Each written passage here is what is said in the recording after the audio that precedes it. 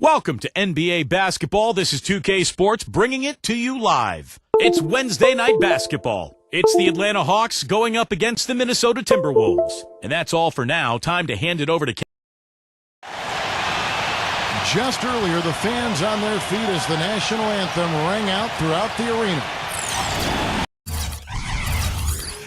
And you've got it on 2K Sports for Wednesday night action in the NBA. Hi, everyone. Kevin Harlan joined by Steve Kerr and Clark Kellogg. The starting fives for our game. Here are tonight's starting lineups. And for Chris Paul, his team will be looking for him to be a determining factor. Well, you know, one of the toughest commodities to find in this league, Kevin, is a great point guard, not only on the floor, but off the floor. Chris Paul is a model leader. He's a guy who is probably as talented as any point guard in the league. But his leadership qualities, I think, put him over the top. You know, it isn't just the inspiration off the court or making big-time baskets. I mean, the way he passes is infectious to his team. I mean, it's contagious, and it usually ends up permeating the whole team. Same goes for his defense. I mean, he'll come up with that big steal and can completely change the momentum with the kind of plays he can make at both ends of the floor. Last game for the Hawks, it was a loss to the Pistons. They battled and battled, but could not pull it off at the end. Guys losing by just a single point. Well, loss or no loss, that was a fantastic game, Clark. They can be proud of the way they battled, at least. I suppose, but, Steve, it still was a really heartbreaking loss. I mean, you hate to lose in overtime. No matter how hard you played, it still leaves you very empty and disappointed when you come up short. But that was a quick foul for him there. The refs are certainly calling it close.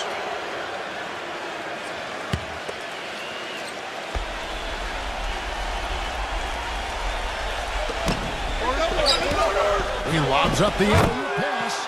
An emphatic alley-oop jam.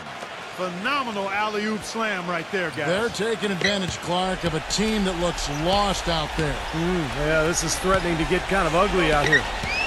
And so it's Minnesota with it. It's a 5-point game. Stolen by Gordon. Kicks it to Paul. Pass to Ivy. From past the arc. And Davis pulls it down. Looking at the last game for the Minnesota Timberwolves, it was a loss to New York. I didn't like the defensive game plan they had going into that one. It just seemed out of whack. The matchups were wrong, and they didn't bring the energy necessary either.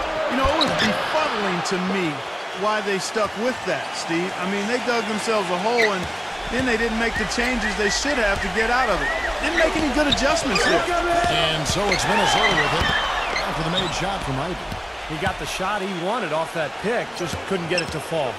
But, Steve, they'll take that play all day long, 10 times out of 10. That was good action. It's good, and there's a block called in the play. He'll get one free throw. And they're nearly perfect from the floor early on. 4 of their first 5 shots they've drained. The Hawks shooting their first free throw of the night.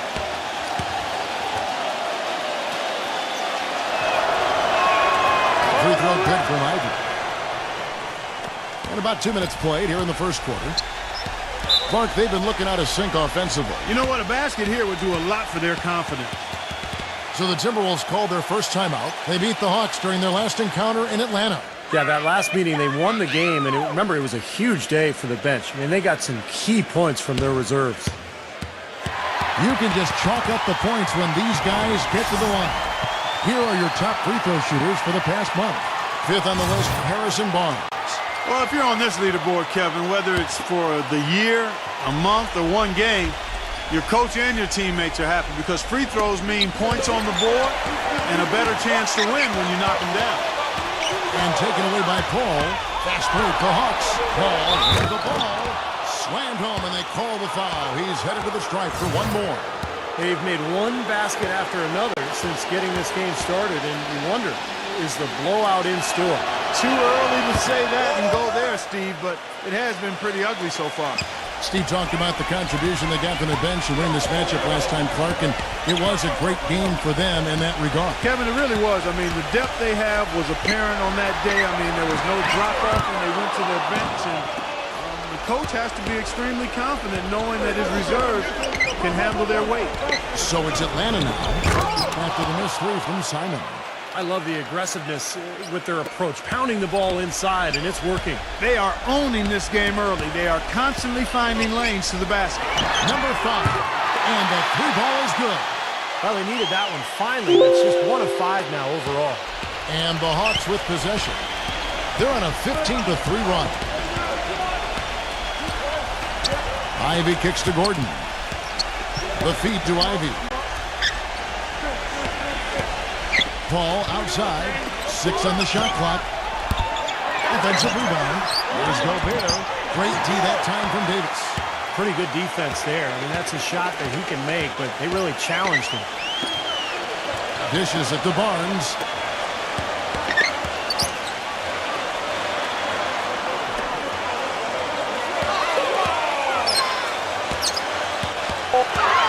Number 5, defended by Ivy, and the shot is good. He's got 5. Great move to the hoop, and I love the finger roll finish. Now it's sent it down to Doris Burke, who is able to catch up with Coach Doc Rivers. Kevin, he told me that basically on the defensive end, if they can do a good job on their outside shooters, everything else should fall into place. He said, listen, if we can force them to work the ball inside on a consistent basis, we feel like we have an excellent chance to win. We'll see, guys. Doris, thank you. Obviously, Clark, the 3 ball is a big concern for any defense. Well, yeah, it is, Kevin, but the upside is you're not getting broken down in the lane and you're not giving them free throws, but you still have to challenge those shots. Timberwolves trail by 10. He dishes it to Barnes. Pass to Simon. Goes up on the top of the key, and the shot is long. Now you can see why the defense is willing to let him take that shot. That's really not his range. Paul kicks to Gordon. And a great assist by Paul as that one goes in. Paul's got 3 assists in the game. The Timberwolves have gone just 2 of 7 so far. A little bit of a slow start for them. Number 5, defended by Gobert. The pass to Simon. Timberwolves passing it around. Shoots the 3. That's the bucket. The rapid-fire threes coming from everywhere. I thought it might be a little imprudent to try to get those points right back, but it worked. Here's Ivy. His last outing, we saw him pour in 22. He passes it to Gobert. There's the dish to Ivy. Kicks it out to Paul. On the wing, Gordon. For the 3. Minnesota with the rebound. Well, that's airtight defense. Not much room to get that shot off. This one for 3. It's rebounded by Ivy. The Hawks leading by 10. Pass to Paul. He feeds it to Hayward.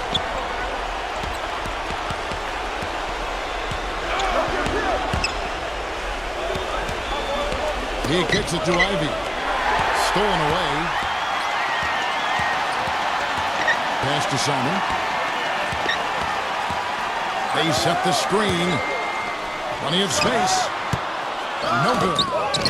And Atlanta will come the other way.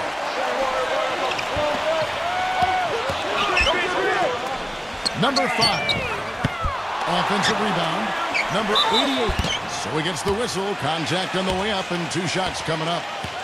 Well, he brings a much-needed toughness, both inside and also setting screens. And that's something he does that frees his teammates up for open jump shots. And something else he has is an array of moves in the paint. You can make a training video for young players to figure out how to play down low in terms of how he gets it done inside.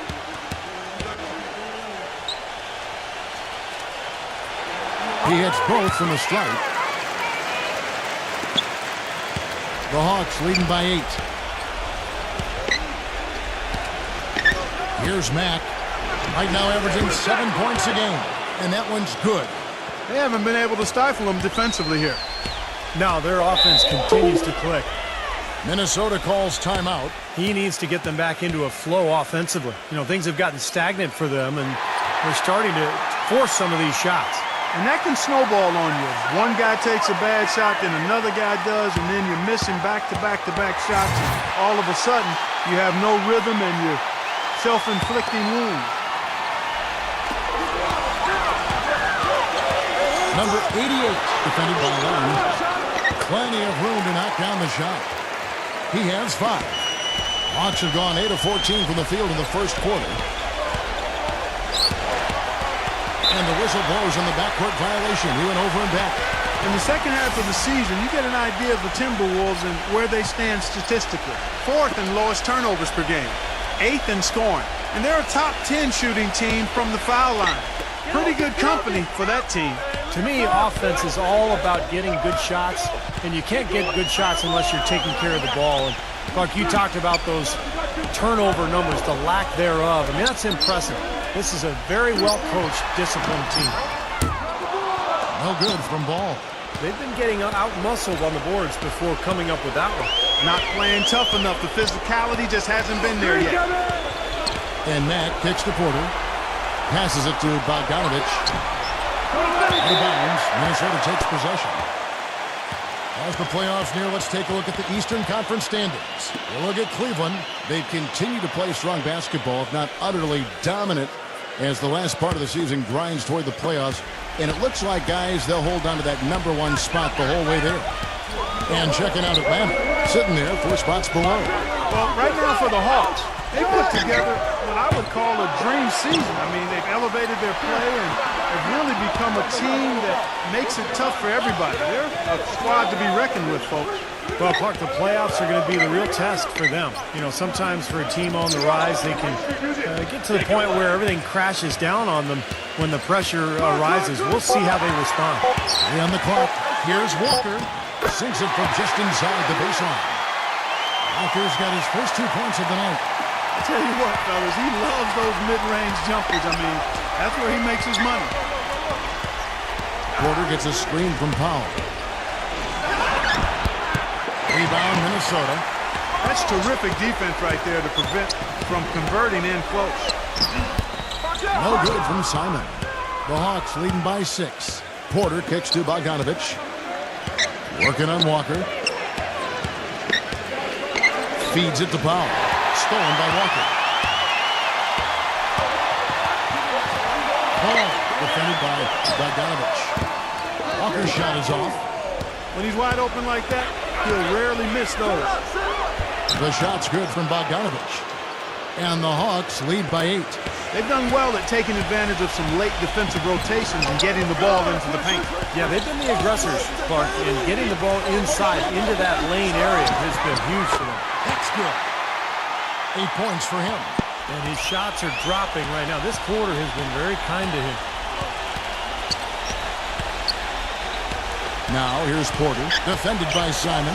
Here's Mack, and they come right back with their own 3-pointer.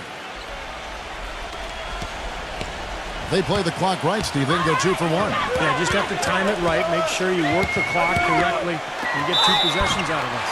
And the whistle blows as the basket counts, and a 3-point play chance right here. 1 free throw coming up. The Hawks making a switch here. The Timberwolves shooting their 3rd free throw shot of the game. Well, impressive free throw shooting as a team this season, right around that 78% mark. Guys, that says a lot about the poise of this team. I mean, they've been so calm, cool, and consistent at the stripe this year. I mean, that's impressive. Now here's Williams. Right now averaging 5 points a game.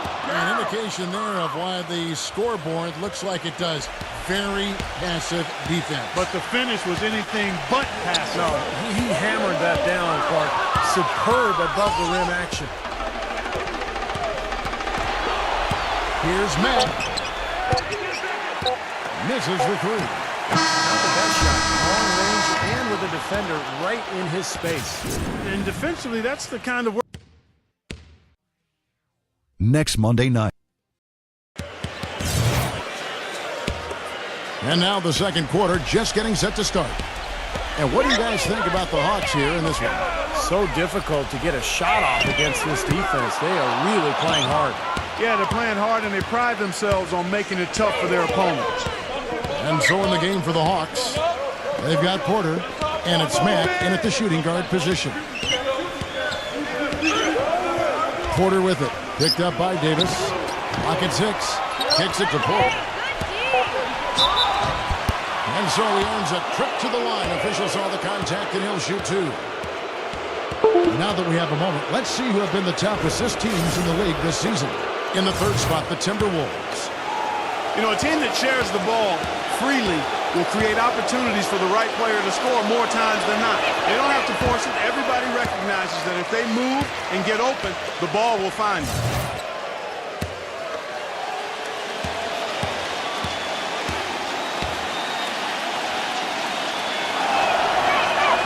That one misses.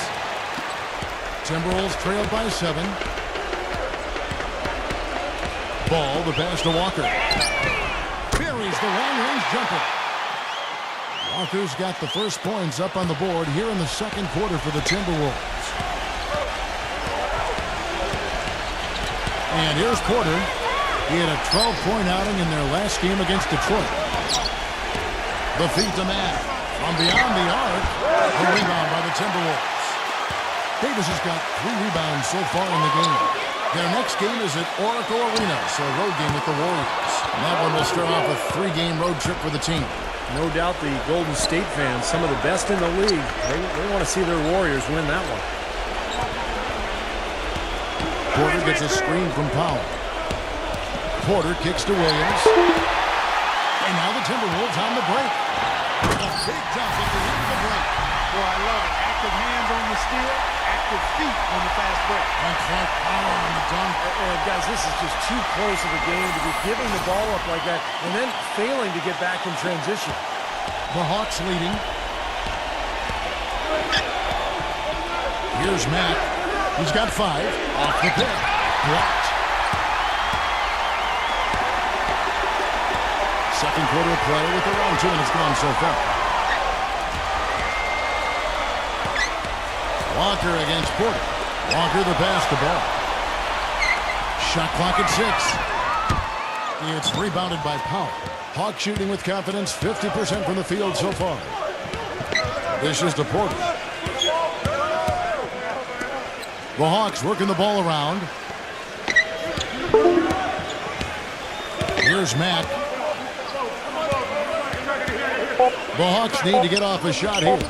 Number 10. Since the three-pointer. And the Hawks lead by 5. Minnesota's gone 1 of 4 from three-point range in the second. Not a whole lot dropping out there for them. And the Timberwolves call time here.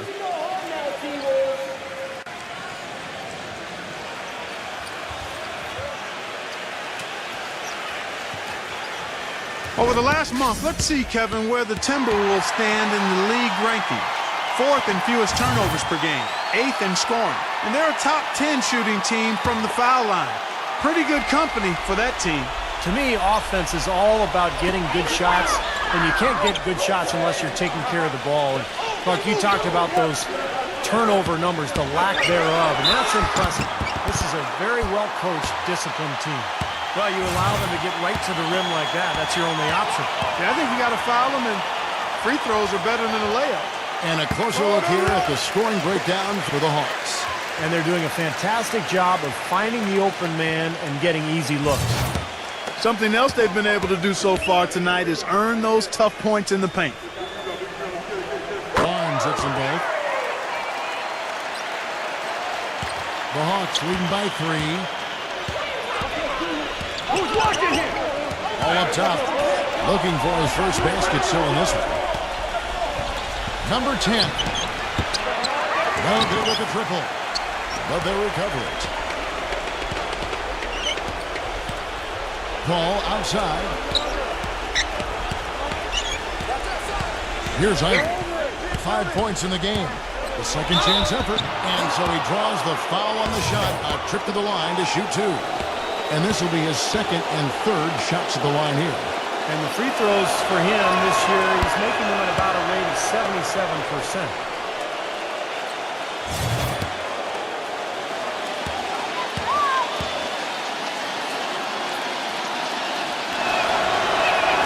So he gets them both.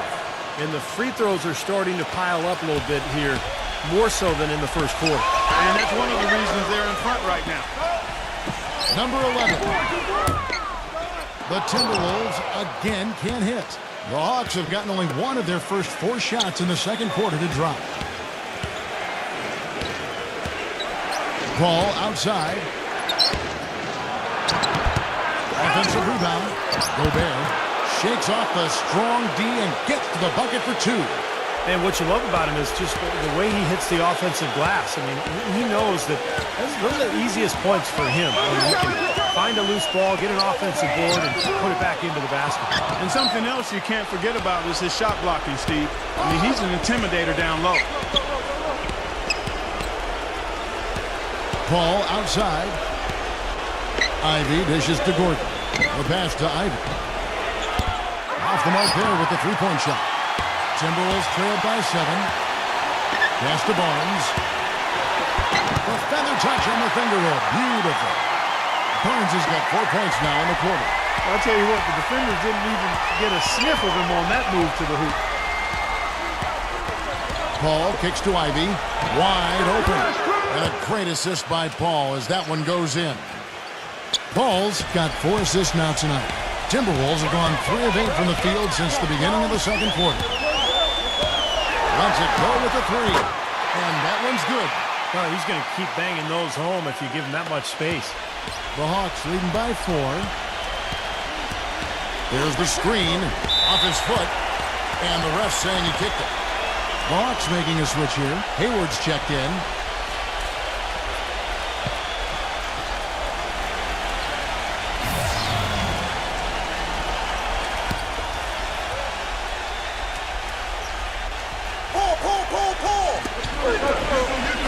Paul kicks to Ivy.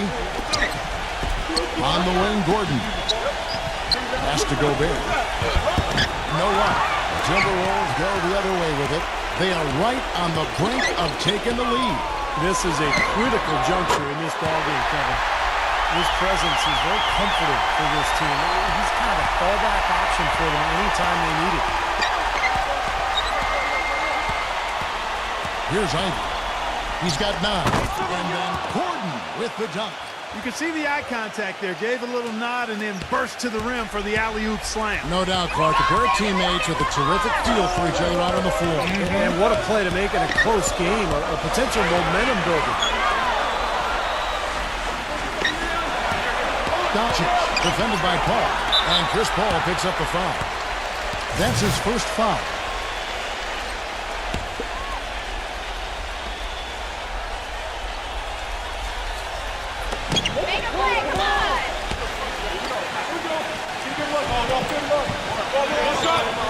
To the middle.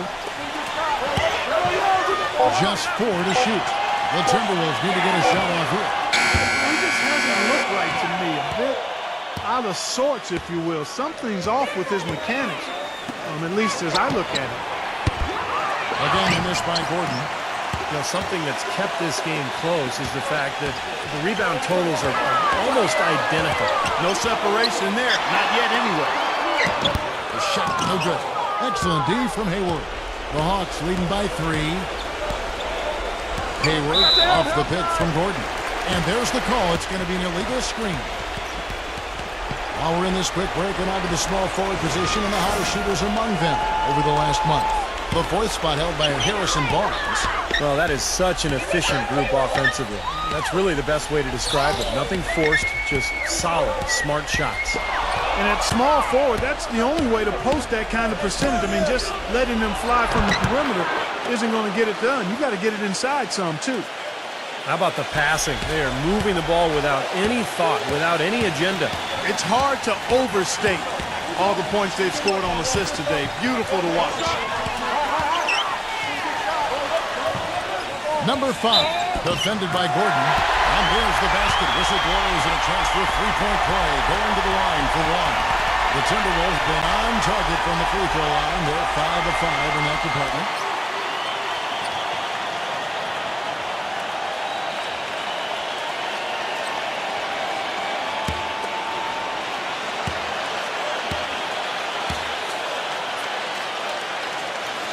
Here in the second quarter, they've made all of their shots from the foul line.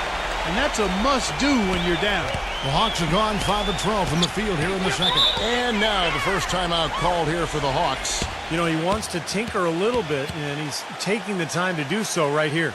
Yeah, I think you're right. He just didn't like some of the things he saw out there, a bit uncomfortable, and wanted to talk it over. Let's check out the standings in the Western Conference and see how the playoff race is shaping up. You take a look at the Suns. What a run they've had this year. In first place and charging seemingly at will toward the postseason.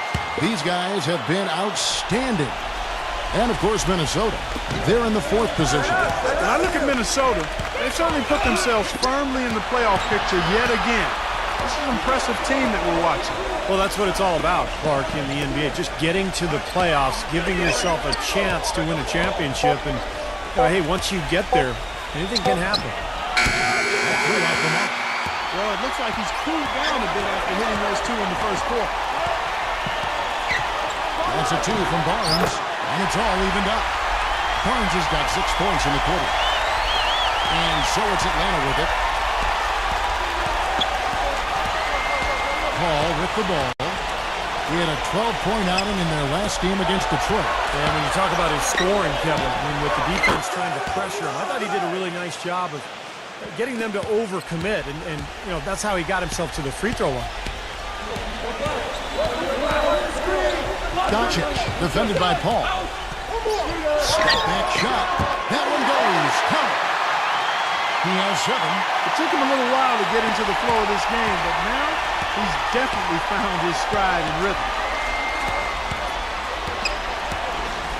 Here is Hayward, covered by Barnes.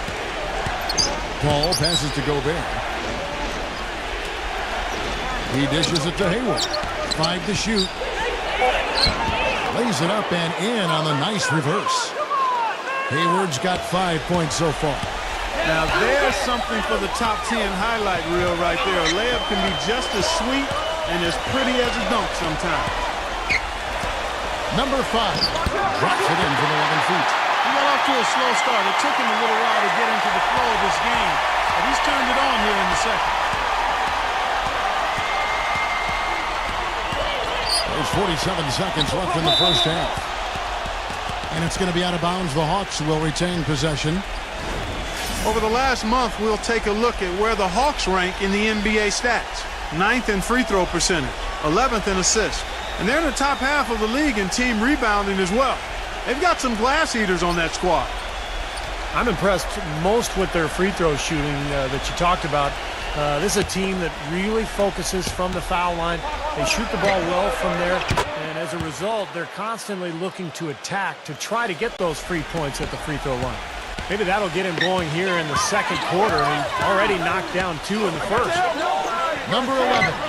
And there are the Timberwolves with another bucket. Well, the shots are starting to fall a little bit more than they did in the first quarter. Yeah, they say it's not how you drive, it's how you arrive in golf. Well, a shaky start can be overcome because now they're starting to heat up. Ivy kicks to Hayward. Paul left side. The dish to Ivy. Back to Paul. He feeds it to Ivy. Hayward. Gordon with a screen on Barnes. Here's Hayward.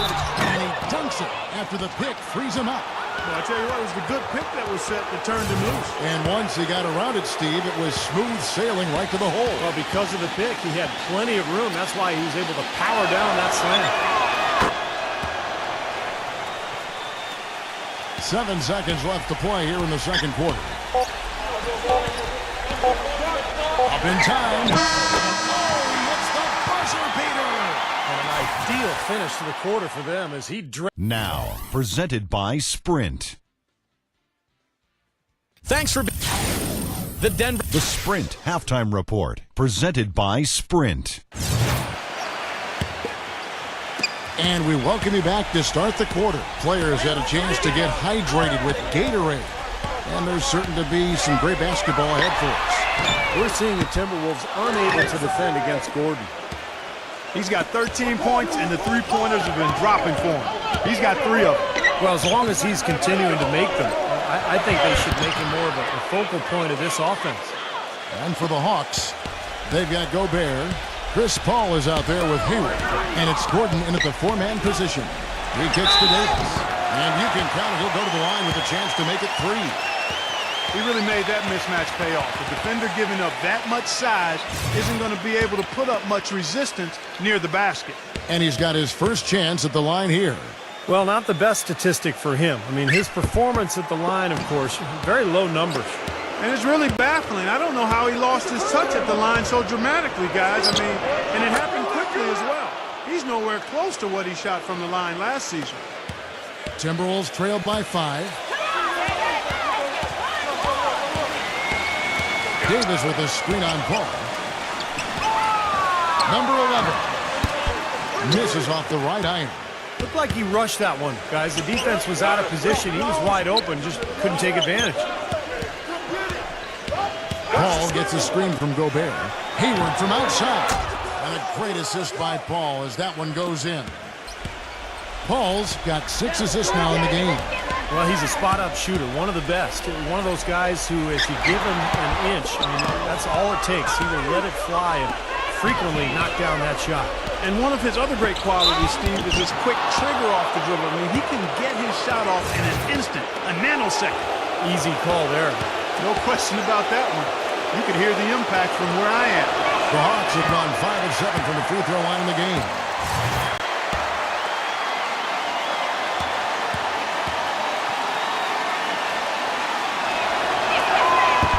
So he comes up empty, missing both. Timberwolves trailed by 8. Passes it to Barnes.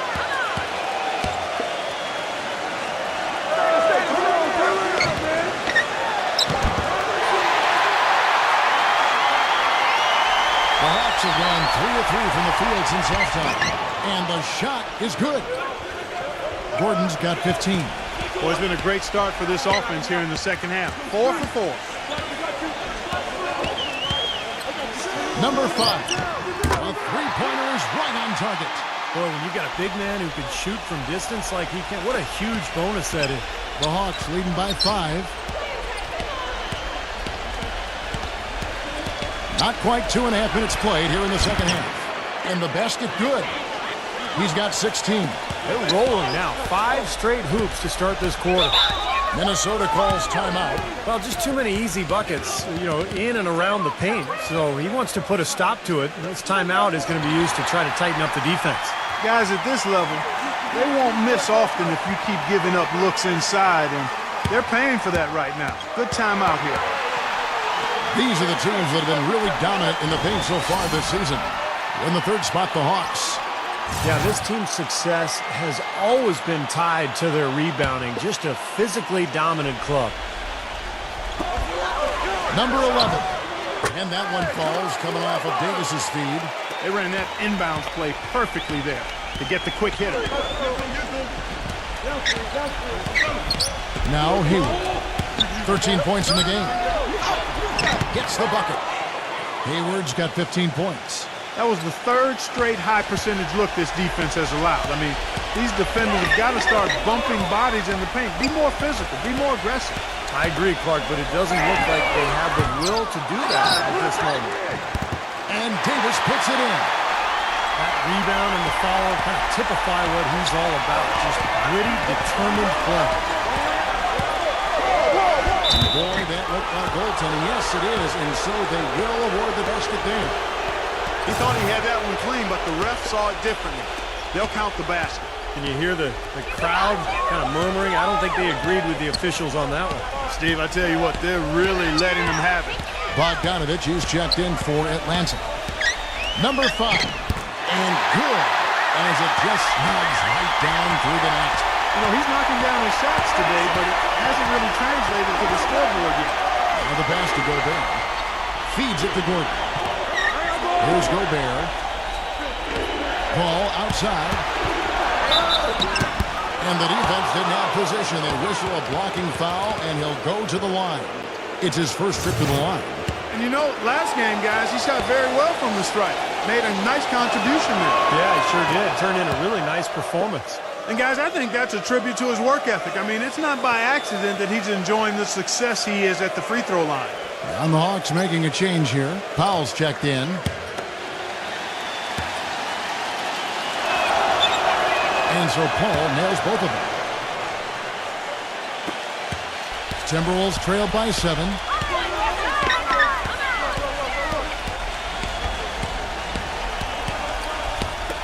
Here's Doncic. Off target from three-point range.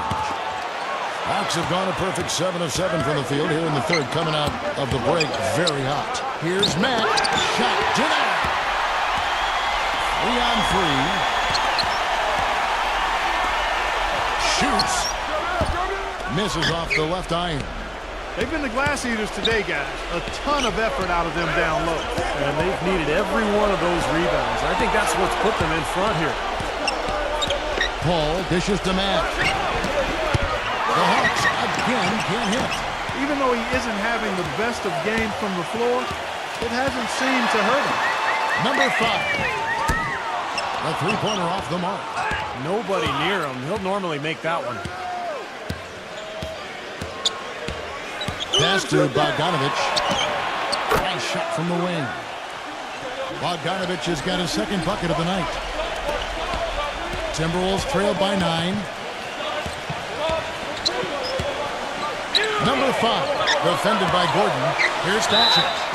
And lots of contact there. Missing the shot. He'll shoot 2.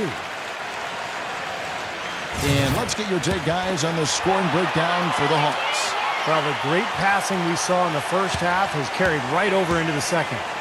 They've also jumped on any opportunity they've had to attack the basket tonight. I mean, excellent penetration. Gobert, he's checked in for the Hawks.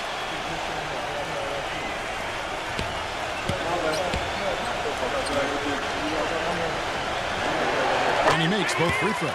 You know, he's as close to a sure thing as you can possibly have when he steps to the line. They set the pick. Ivy kicks to Bogdanovich. There's the feed to Matt. The three-pointer, no good. Minnesota's gone into a slump here from three-point range, shooting just 1 of 5 here in the third. Kicks to Walker. Timberwolves passing it around. Passes it to Ball. 6 to shoot. Launches it. Walker's shot is off. They're really getting the work done inside with their rebound. Yeah, not giving up too many second chance opportunities, which is always important, and it's been one of the reasons they have the lead right now. Powell, the pass to Matt.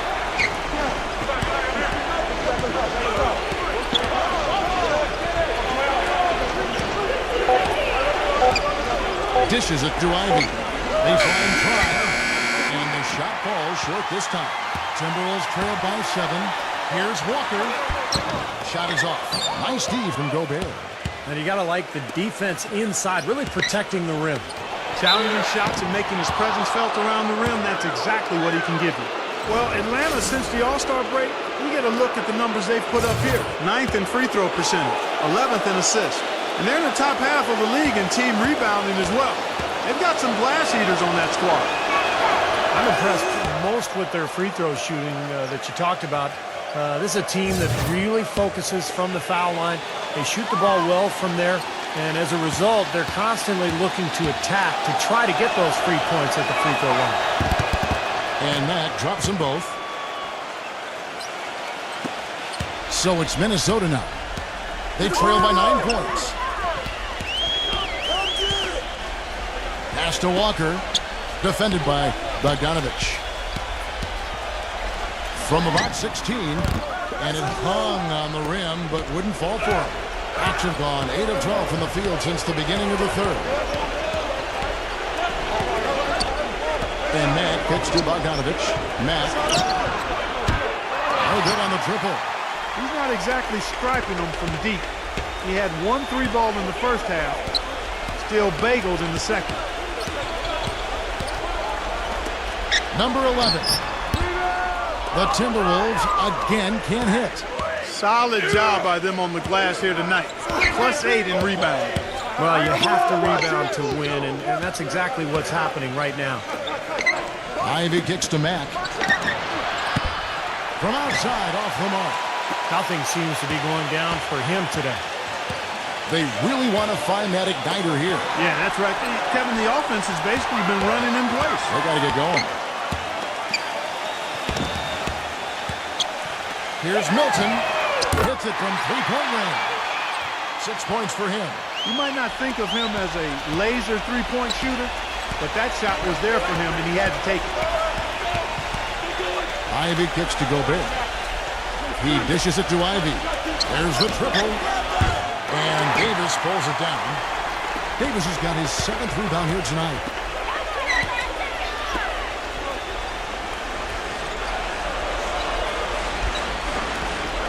There's a minute 40 left to play here in the third. Number 11. Laid in with a nice touch off the glass. And their solid play in the paint continues, guys. Well, that's been the focus, Clark, as we've watched. I mean, they've created one chance after another inside. Powell defended by Ball. And Mack kicks to Gobert. He passes to Mack. Tries a three. Count the bucket. Mack's got 10. That's his first three-pointer of the half. Remember, he did make one in the first half as well. Davis sets a screen. Outside, Walker. Here's Milton. That falls. Nice feed that time from Walker. 9 points in the game so far. Looked like there was a little confusion there as to who was supposed to be guarding him. Ivy kicks to Mack. And the pass to Bogdanovich. Lets the three fly. Rebounded by the Timberwolves. Ball defended by Powell. He feeds it to Walker. Pulls up. And off the left side of the rim. And it swirls in for him. Now just a 2-point Hawks lead. 1 second separating the shot clock and game clock. Ivy passes to Gobert. The dish to Ivy. Pulls it up. And he hits the jumper for 2. Ivy's got 6 points in the quarter. Beautiful feed off the bounce to his teammate there. Nicely done. Here's Walker. And it's blocked by Bogdanovich. And we've watched 3 so far in this one. Hawks lead by 4.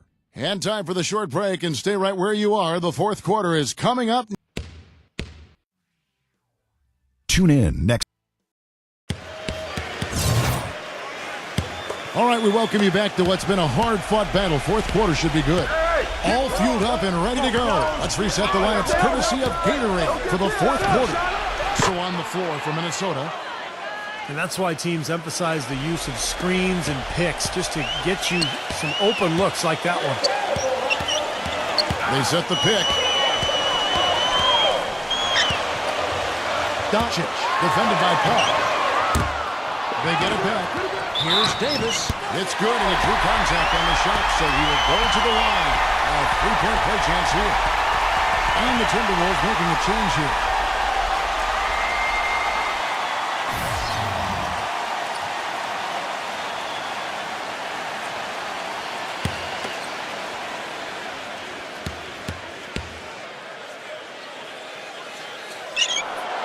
And that one misses. The Hawks leading by 5. Here's Ivy. Back to Gordon. Here's the 3. Rebounded by the Timberwolves. Number 5. Defended by Len. Puts it up. And a big bounce off the rim, but it sinks right in. 19 points in the game. Atlanta's gone 1 of 2 from three-point range here in the fourth. Gordon with the screen for Paul. Kicks it out to Gordon. Feeds it to Ivy. And the 3 off target. Timberwolves trail by 3. Number 11. The quick look, no good that time. The Hawks have gone 1 of 3 from the field to start the fourth quarter. Number 10. No way. And Minnesota will come the other way. Number 5. Oh, and that one, no question, powered it down. How about that fantastic finish and the aggressive move, too, Kevin? And to send a message, Clark, with that slam, I think. Well, that's how you send it. 2 hands and hammer it down. Paul outside. He kicks to Ivy. Shot clock at 6. And a great assist by Paul as that one goes in. Paul's got assist number 8 now on the night. Doncic, defended by Paul. to Davis. Number 5, defended by Ivy. Number 5. And a foul on the shot. He'll go to the strike for 2. Alex Lang picks one up.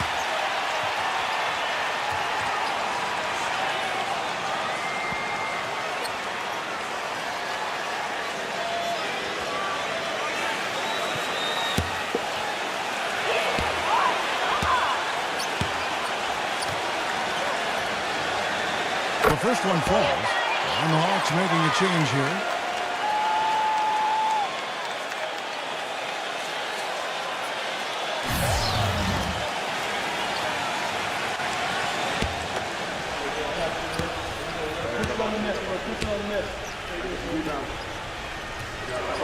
And that one goes in. 2 from the line that time. A little over 2.5 minutes have passed here in the fourth quarter. Paul outside. Now the feed to Gordon. Inside. Foul call that time on the way up. That'll give him 2 chances at the free throw line here. And here's what's up coming now for the Hawks. Next up will be a home game matched up against the Pacers. They start a 3-game homestand with that game. Boy, a lot of fans really focused on that matchup for Memphis.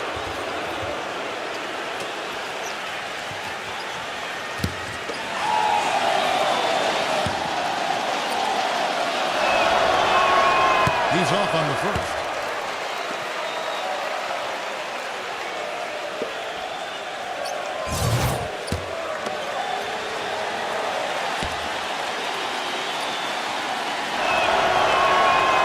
Good on the second. Timberwolves trailed by 3. Barnes screen on Paul. Passes to Simon to tie it up. They get it again. Number 88 goes to the reverse layup and drops it in. You see the defense get caught standing around that time, giving up an easy second chance bucket. Simply need more of an effort on the boards there, Steve. Porter gets a screen from Gordon. And count the basket. He is fouled, and he's going to the line for one more. Give an assist there, not for the pass, but for the solid screen set on the inside that freed him up and made the layup possible. Gobert, he's checked in for 1. And Porter, no good on that one.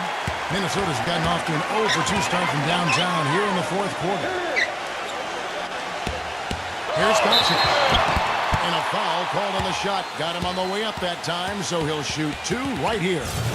Yeah, the referee's all over that one. No doubt about it. Clearly a foul. Nothing to argue about there. And he knocks down the first one.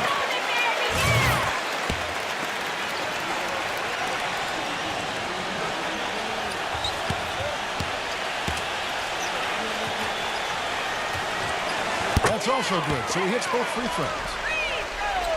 Well, look at the clock, a little under 3.5 minutes gone here in the fourth. Here's Porter. There's the bucket, good. And the Hawks lead by 3. Timberwolves have gone 4 of 7 from the field since the beginning of the fourth. Doncic, defended by Paul. Here's Simon. And once again off the mark by Minnesota.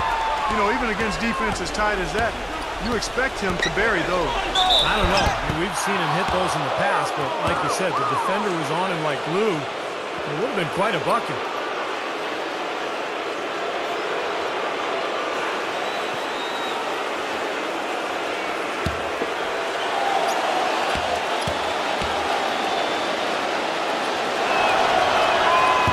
And that one misses. And the Timberwolves making a change here. Davis is checked in.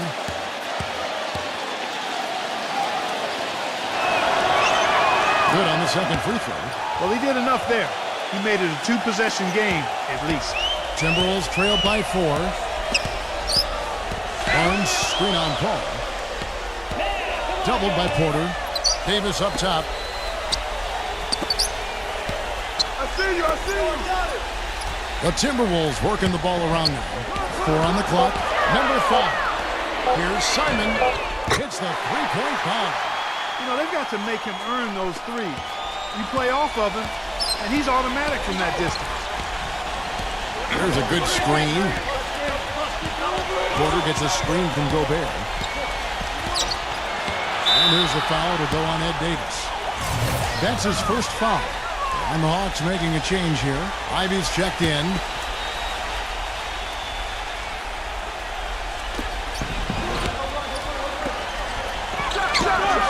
Good, and Paul gets the assist. Paul's got his 9th assist in the game now. He's been one of their more reliable options today, guys. I mean, his shooting has led them to this lead. Number 5, defended by Gordon. Number 5, rebounded by the Hawks. Gordon's got 4 rebounds now tonight. You've got to like what they've been doing down there in the low post, Clark. I do. I love it. Their rebounding has been outstanding. So important in a tight game. On the wing, Gordon. 6 on the shot clock. He passes to Bogdanovich. Releases. That one a little long. Timberwolves trailed by 3. Outside for Davis. Here's Doncic. It's rebounded by Bogdanovich. Bogdanovich has got 3 rebounds now in this one. I don't know if it's just me, but he's looked a step slow since the start of the quarter. His shooting has really suffered. Ivy kicks to Gobert.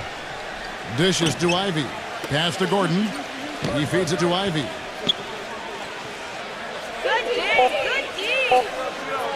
From outside the arc. That is good.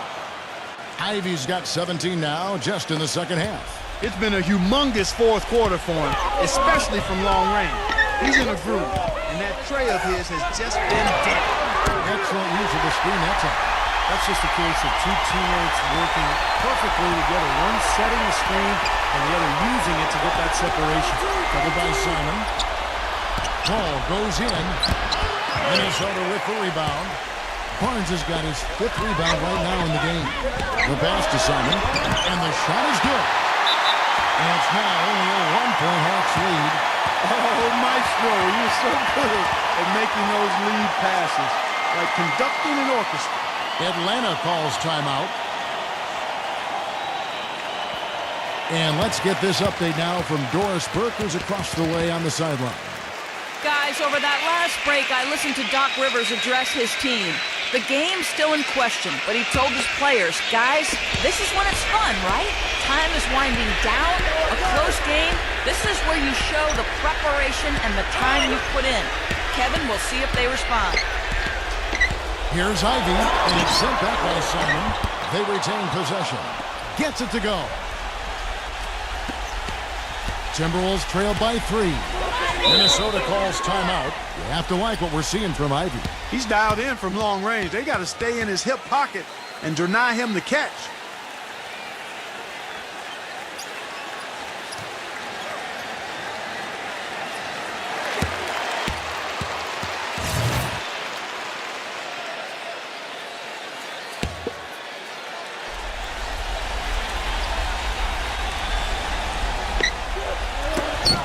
And stolen by Ivy.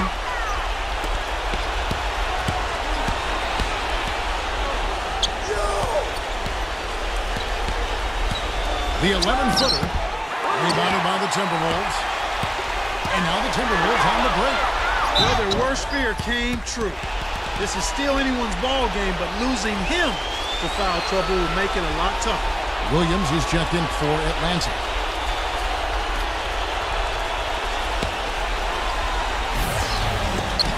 Here's Simon.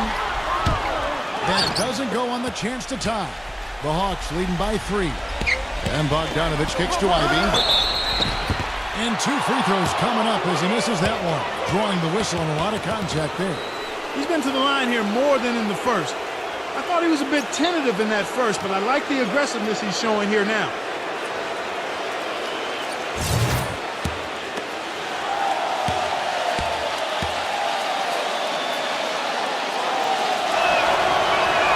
And the first one drops.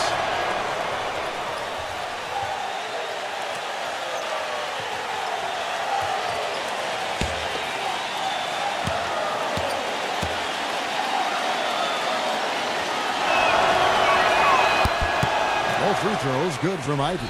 What a clutch performer. He loves being in these situations, just relishes the opportunity. A lot of guys say they do, but you can see it in his face. He truly does. Number 5. The Timberwolves again can't hit. The Hawks leading by 5. And that one's good. Ivy's got 33 points.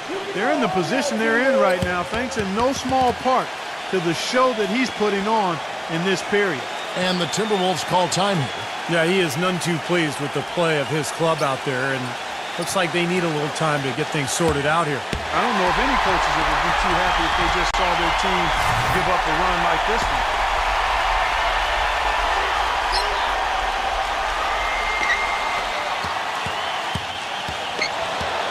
Kicks it to Davis. From deep. And that is good. He's got 19. Getting the feel out there from long range, guys. That's his second 3 of the half. Atlanta calls timeout. They're in front by 4. We've got 1:48 left in the fourth.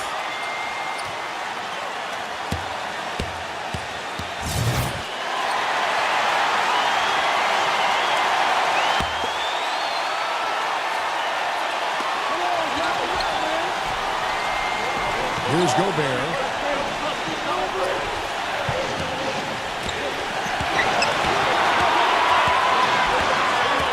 .135 left in the fourth quarter of this one.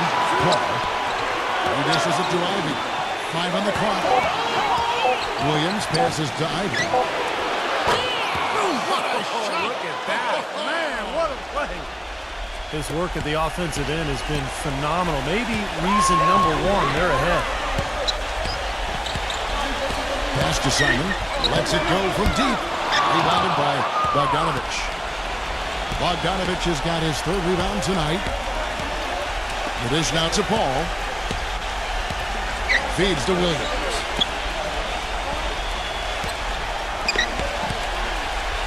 Passes it to Bogdanovich. Good. Great play by Williams to set it up. And now it's a 9-point Hawks lead. Boy, they're extending their lead. It kind of feels like they're just piling on here as we come to an end. Well, hey, let's just call it what it is. They are trying to run it up on him.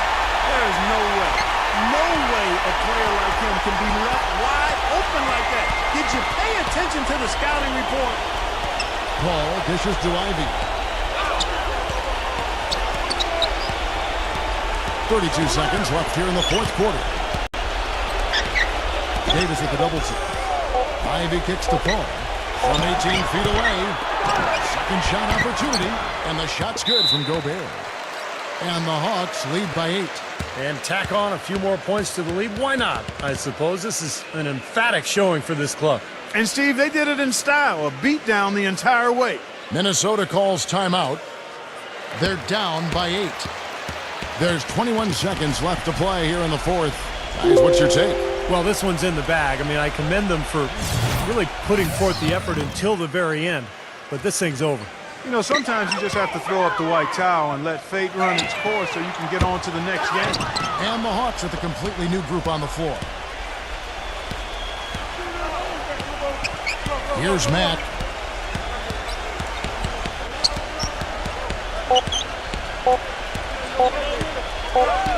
And so the Hawks take the win.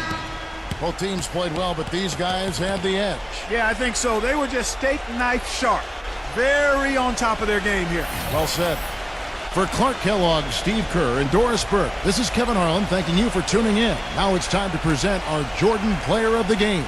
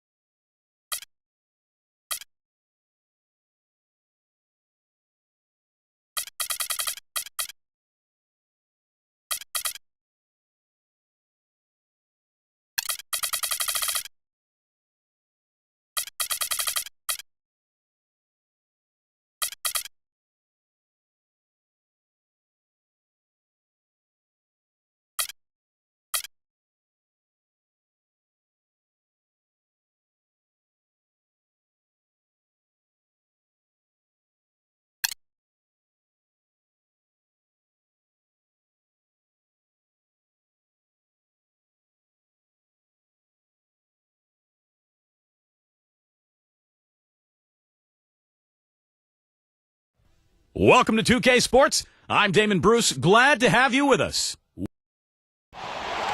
And both teams going through their pregame rituals, getting loose well before we're underway.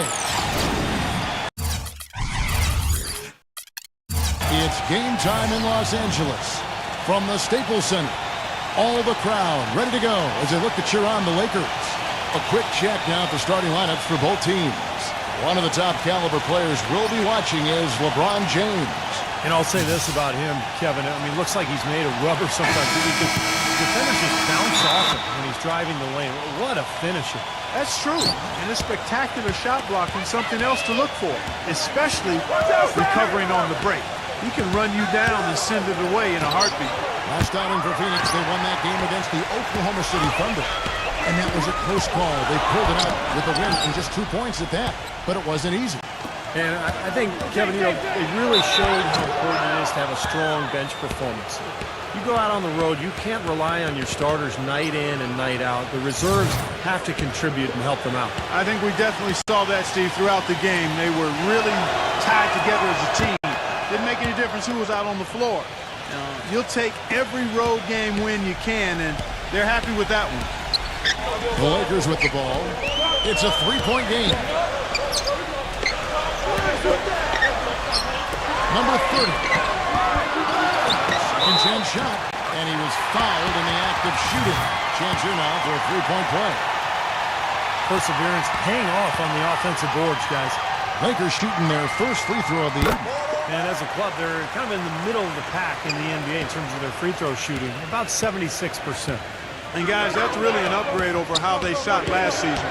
Not a huge upgrade, but an upgrade nonetheless. Can't get it to go. Well, it was the Los Angeles Lakers in their last game, a loss to the Magic.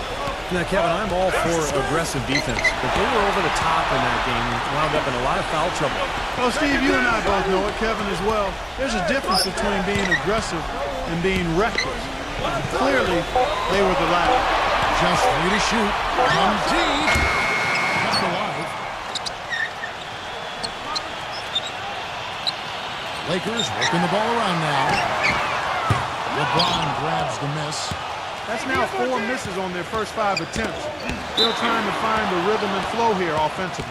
And so it looks like the Suns will retain possession here. Doris Burke has an update for us. Doris? Hey, Kevin, I spoke with the Lakers head coach. He said that one player he's really wary of is Anthony Davis, adding he can impact the game in so many ways.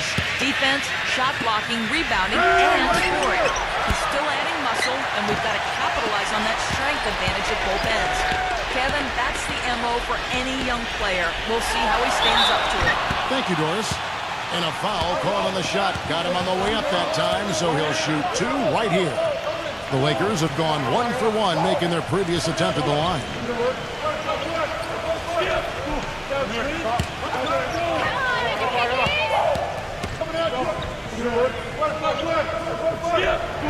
And he makes the first.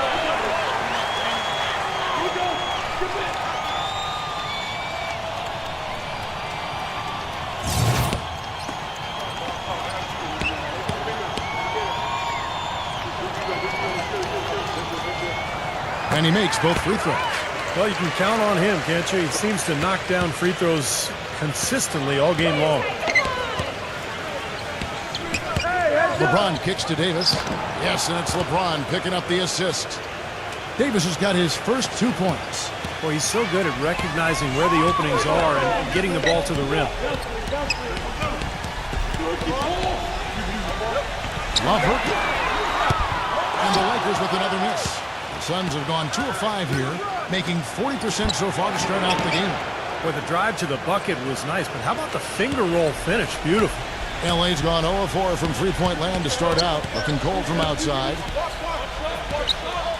Garland. On the wing, Johnson. And again, no good by the Lakers.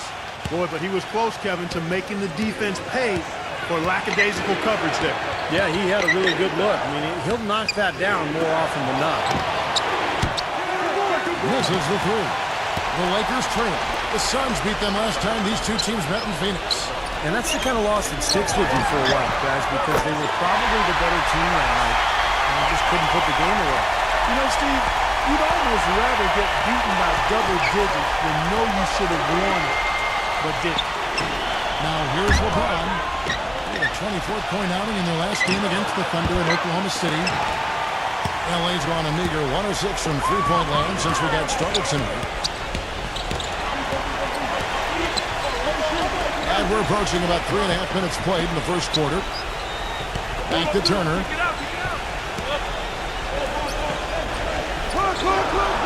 The Lakers need to get a shot off here. From deep, Johnson.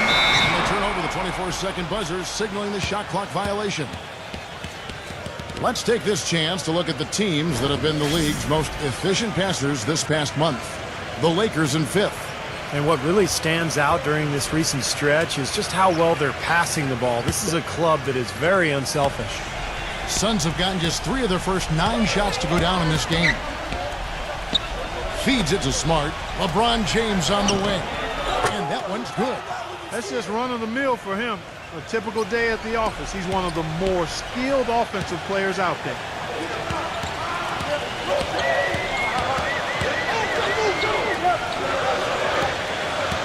On the wing, Johnson. And there's the pass to Turner. Shot misses. Williams with the defensive effort. The Suns have gone 4 of 10 shooting the ball here in the first quarter. Here's Clarkson. Connects from three-point range.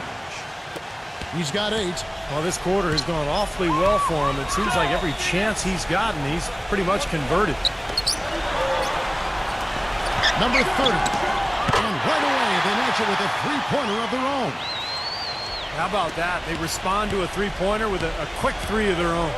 Yeah, terrific. Great back-and-forth sequence right there. Now here's Smart. Looking for his first basket still in this one. Lakers working the ball around now. He feeds it to Johnson. Took the opportunity when he saw it. And the action on hold as it appears there's been an injury. Yep, he's definitely in a bad way out there right now. Tough to see. No, this is the last thing you ever want to see at a game. You know, at this point, we can just knock on wood, say a prayer, and wish him the best. The Suns trailing. Davis sets a screen. The 3. Oh, and he almost had a 4-point play right there. He'll go to the line with a chance for 3. Contact on that three-point attempt, and he'll go to the line. You know, you got to be careful beyond the arc as a defender to not pick up a foul like that. That's a bad foul. And he's good on the first of 3.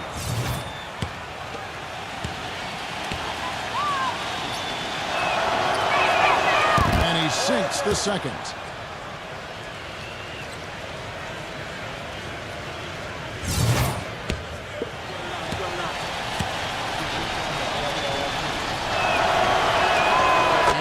All 3. So timeout called here, the first for Los Angeles. Well, he's watching his club miss a lot of shots that they normally make, and that has to be frustrating. So I think he's going to call this timeout just to try to see if they can be more aggressive, get them to the free throw line. Maybe. Sometimes that's the best solution for them, but ultimately I think they'll be able to shoot themselves out of this slump. But in the meantime, maybe getting to the free throw line will help.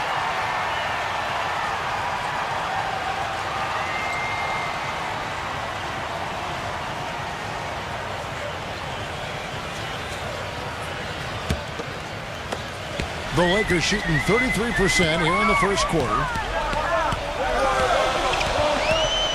Now the feed to Johnson. Garland. Turner with a screen on Westbrook. And the call is going to be, yes, it is, an illegal screen. Well, an illegal screen is one of the toughest calls for the official to make. You know, I agree with you. You've got to have some sympathy for the referees when they have to make calls like that, but they get paid well, and they're the best in the business, so they can handle it. From outside the arc, gets it to go.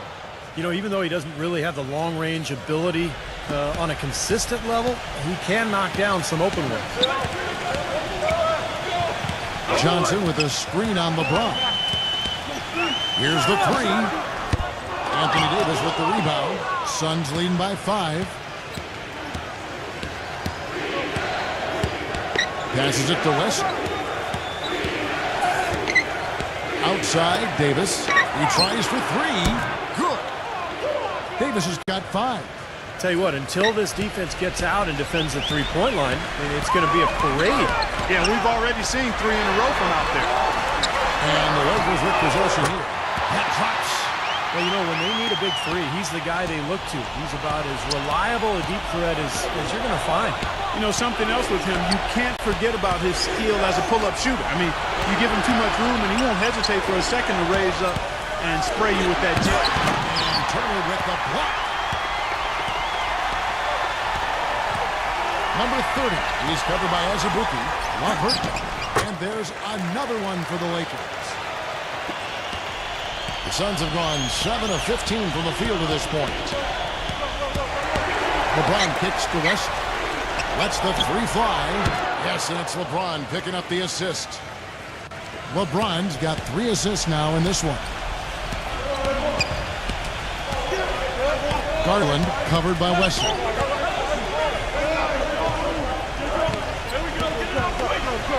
He kicks to Johnson. Number 30. Trying to answer back, but that 3 is off the mark. Suns leading by 6. Here's Clarkson. Misses off the right iron. Boy, we don't see that too often. No defender on him, and he just clanks the open jumper. The offensive rebound. Almost surprised that he had that much room to work with. Here's Wesley. Here's Azubuike, and the bucket counts, and he's on his way to the free throw line. Try to make it a 3-point play. I'll tell you what, the post play has been rock solid right off the bat. Well, that's the key to basketball. Get the ball inside, into the paint, either with a pass or with penetration. A platoon swap here for the Lakers. Now here is Augustine, averaging 6 points per contest. Excellent use of the screen that time. When he came off that screen, the defense just couldn't get over the top. Beautiful play.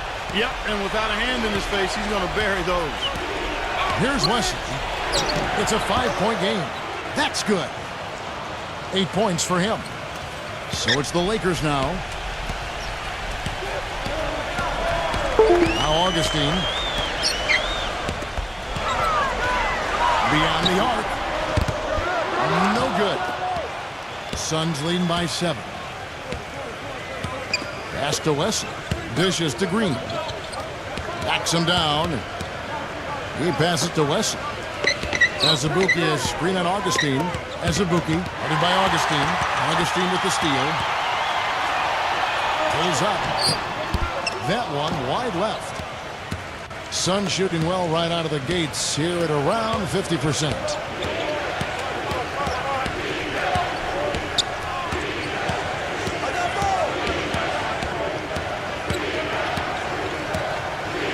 Five on the clock. Here's Abdiel. What range from outside. Wow. And now it's a 10-point Suns lead. The Lakers shooting just 35% to start the game. They set the pick. Parker outside. Lakers working the ball around now. And the Suns making a change here.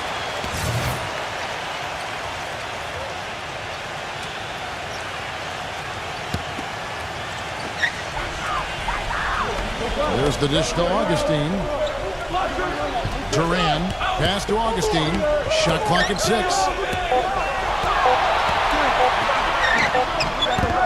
Excellent D there from Joseph. Rebounding is going to be the focal point for them in this one, fellas. I can feel it. Yeah, it's a physical game, and so far the numbers show that they've got the edge on the glass. They've made one basket after another since getting this game started, and you wonder, is the blowout in store? Too early to say that and go there, Steve, but it has been pretty ugly so far. And an overpowering first quarter out. Tune in. And as we return, it's Noche Latina, celebrating the NBA's connection to the Latin American community. And guys, let's get your take on the scoring breakdown for the Suns. Boy, the three-point shot has really been dropping for him early on. And they're sharing the ball, too, which I love. They're piling up the assist. We're seeing great offensive movement. On the court for the Suns, Green is out there with Corey Joseph. And there's Jackson, and it's Abdiel in at the 3 spot. He dishes it to Joseph. And 2 free throws coming up as he misses that one. Drawing the whistle and a lot of contact there.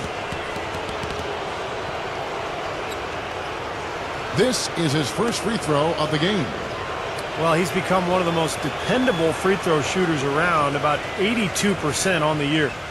You know, even in games where he hasn't been at his best this season, I mean, he still managed to get it done at the charity stripe when he gets his opportunity. That free throw missing. Rivers, he's checked in for Parker.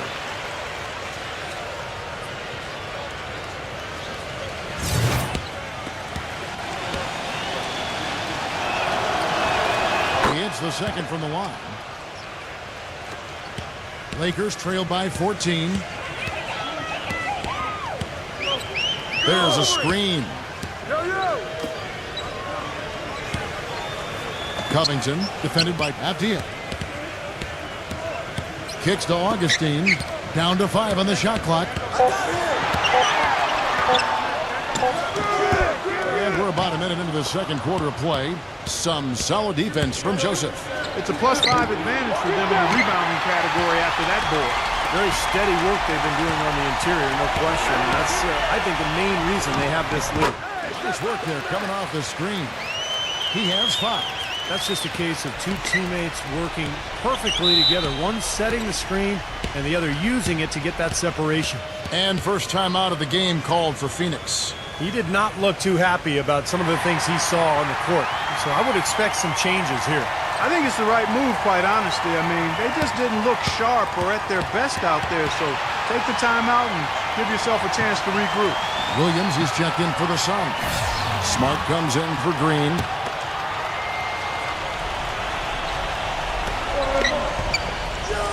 Abdiya pass to Williams. Feeds to Smart.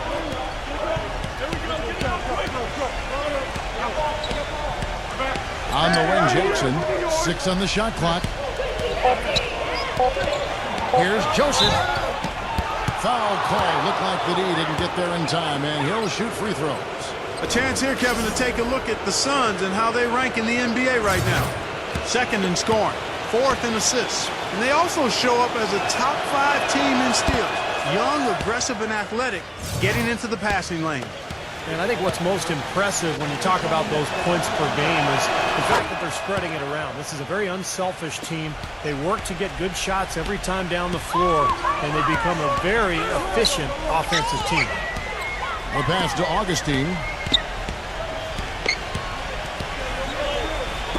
From past the arc, and that one's good. 8 points for him. Oh, he's going to keep banging those home if you give him that much space. Smart passes to Abdiya. Williams.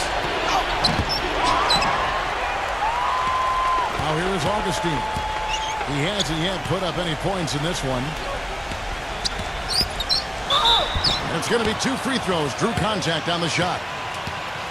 Well, we like to keep you up to date on the fresh talent in the league, so let's check in on the rookie block leaders. Lakers shooting their 4th and 5th attempts at the free throw line tonight.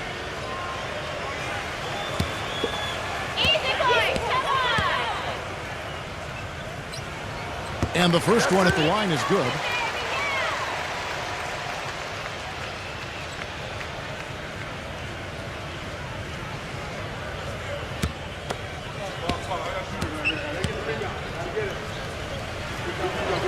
And so he hits both. Suns leading by 8. And now Williams inside. The layup missed. Lakers have gone 2 of 4 shooting the ball here in the second. He feeds it to Augustine. Lets it go. And the Lakers with another miss. Well, I think he had all the space he needed. He just couldn't find the bottom of the net. Joseph off a pick from Williams. And here is Joseph. Banked in off the glass. Joseph's got 4 this quarter. And there's the feed to Augustine. Duran, he's guarded by Williams. Nifty move. No luck. Well, the defender was on him like glue, all up in his airspace. That's a very low percentage shot against that kind of deal. Yeah, you're right. Best not to force it when you've got someone draped all over you like that. You got to move the ball on. Well, Clark, a clear lane to the basket and the emphatic jam. And that is outstanding attacking basketball. Well, he had no choice but to take that one to the bucket. With 10 games left, let's see how the playoff race is shaping up out west. You look at Phoenix. They've continued to play strong basketball, if not utterly dominant, as the last part of the season grinds toward the playoffs. And it looks like, guys, they'll hold on to that #1 spot the whole way there. And, of course, there's the Lakers. They're much further down in the standings right now. Checking out Los Angeles, they've not achieved any of even the most modest goals they've set for themselves so far. Well, it's been a tough year, Clark, no question. There was a lot of talk from them before the season about proving the doubters wrong.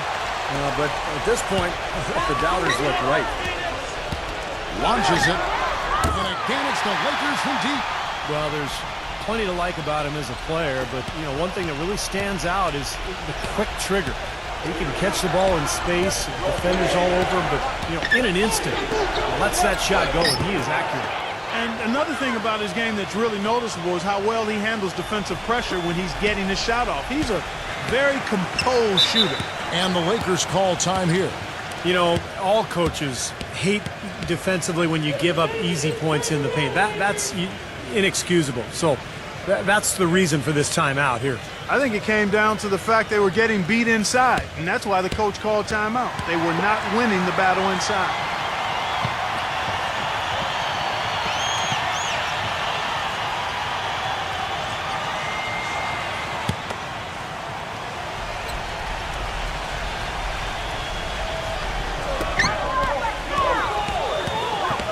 Covington, guarded by Jackson. Augustine from outside. Rebound by the Suns. They've led by as many as 14 points. That'll be the last game of their very short 3-game road tour. Here's Abdiel. Had the space there, but it's offline. Well, he's wide open there, but really struggles from that range. Maybe there's a reason he's open.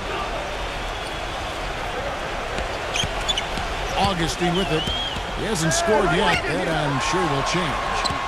Rocket 6. A baseline J.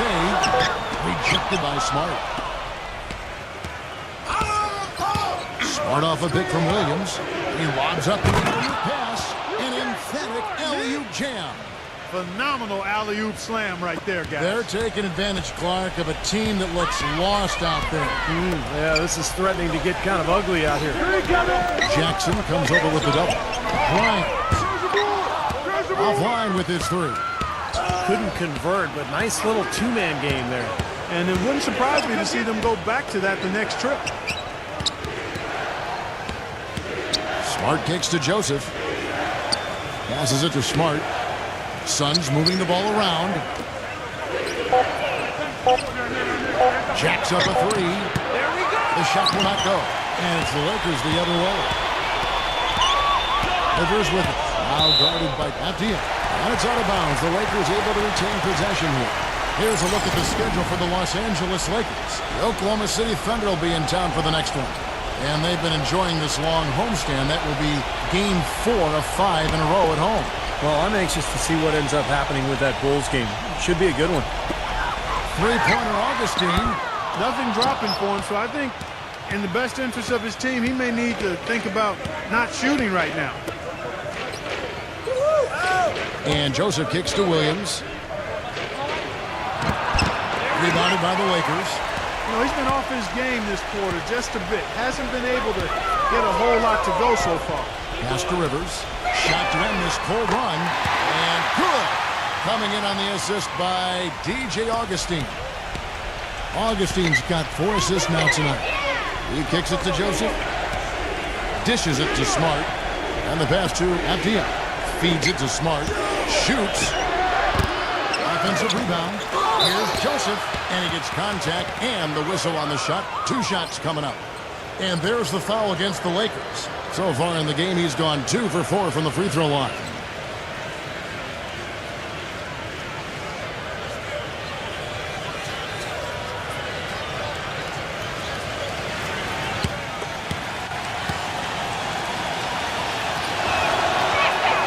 Free throw good, Joseph. Well, it seems like they're having a lot of trouble at the line today, and it's just been that kind of a day. And the Suns here with a different look.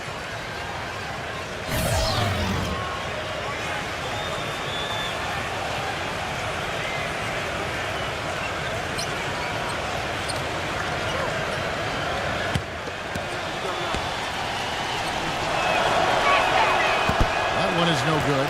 Free throws haven't been too kind to them here in the second quarter. I mean, you have the lead with the ability to extend that lead. In order for that to happen, you've got to make your free throws. Oh, they're now +5 in the rebound category, really controlling the glass. And rebounding is one of those non-glamour stats. I mean, it takes work and effort and tenacity and physicality. But when you look at the scoreboard, you can see the correlation. Timeout called the Lakers. Yeah, he has to be frustrated by how his offense is flowing. And I can't blame him. You know, they're getting good looks out there, but the shots just aren't falling. And that can get into a team's head if it goes unchecked, continuing to miss good shots. So this timeout might be a way to combat that. And the Suns making a change here.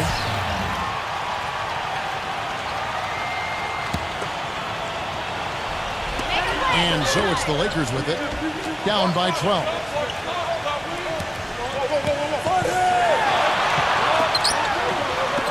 Fires the three. That's good. He has 5. Having much more success here in the second after missing on a few chances that they had earlier. They've locked in and zoned in here now. LeBron, good. You know, of the last 6 baskets, 5 have come on the interior. This is major smash mouth basketball, guys. Love it. Old school. Just physical play in the paint. Dominate. The dish to Smart. Backs down. Kicks it out to LeBron. Launches a 3. Gets it to go. LeBron's got 10 points in the game. After having none in the first, he gets 2 3-point shots to go here. Knocks down the 3-ball. He had a whole lot of space to get that shot. Yeah, I don't think the defender did a good job there of getting over the top of the screen. For 3. He dishes it to Smart. The 3-ball. No good. And the Lakers will go the other way with it. 1:21 left to play in the first half. There's the triple. It's hauled in by LeBron. LeBron's got rebound number 5 here tonight. There's the pick. Gets the 3-pointer to fall. LeBron's got 11 here in this quarter alone. And that's why teams emphasize the use of screens and picks, just to get you some open looks like that one. Johnson outside. Roland. Here's Turner. And they're going to count the bucket and send him to the line. It could be a 3-point play. Boy, where was the box out? Too easy on that second chance opportunity. Yeah, no box out is what happened there. Those kind of mistakes on the glass will kill a team. Here in the second quarter, they've made all of their shots from the foul line. And that's a must-do when you're down. Joseph dishes to LeBron. For the 3. That's good from Joseph on the assist by LeBron. LeBron's got his 4th assist with that last one here tonight. 26 seconds left in the second quarter. Back to Turner. He's covered by Azubuike. 5 to shoot. On the wing, Johnson. No good off the back of the rim. Here's LeBron. Releases. And that's not going to go. And so that brings the first half to a close. Suns. And now, brought to you by Sprint. Welcome, the Wizards. The Sprint Halftime Report, presented by Sprint. Welcome back as we return here at the Staples Center in downtown Los Angeles. What a game for LeBron. 13 points, and from downtown, he's buried 3 3-pointers. Yeah, when he's been able to get squared up and get a good look at the basket, it seems like everything's been going in. And that one's good. And it's 7 points for Johnson. And so here's Phoenix. And for the Suns, Williams is out there with Anthony Davis. Then there's Smart. Then it's LeBron James. Williams can't get it to go. Third quarter action getting rolling right now. Brought to you by Gatorade. All fueled up and ready to go. Here's who's on the floor. So the Lakers 5 right now. The 3. Anthony Davis with the rebound. Davis has got 3 rebounds now in this one. Kicks it to Smart. Pass to Williams. He feeds it to Smart. Suns moving the ball around. From downtown. Rebound the Lakers. Johnson's got his 4th rebound with that last one here tonight. Garland.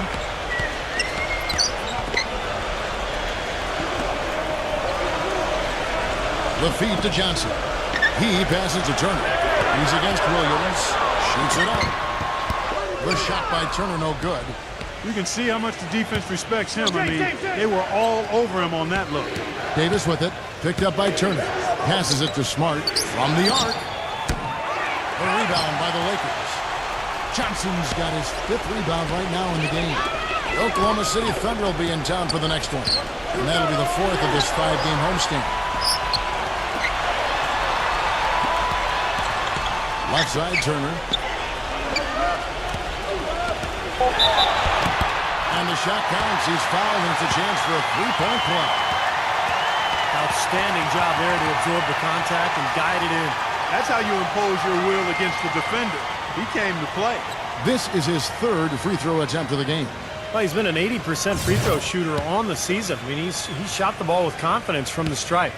And, you know, with those numbers, he makes a defender hesitant to get too tight on him. I mean, he doesn't want to get whistled for the foul and put this guy on the line. And now around 2 minutes gone by in this half. LeBron kicks to Davis. Got a piece of it. And now here's Johnson, the fast break chance. And that basket is going to count. Goaltending, the official call. He almost got to that shot in time, but not quite. You can't touch the ball once it's on the way down. Suns leading by 7, and the Suns call time here. You know, he understandably doesn't like what's going on out there, and that's why he wants to talk things over during this timeout. I think this is a good time to call a timeout. They just need to hit pause for a second and then reset as well. While we can, let's get a quick check of our 2K leaderboard for a glimpse at one of the NBA's most elite groups. The top 3-point shooting wingman in the league.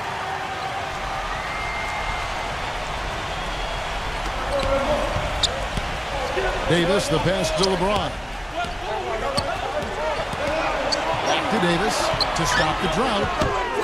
Rebounded by the Lakers. 4 straight misses. They've got to find a way to get back on track. Smart kicks to Davis. Pass to Smart. Lets it go from deep. The rebound by Turner. Offensively, the struggles continue. 0 for 5 to start the half. Garland. All alone. Again, the Lakers.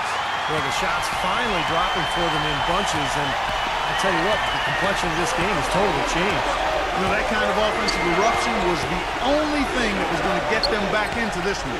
Smart kicks to Williams. Feeds to Smart. The pass to Williams. That's good. And the Suns lead by 7. Finding the open man every trip down the floor. It certainly seems like he's doing that, Steve. I mean, it's been a great passing day for him. Timeout called the Lakers. Yeah, he definitely saw some things that were not working for them out there, and now he's going to make some adjustments. I'm not sure what it was, but he clearly wanted something to change out there. And the Suns making a change here. Johnson outside. Number 30. And the Lakers get it back. In the third quarter with just over 3.5 minutes off the clock. Turner with a screen on LeBron. Robert. The shot is off. If they could end every possession with that shot, they'd be happy. 9 times out of 10, that's an easy layup for them. And Davis backs down. They kick it out to Green. Smart. No good on the triple. He's yet to make an impact from the field, but his team is taking care of business. Dishes it to Turner. Davis is there. Turner against Davis. Just 5 on the clock. Number 30. It's hauled in by the Suns. LeBron's got his 8th rebound here tonight. Ouch. Another miss to add to what's been a miserable game for him from the field. Kevin, and looking back over the last month, let's check out how Phoenix stacked up. 5th in fewest turnovers per game.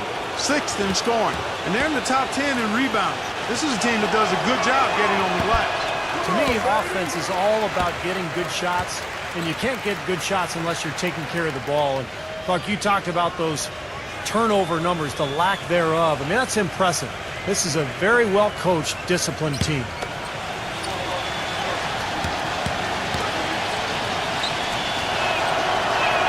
Good on the second free throw. Lakers trail by 8. They could use a big shot here to get this offense going. Sure could, Kev. I mean, too many empty trips. They need some points. Nice job coming off that screen. Parker's got his first basket. Oh, man, they needed a run to get back into this game, and they got it. And a good one, defensively and offensively. It's been a terrific stretch for them. They get it back. And Zabuki, good. And the Suns lead by 8. LA's gone 0 of 2 from deep to start things here in the second half. Back to Parker. He kicks it to Johnson. Garland, lots of room. It's good with the assist that time from Johnson. 14 points for him. And that's another assist for a team that is putting on a clinic on how to share the ball. I just love the mentality they've had. If a shot isn't there, they're not forcing anything. They're moving it side to side and working to get a good shot.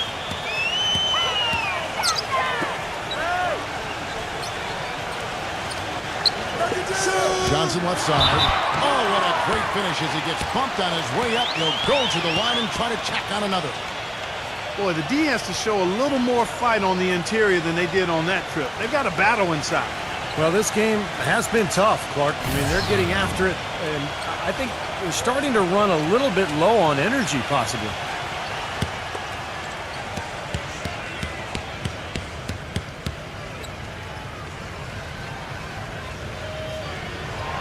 And that one falls for Johnson. Suns lean by 5. There's the lob to the hoop. Trying to go for an alley-oop, but excellent defense and anticipation there to stop it. Here's the screen. Number 30. And the 3 ball is good. 6 points for him. Defense just has to fight over the top of those screens. Especially when the ball is in his hands. I mean, he doesn't miss too many open shots.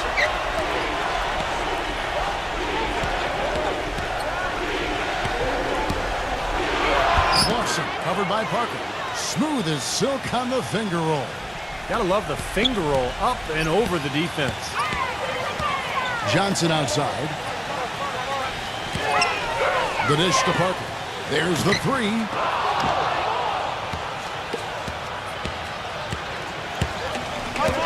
Here's Clarkson.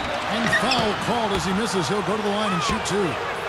Yeah, he's somebody who's very comfortable with the ball in his hands. And it's amazing to see the dribbling skills on display when you watch him play. And Steve, very few players have his finishing ability. We see him get a lot of and ones because even if he draws hard contact, he is able to play through that and typically score. The Suns making a switch here. Davis is checked in.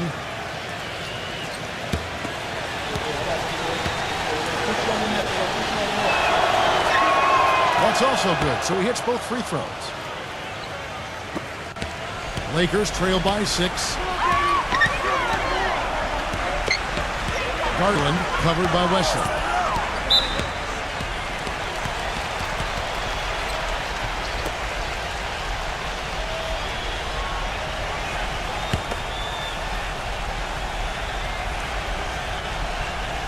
The Lakers with the ball.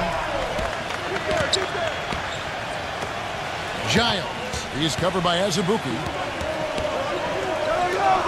Just 4 to shoot. It's Parker outside. Parker with another miss. Suns leading by 6. Guys, this offense very effective. Going right at him. Yeah, and this is where you just start picking apart the defense, and now you take their confidence away. You can really take control of this game. Lovert, guarded by Green. Looking to end the run, and it's blocked by Azubuike. The drive by Green. Out of bounds. Suns ball as Phoenix keeps possession. Some high-scoring teams in the NBA. Let's see the leaders. The Suns in second. Yeah, what a tremendous year they've had so far offensively. Those are special numbers they're putting up. LeBron, he's checked in for Green.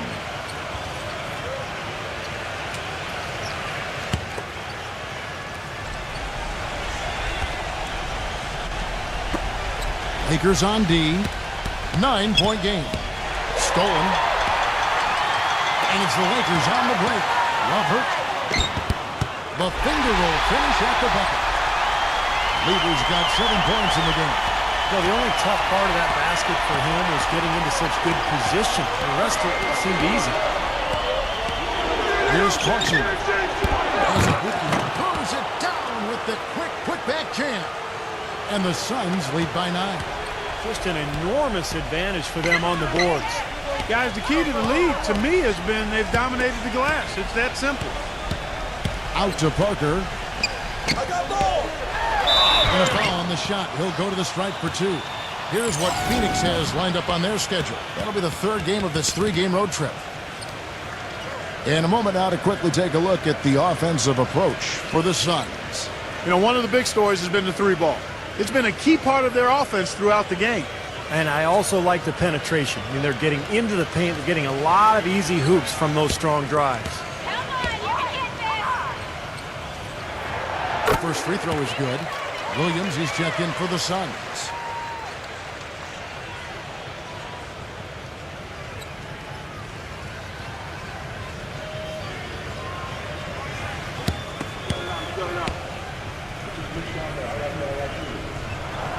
And Parker drops them both. You know, even though they're down, they're putting on a show at the free throw line this half. I think they've done a good job of making the most of their chances at the line, and they've got to keep it up to take the lead. Smart misses. He's been wayward and just off on about everything he's put up in this period. And the shot is good. Suns leading by 5.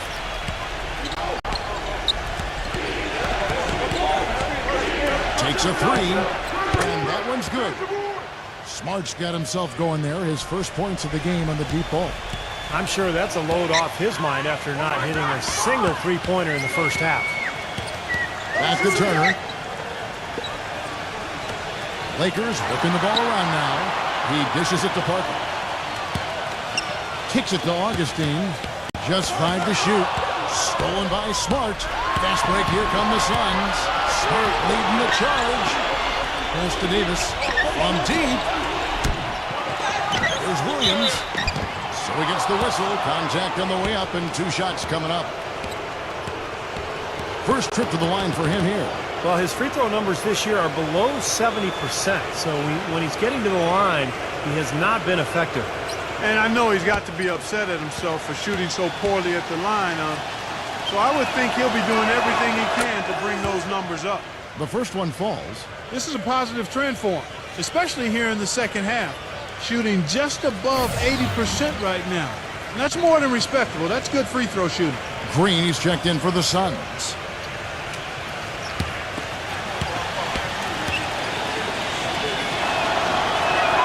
And both free throws good for Williams. Kevin, right now, they're doing a good job at the line. They're hovering around 83, 84, 85% from the stripe. That's good stuff. I mean, that's well done. Back to Turner. Wide open look. No good on the shot, a bit long that time. And Steve, not only is their lead big, but their advantage on the boards is huge too. Yep, well deserved. I mean, they have worked their tails off on the glass. You got to make a defensive adjustment here because he's just destroying them from three-point range. Well, even when they've closed out on him, Steve, he's knocking them down. Will it go? That one goes. Count. 11 points in the game. You know, what an advantage he brings to this offense, guys. I mean, being able to drain the 3 ball. Put it down! What a shot! I think that one was... Coming up. And we're rolling here again with the fourth quarter. Might not come down to the wire, but you never know. Suns leading by 13. And Phoenix looking who they've got on the floor. They've got Jackson. Smart is out there with Green. Then it's LeBron James. Smart kicks it out to LeBron. Outside, Green. Shot clock at 5. Lets it go with the 3. And LeBron James with the 3. LeBron's got the fourth quarter started here with a bucket for the Suns. Now here is Augustine, defended by Smart. And another 3 for the Lakers. And that kind of defense is just not going to cut it, guys. They have to get a hand in his face. LeBron outside. He feeds it to Jackson. Passes to Smart. Running by Augustine. Back to Jackson. LeBron kicks to Smart. Number 16. Misses the 3, and he used the pump fake well there, but he couldn't capitalize. And he was fouled on the way up. 2 free throws now for him.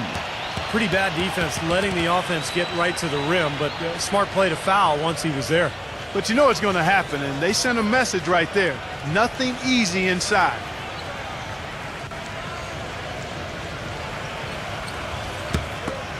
Come on, you can hit this! And the first one drops. And the Suns making a change here. Davis is checked in.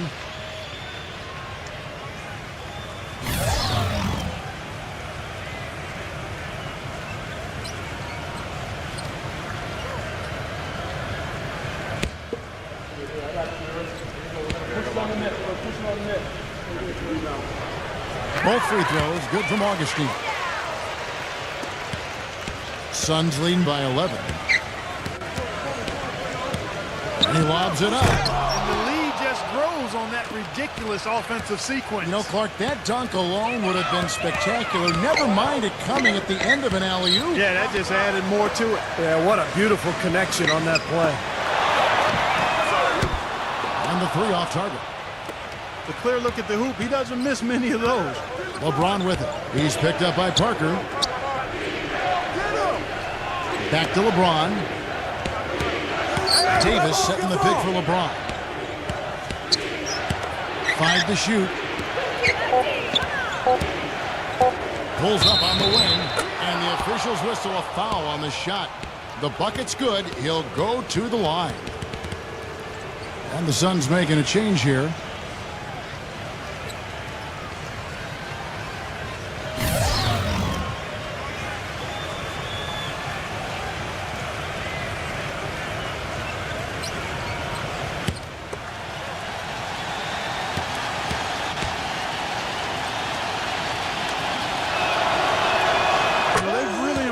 At the line from the first half. Things have gotten a lot better. They've gotten there a good number of times, and they've converted a high percentage of it. And stolen by LeBron. From the baseline. Can't get it to go. An easy look there, but, you know, he misses those once in a while. Lakers working the ball around now. That's good.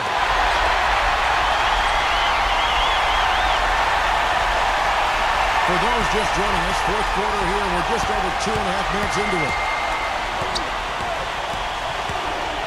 The feed to Davis. He passes to West. And he can't answer back. The three-pointer offline. Lovert can't get it to go. And Phoenix the other way now. At one point, they led by 16. It's stolen by Johnson.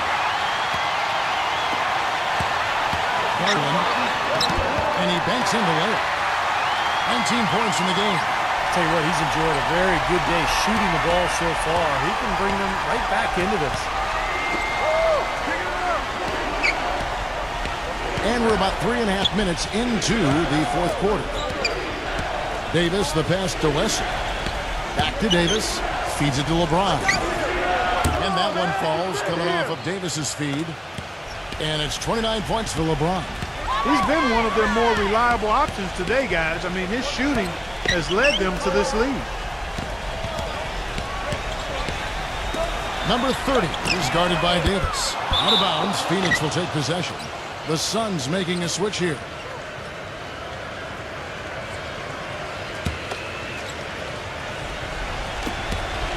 Suns leading by 13.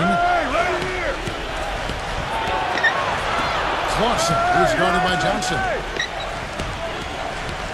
Here's Clarkson. So the whistle blows on the shot and 2 free throws for the contact right there.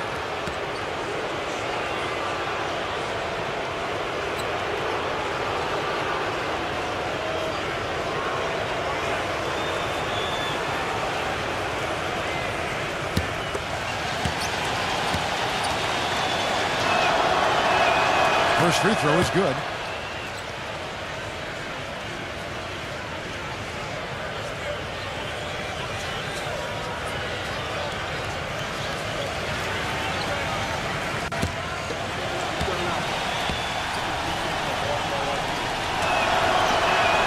So he gets them both. Lakers trail by 15.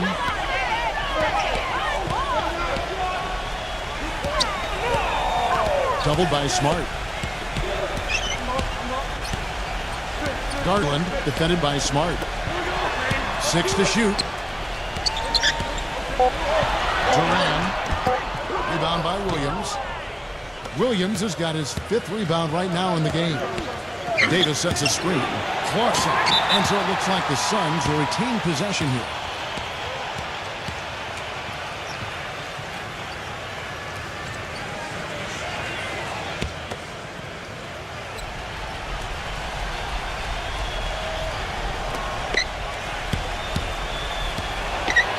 With the teardrop. Garland defended by Smart. LeBron with the block.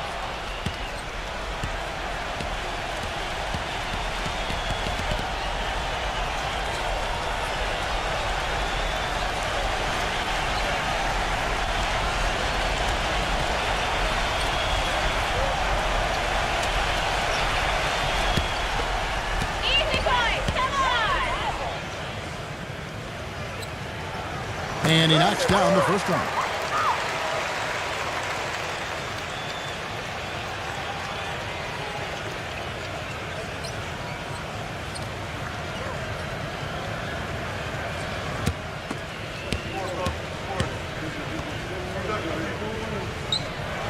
He hits both from the strike. Now Smart. Back to Davis. Pass to Williams. Dishes it to Smart. Out of bounds, the Lakers will take possession.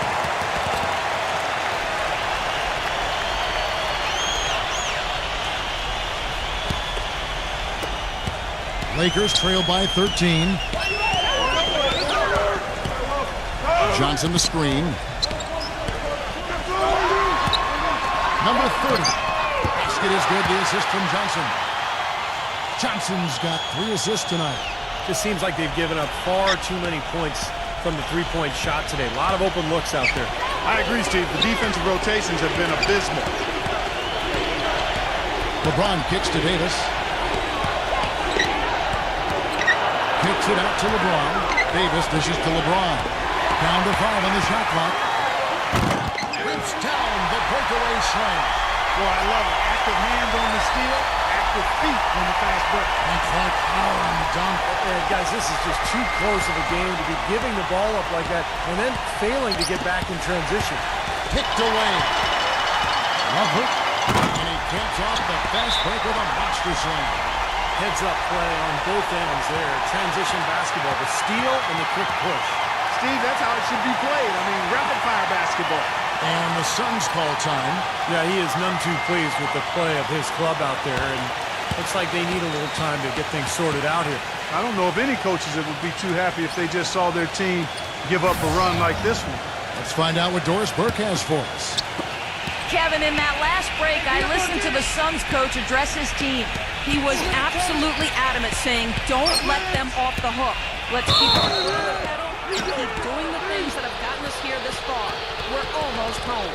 Well, the pick was set at the perfect angle on the floor, and he used it nicely. And that's a play we may see from them a few more times. Why not? I mean, when it works, you go back to it.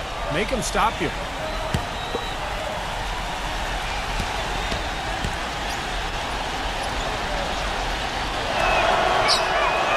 Free throw, no good for LeBron.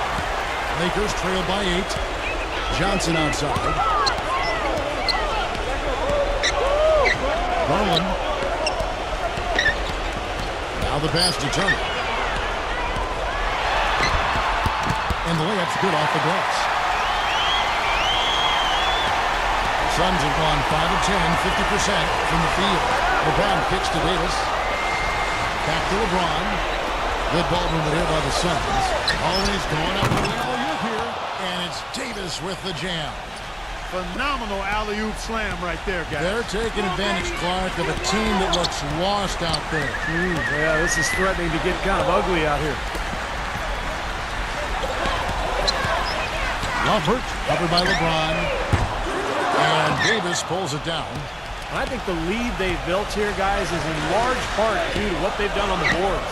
Absolutely. I mean, they have a +10 advantage in rebounds, and they've been in total control of the backboard. The drive by LeBron. Here's Smart. And it's off from three-point range. Lakers trail by 8. He kicks to Johnson. Garland, he's guarded by Williams. 4 on the shot clock. Goes up on the high post. Johnson can't hit. Suns leading by 8. LeBron kicks to Davis. Back to LeBron. The dive for the ball. And out of bounds as the Lakers gain possession. Just got a little careless on that pass. They should be able to connect on those. Time running out for the Lakers. Guys, they're looking for a way to score here. Yeah, they've had a tough time getting the lid off the basket so far. Turner with a screen on Davis. Open shot, Johnson. And it's Johnson again missing. The Suns have gone 6 of 12 from the field here in the fourth and even 50%. It's LeBron with the drive. There's Williams. The Lakers with the rebound. Turner's got 11 rebounds in the game. From deep three-point range. How'd they get it there? Phoenix has gotten just 1 of 4 three-pointers to go down for them here in the fourth. Smart passes to LeBron. Backs him down. It is now to Davis. Rockets hits. Foul call that time on the way up. That'll give him 2 chances at the free throw line here. You know, even from here, you can see that one pretty clearly. Yep, pretty obvious. And a good call by the official.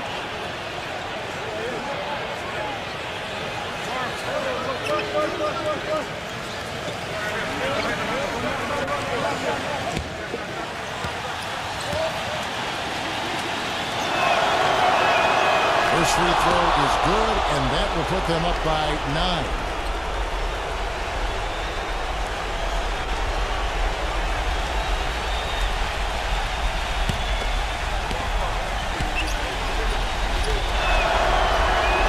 He's perfect from the line this time, and the Lakers call time here.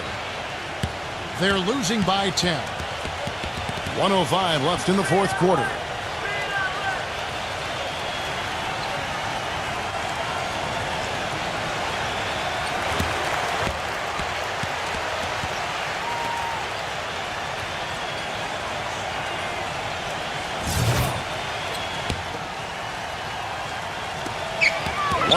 Left in the fourth quarter.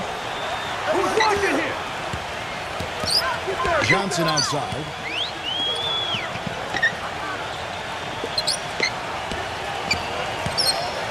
Kicks to Turner. 6 on the shot clock. Number 30. Another miss, and they've really hit a rough patch here. Clarkson, who's guarded by Johnson. He dishes it to LeBron. LeBron gets the screen from Davis.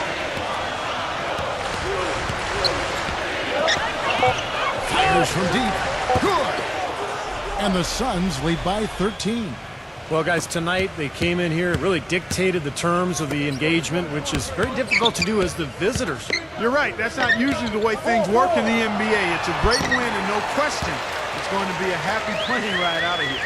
Look at the combination of size and touch. That's why he's a great finisher down low.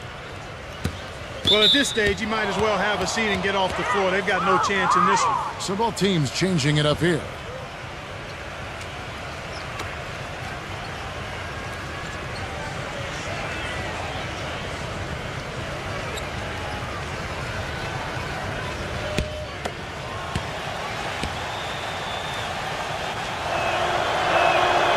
No good on that one. And the Suns here with a different look.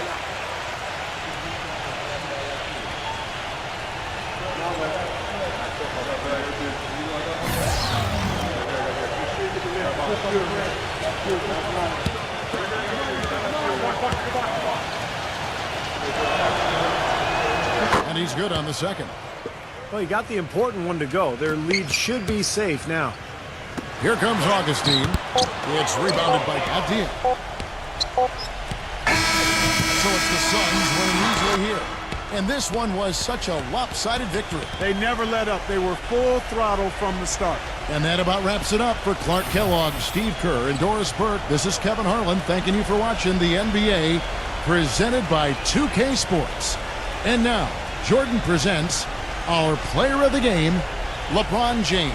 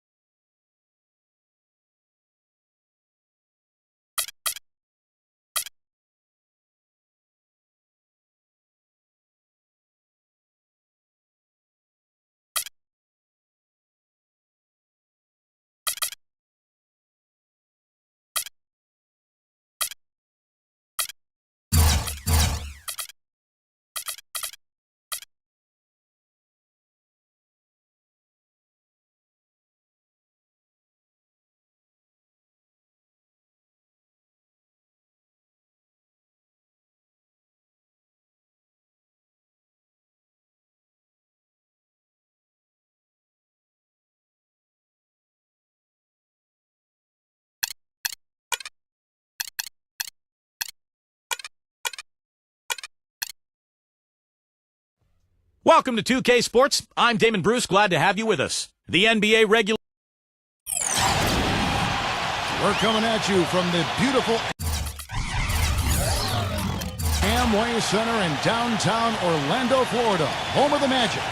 We've got a chance now for our starting lineups from point guard to center. This game should be a good one.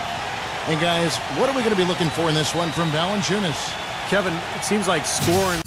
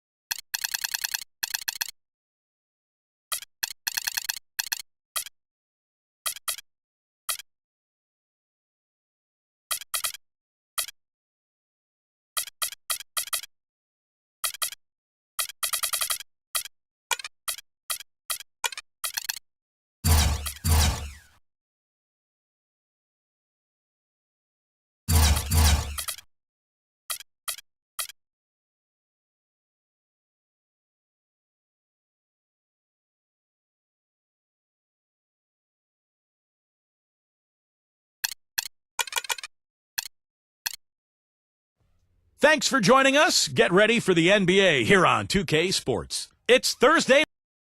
And moments ago, the national anthem and the mental preparation for the game ahead. It's an Eastern Conference matchup as the New York Knicks come into town in this one. Mucho gusto, and welcome to Noche Latina on 2K Sports. From the jerseys to the food to the halftime entertainment tonight, a distinctive Latin flavor. And alongside Clark Kellogg, Doris Burke, and Esteban Kerr, this is Kevin Harlan. Thank you, Kevin. I think it's going to be a fantastic night here. Love the jerseys, love the festive atmosphere, the flair. This is going to be awesome. A quick check now for starting lineups for both teams.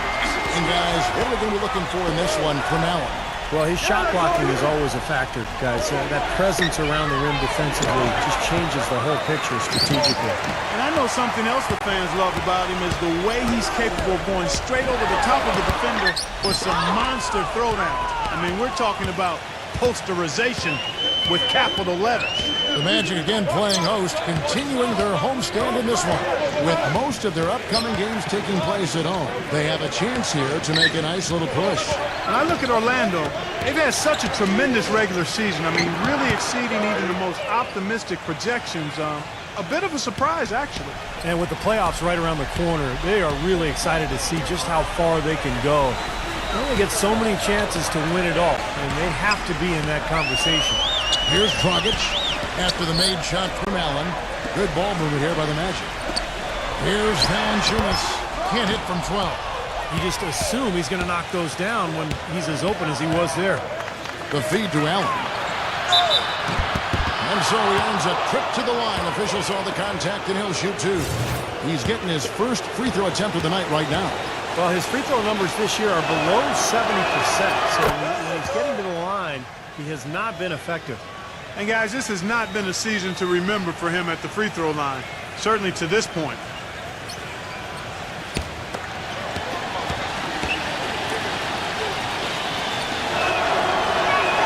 And Allen drops them both. The Magic have gone 1 of 3 for the field to start this one so far. Lets it go with the three. Curry can't get it to go. With the New York Knicks, they've come in off the loss to the Heat. And what stands out from that game, Clark, is that they let a lot of points slip through their fingers at the free throw line. Yeah, and I think some doubt started to creep in as well when they kept missing their foul shot. Guys seem to tighten up and start alligator arming those things. Did you see the defense get caught standing around that time, giving up an easy second chance bucket?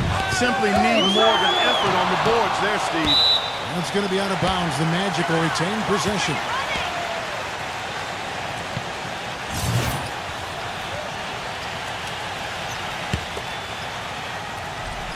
Here's Dragic. He picked up 15 points in their last win against Washington. They ran that inbounds play perfectly there to get the quick hit. I'll go to Doris Burke, who spoke with Tom Thibodeau. Doris?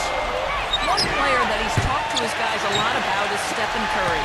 He said Curry's one of the premier shooters in the game, and he's got that quick trigger.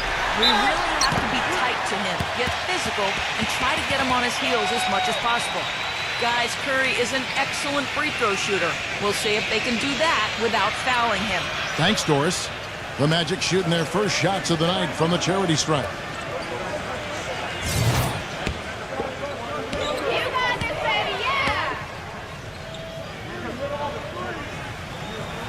First free throw is good.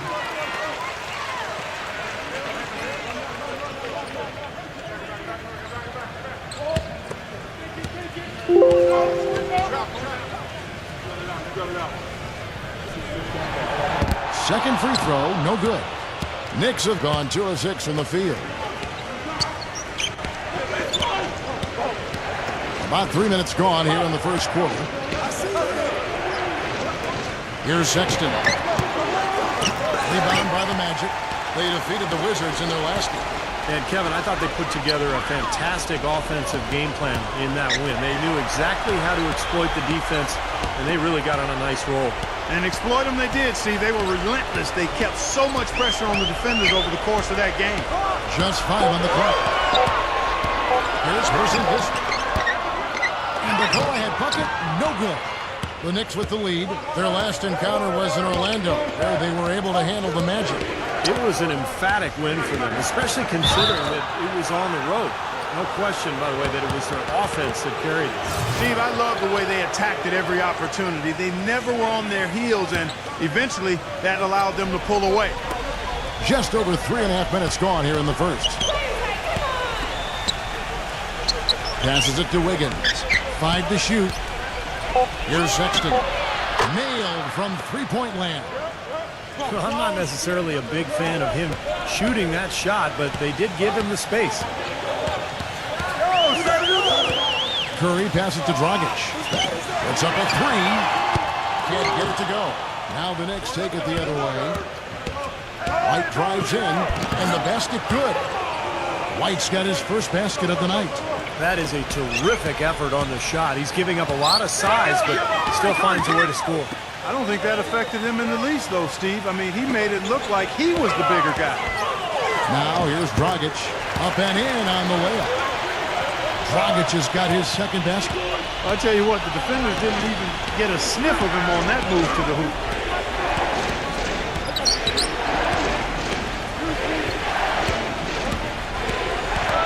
And it's going to be out of bounds. The Magic will take it. Let's bring up the 2K leaderboard to look at some of the players that are contributing in areas you might not expect. The top rebounding shooting guards of the past month. 5th is Steph Curry. You know, it's not easy to do what these players have done in that area, strictly because of positioning. Typically, as a 2-guard, you're going to be on the perimeter a lot more often than you will be inside. Yeah, but for all of these guys, you can point to their quickness as well as their superb instincts as to why they wound up on the list. I mean, you've got to have that nose for the basketball. When it rains and pours, another jump shot tickles that twine. Yeah, they've got it flowing right now, guys. They're putting together a nice little run. The Magic trail by 6. Clark, they've been struggling here on offense. Yeah, a little bit of cottonmouth here. Dry spell for sure. And it's out of bounds. The Knicks will take it the other way. You get a chance here to take a look at Goran Dragic's numbers. They've gotten some big-time performances from him since the All-Star break. 6th in steals, and of course, passing, such a big part of his game. One of the top 15 leading assist men in the NBA. And Steve, I think we should take a look back at his top 10 steals ranking that you mentioned a bit ago. I mean, that's impressive. This guy gets it done. Jumps the passing lanes when appropriate, but he also can pick the pocket of the ball handler, too. You know, they've been beating this club to a lot of loose balls and rebounds here early on. Love the work ethic they've come out of the locker room with. Right side Curry. Off target from three-point range. It's easy to see why this team is losing. I mean, he's literally missed every shot he's put up today. Tries again. That one wide left. Well, he's been off his game this quarter just a bit. Hasn't been able to get a whole lot to go so far. Now here's Valanciunas, defended by Allen. Curry kicks to Dragic. Back to Curry. Top of the key. Allen with the rebound. He has just disappeared this quarter, not making a mark at all offensively. And I'm sure he's ready to put this quarter behind him and quickly. Rejected by Dragic. Curry with it. 20 points for him last game against Washington. White against Dragic. Pass to McDaniel. Back to Dragic. We have a step back. Great team that time from White. The Knicks leading by 6. Allen, a screen on Curry. The pass to Wiggins. No good. So Orlando will take it the other way. And it seems like nothing is falling for him this quarter. He's really out of his rhythm. Outside Dragic. He passes it to McDaniel. He dishes it to Curry. Tries to snap the cold streak. Another miss by Curry. Take a look at the rebound totals, guys. That's +5 now on the glass. And Steve, I don't think there's any question which team came out with more energy and enthusiasm. And count it. 2 points with a chance for one more at the free throw line. No, the only tough part of that basket for him was getting into such good position. The rest of it seemed easy. Well, you know, when they need a big three, he's the guy they look to. He's about as reliable a deep threat as you're going to find. And his attitude, Steve, just his general poise and presence is something else you notice about him. He's really a calming influence over that team. And Lowry gets it to go. And the Knicks lead by 5. Brogdon. He's guarded by Thomas. Curry dishes to Favors. Nails the close-range fadeaway jumper. Favors has got his first points of the night. The Knicks leading by 3. Lowry passes to Thomas.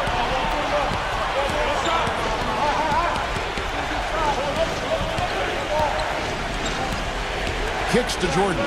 6 on the shot clock. 3-pointer, Lowry, no good. So Orlando will take it the other way. Wallace with it. He's picked up by Jordan. The drive by Love. Pass to Curry. And so he draws the foul on the shot. A trip to the line to shoot 2. The Magic shooting their 4th and 5th shots at the foul line in the game.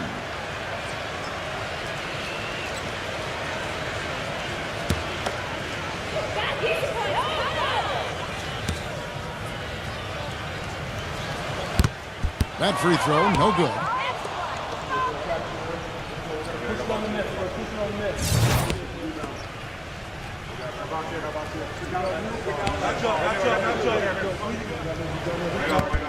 And the second free throw, good.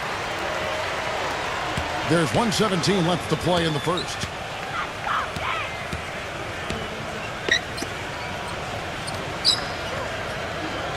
Number 11, defended by Ross. Thomas kicks to Lowe. Clock at 6.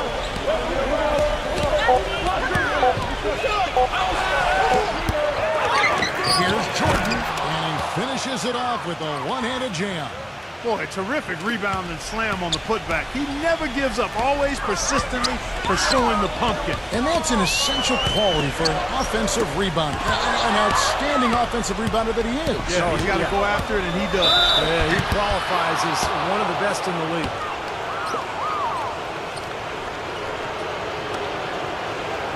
The Knicks have been perfect at the line so far, albeit just 2 for 2.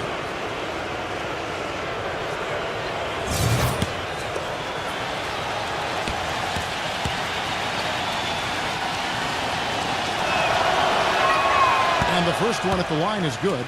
Robinson's checked in for the Magic.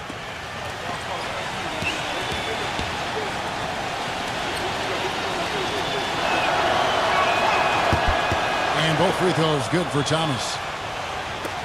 There's 38 seconds left to play in the first quarter. Robinson a screen on Thomas. Feeds it to Robinson. Dishes to Ross. Brogdon, while recovering, just 4 to shoot. That's good. And I like that move to the hoop. You use your speed, go around the bigger defender.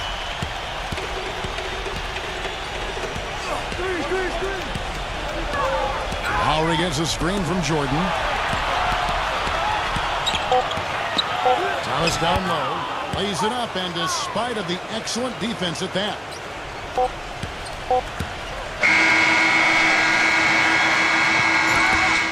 And that concludes the first quarter of play. It's the Knicks. They're up by 6. And we'll get the second quarter underway on the other side of this break.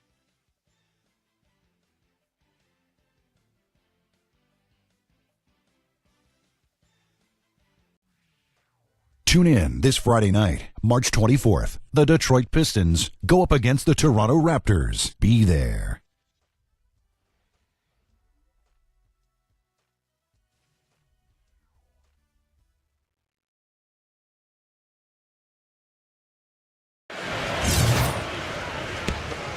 And buenas noches, basketball fans. It's Latin night here on 2K Sports.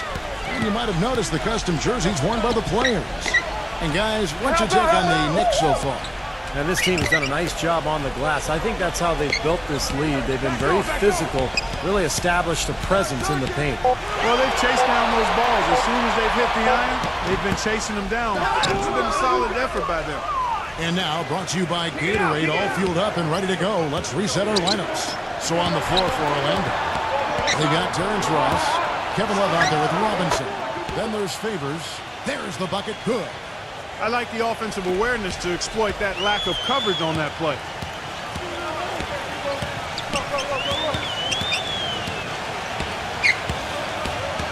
Brogdon. He's guarded by Thomas. Here's Favors. The 10-footer finds the target. Favors has got his second bucket of the night. Well, we played just over a minute of basketball here in the second quarter. And the Knicks decide to take their first time out here. Well, he wants to get everybody on the same wavelength, that's for sure. He may change up some things here as well. Looks to me like he saw something that wasn't on the plan and picked now as the time to address it. I don't have a problem with that. Here are the teams that have been dialing it up defensively since the All-Star break. The league's steal leaders. The Magic in third. Kevin, this team isn't ready to give up on the season yet. I mean, they've been after the opposing ball handler every second of every game. The Magic making a switch here. Aldridge is checked in. Now here is Lowry. He's coming off a 19-point game against the Heat in Miami. Thomas dishes to Lowry. Shot clock at 5. Charity strike shot. And the Knicks getting another bucket right there. That's a clean look they gave him there, fellas, and he drains those.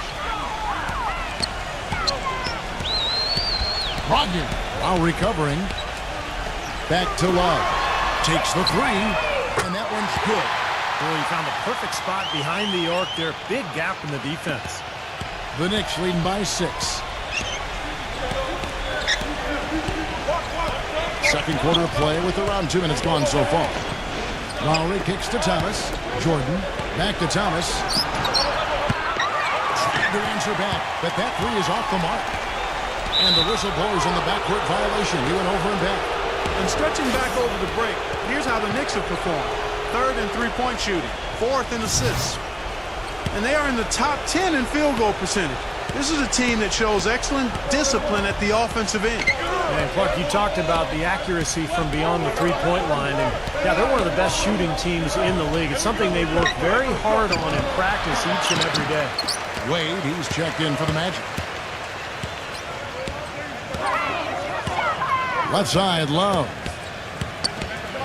The dish to Ross. And so it looks like the Magic will retain possession here. As we close in on the start of the playoffs, let's see how the East is stacking up. Look at Orlando. Right now, they're locked into third place in the conference, looking to get a high seed for the playoffs. And, of course, New York, sitting there, 2 spots below. Well, right now for the Knicks, they've just never really found their groove this season. I mean, not yet anyway. They're kind of stuck in the middle of the pack right now. Yeah, they don't have a lot of time left to find that groove. Like, that's the problem. I mean, unless things really come together for them soon, I think they're going to stay in kind of that middle of the pack area the rest of the way. He feeds it to Robinson. Back to Love. And it's out of bounds to the Magic as Orlando will retain possession. And upcoming the schedule for the Orlando Magic. Their next game playing at home as the Nets come into town. That game will conclude a 3-game homestand. Yeah, you know the fans out in Memphis really hoping their team can win that one. Ross. And a foul on the shot. He'll go to the stripe for 2. Here's what the schedule says for the New York Knicks and what it looks like following this one. They get to host the Rockets. That'll be the first of 2 straight at home. The Magic shooting their 6th and 7th free throws in the game. You got me, no problem. And he makes the first. Allen's check in for DeAndre Jordan.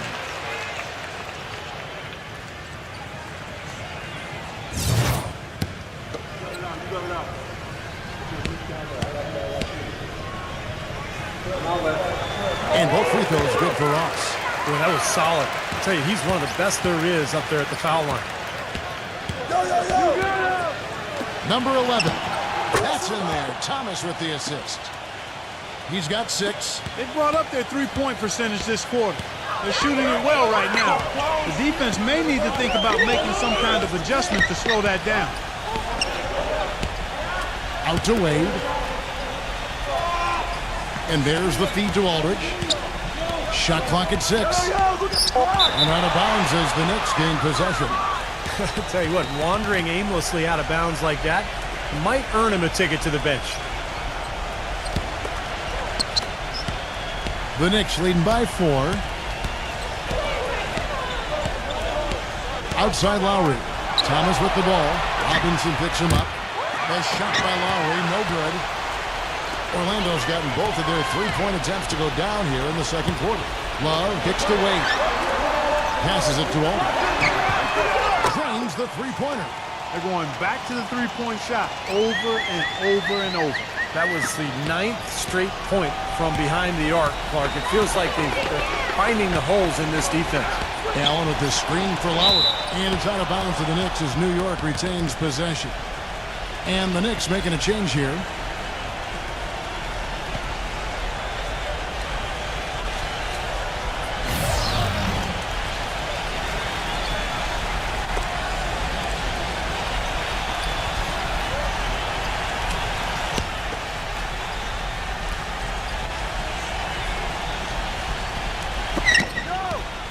Outside Thomas. New York moving it around. Here's Allen. Orlando grabs the miss. That was not pretty there. You got to make that one, but maybe that's not his range. He kicks it to Ross. Back to Dragic.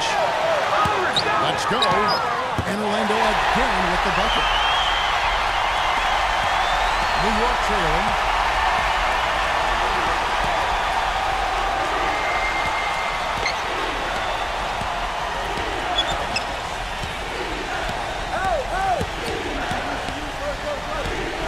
Six to shoot. Bangs home the trifecta. He's got 9. Yet another three for him, Kevin. He's really been draining them here in the second.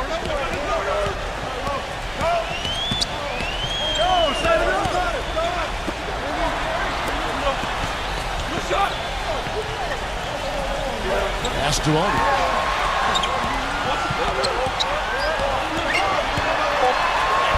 Excellent D there from Allen.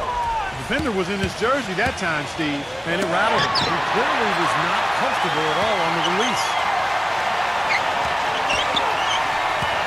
Sexton. He's guarded by Dragic.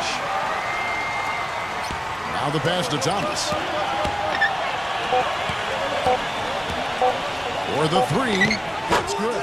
They've done a really good job of knocking down their long-distance shots here in the second quarter. I mean, they're shooting just above 40% from downtown. That's outstanding. Gets it to go.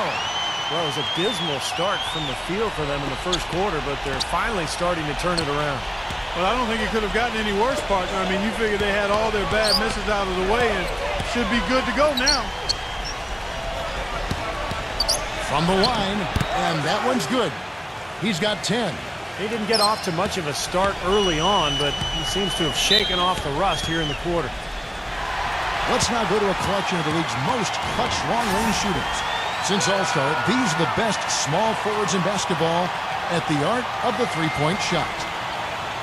The Knicks making a switch here.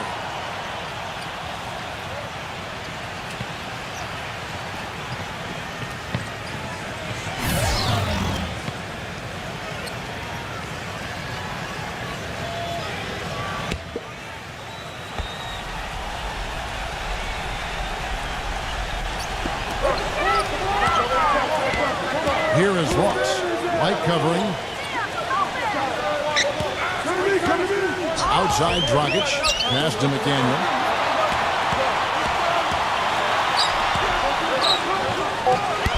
And misses it off the right side of the rim. The Knicks leading by 4. Allen outside. He passes to Wiggins.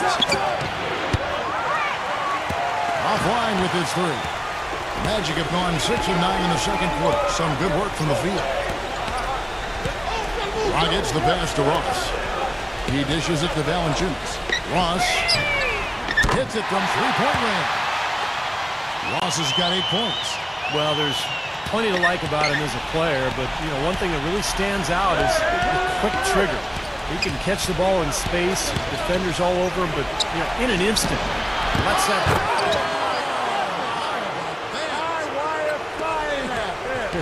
Drop the jaw. And the Knicks lead by 3. The Magic have gone 7 for 10 here in the second quarter. They'd like to keep up that nice pace. That ties the game. And that's now 9 points for Goran Dragic. Very well executed pick to give him all kinds of space to get that one off. And Valanciunas with the block.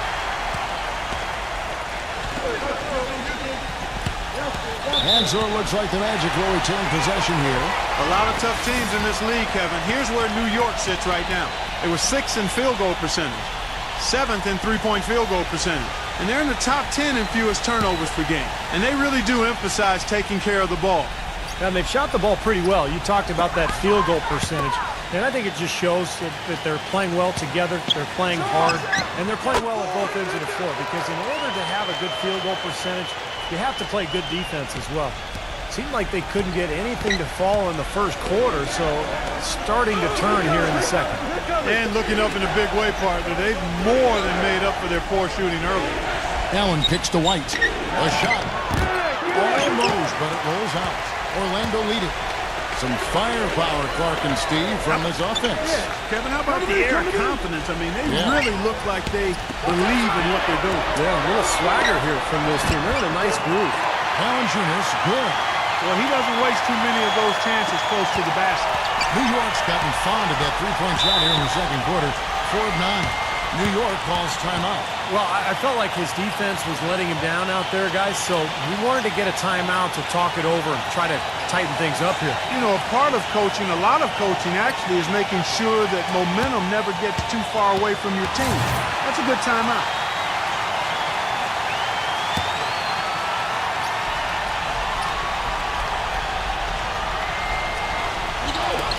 And 101 left to play here in the second quarter. And it's good. Fought through contact, hits the shot. He'll go to the free throw line. The Knicks have hit all 4 of their chances so far in this one. Well, solid numbers for this club from the free throw line this season, shooting about 77% collectively. And comparing to the numbers of last season, they've made a bit of improvement. So that's some positive momentum they can look to build on.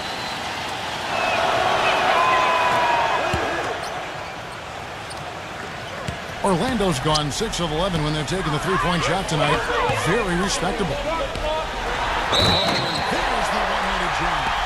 defenders rush to the rim and a mighty slam on the end of it. But through the teeth of some pretty soft D, I can't help but say that. Well, let's see how that impacts things here, because those kinds of plays sometimes can be game changers on both sides. And the Magic making a change here. Curry's checked in. Knicks trail by 4. Back to Allen.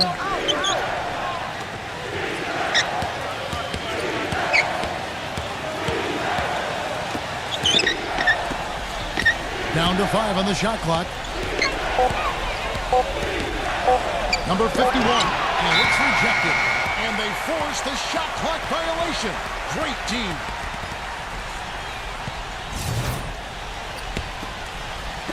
We've got 28 seconds left to play here in the half.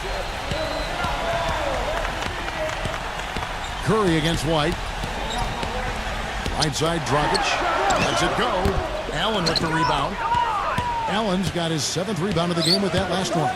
Rebounds are split just about down the middle in this game, Clark.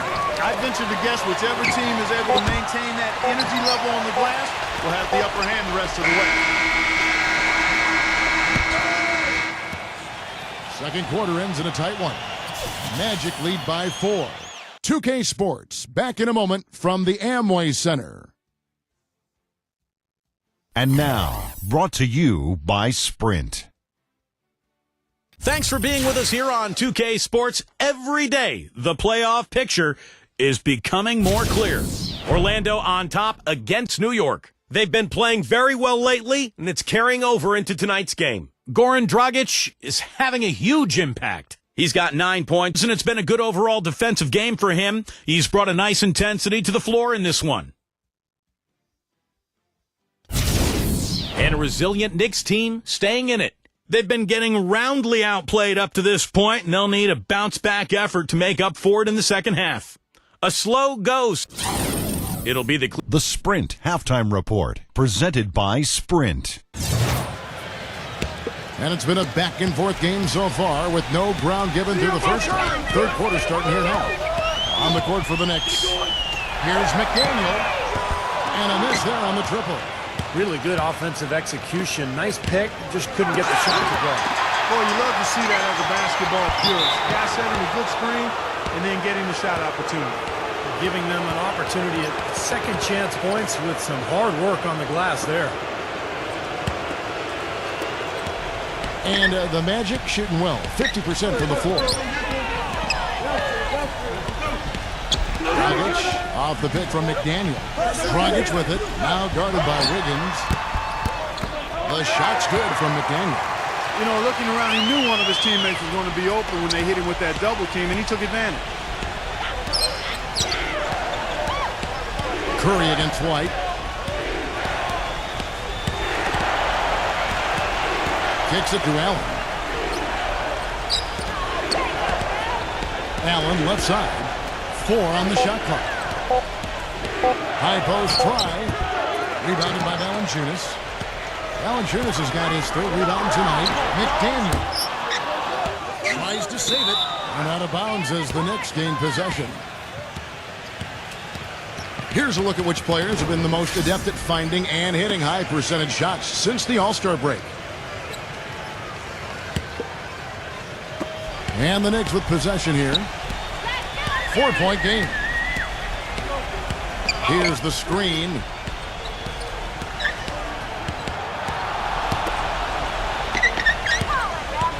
To the middle. And it's Allen with the jam. He is an automatic finisher when he gets into that area. You know, he picks the simple one-handed stuff to get the 2 points. And those could be an important 2 points, too, guys, in a close game like this one. On its way from Curry for 2. And it's good off the back of the rim and in. Oh, what a sweet stroke from Curry on that one. And we're just around 2 minutes into the final half of play now. And it's out of bounds. The Knicks will take it the other way.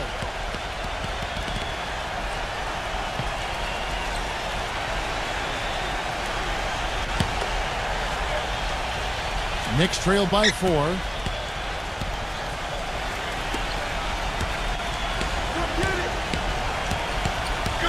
Sexton. He's guarded by Dragic. Pass to Allen. Down low. Number 51. Oh, and it looks like that's going to be a goaltending call. Yep, that's it. So they'll get the basket. He thought he had that one clean, but the ref saw it differently. They'll count the basket. Now you can tell what the crowd thinks about that call. Yeah, they erupted as soon as the whistle blew. Not quite 2.5 minutes played here in the second half. It's stolen. Sexton. And he misses the go-ahead basket. And up the court come the Magic on the break. Terrific assist. A nice finish. Solid play all around. Boy, the floor really opened up for him there. It sure did. I mean, that was a very late reaction from the defense there. White guarded by Kerr. Back to White. Lock at 6. Pass to Wiggins. For the tie. It's hauled in by the Magic. Curry's got his 5th rebound right now in the game. Trailing here in the game, you can look at his performance as a direct indicator of why they're losing. Outside Dragic. Knicks with the rebound. Allen's got 9 rebounds now tonight. Looking to end his cold spell. He lays it in. You got to love the big bucket in the paint in this sort of grinded-out physical game. Yeah, that was your game, Clark. Pound it inside and take the ball right to the defense. That's what I tried to do, man. I knew my limitations. McDaniels defended by Wiggins. Throws it down despite the man right in his face. A chance here for a 3-point play. Went for the two-hander on that slam. That's where the weight room comes into play, Kevin. I think some urgency from him there. Yeah, he's sensing this is a critical time in this game, guys. DeAndre Jordan's checked in for Allen. White gets the screen from Wiggins. And White kicks to Jordan. The pass to Wiggins. From the arc. That drops and it comes off an assist from Jordan. 5 points in the game. He can be dangerous from outside. Sure, he didn't get one to go in the first, but we know he can get on a roll and knock him down. The Magic have gone 4 of 7 to get things started here in the second half. Feeds it to Curry. A 3-ball. That's good. Curry's got 11. How about that for a response? They will say they can give the 3 as well as they can take the 3. Here's the pick. Here's Sexton. Shot is off. Great D that time from Valanciunas. Magic leading by 3. Curry dishes to Valanciunas. Porzingis guarded by Jordan. And Stephen Curry another 3. Curry's got 10 points here in the second half. He is pouring it on in the second half, guys. I mean, a much better showing than he had before the break. Dishes to Jordan. Blanketed by the D. He fights to the rim for the layup. Jordan's got his second basket of the game. The Magic have gone 6 of 9 from the floor here in the second half. They've got to be happy with that. And here's Dragic. He's got 9. Passes it to McDaniel. Just 5 to shoot. Another shot. So the whistle blows on the shot and 2 free throws for the contact right there. And the defense looking to protect the rim at all costs. Yeah, I like that. A foul to save the layup. Make him earn it at the line. And some stats here, guys. The scoring breakdown for the Magic. Guys, the passing we've seen from them has been tremendous. Very unselfish. And they continue to knock down the long-range three-point shot as well. The free throw drops for Valanciunas. The Knicks making a switch here.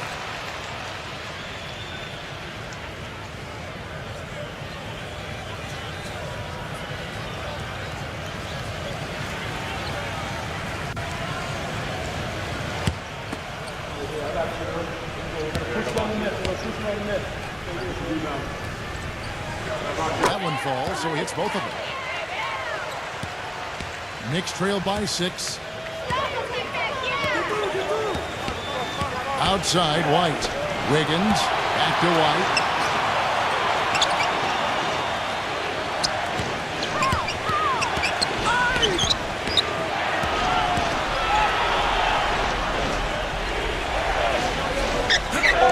Somehow ignores the tight D and gets the layup.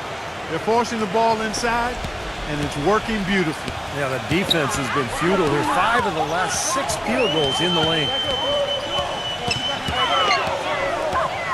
Brogdon, defended by Wiggins. There's the dish to Dragic. He feeds it to Favors. The Magic need to get a shot on here. And Dragic gets it to go on the assist from Favors. That's 12 points for Goran Dragic. The easiest way to do it sometimes is with the bounce pass. Curry against White. Back to Allen. It's stolen by Curry.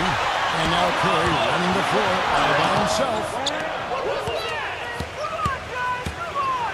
White against Favors.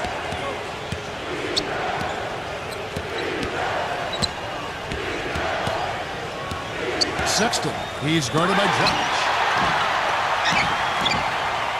Magic leading by 7.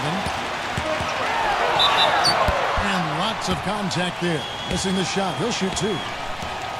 And let's give a quick nod to a group of shooting guards that have been outstanding from the free throw line in the second half of the season. Third is Stephen Curry.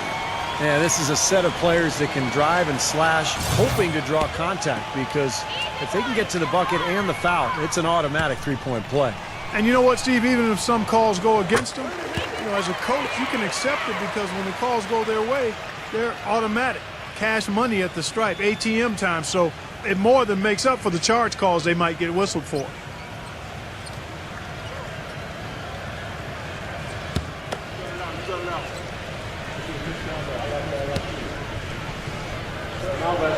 And that one goes in.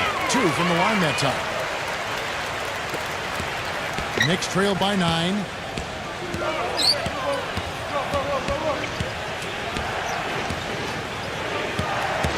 Curry with the steal. Pass to McDaniel. Get the live Orlando. Favors can't get it to go. And this is why you need size inside, the ability to contest shots and force misses. Steve, that's exactly right. Even when you get in close, it's still a tough shot. Lowry for 3. Favors with the rebound. Some nice passing by New York here. Wiggins defended by McDaniel.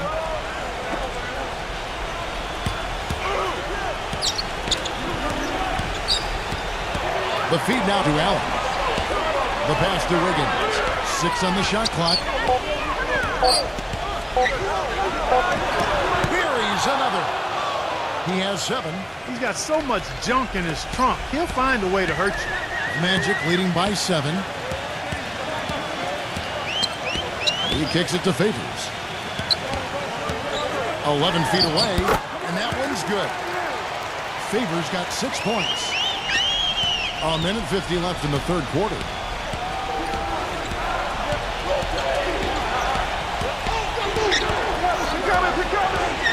From outside the arc. And it's rebounded by McDaniel. Well, eventually he'll start knocking those down again. He did make 2 in the first half. Here's Horsey just off target there. That would have pushed the lead to double digits. Clark, some tough offensive sets. They want to turn it around. Yeah, they need a basket just to regain some momentum here, Kevin.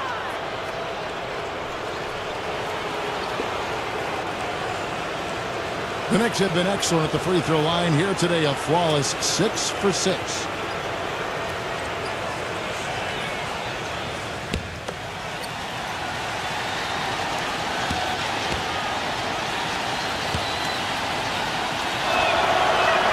And the first one drops. And the Knicks making a change here.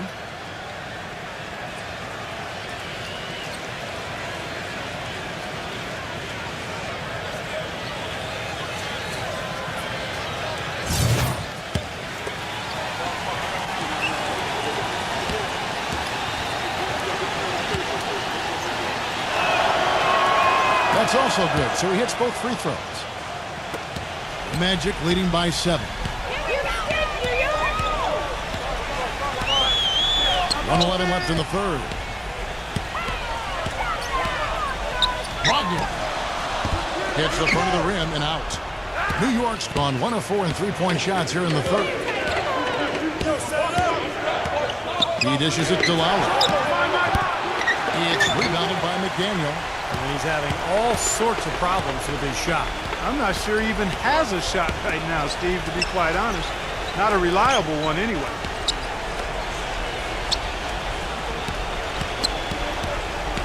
Shot clock at 6.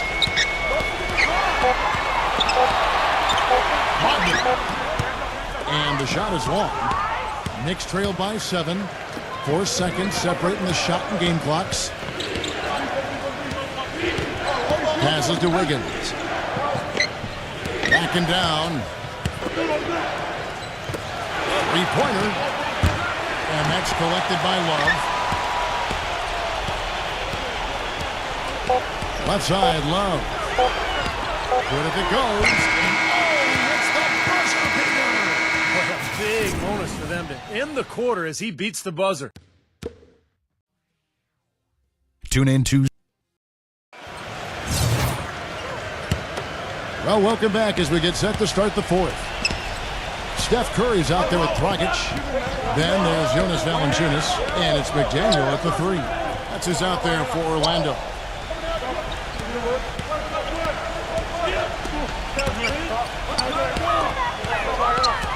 Portis defended by Valanciunas. Lets the 3 fly. It's rebounded by McDaniel. Magic leading by 9. Stripped away.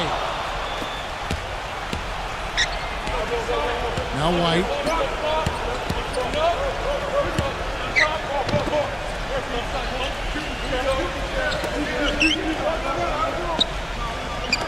Here's Portis.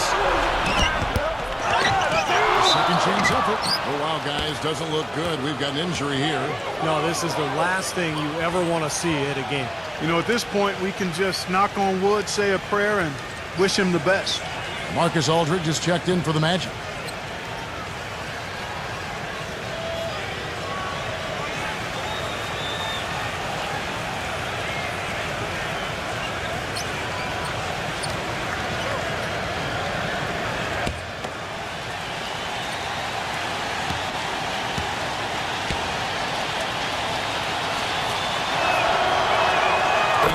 Down the first one.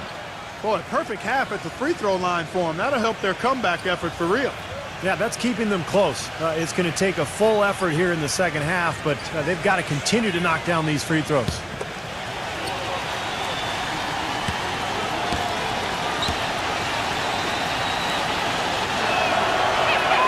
He's perfect from the line this time. Magic leading by 7.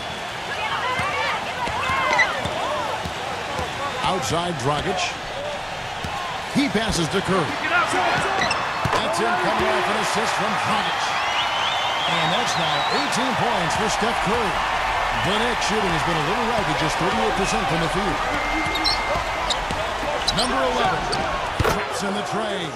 Well, as long as the threes keep dropping for him, he'll continue firing away. And they are dropping for him. What a game he's having from deep. White against Dragic. Kicks it to Valanciunas. Shakes him. And foul called as he misses. He'll go to the line and shoot 2. New York needs to do a better job guarding against Valanciunas. 9 points and also a block shot.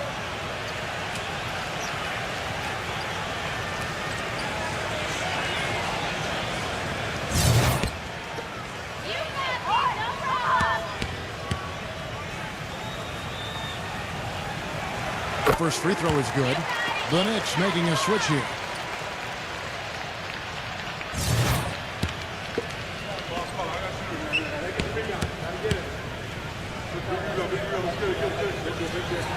Both free throws good from Valanciunas. You know, they've really improved at the line from the first half.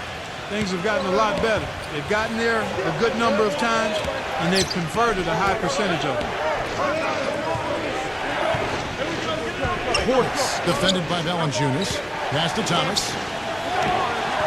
And the space there, but it's offline.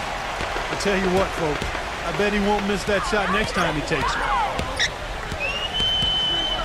Here's Dragic. Makes it off the glass. And the Magic lead by 10. Whether by design or accident, that was a very high-quality shot they created. New York calls timeout. He's been aggressive looking for a shot, but without much success. It might be time for him to take the step back and look to help the team in other ways.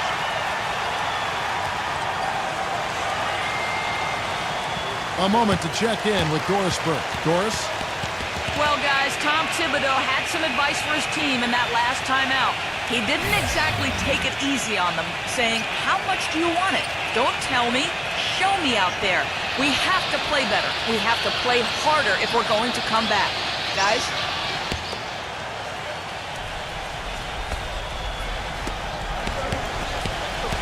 Coming in. White against Dragic. White, good. Very effective screen to set up the jumper. That was the key to that play. We're in the fourth quarter here, just under 2.5 minutes gone. Curry passes to Dragic.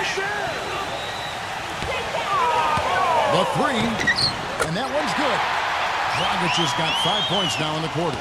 I like the way they've played here in the first half. Just an intelligent floor game, getting good shots. Numbers certainly back that up. They're shooting a much better percentage. White left side. And the Knicks getting another bucket right there. Not too many of those shots were dropping for him in the first half, but it's been a different story here in the second. And it's out of bounds. The Knicks will take it the other way. I tell you what, that's just a major unforced error right there, guys. My goodness. And the Knicks making a change here.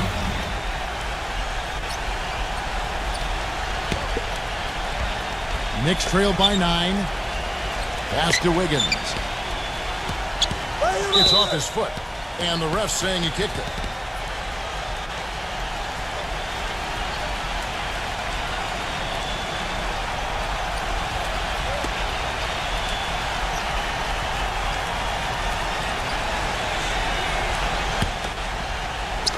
So it's the Knicks now.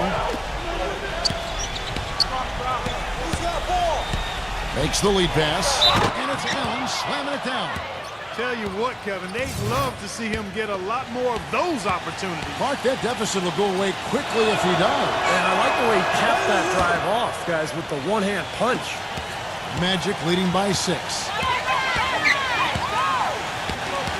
There's a screen. Here's Porzingis. That 3 off the mark. The Knicks have gone 4 of 7 from the field since the beginning of the fourth. Plenty of space. The shot, no good. He's playing selfishly now, guys. He's just trying to get as many shots up as he can. Doesn't look at all concerned about his teammates. The shot's good from McCain. Knicks trail by 8. Sexton. He's guarded by Dragic. Allen right side.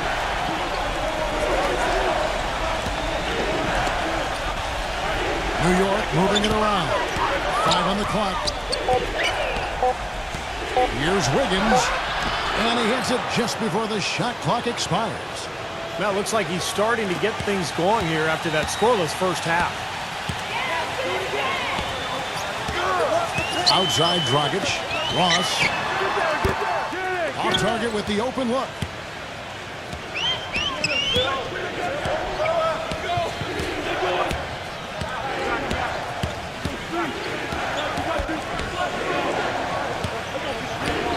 Allen, a screen on Dragic. Here's Sexton. The feather touch on the finger roll. Beautiful. And now it's just a 4-point Magic lead. Drop that one in as soft as a feather using the finger roll. This one for 3. The shot is off. The Knicks go the other way with it. Well, he's gone without a field goal, and that certainly is below par for him. His team has still found a way to get it done. He's guarded by Dragic. And it's Dragic with the foul. That is his first foul of the game.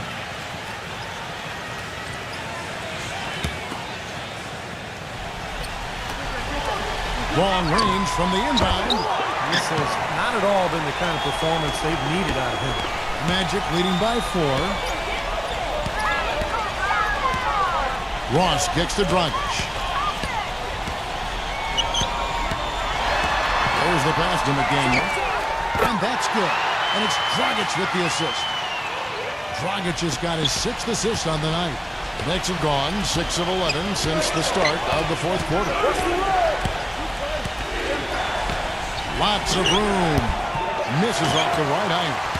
The Magic have gone 5 of 8 shooting as we've come down the home stretch in this final quarter. Pass to McDaniel for 3, and the shot is good. And now a 10-point Magic lead. They are killing them with that three-point shot here in the second half. Well, the defense fully stretched out trying to stop that shot and still not able to get it done. And it's going to be out of bounds. The Magic will take it.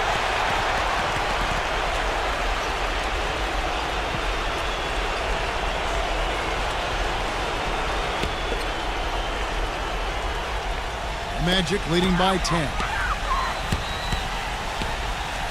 Time call here. The Magic decide to talk it over. You can tell he's in a lot of pain. They'll take a timeout so that trainer can help him out.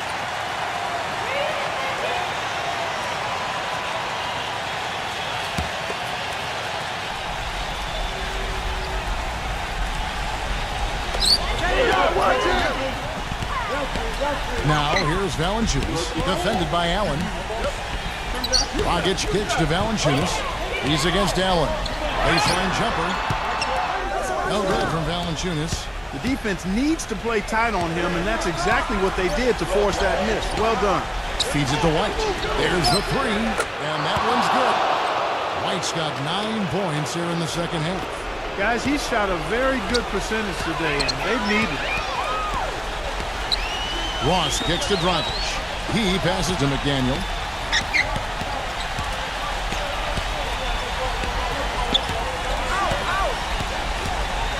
Five to shoot.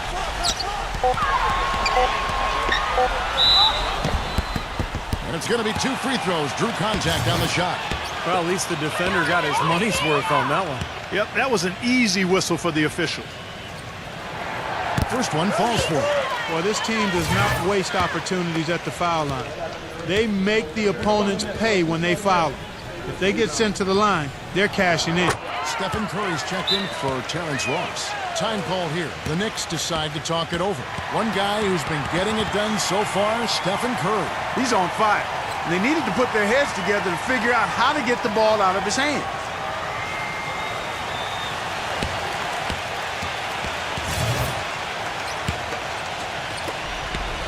Knicks trail by 9.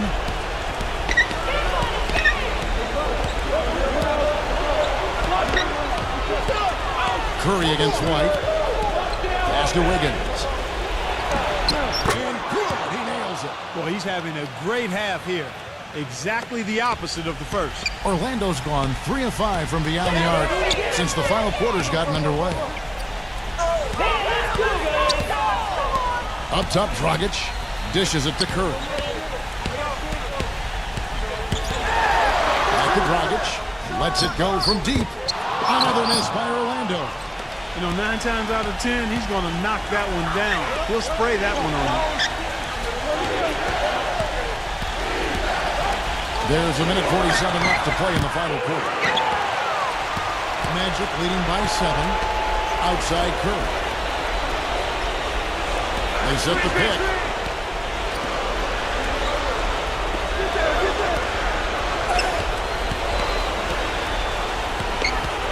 Six on the shot clock. And there's the pass to McDaniel. Good, and Curry gets the assist. He's got 20. He's been one of their more reliable options today, guys. I mean, his shooting has led them to this lead. New York calls timeout. They're down by 10. 1:22 left here in the fourth quarter.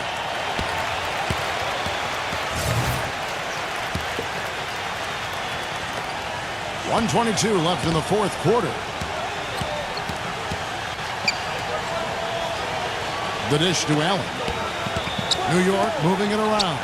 Sexton tried to come right back with the 3 of his own, but it's no good. I think he's got to regroup and get himself together here. I mean, something's going wrong with him this quarter. He's really falling off. Here's Wilson. A terrific shot on a turnaround. And it's a 12-point Magic lead.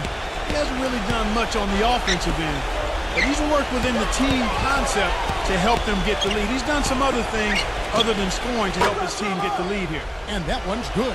And this is someone that can really hurt you from long range. He did that to a degree in the first half, and he's doing it now. The Magic have gone 8 of 13 from the field since the start of the fourth, sinking the majority of their shots.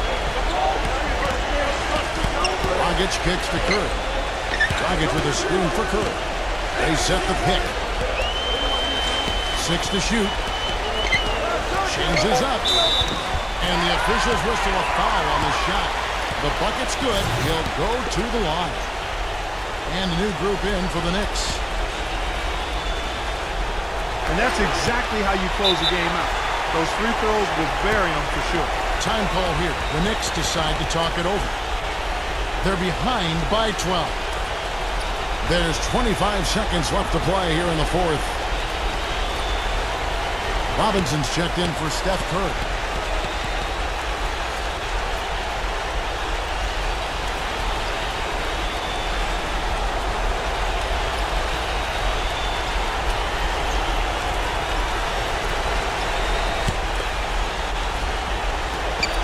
There's 25 seconds left in the fourth quarter.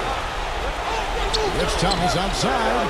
That falls. Nice feed that time from Kyle Lowry. Orlando's gone 4-7 with the long ball here in the fourth quarter. Brogdon. He's guarded by Thomas.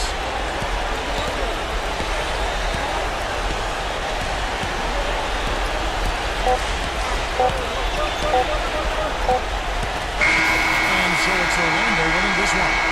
It was a solid win, Clark. Yeah, it was, and I think it came down to will more than skill. They went out and got this one. And that about wraps it up for Clark Kellogg, Steve Kerr, and Doris Burke. This is Kevin Harlan thanking you for watching the NBA presented by 2K Sports. And now, Jordan presents our player of the game, Goran Dragic.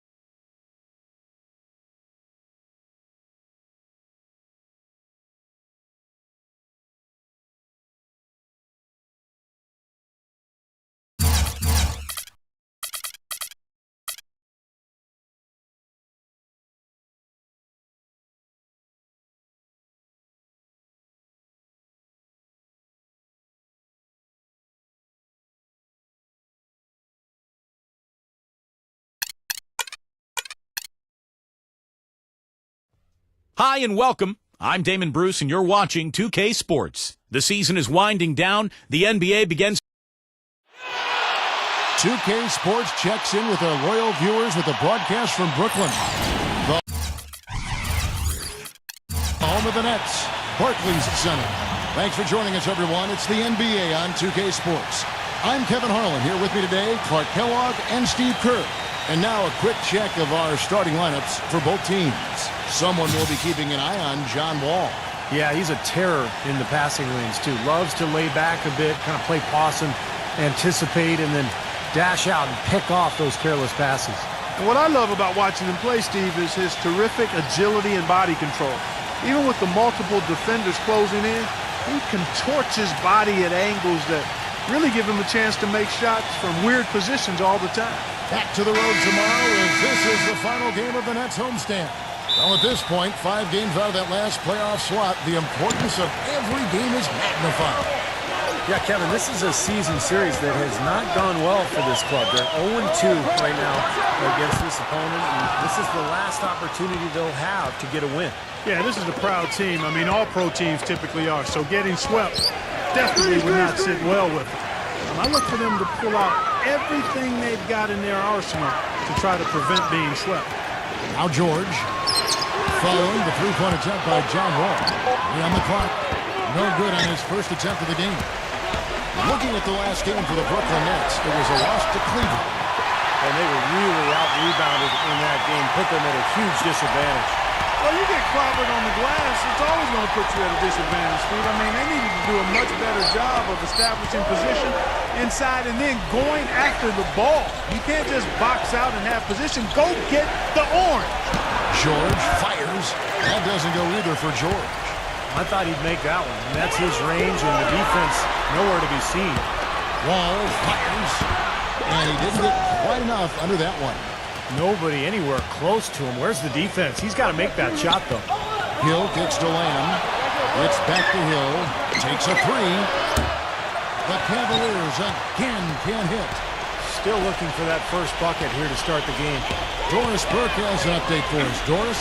Thank you, Kevin. I spoke with the Cavaliers head coach for just a bit. It seemed the player who's really on his mind is John Wall. He said we've got to keep him out of transition and out of the paint.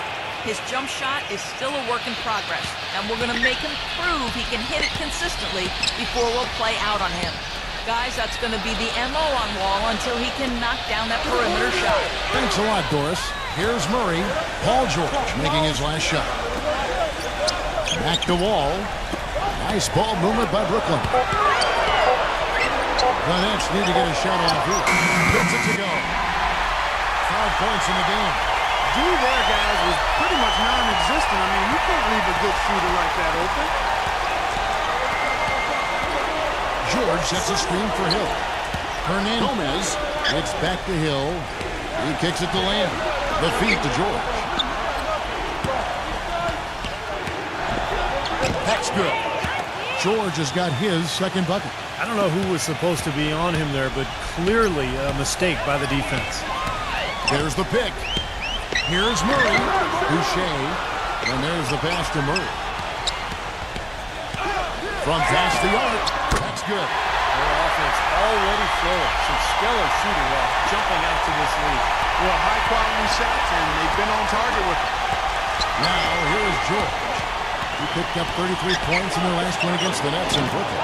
And Kevin, a lot of those points came at the line. So he was very aggressive with his game, attacking the D and capitalizing on those free throws. Here's Wall.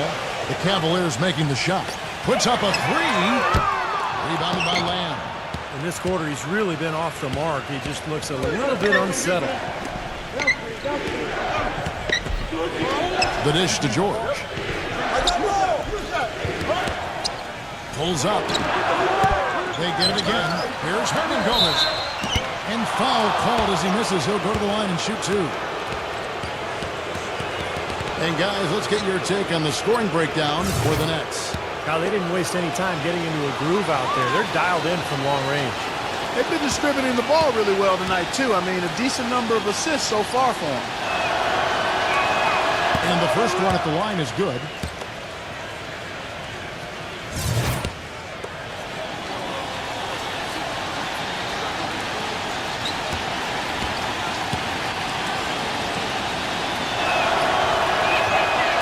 No good on the second free throw.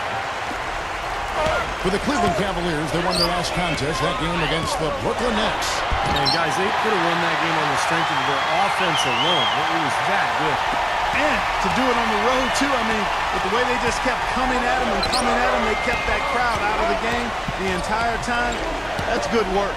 Here's George after the made shot from Murray. And so he earns a trip to the line. Officials saw the contact, and he'll shoot two. And the offense just getting right to the rim, but at least they saved the layup with the foul. That's old school basketball rules. I mean, at the end of the day, no easy layups. Earn it from the line. The Nets shooting their first free throws of the game right now. Come on, you can hit this. The first free throw is good.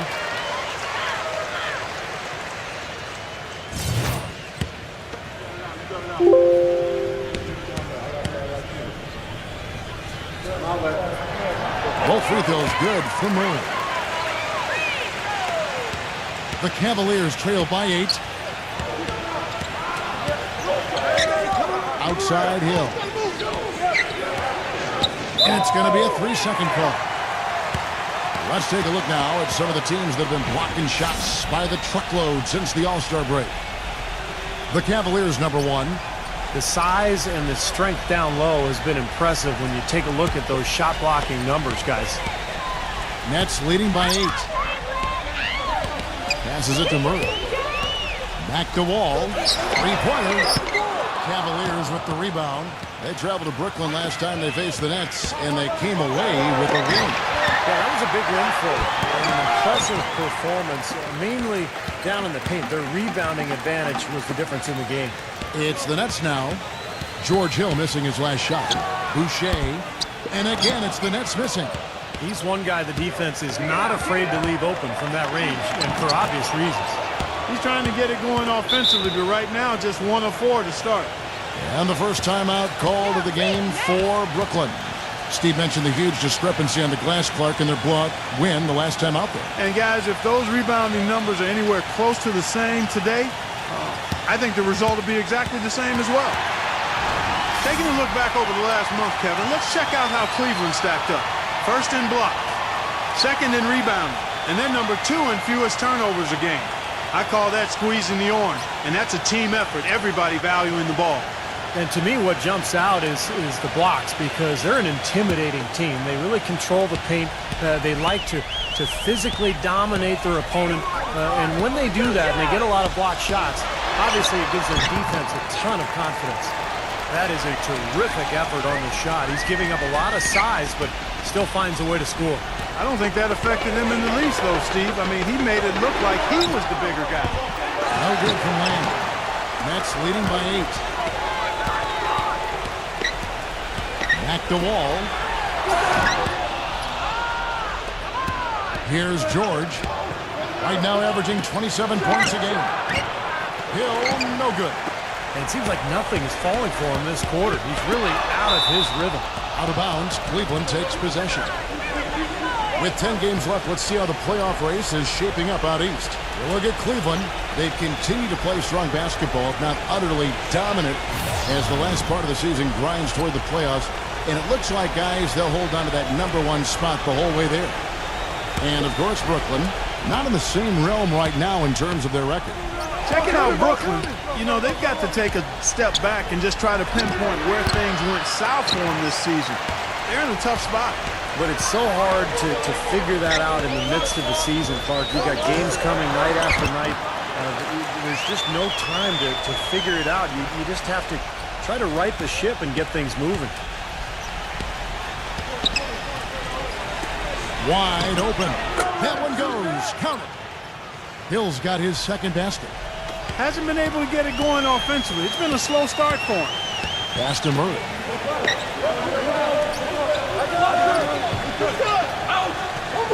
Back to Wall.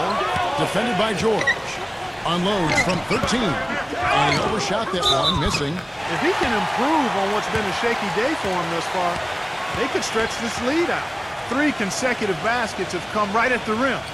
The defense had better start buckling down and tightening up. Yeah, they're getting exposed right now.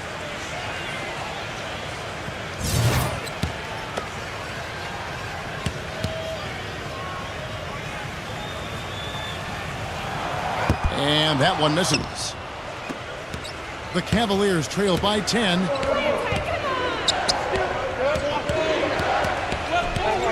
Number 44 buries the long-range jumper. No matter who it is, that kind of defense is not going to cut it. Brooklyn's gone 3 of 6, 50% from deep so far tonight. Kicks it to Rivers. He passes to Frank.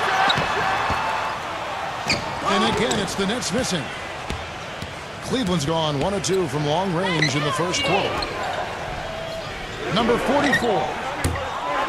Those 3 pointers off the mark. Nets leading by 7. They push it up 4 on 3. The 3. Rivers can't get it to go. Here's Bogdanovich. He's guarded by Rivers. The kick out to Walker. No good from outside. Nets shooting 47% from the field to start things off. Dishes it to Rivers. The three-pointer no good. The Cavaliers trail by 7. Here's Bogdanovich. Really played well against Brooklyn in this last outing. Outside, Walker drills it from outside. Well, I'm not necessarily a big fan of him shooting that shot, but they did give him the space. Rivers with it. 1:43 left to play in the first. Fires the 3. Let's keep it alive. The pass to Man. Feeds to Rivers. Buries it from three-point range. 1:24 left here in the first quarter. Dellavedova, the offensive rebound, and he goes strong with the one-handed jam. Look at that effort and energy as he creates the second chance and then converts. He doesn't just convert, Clark. He converts with maximum force. He could give lessons on the art of offensive rebounding.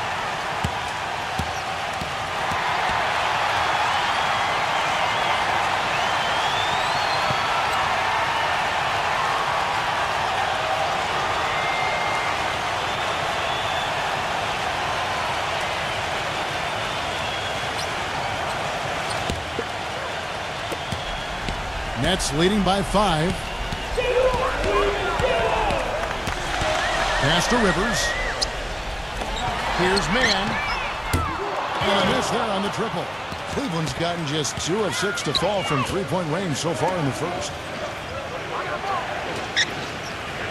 Here's the screen.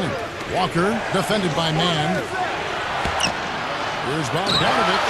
And it's blocked by Frank. Rivers against Walker. Rivers can't get it to go. You know, typically, guys, he has the body control to finish when he's in that tight. I'm not sure what happened there. And Bogdanovich kicks to Walker. The shot no good. The Nets go the other way with it. He feeds it to Rivers. Passes it to Frank. And again, no good by Brooklyn. He dishes it to Walker. Pass to Perry. Here's Bogdanovich. 1 second left. Got it off in time, but it's no good. And that does it for the first quarter. Nets out in front, up 5. 2K Sports back in a moment here in Brooklyn.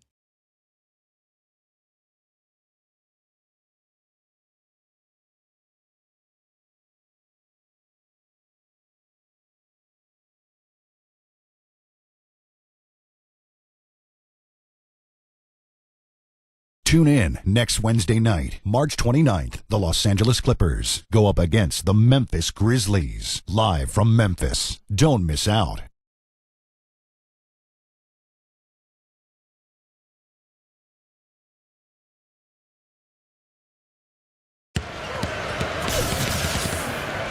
Now the second quarter getting ready to start up. And looking at what we've seen so far from the Nets, what do you guys think? And how about the defense, guys? They have really controlled the lane with their shot blocking. Yeah, excellent defense there. Every shot has either been altered or rejected. The Cavaliers trail by 5. Now the pass to Perry. Here's Bogdanovich. Drops one in from the wing. Bogdanovich has got the first basket of the second quarter for the Cavs. And for the Cavaliers, we've got Bogdanovich. He's out there with Alec Burks. And it's Perry in at the 5 spot.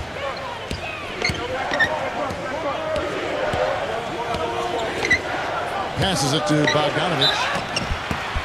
Well, an exciting player, Kevin. Incredible agility, and even when you think you have him stymied, he's great at maintaining his body control in midair and still getting a good shot off. And the other most noticeable thing about him to me is his passing. I mean, he makes things so easy for his teammates. All they have to do is get to the right spot on the floor, and he'll get it to him. That's good from Bogdanovich.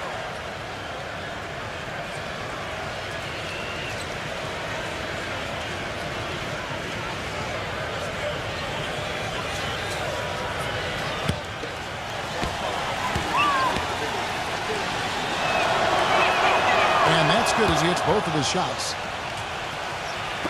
And the Nets with possession here. They've led by as much as 10. They get to take on the Heat at Miami after this one. And that'll be the first of a 2-game road trip for them.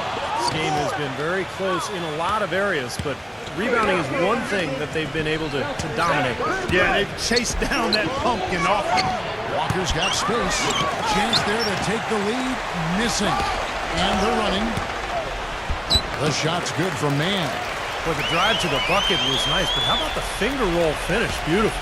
The Cavaliers trail by 3. Burks with it. Averaging 9 points per contest. There's the bucket. Good. The Nets have gone 1 of 3 to start out the second quarter. Here's Mann. Drains it from beyond the arc. 5 points in the game. It's his first three-pointer of the second half, which actually makes it his first of the game. Back to Walker. Puts it up. And that one hits back iron. He doesn't really scare a defense at all. You've seen him miss quite a few just like those. Here's Mann. And again, Brooklyn with the triple. Well, he's really starting to get in the flow now. A nice groove. That's his second here in the quarter, after none in the first. Pass to Bogdanovich. He kicks to Burks. Beyond the arc. That is good. Burks has got 5 points so far. Nets leading by 4. Quarter 2 and just under 2.5 minutes gone by. Offensive rebound. Here's Frank. And they convert it last on attempt number 3. You got to put bodies on the glass right there. They just are not getting it done on the boards. Yeah, they've got to do a much better job of going harder than that to the glass. Timeout is called. First of the game for the Cavaliers. He has to be concerned with all the missed shots. I mean, it happens to every team, but you have to find a way to keep being productive even when you go through a shooting drought. He might be trying to tell them to get to the free throw line. You know, all teams go cold at points during the game, but the good teams still find ways to score. And for those of you just joining us, we're almost 2.5 minutes into the second quarter. The feed to Lamb. Burks. Dedmon tips it back in. And that's a really deft touch right there, guys. And he just guided that ball back up and in. You know, Clark, just a fingertip touch on the ball. Really well done. Yeah, you don't need to catch it and gather and try to go back up. If you've got that type of angle, he really took advantage. And for those of you just joining us, we're in the second quarter with about 3 minutes gone by. The dish to Burks. It's up a 3. A rebound by the Nets. Howard's got 3 rebounds now in this one. There's Beal. Here's Bogdanovich, defended by Mann. Dedmon. And it's good off the glass. Well, something you never like to see, but guys, he definitely looks hurt. It's so tough to see a player go down with an injury like this. Yeah, it really is, Steve. It's just one of those things, though. You've seen it happen before as well. And you can tell whatever it is painful for him. The Nets making a switch here. Murray's checked in. From the arc. It's good. 10 points for him. How about this performance in the face of the injury? Quite a lot of pain out there. Bogdanovich passes to Brooks. Deadman. And he can't answer back. The three-pointer offline. Man, defended by Lamb. The pass to Man.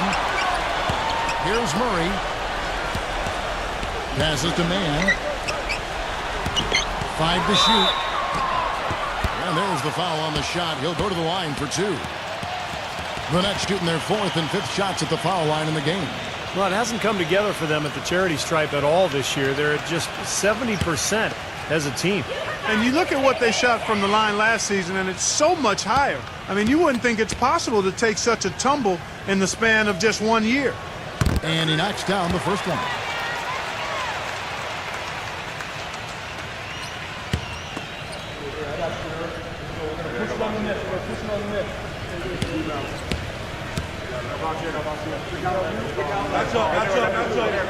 And so he hits both. The Cavaliers trail by 9. Kicks it to Lamb. Fires it up. Kept alive. Hernan Gomez makes it off the glass. 5 points in the game. Strong rebounding, and he's rewarded with the easy putback.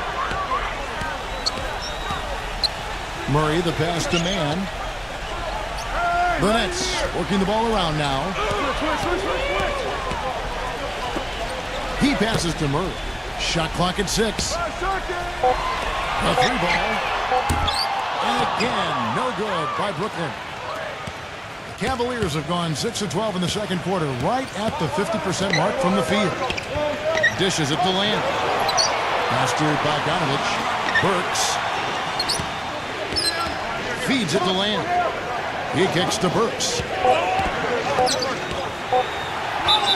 And so he draws the foul on the shot. A trip to the line to shoot 2. The emphasis on defense becomes even more pronounced down the stretch run. These are the shooting guards who have come away with the most steals in the second half of the season. The Cavaliers have been successful on 3 of their 4 free throw attempts up to this point.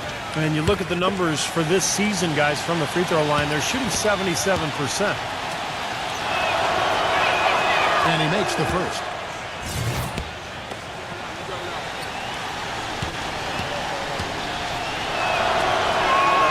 Good on both.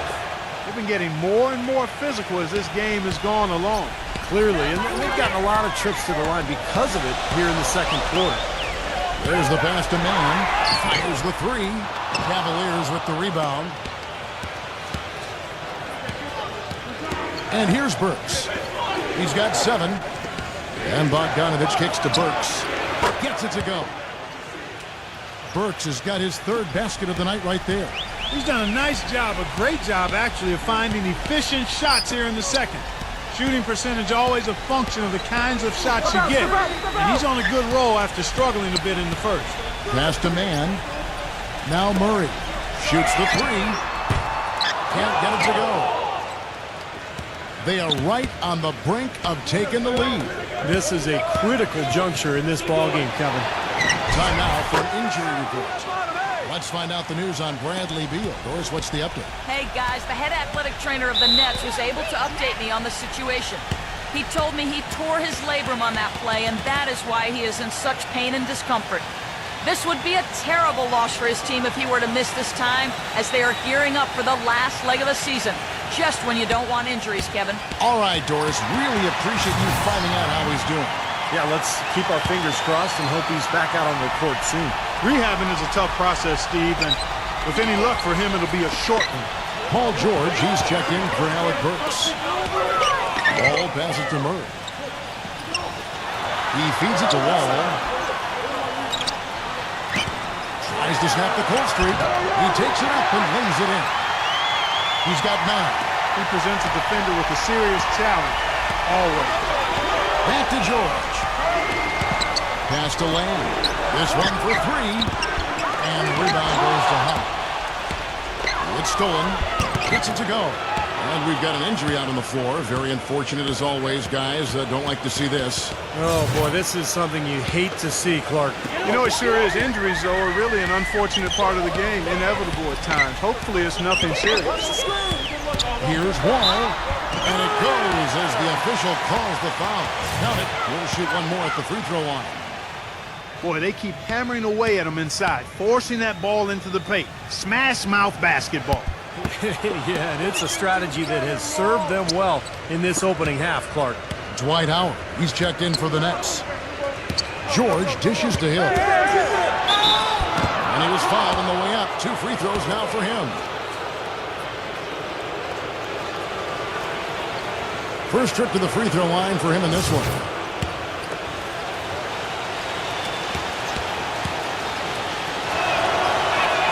First one falls for him. And the Cavaliers making a change here. Bogdanovich is checked in.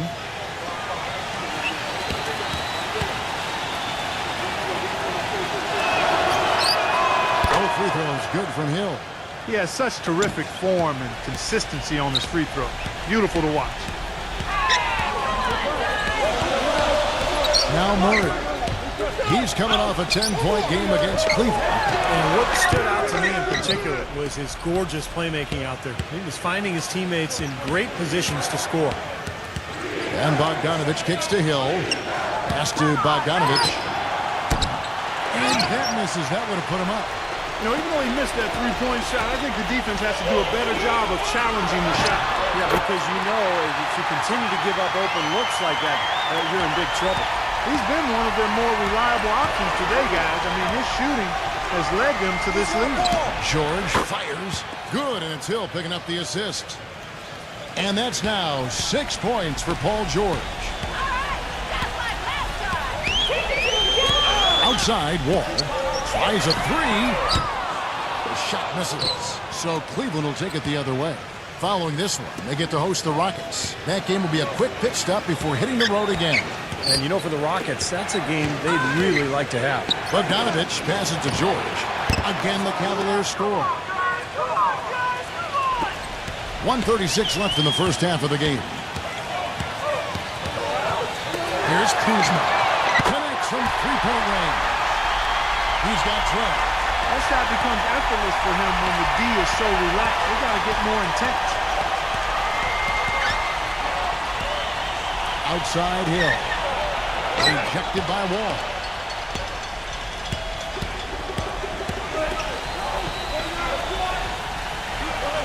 Kuzma. Defended by Bogdanovich. Releases. Misses off the left iron. The Cavaliers trailing. Here's George. It's going to be 2 free throws. Drew contact on the shot. Obvious foul. Yeah, he took a hit right there and earned those free throws. First trip to the line for him here. You know, last game he turned in a really nice performance at the charity stripe. Yeah, it really stands out when you look back at the numbers from that one. And you know, with those numbers, he makes a defender hesitant to get too tight on him. I mean, he doesn't want to get whistled for the foul and put this guy on the line. It's the Nets now. He dishes it to Wall. 46 seconds left in the second quarter. Somehow ignores the tight D and gets the layup. The pass to Bogdanovich. It's back to Hill. Cleveland moving the ball around. A nice shot by George. Guys back and forth this first half. Well, 5 lead changes early on, guys, as we grapple back and forth. This could be a back and forth game all the way, guys, the way it's being played. This is fun to watch. Boy, I love it. Active hands on the steal, active feet on the fast break. And Clark power on the dunk. And guys, this is just too close of a game to be giving the ball up like that and then failing to get back in transition. Murray, the pass to Wall. And fouled hard that time. He'll get to the line and shoot 2. He's 0 of 1 from the line, missing on his first trip. Well, his free throw numbers this year are below 70%. So when he's getting to the line, he has not been effective. And I know he's got to be upset at himself for shooting so poorly at the line. So I would think he'll be doing everything he can to bring those numbers up. And the second free throw, good. Here's Bogdanovich. He's got 6, and there's the feed to Hill. And Bogdanovich kicks to Hill. From outside, off the mark.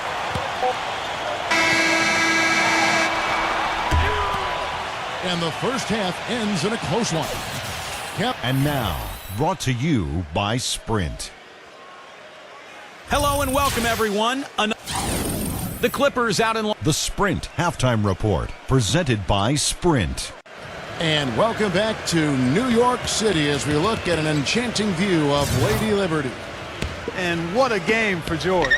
He's got 13 points, and he has 1 steal to his credit as well. But he's done a better job than the numbers indicate, really. I think he's been really sound defensively, and he's helped his club. They can't afford to give him that kind of look. Well, it came off a good screen, but still, as a defender, you got to fight over the top of that. And for Cleveland. Wall against Hill. Wall dishes to Howard. Easy call there. No question about that one. You could hear the impact from where I am. The Nets have shot 5 of 8 from the foul line. Come on, you can hit these. That free throw missing. You got the next one.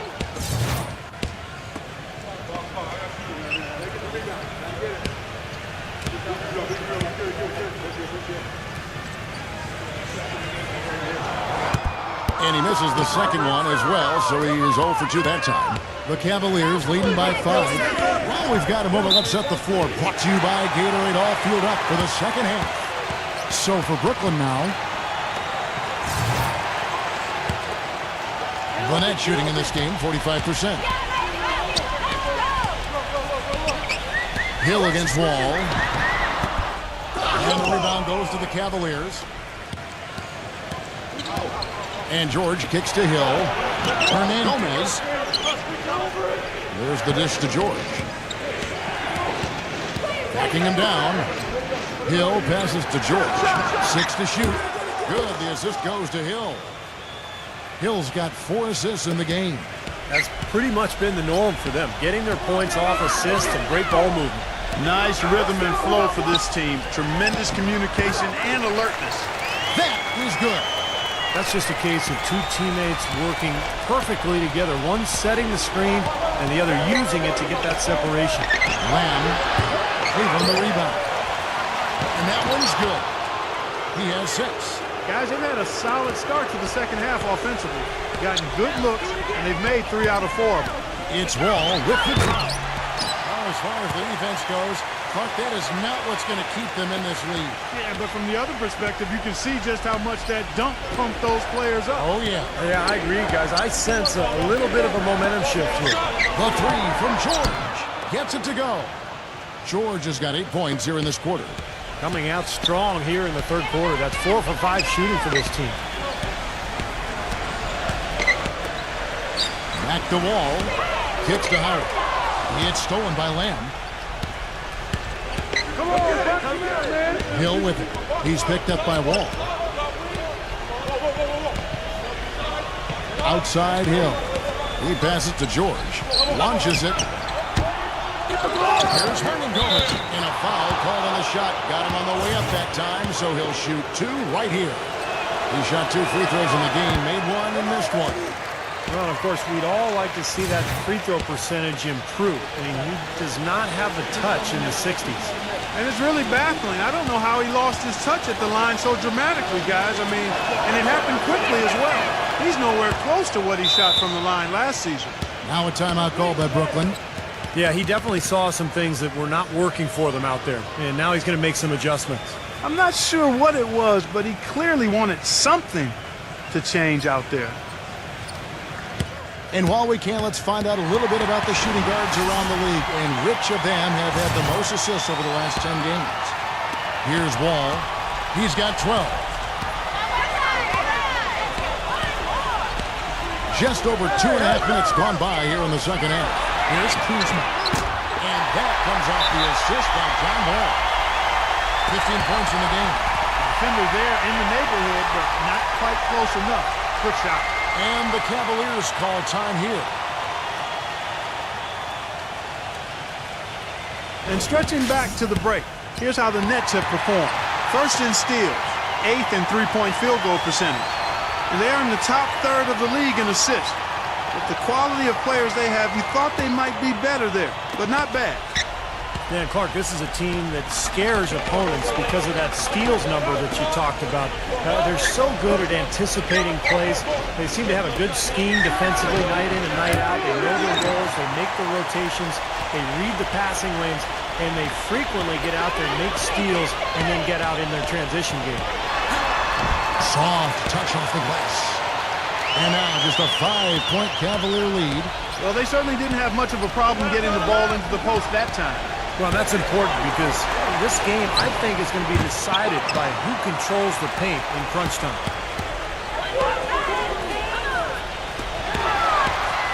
Here's Kuzma. No luck. Hill with some nice D. The Cavaliers leading by 5. George dishes to Hill. Here's Lamb. And misses it off the right side of the rim. He is yet to get into the flow of this game. His teammates have done their part, but they need him to pick his game up. Cleveland's gone a less than productive 2 of 6 from three-point land in the second half. Cleveland moving the ball around.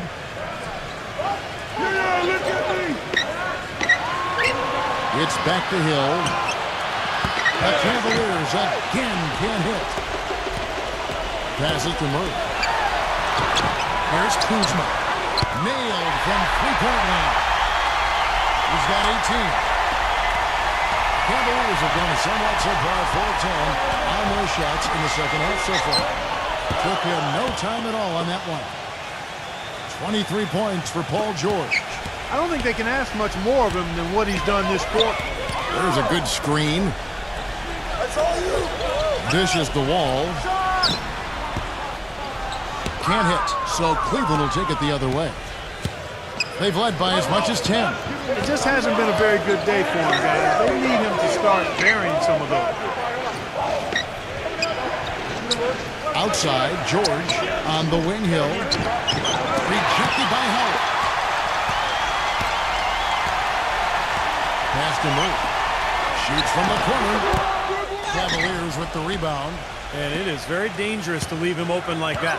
Lucky break for the defense that he missed it. Takes the three. And Lamb with the basket on the assist by George. And it's a 7-point Cavalier lead. Boucher. And right away they match it with a three-pointer of their own. He has 5. Right back at you. They immediately get those 3 points back. Trading punches, that's how you answer. Feeds it to Lamb. And there's the call on Howard. That's his first foul. And the Cavaliers making a change here. Nets on defense. And George, here we go. And that one's good. The more touches he gets, the more this lead will grow. He has just been unconscious this quarter. And some stats here, guys. The scoring breakdown for the Cavaliers. Well, their passing has been picturesque, a thing of beauty in both halves. More than a few of their baskets have come off assists. And how about the touch they've displayed from long range, guys? I mean, as a team, they are really shooting the ball well and executing from the perimeter. And Bogdanovich kicks to George. Offline with his three. Nets trailed by 5. Shoots. Rivers can't get it to go. The Cavaliers have gone 7 of 15 from the field here in the third quarter. George passes to Bogdanovich. Finds himself wide open and drills it. Bogdanovich has got 9 points. Brooklyn's gotten the 3 ball working for them in the second half. They've hit 3 out of 3 shots from long range. And Wall kicks to Rivers. Back to Wall. And again, Brooklyn with the triple. And he had 1 in the first as well. He can be dangerous. Keep an eye on him. Bogdanovich passes to Walker. Here's Bogdanovich. Covered by Wall. But he recovers it. No good from Bogdanovich. Boy, but he was close, Kevin, to making the defense pay for lackadaisical coverage there. Yeah, he had a really good look. I mean, he'll knock that down more often than not. And Wall kicks to Rivers. Back to Wall. Another one falls for Brooklyn. Well, this quarter has gone awfully well for him. It seems like every chance he's gotten, he's pretty much converted. And the pass to Bogdanovich. Gets to the corner and buries it. Bogdanovich has got 11 points. Nets trail by 7.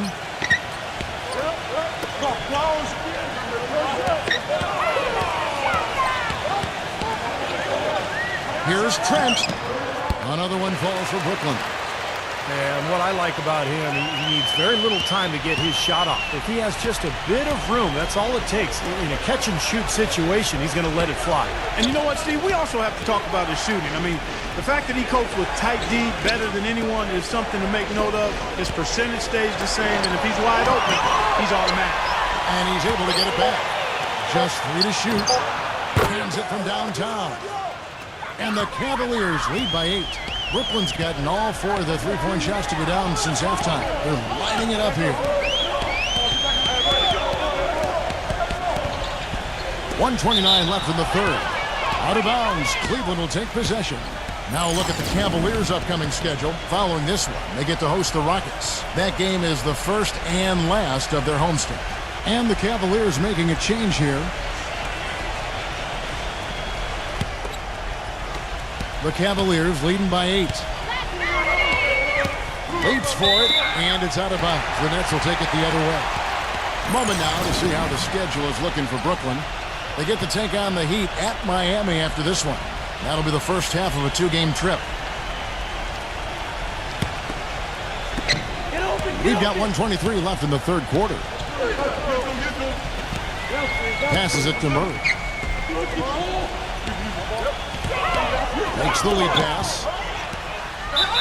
So the whistle blows on the shot, and 2 free throws for the contact right there. Now let's take a peek at the league leaders in scoring.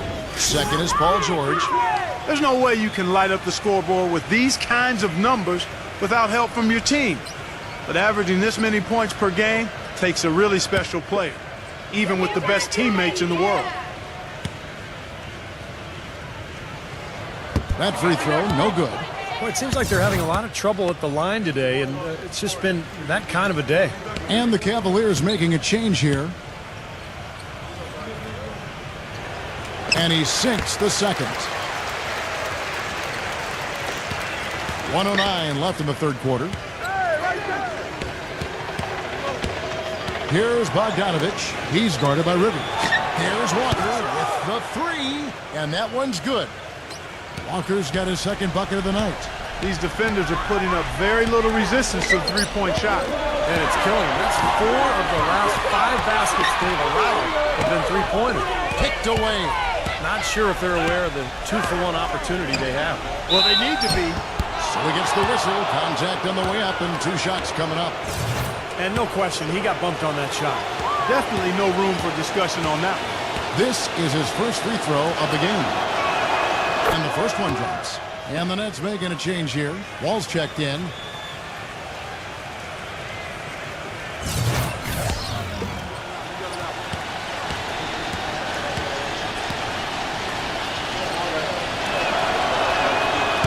Off on that one, so he goes 1 for 2 at the line. The Nets trail by 11. Trying his luck deep. Hill pulls it in. It's 9 seconds separating the shot clock and game clock. Power down with both hands. I'd say that shot was well within his range. You think so? I mean, I was pretty good from 2 feet and in myself. That's a gimme there. There's the 3. Shot's good. He's got 21. Well, he's been a real positive factor for them today, although, as a team, they've had a lot of negatives mixed in there as well. Hernandez, Deadman. From down in the low post, it goes. Fantastic pass. He turned that one into a pretty easy basket for his teammate. Here's Rivers. No good trying to beat the buzzer. And here at the end of the third quarter, it's a double-digit ball game. Cavaliers ahead. We get And we welcome you back as we get going here in the fourth quarter. The final quarter of play can change everything.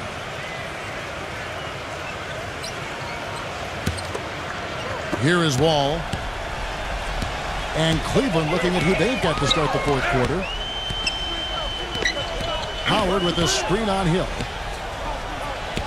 And it's going to be out of bounds. The Nets will retain possession. They have no choice but to lunge for that pass to stop it from getting through. Well, that was a good job. It could have been a quick bucket if he doesn't knock it out of bounds there. Outside, Wall. Clock at 4. Here's Kuzma. No good. So Cleveland will take it the other way. Now, here is George.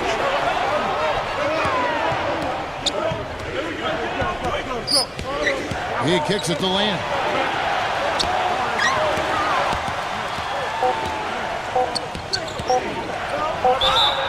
And that one goes in as he is fouled. It'll be 3 points if he converts at the line. You know, he doesn't have much quickness, but he'll still attack the rim when given the chance. Bogdanovich, he's checked in for George Hill. The free throw drops for Lamb. Nets trail by 15. He feeds it to Wall. Green for 2 points. Wall's got 11 points here in just the second half. Beautiful feed off the bounce to his teammate there. Nicely done. Fourth quarter still young, just over a minute played. The Nets shooting 49% on the game. They'll take that. Here's Kuzma. And it's going to be a goaltending call here, so they'll count the bucket. He got there late, but you do have to like the aggressiveness to go after the block. But that one's going to count.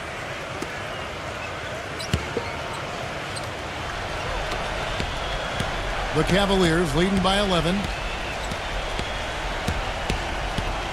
Lamb passes to Bogdanovich. There's a screen. Dedmon. He passes it to Bogdanovich. Fades away. The Cavaliers again can't hit. The Nets have gone 2 of 3 from the field to get the fourth quarter started. The kick out to Wall. That cuts the lead to single digits. They got on this roll a while ago, and they just haven't looked back. Now you threaten the defense inside and then find the open man on the outside. Good offense. On the wing, George. Once again off the mark by Cleveland. Nets have gone 3 of 4 in field goal attempts since getting things started here in the fourth. Right side, Wall. They get it back. Boucher. It's good, and he drew contact on the shot, so he will go to the line. A three-point play chance here. And a closer look here at the hustle stats for the Nets. Their defense has been outstanding, Kevin. Closing out on shots, blocking a lot of them as well. They've repeatedly gotten out on the break tonight as well and scored a lot of baskets in transition.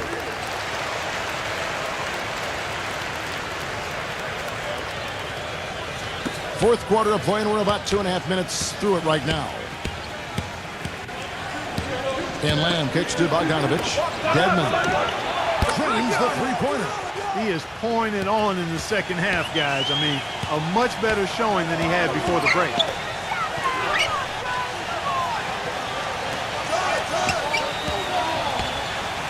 Back to Howard.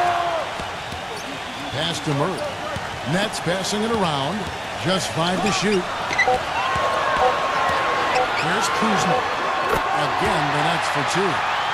Tell you what, he's been zeroed in on the hoop all quarter long, making big shots. Timeout called the Cavaliers.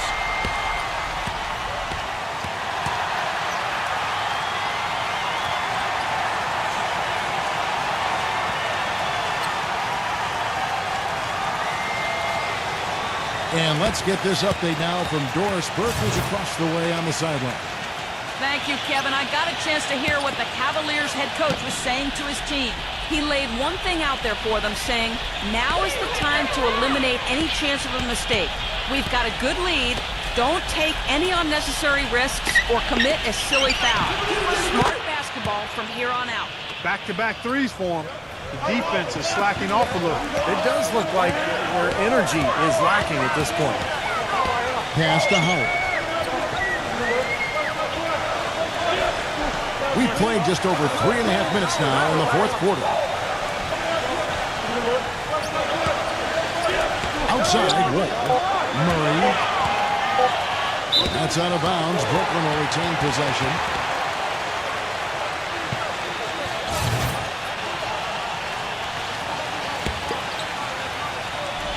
They set the pick. A 3 on the inbound. 1 on the clock. And the rejection by Bogdanovich. It's been a great day for them on the boards, Clark. That's definitely been a major factor in building this big lead. And, you know, from a number standpoint, the advantage might not be that large, but they have been manhandling them inside. And Cleveland again with the bucket. Nets trail by 12. Murray, the pass to Wall. Gets it to go. Wall's got 15 points here in the second half. You know, the only tough part of that basket for him was getting into such good position. The rest of it seemed easy. And it's out of bounds. The Nets will take it the other way. You always want a player to have his head up and to be surveying the court, but not if that's going to be the result. And that's out of bounds. Brooklyn will retain possession. Risky pass there. They're lucky to retain possession this time.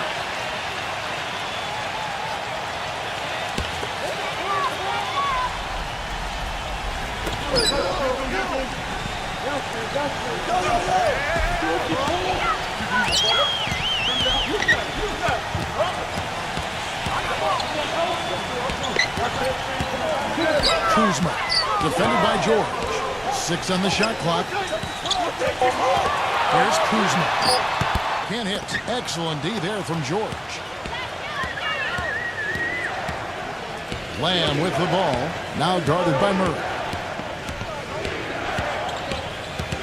Lamb dishes to George.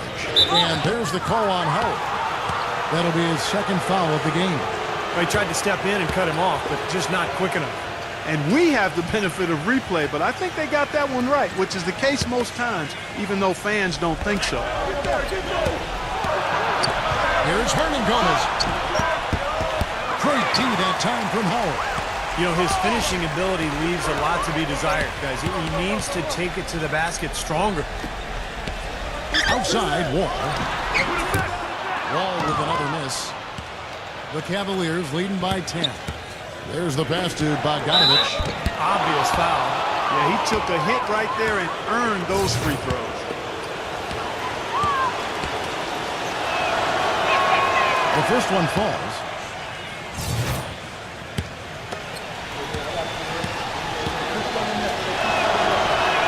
And that one goes in. 2 from the line that time. Brooklyn's gotten off to an 0 for 2 start from downtown here in the fourth quarter. Here's Murray, defended by Lamb. Got a piece of it. Paul George with the steal. In transition, here come the Cavaliers. Passes it to Bogdanovich.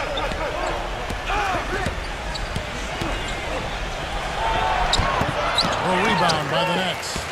Well, with that much space off the pick, you've got to drop that in. Yeah, you got to make that one. I mean, that's a high-quality shot you should make 9 out of 10 times.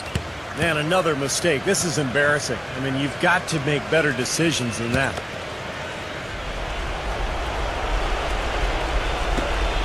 The Cavaliers leading by 12. He just picked up his 4th personal foul, and now he's got some foul trouble hanging over his head, guys.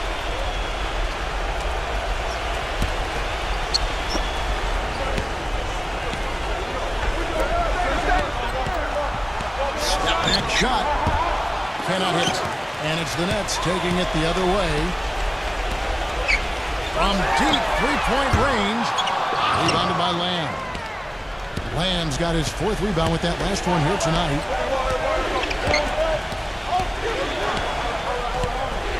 Pass to Bogdanovich. Pulls it up. Once again off the mark by Cleveland. Nets trail by 12. Back to Wall. The Nets working the ball around now. Here's Kuzma. Had a chance there to cut it to single digits, but it's off target. Cleveland's gone 2 for 2 from three-point land to start the fourth quarter.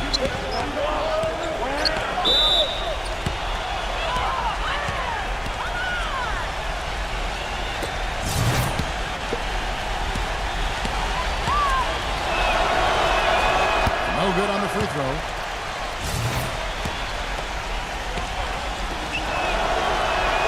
He hits the second from the line.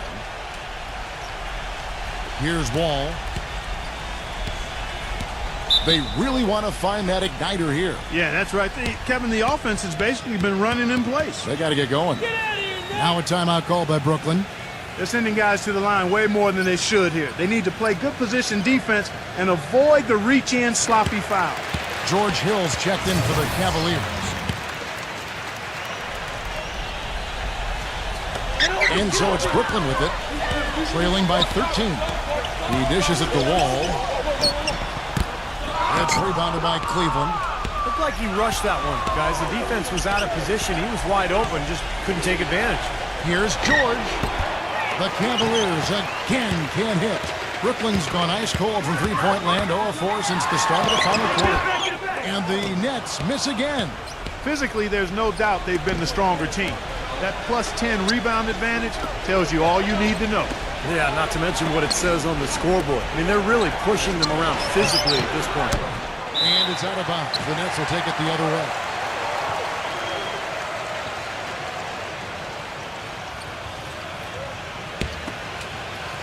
Nets trail by 13. Murray, the pass to Howard. 1:52 left in the game. Nails the wide-open jump shot. He's got 27. The Cavaliers shooting pretty well, 46% from the floor.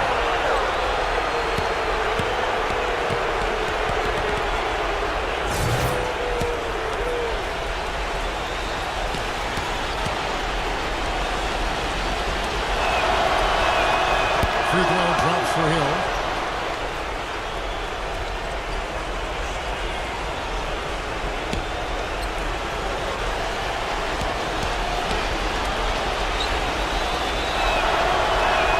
He's perfect from the line this time. 1:46 left in the fourth. Here's Murray. Here's Kuzma. Hits the three-point bomb. He has 30. The defenders need to talk to each other. The communication lacking there on that three-pointer. Yeah, you know, these calls can be some of the toughest in the game for the officials. It all happened so fast, but I really think that was the right call. The defender was not really set in that situation.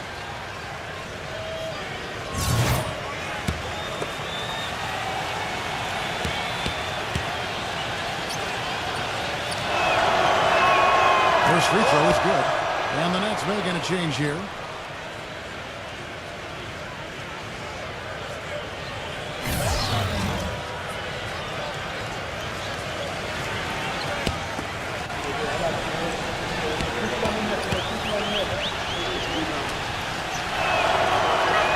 Both free throws good from Hill. 1:33 left to play here in the fourth. Now Murray. Boucher, and he drops him away up off the glass. And he's now got the double-double. 10 points and 11 rebounds. The Cavaliers leading by 10. George with the ball. Hernandez is guarded by Howard. Low block shot. Count the bucket. Well, that just adds to what's probably an already insurmountable lead. I think they'll be walking out of here with a pretty easy victory. Steve, I think that's a given. Puts one up from 19. And the shot is long. Well, they've been better than good on the glass today. There's a glaring discrepancy between these teams in that area of the game. Yeah, that's what's paved the way for them to build this big lead, no question. The three from George. Good, and it's Hill picking up the assist. 32 points for Paul George. They didn't take their time wrapping this game up. They pretty much did it in a hurry. Yeah, they had a nice spurt to polish this one off. Murray, good. We've got 28 seconds left in the fourth quarter. And here's George. To the middle, Hernandez. And there's the bucket. Stay with it on the offensive glass, getting it done. And the Cavaliers lead by 14. Man passes to Murray. And the 3 off target. So we see the Cavaliers taking the win here. And this one was such a lopsided victory. They never let up. They were full throttle from the start. Well, it's time to say so long. For Clark Kellogg, Steve Kerr, and Doris Burke, this is Kevin Harlan along with our 2K Sports crew thanking you for tuning in. Now it's time to present our Jordan Player of the Game, Paul George.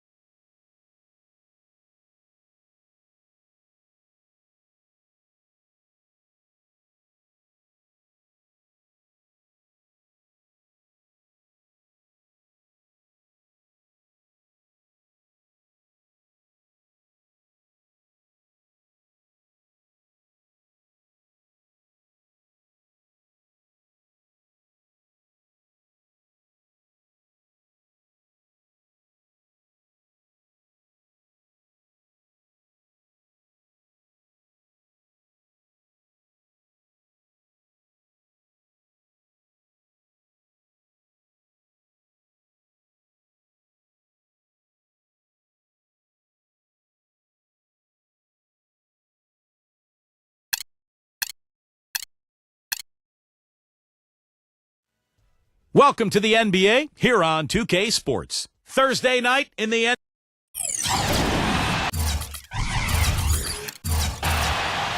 We're coming at you from the Staples Center in beautiful downtown Los Angeles as the Clippers prepare to take the floor. And now a quick check of our starting lineups for both teams. And guys, what are we going to be looking for in this one from Craig?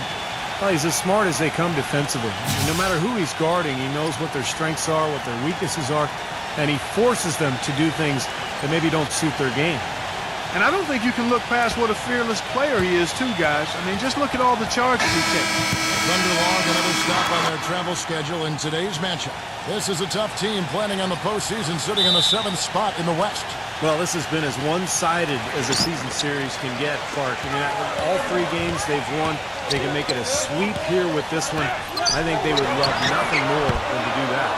And, Steve, they've had the psychological edge in all 3 of their previous games, too. I mean, they figured out right away this season how to exploit this team's weaknesses, and they've been relentless in doing just that. And the Thunder with the possession here. after the missed three from Tyler. You know, the defense didn't exactly try to fight around that screen, and that's why it turned into the easy basket. All right, let's go over to the sideline with Doris Burke.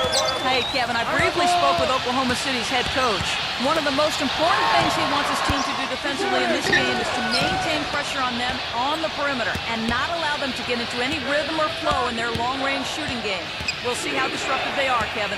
Thank you, Doris. Devising a strategy, Clark, to take away that three-point shot. Yeah, I think it's an important part of your defensive game plan because teams nowadays are just too good to not defend them from behind the three-point line.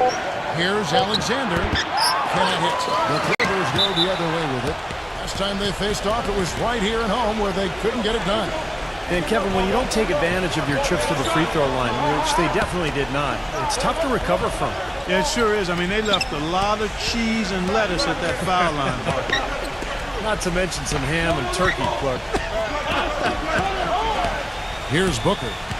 A 26-point game for him in the win against the Clippers in Los Angeles.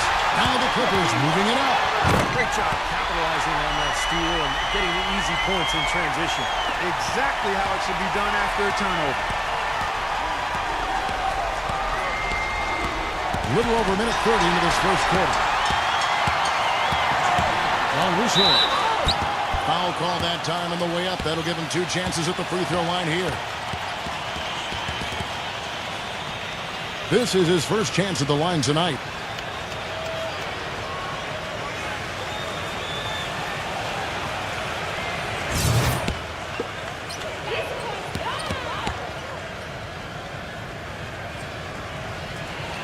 And he knocks down the first one.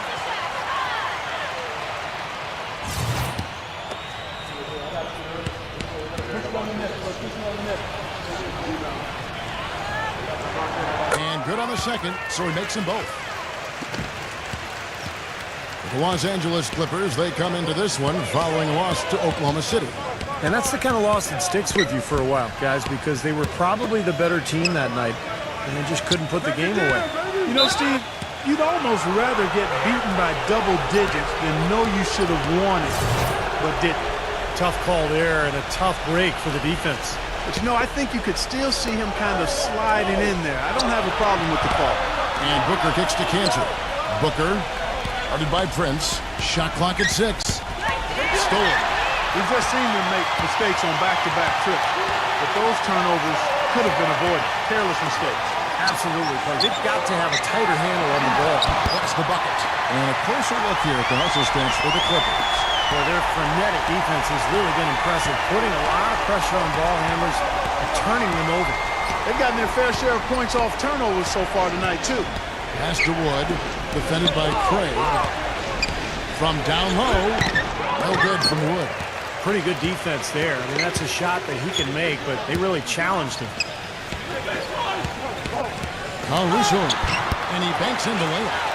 Every time they get scored on during this run, it's come from inside the paint. Now, you got to make a defensive adjustment here, Clark. Time to collapse inside, force the ball back out in the perimeter, make them beat you from long range. And so here is Oklahoma City after the Clippers pick up 2. And that'll be Oklahoma City as it goes out of bounds. Thunder retain possession. And a chance here to see where the Clippers sit in the NBA statistically right now. 11th in blocks, 12th in assists, and they're in the top half of the league in shooting from deep as well. This is a strong suit for this team, knocking down those shots from behind the arc. Shot clock at 5.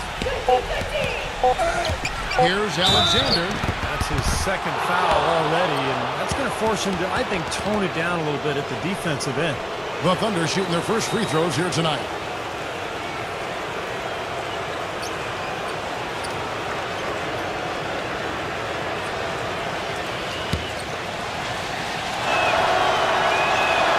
First free throw is good. And the Clippers making a change here. Lopez is checked in.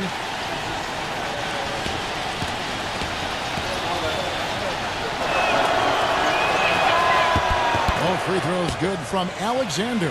He's a dead eye at the line, fellas. Just call him automatic. He doesn't miss many of those. The feed to Lopez. He's against Cantor. Now Russo carries the long-range jumper. He has 7. It seems that every pass they make is leading to a score here. I mean, that's just exquisite ball movement. Yeah, they're making the right play, they're working together, and they're just looking for the best shot they can every possession. Cantor kicks to Cunningham. Oklahoma City moving it around. That's good. Oh, the rapid-fire threes coming from everywhere. I thought it might be a little imprudent to try to get those points right back, but it worked. Here's Tyler. His last outing, we saw him pour in 22. Here's Craig. Trying to answer back, but that three is off the mark. Well, it was the Oklahoma City Thunder winning their last game against the Clippers. That was a game in hostile territory, too, guys. And it seemed like they had confidence right from the beginning, unbothered by being on the road. And, you know, their shots were falling. From the top to the bottom of that lineup, their guys were heated up. Well, that's how you pick up second chance points. Stay active, be energetic, and react as soon as the shot goes up. The Thunder have gone 2 for 2 in the game at the line.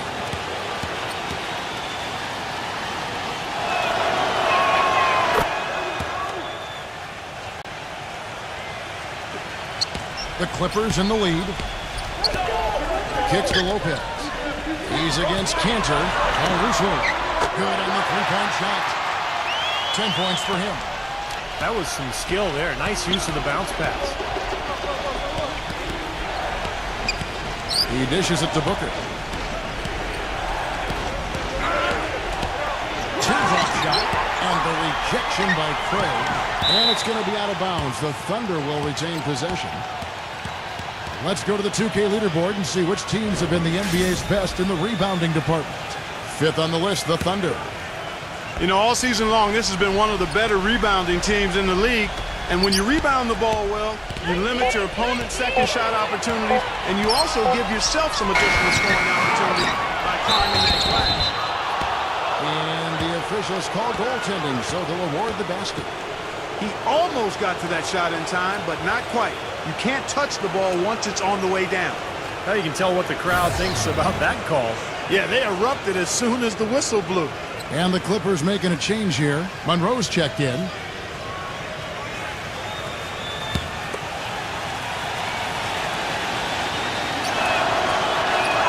That's good from Cantor. The Clippers have gone 5 of 8 from the field, shooting over 62%. Caruso, the pass to Lopez. And again, the Clippers good for 2. The turnaround jumper, that was a thing of beauty. Timeout is called. First of the game for the Thunder. Yeah, he has to be frustrated by how his offense is flowing. And I can't blame him. You know, they're getting good looks out there, but the shots just aren't falling. And that can get into a team's head if it goes unchecked, continuing to miss good shots. So this timeout might be a way to combat that.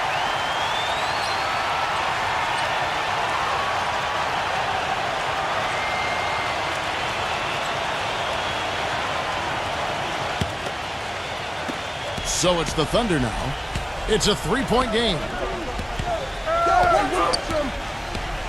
Alexander, he's guarded by LaRusso. Alexander passes to Cantor.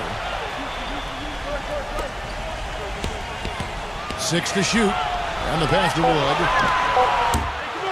No good. That would have tied it. Clippers leading by 3. Now the dish to Lopez. Caruso. He feeds it to Tyler. He passes to Prince.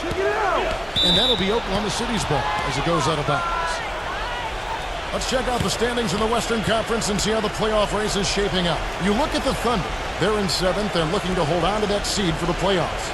And checking out the Clippers, not in the same realm right now in terms of their record.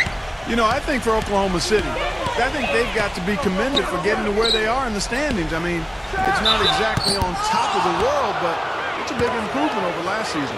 No doubt about that, Clark. I mean, they're not a doormat anymore, and that's important. This team was embarrassed a year ago, but they took a lot of pride this season, and they've put in a lot of work to get better.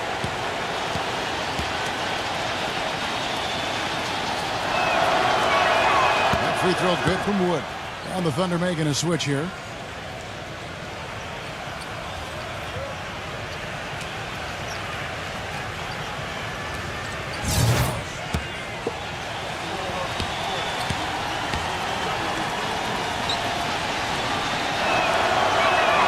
And so he's able to get 1 of 2. LA's gone 2 of 4 from beyond the arc to start the game. Rubio with it. Now guarded by Kelly. A nice shot by Tyler. I'll tell you what, the post play has been rock solid right off the bat. Well, that's the key to basketball. Get the ball inside, into the paint, either with a pass or with penetration. No good from Kelly. Clippers leading by 4. Rubio gets a screen from Lopez. Back to Rubio. He kicks to Tyler. Good ball movement here by the Clippers. Oh, that's blocked. Oklahoma City's gone 1 of 2 from long range in the first quarter. Kelly passes to Alexander. Come to me. This is to Williams. Passes it to Alexander. Covered by Rubio. The jump hook. Here's Whiteside. Laid in with a nice touch off the glass. Well, most of all, I just love the work he puts in on the offensive glass. So many of his points come on putbacks just because of sheer hustle. And one other thing about him that you shouldn't fail to appreciate is the presence and impact he has defensively. He can lock you up and wear you down, and that effect really carries over to the rest of the guys. Here's Rubio. Hassan Whiteside made his last basket. Rubio can't get that one to fall. Pass to Kelly. Good, and it's Williams who picks up the assist. And this game is tied up now. The Clippers have gone 7 of 12 from the field here in the first quarter. Pass to Rubio. Feeds to Lopez. And it goes as the official calls the foul. Count it. We'll shoot one more at the free throw line. What a play. The hoop plus the harm. Excellent concentration on the finish. That's big time. First trip to the free throw line for him tonight. And on the year, he's shooting an average number at the line, about 73%. Robinson's checked in for the Thunder. That's good from Lopez. Thunder trailing by 3.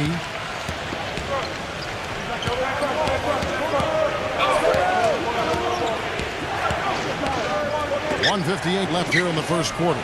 Good! Whiteside's got his second basket. You know, with that much of a height advantage, that's exactly what you should do. Take it straight to the rim. And Rubio kicks to Lopez. Back to Rubio. And the Clippers miss again.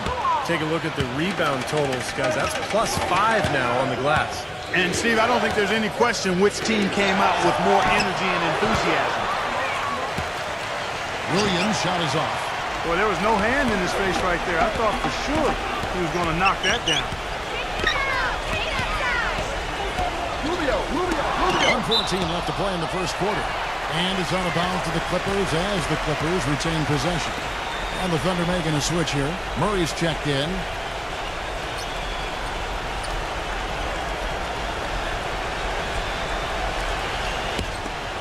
Screen by Monroe.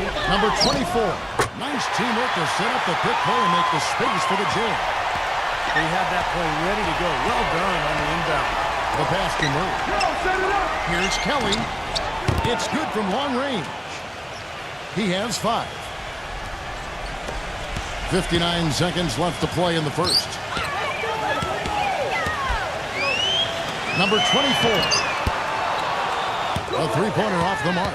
Oklahoma City's gone 2 or 3 from deep so far in this game. Passes it to Kelly. Ring shot on the way. Count that one. And the Thunder lead by 2. And it's the Clippers with the ball. They set the pick. The feed to Monroe. Here's Knott. And the 3 off target. And the Thunder pushing it up now. Just 1 second between the shot clock and game clock. That's good. Now it's a 4-point Thunder lead. Now Rubio. He's had some playing time, but no scoring yet from him.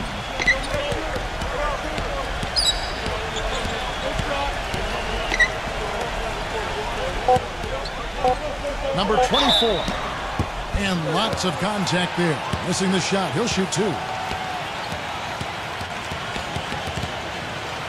This is his first free throw of the game.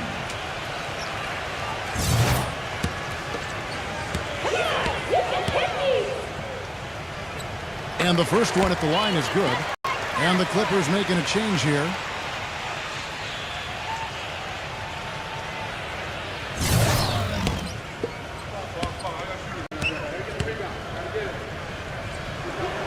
Good on both.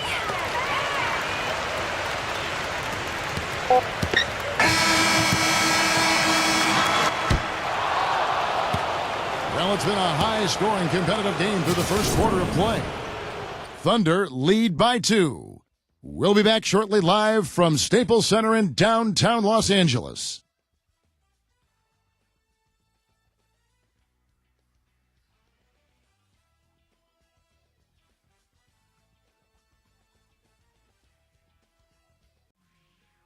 This Saturday, March 25th, the Milwaukee Bucks take on the...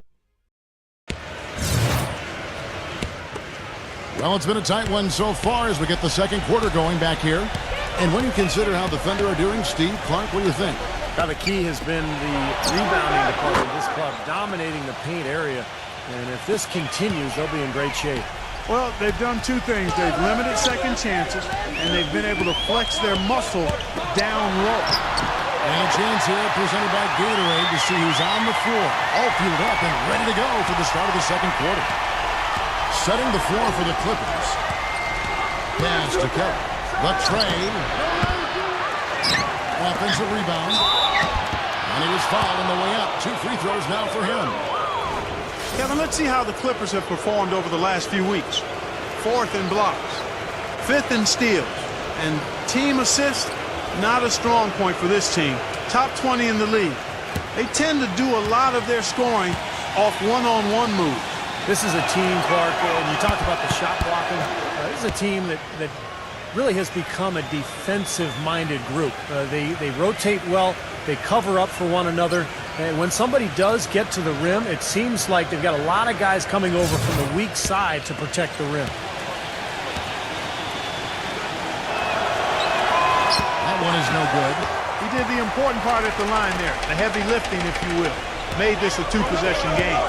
Kicks it to Forbes. Bangs home the trifecta. Forbes has got himself going there. His first points of the game on the deep ball.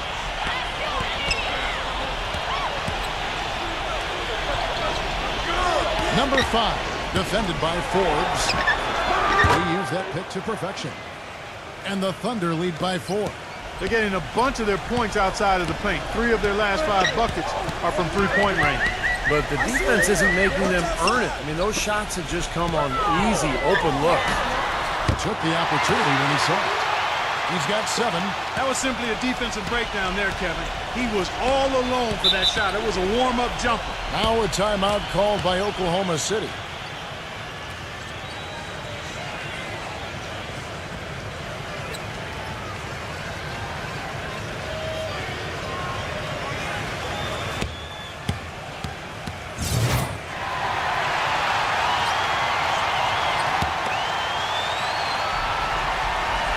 About a minute and a half into the second quarter now. Robinson misses. Clippers have got a nice 3 of 3 to start this up. There's the pick. Here's Keller. And no good. Had a chance to take the lead.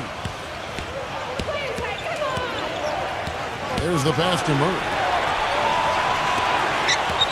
Oklahoma City moving the ball around.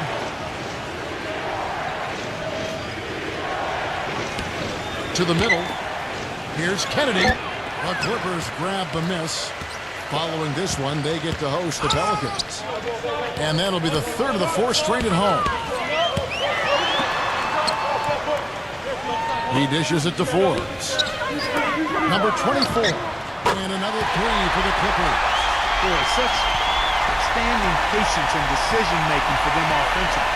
Yeah, absolutely. Their ball movement has been outstanding. They're piling up the assist. Number 5. The feather touch on the finger roll. Beautiful. He's got 5. The soft finger roll is just one of the many finishing moves he has in his bag of shot making. There's the dish to Forbes. Passes it to Craig. And it's off from three-point range. Oklahoma City's gone 4-6 from outside the arc tonight. He feeds it to Robinson. Pass to Murray. Shoots. And that's That's good. Robinson picking up the assist. And the Thunder lead by 2. Clippers have gone 4 of 6 from the field here in the second. And the Clippers decide to take their first timeout here. Stink, Los Angeles!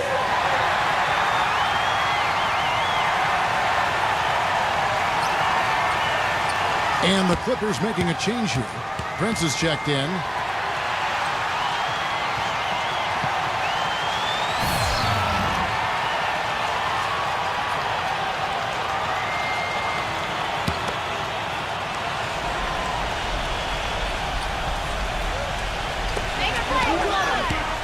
The pass to Craig.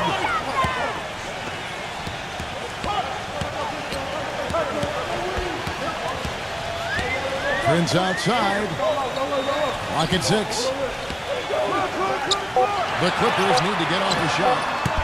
They get the rebound. And that's good off the glass that time. He's got 6. Boy, they keep hammering away at him inside, forcing that ball into the paint. Smash mouth basketball. Yeah, and it's a strategy that has served them well in this opening half part. Most of the time, that shot will go down. Well, the defenders have to make sure they tag him. Gets it to go. Yeah, and he's one player who doesn't need a lot of space to get to the basket. He's really crafty. The way he can blast his way straight through traffic, he's really strong. And one of his other great qualities, Steve, is his quick trigger off the dribble. I mean, he can get his shot off in an instant, a nanosecond. Picked away. Right side, Williams. And he dumps it down. Boy, I love it. Active hands on the steal, active feet on the fast break. And Clark power on the dunk. And guys, this is just too close of a game to be giving the ball up like that and then failing to get back in transition. Here's Townsend. Robinson pulls it in. Oklahoma City's gone 2 of 4 from three-point range so far in the second quarter. Williams fires, drains the 19-footer. Williams has got 4 points now in the quarter. Clippers have gone 6 of 10 from the floor here in the second quarter. He kicks it to Forbes. The putback throws it down with the quick putback jam. It was a slow start for him, but he started to take off since we hit the second quarter, guys. Here's Williams, and he was fouled in the act of shooting. Chance here now for a three-point play. Now he's finally starting to get it going here offensively. Right side's checked in for Robinson. And let's take a moment, guys, to get your take on the scoring so far for the Thunder. They're making a concerted effort to get to the free throw line in the first half, guys. They're cashing in. Something else they've been able to do so far tonight is earn those tough points in the paint. The Clippers haven't yet missed a free throw. 5 for 5. Yeah, it's been an average year at the line for them so far this year, shooting about 75%. Yeah, it's been a very frustrating season for them in that regard, guys. And he makes both free throws. The Thunder have gotten 7 of their 12 field goal attempts to drop here in the second quarter, up over 50%. Passes to Murray. It's up a 3. No luck as the Clippers taking it the other way. Here's Forbes. Rebound by Williams. Williams has got 4 rebounds in this game. Number 5. Now it appears an injury out on the floor, and that does not look like any foul. Yeah, Clark, that did not look good. Let's keep our fingers crossed that it's nothing too serious. Boy, you can't help but feel for him. I mean, one moment you're doing what you do best, and the next, the situation's really out of your hands. I really hope he's okay. Robin Lopez is checked in for the Clippers. The first free throw is good, and the Thunder making a switch here.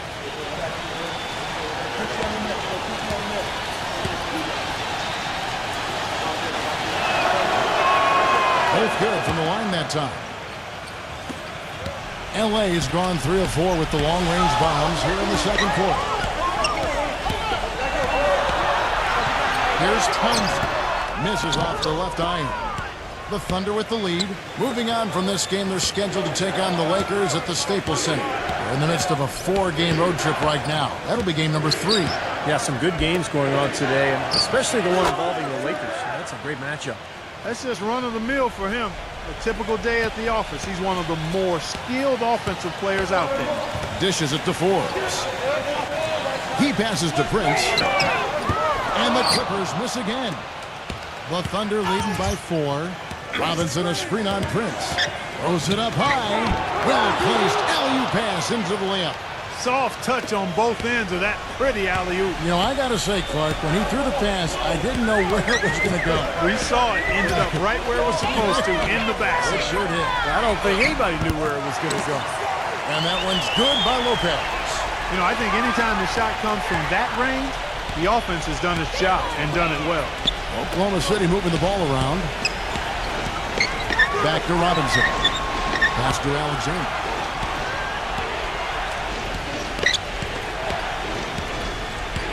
5 to shoot. From 17 feet out, the Clippers grab the miss. Rebounds are split just about down the middle in this game, Clark. I'd venture to guess whichever team is able to maintain that energy level on the glass will have the upper hand the rest of the way. The defense sagged off, and, you know, he did not hesitate to rise up and bury that three.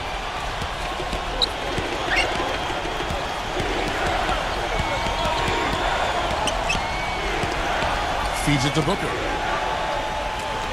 Number 5. And he can't answer back. The three-pointer offline. Los Angeles has gone 6 of 14 with the 3 ball tonight. Just a little over 40%. They now take the lead. 11 points in the game. And at the offensive end, he's done about as much as they could have hoped for today. There's a screen by Robinson.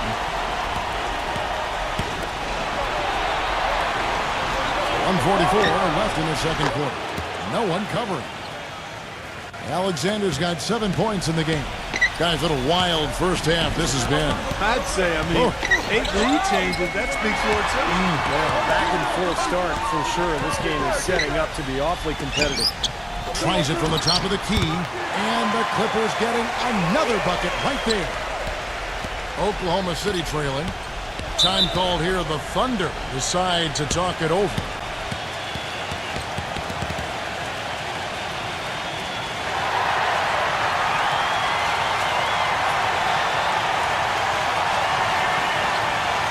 Here's where Oklahoma City sits in the NBA statistical standings right now.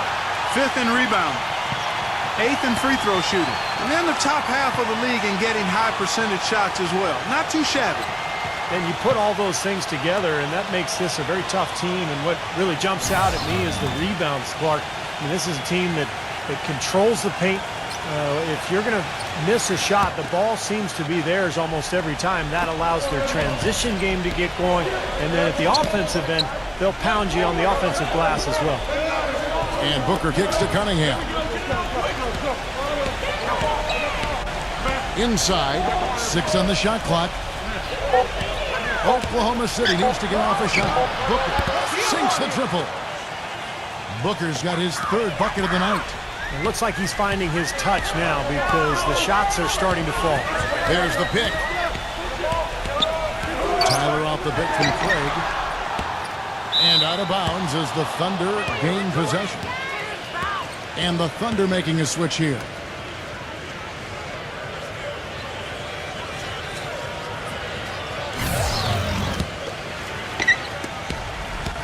Two for one opportunity here if they want it. That's what I do. Make sure you get a couple of shots here to close this quarter. Off the mark here with the three-point shot.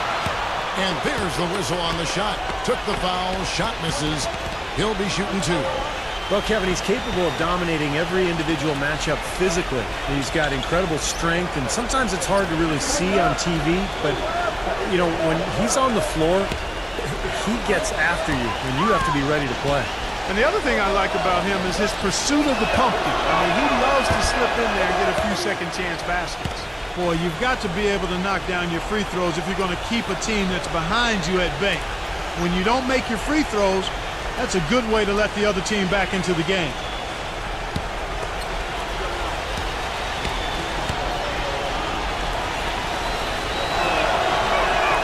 He hits the second from the line.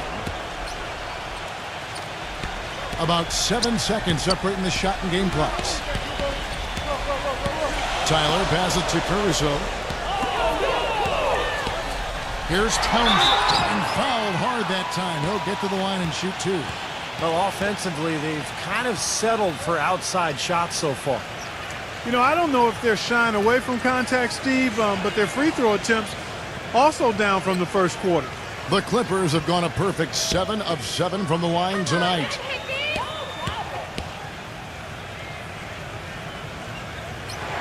And he makes the first. Here in the second quarter, they've made all of their shots from the foul line. And that's a must-do when you're down. Off on that one, so he goes 1 for 2 at the line. Oklahoma City's gotten fond of that three-point shot here in the second quarter. 4 of 9. Booker in the post. Guarded by Prince. And a kind roll that time off the rim as that one falls. Booker's got 7 points here in this quarter. Yeah, he's almost putting on a little show out there with that fadeaway jumper. Second quarter ends in a tight one. Thunder out in front. They're up. Now, presented by Sprint. Hello and welcome at Amway. The Sprint Halftime Report, presented by Sprint.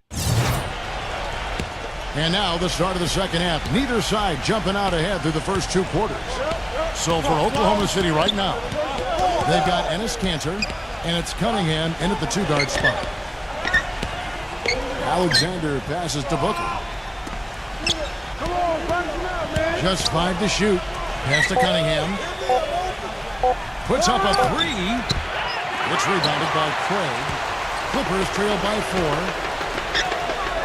Prince with it. Now guarded by Booker. Tyler passes to Caruso.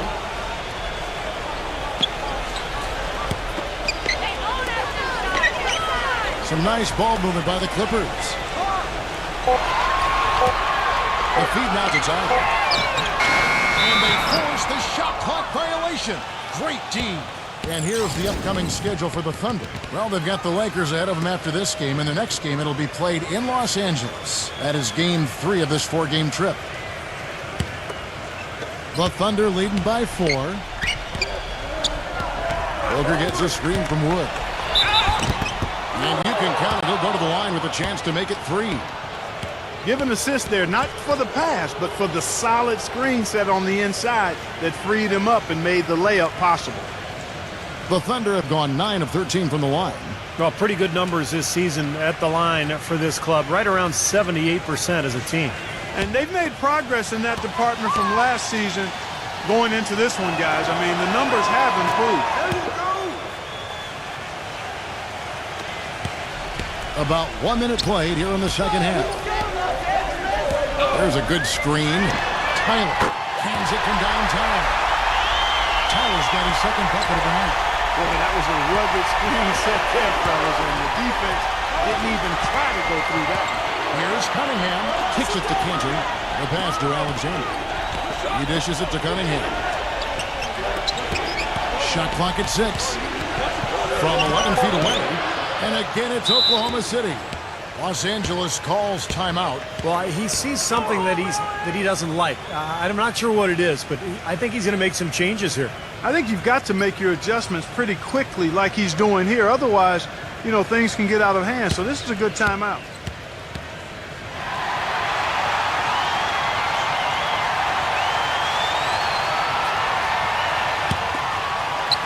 And we're about a minute and a half here into the second half.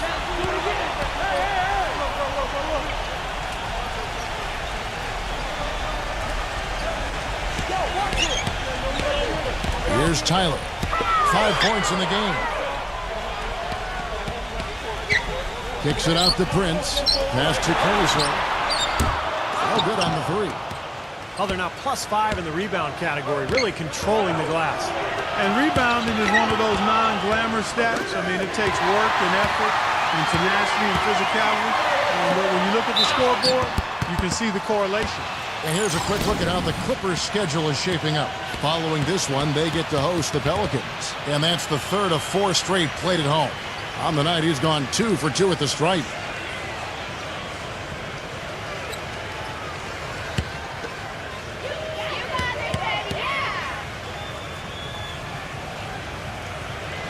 And the first one drops.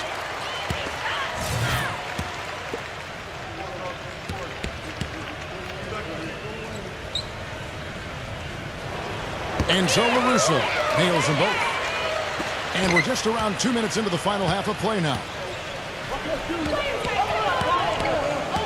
Here's Booker. He's got 13. Drills it from outside. Booker's got 6 in the quarter.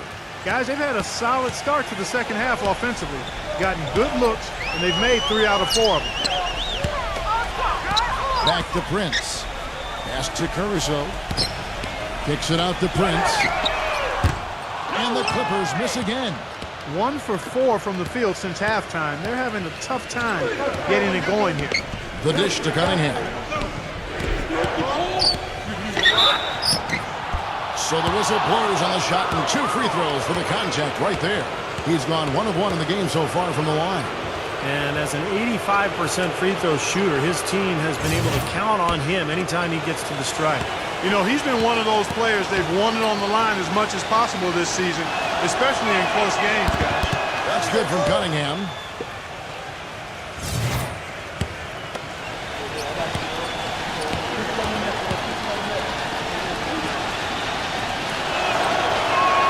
And that's good as he hits both of his shots. Clippers trail by 9. Here's Caruso. He's got 12. Here's Prince. Another miss by Prince. Another strong rebound, just like we've gotten used to seeing from them today. Yeah, 1 or 2 more of those and this lead will be double digits. And now a chance, Kevin, to see how the last month has fared for the Clippers. 9th in steals, 9th in blocks. And as far as fewest turnovers per game, not a strong suit. They've struggled here. Top 20 in the league. Those numbers can get you beat. What they try to do, Clark, is pressure the ball. I mean, you talked about the steals per game, and that's the key number of all those stats. They pressure the ball. They really create havoc for the offense. And when they take you out of the flow of your offense, it really makes the ball stop, and the game becomes very difficult for the offensive team. Greg Monroe. He's checked in for the Clippers. Ricky Rubio comes in for Tyler.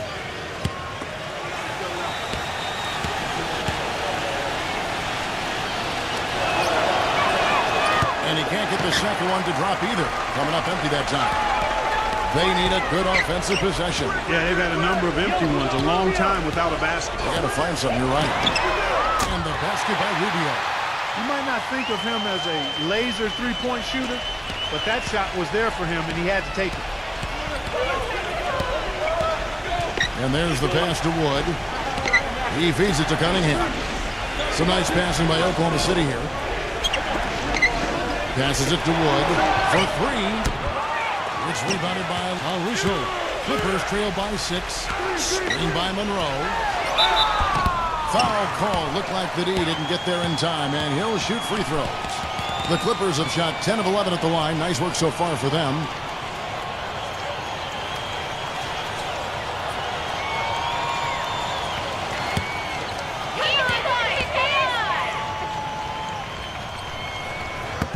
That free throw, no good. Whiteside's checked in for Oklahoma City.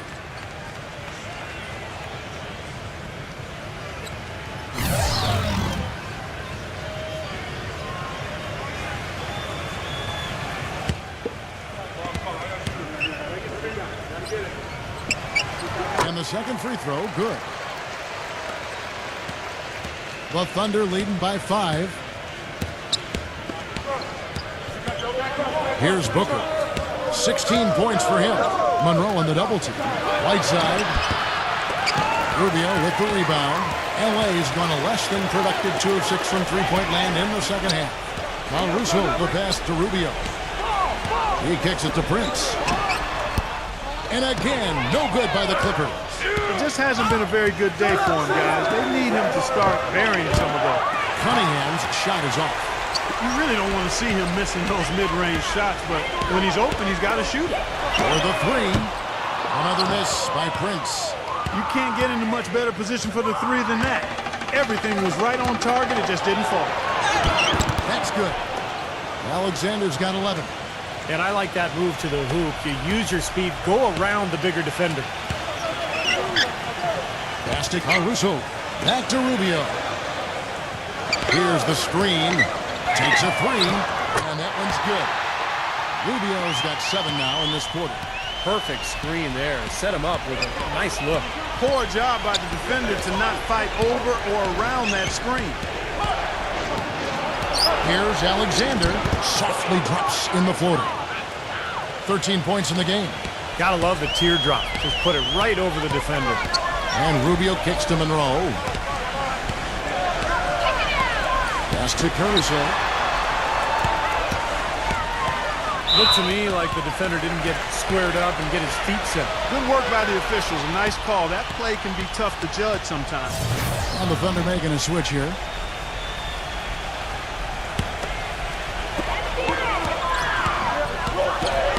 Now the pass to Craig.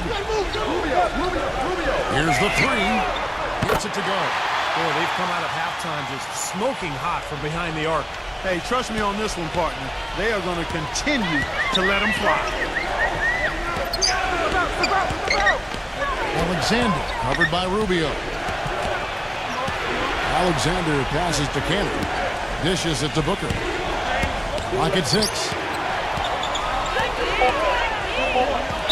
And the Clippers making a change here. Prince is checked in.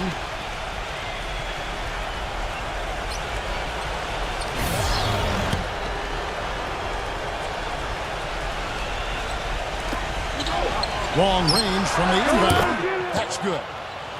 Alexander's got 9 points now in just the second half. This guy will really make you pay if you leave him enough room outside. And Rubio kicks to Tyler.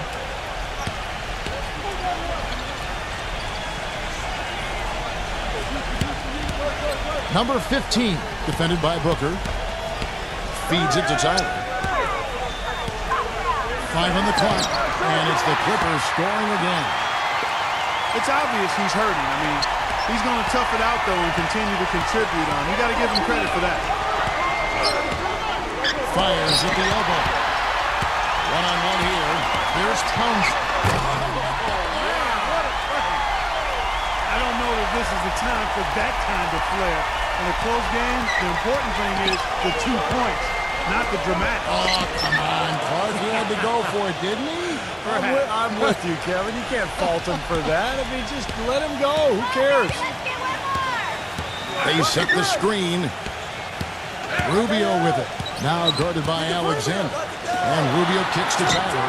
That's in. Coming off an assist from Rubio. Tyler's got 8 here in the quarter. They just continue to splash home those threes. Eliminating the deep shot has to become priority number 1 for this defense. It really does. I mean, it's not possible to give up that many points behind the arc and not pay the price in the end. Cunningham dishes it to Cantor. Goes up on the wing. The shot is off. The Clippers go the other way with it. Now the feed to Rubio. He passes to Tyler. Number 15, defended by Alexander.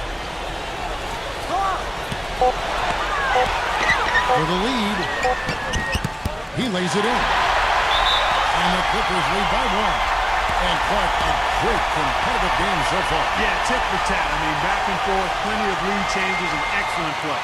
These two teams, guys, look so evenly matched to me. I think this could go right down to the wire. And the Thunder making a switch here.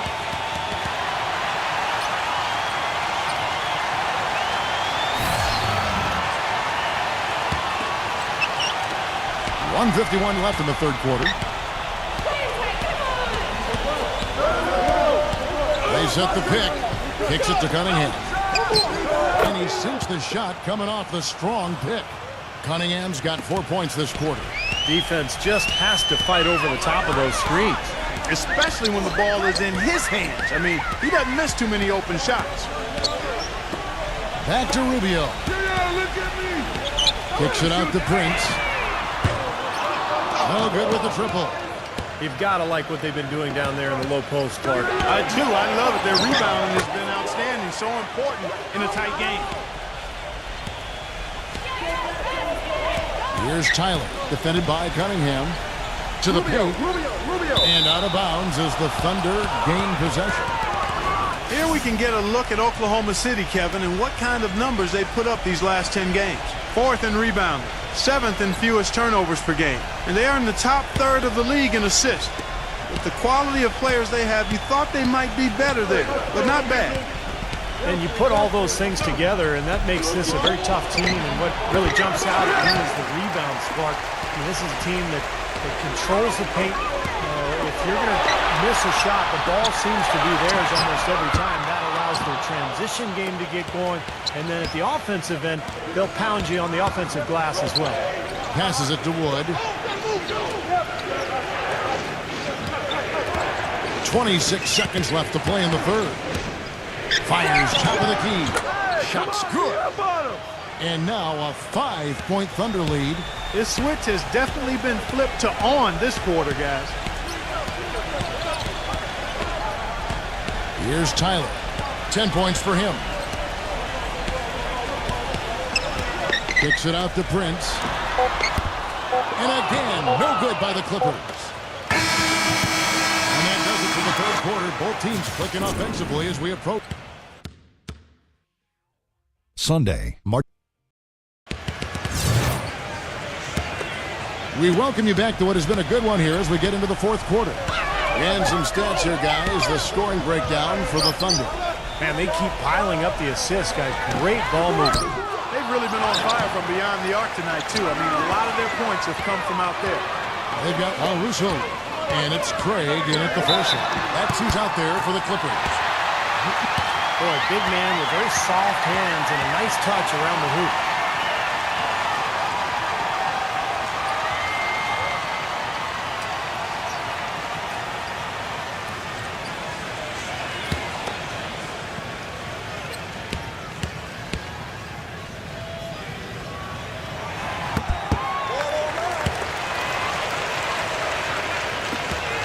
The Thunder with the lead.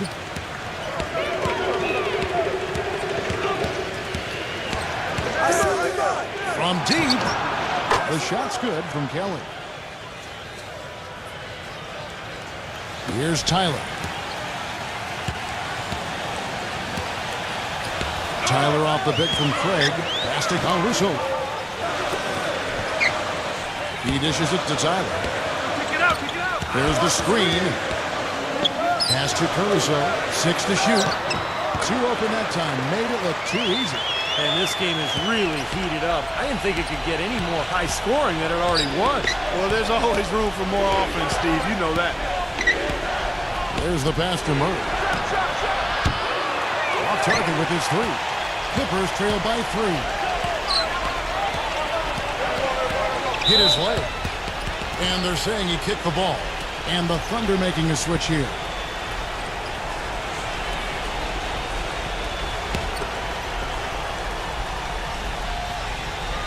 Stolen by Kanter. Here's Williams. And there's a nice one-handed slam. Textbook example there of how to use defense to create offense. Yeah, beautiful transition play after the steal all the way to the basket. Wasted no time going from defense to offense. Yeah, it feels like they're starting to pick up the intensity as the game itself starts to get a little more tight and close. Back to Prince. 6 on the shot clock. There's the dish to Tyler. And they turn over the 24-second buzzer, signaling the shot clock violation. And the Thunder making a switch here. Alexander's checked in.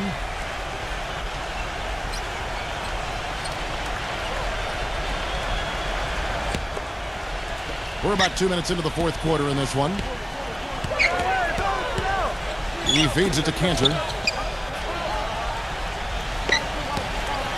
He passes it to Alexander. He kicks to Booker. Out of bounds, the Clippers take possession. Well, they couldn't hook up there on what's really a pretty basic pass.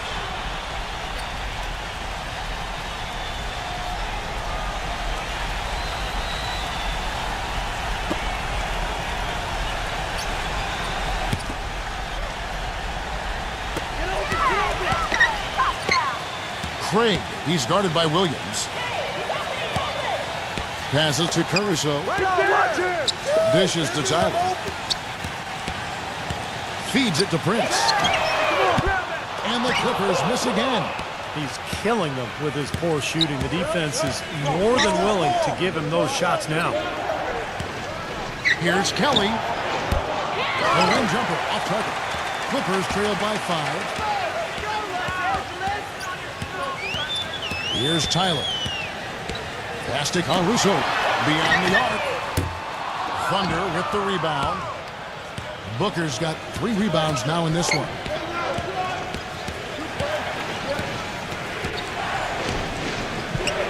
Pass to Kelly. From beyond the arc.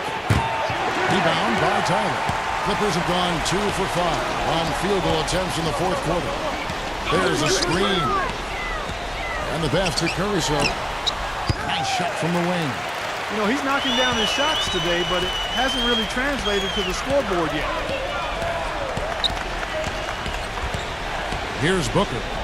Here's Alexander. Makes no mistake on the open jump shot. Alexander's got 13 points in the second half. Easy little jump shot for him right there, guys.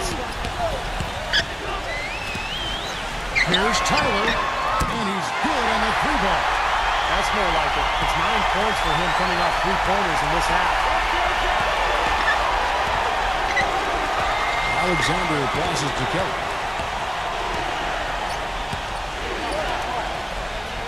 The feed to Williams. He passes to Alexander. Down to 5 on the shot clock. Trying to come right back with the 3 of his own, but it's no good. Kicks to Tyler. Rejected by Booker. Tyler dishes to Prince. And it's wide right. It's off the rim. Early on, he tried to shoot his way out of this funk, but later in the game now, he might want to just give it up and look for his teammates to do the scoring. Passes it to Alexander.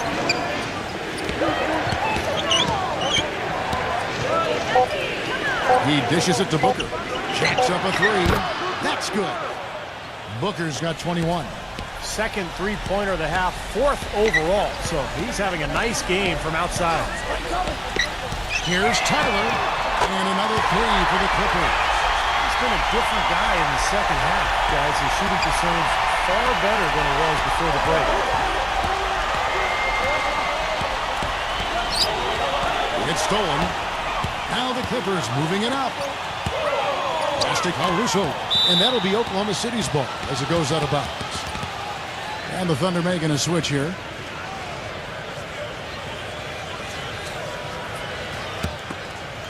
The Thunder have gone 4 of 8 in this fourth quarter, shooting an even 50% from the field.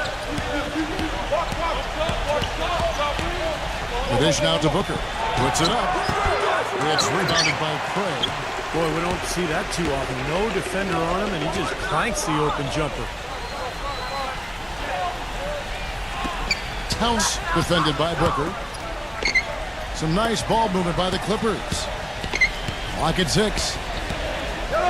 Prince, the pass to Craig. They get it again. Here's Townsend. And it's all evened up. He's got 19. That's some grit and determination in the post. Essential qualities to have late in the close game. Exactly. I mean, this is the time to attack on the interior and to generate those easy opportunities.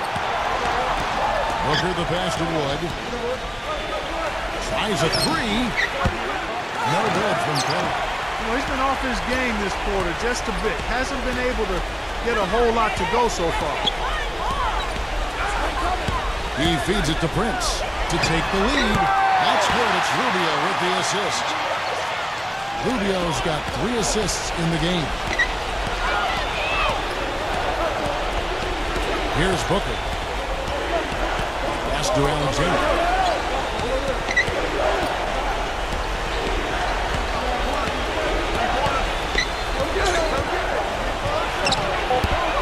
The Thunder with another miss. Awesome defense. I mean, he'll hit those unless you're right in his grip. Here's Townsend. And the Clippers getting another bucket right there. Thunder trailing by 5. Time call here. The Thunder decide to talk it over. Yeah, he is none too pleased with the play of his club out there, and looks like they need a little time to get things sorted out here. I don't know if any coaches that would be too happy if they just saw their team give up a run like this one. Let's find out what Doris Burke has for us. During that break, the coach of the Thunder had some words for his team. He was riding them pretty hard for the number of silly fouls they've committed in this game. He said, listen, we need to have some defensive discipline. Stop fighting on the shot fakes, stop reaching in, and stop giving them free points at the free throw line. We'll see if they'll respond, guys. Super defensive play. I mean, if that pass gets through, it's probably 2 points. And he knew that. He knew if it gets through, it's a score, so that's why he sold out for it and got a hand on it. Cunningham kicks to Booker. Not enough on that one as it misses. They're losing their composure a little bit here on the bad end of the run. Yeah, they are, and they need to come up with a rally-wrecking play here to stop this run. Here's Townsend. Smooth as silk on the finger roll. That's 7 unanswered. He's got the touch they needed here as this one goes down to the wire. Yeah, absolutely. He's 4 for 4, and he knows they need every basket. I would look for them to continue to get the ball in his hands. Here's Booker, and the layup's good off the glass. Booker's got 5 points now in the quarter. Man, a gaping hole in the defense that time, and he didn't waste any time getting through it. Back to Prince. He kicks it to Tyler. Towns defended by Kanji. Here's Prince. That's in, coming off an assist from Rubio. Rubio's got his 4th assist with that last one here tonight. Now a timeout called by Oklahoma City. They're trailing by 8. There's a minute 40 left to play here in the 4th.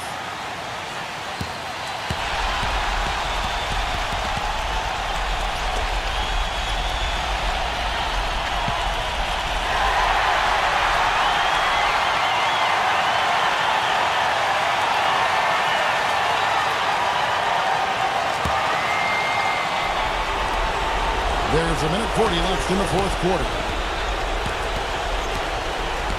Booker dishes to Kanji. Cunningham passes to Cannon. Puts up the baby hook. Gets it to go. That's a nice hoop for a guy that typically doesn't score a lot. Clippers leading by 6.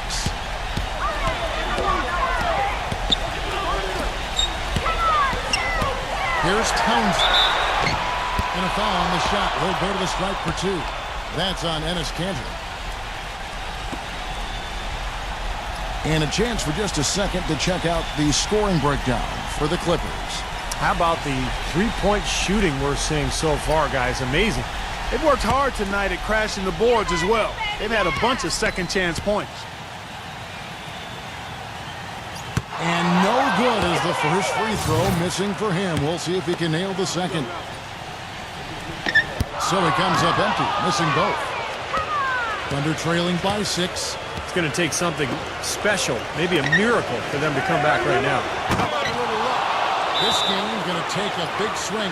Clark, if the D continues to clear out like that and give up easy dunks. Yeah, that's the kind of defense we expect to see in a blowout, Kevin, or even an exhibition game, not a close game like this. Look how frustrated Steve is over there. Well, I just, you know Oh, what, he's Kevin? disgusting. Come on, Kevin. I just like that he didn't choose to just lay it up. I mean, he threw it down with force.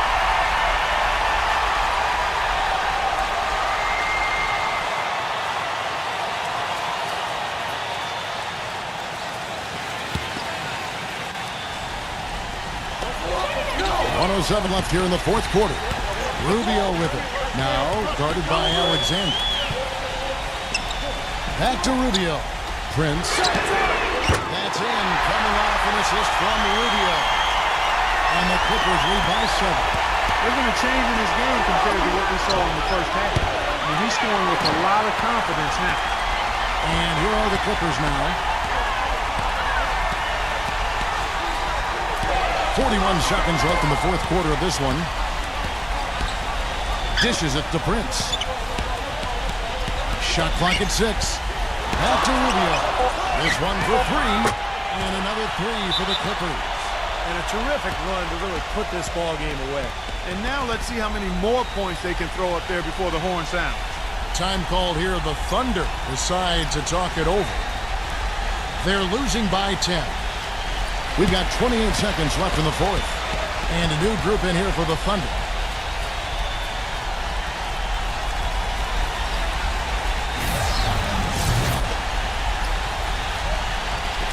Cunningham kicks to Robinson.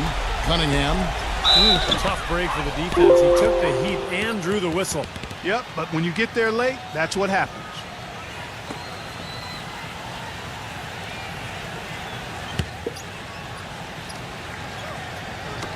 Outside Robinson. Feeds to Cunningham. Back to Robinson. Launches it. Rebound by the Clippers. Now Rubio. So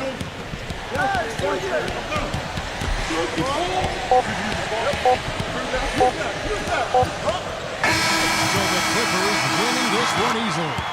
You know, Clark, every team has a bad night, and these guys might want to watch the tape of this game the next time they have a bad night to remind themselves how dominant they can be. Well, this is one of those dreamlike games for a coach. That about does it for Clark Kellogg, Steve Kerr, and Doris Burke, and the rest of our great crew. This is Kevin Harlan saying so long and thanks for watching. Now, here is our Jordan Player of the Game.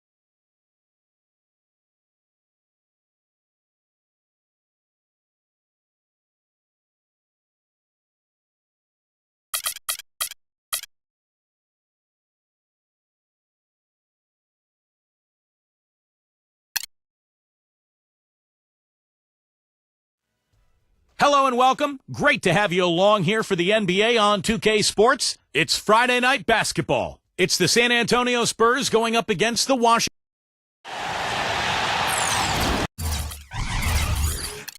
We're here in Washington, D.C., and what a shot of the Capitol and the National Mall with all of its outstanding, beautiful monuments. We're coming at you from the Verizon Center in beautiful Washington, D.C., as the Wizards prepare to take the court. A quick check now for starting lineups for both teams. And guys, what are we going to be looking for in this one from Fournier? Yeah, here's a guy who gives the coach the luxury of a very simple play call, which is just the ISO. Get in the ball and get out of the way, and good things are going to happen. And something else you notice about him offensively is what a dangerous catch-and-shoot player he is. He's got a quick trigger. And it's another road game for the Spurs. They have been riding the bottom end of the middle of the Western Conference. 11th place right now. And Kevin, remember, this is the second and final time they'll see these guys. So they want to make sure that things are different this time. I would look for them to really attack and play aggressively early on. Well, I think that's a given, Steve. They've got to. I mean, if they want to get a different result. I'm sure they took something away from that game. So let's find out if they can put that knowledge to use for them here in this one. Very well executed pick to give him all kinds of space to get that one off. Jackson off the pick for Mavericks. Here's Williams. It's good. The assist this time from Jackson. And he came off that screen. The defense just couldn't get over the top. Beautiful play. Yep, and without a hand in his face, he's going to bury those. Now here's Green. He's coming off a 10-point game against Denver. Jackson kicks to Fournier. And now Young running the floor all by himself. He had his choice of finishing moves there, and you just got to love the fact he went old school with the finger roll. Jackson against Young. Kicks it to Harden. Jackson makes the lead pass. And so he draws the foul on the shot. A trip to the line to shoot two. Well, you allow them to get right to the rim like that. That's your only option. Yeah, I think you got to foul them, and free throws are better than a layup. The Spurs shooting their first foul shots of the night here. Well, this is a kind of a mediocre free throw shooting team. They're sitting there at about 73% as a unit. Guys, their free throw shooting has slipped a bit since last year, but not really to the point where they should be overly concerned about it.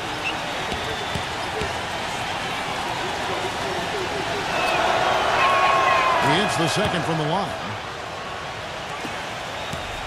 Last game for the Spurs. They want to turn it around after the loss to the Bucks in Milwaukee. Their offense really sputtered in that game. They went through stretches where points became very hard to come by. And Steve, you know, their play wasn't terrible. It wasn't too bad, but this game still is about making shots, and the shot making wasn't there. First quarter of play with about a minute and a half gone. He banks the pass to Young. 5 to shoot. Sinks the three-pointer. Young's got 8. You know, defensively, you cannot forget about him. He gave him a wide open look there. Let's catch up with Doris from the sideline. Kevin, the Wizards head coach had a couple of moments for me. He said that if they wanted to double their wins against them, they'll have to be just as sharp as they were in their first meeting, saying, we can't get sloppy now and expect to win. We have to be just as judicious with what shots we take as we were the first time around. We'll see if they can replicate that, guys. Doris, thank you. And not surprising that shooting the ball well, an aspect of the game Coach wants his team to adhere to. Well, everybody always wants to shoot the ball well, Kevin. I mean, that's pretty obvious. The key is getting yourself in position to do so. You got to move the ball, move your body, make sharp cuts, set good screens. Well, Steve, you've just laid out how you need to get good shots and the importance of good shot selection. It's really essential to being able to play a balanced game and an effective game. Johnson, he's checked in for Reggie Jackson.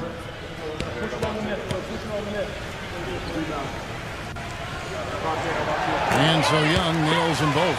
Well, you kind of expect that from him. You pretty much know what the result's going to be when he goes to the line. Johnson dishes to Harden. Pass to Fournier. He feeds it to Johnson. The kick out to Williams. Pulls up. The shot misses. Now the Wizards take it the other way.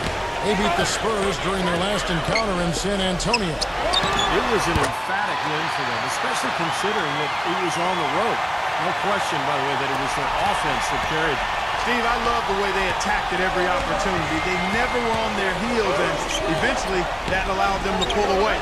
Here's Adams after the basket by Washington. Offensive struggles continue, missing again. Fires from the wing. Rebound by Williams. Spurs trail by 9. Guys are looking for a spark here.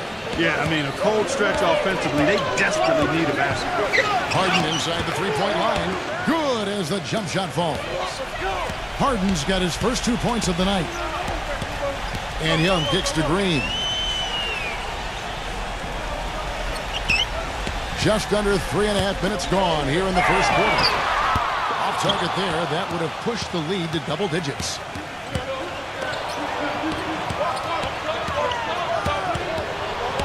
Fournier pass to Adams. And so he earns a trip to the line. Official saw the contact and he'll shoot 2. Well, the shooting guard position is where teams look for a lot of their points. And these players, the highest scoring among them, haven't disappointed.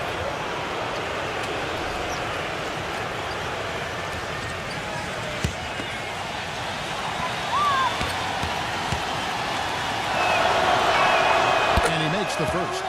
And the Wizards making a change here.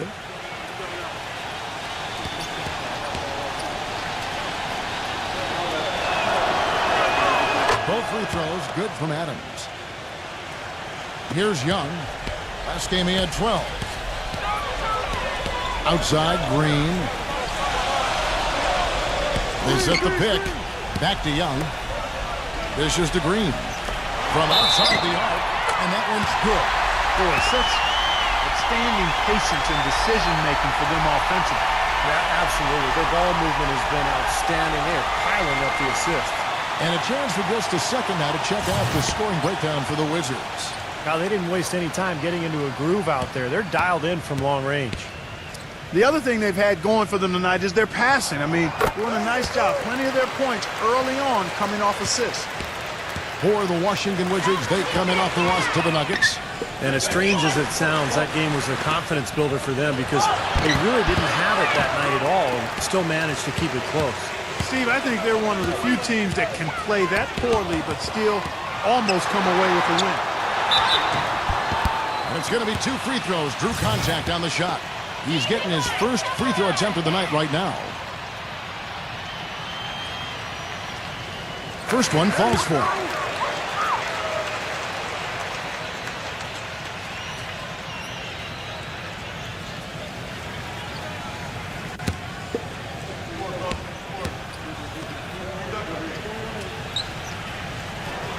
So he makes 1 of 2 as the second one misses.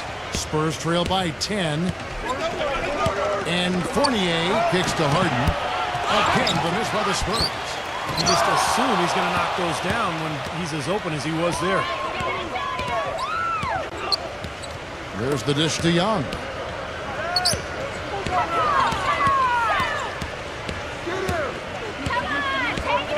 Number 54. He's guarded by Johnson. Another shot. And it's Ebanks missing. Had a pretty good look at the basket, but defensively they did a nice job rotating, forcing the miss. Johnson attacking. Loses the defender with the screen and drills the jumper. And the action on hold as it appears there's been an injury. Yep, he's definitely in a bad way out there right now. Tough to see. Yeah, and as many times as you see it, Clark, you never like to see a player have to come out of the game with an injury. Especially when it's your own teammate. But the other guys just have to step up in the meantime to make up for his absence. Next guy up is what we say. Off the screen. And there's the slam dunk to finish it off. Boy, what a fantastic opening quarter for them. Yeah, it sure has been. Look at the lead they've jumped out to already. Impressive. And San Antonio calls the first timeout of the game. Well, they've really kind of struggled offensively here. So I think this timeout is for him to really draw something up, maybe get an easy 2 and get their confidence back. You know, sometimes an easy basket out of a break is just what you need to to get things back on track. And coaches always have plays specifically for that situation, coming out of timeouts for an opportunity to get a bucket. Wizards leading by 7. Outside, Green. They grab their own miss. He's hit again. Collins, good. If you battle for the offensive rebound and come up with it, you're guaranteed a high-quality shot on a follow, just like he got there. And Fournier kicks to Harden. There's the pass to Fournier. Williams takes a 3. And again, it's San Antonio with a 3. That is not enough coverage. Got to do better than that defensively. Basically, no coverage. I mean, defense did not look very good there. Giddey, he's guarded by Johnson. And here's Green outside. And that one's good. You know, he seemed a bit cold. The shots haven't been falling for him early on. Here's Fournier. 11 points for him in that last game against Milwaukee. Green against Harden. Lock at 6.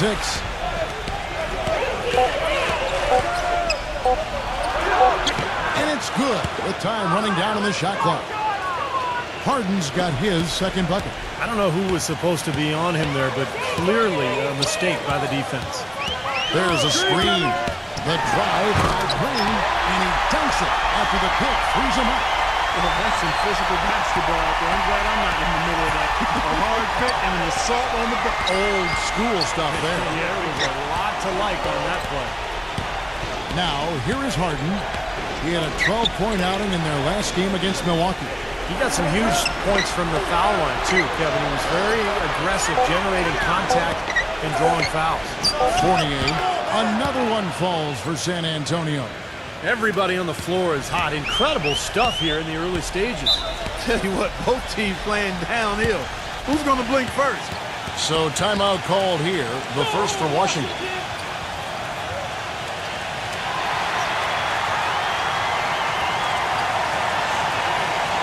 These past few weeks, you can see how San Antonio stacks up. Second in steals, 6th in blocks. And when we look at the free throw shooting numbers, not very strong. Top 20 in the league. That begs for improvement. No, they just play hard, Clark. They play hard every single night, and that's really shown in those steals totals that you talked about.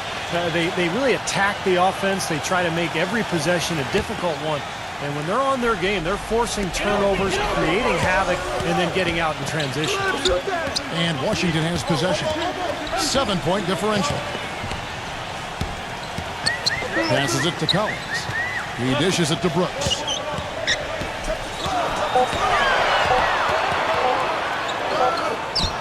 Beats the shot clock, but can't get it to fall. The Spurs have gone 7 of 13, just over 50% from the floor. Some good looks. Out to Thompson. Nice ball movement by San Antonio. Back to Jackson. Jacks up a 3. And again, it's the Spurs from deep. They're relying on their three-point shooting and getting pretty good results right now. Yeah, in fact, 3 of the last 5 makes are from beyond the arc. Brooks with a screen on Jackson. Brooks outside. The shot is good off the backboard. And the Wizards lead by 6. San Antonio's gone 3 of 3 from deep. 9 points rung up from outside here in the first. Fires the 3, and that one's good. Boy, that was a rugged screen set there, fellas, and the defense didn't even try to go through that one. Number 54, defended by Toppin. Collins dishes to Brooks. The feed to Collins. Giddey. Wizards need to get a shot off here. And the Wizards hit again from deep. They've been outstanding here in the first quarter. Great spacing, excellent passing, and the three-point shooting has been unbelievable. Morris off the pick from Toppin. Outside for Jackson. Cannot hit. And the Wizards now going the other way. To the paint, number 30. Rejected by Morris. Whoops, anticipated the pass. Turnover. Laid in with a nice touch off the glass. And now it's an 8-point Wizards lead. Good job there recognizing the mismatch and then just going straight up with the shot. He's got a major height advantage. Now 8 seconds separating the two clocks. Ball stolen. Giddy, guarded by Jackson.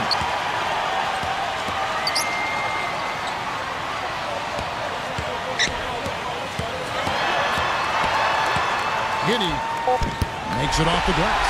Their offense has really come together immediately, threatening to run away with this game. It's hard to imagine they'll be able to stay as high as they've been so far, but if they can, watch out. And a double-digit lead on the scoreboard as we end the first quarter of play. Wizards lead by 10. Stay with us as we get set to bring you the second quarter right after this.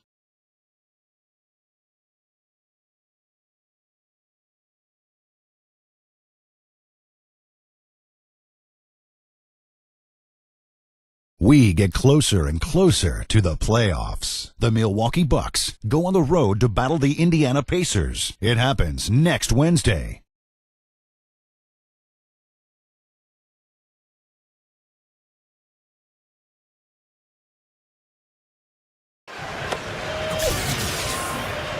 Welcome back, everyone. A lopsided first quarter in the books already as we start this second quarter. And let's quickly break down the game we've seen from the Wizards, guys. It was pretty impressive the way they moved the ball, made the extra pass, and found open shooters that whole quarter. Yeah, it's been a complete team effort out there. Great to watch. Jackson kicks to Morris.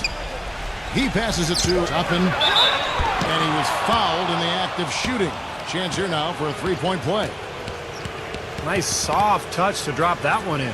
Well, Kevin, he never misses the chance to go up for a dunk. So I'd advise guys to either get in position to take a charge or maybe just get out of the way. And something else everybody loves about him is his ability to do this sensational and spectacular. His dunks simply defy description at times.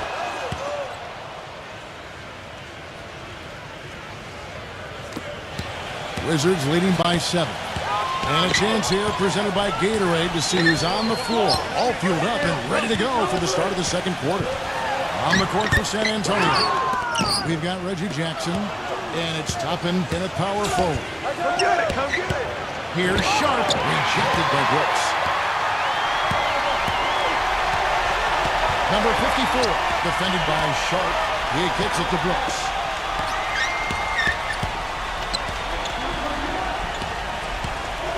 Giddy. And lots of contact there. Missing the shot. He'll shoot 2. With a break in the action, let's see which teams have come away with the most steals in the NBA this season. In fourth, the Spurs.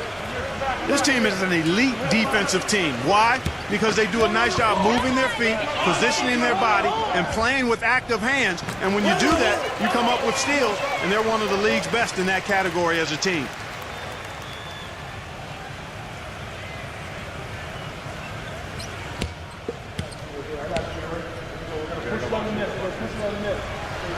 That one is no good. Spurs trail by 8. Wagner passes to Sharp. Outside Jackson. From downtown. San Antonio again missing.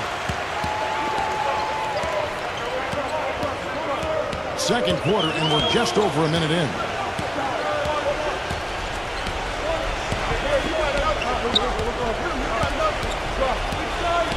Down to 5 on the shot clock. Giddy. Number 54. The Wizards with another miss. Spurs have gone 1 of 3 to start out the second quarter. And we're a little over a minute and a half into the second quarter of action. Morris passes to Sharp. Jackson. Nice ball movement by San Antonio. San Antonio again missing. Good rebound there, but overall, they're getting outworked on the glass. Steve, I think that's what you'd expect, seeing what the score is. No one covered. He's got 6. Spurs trail by 11.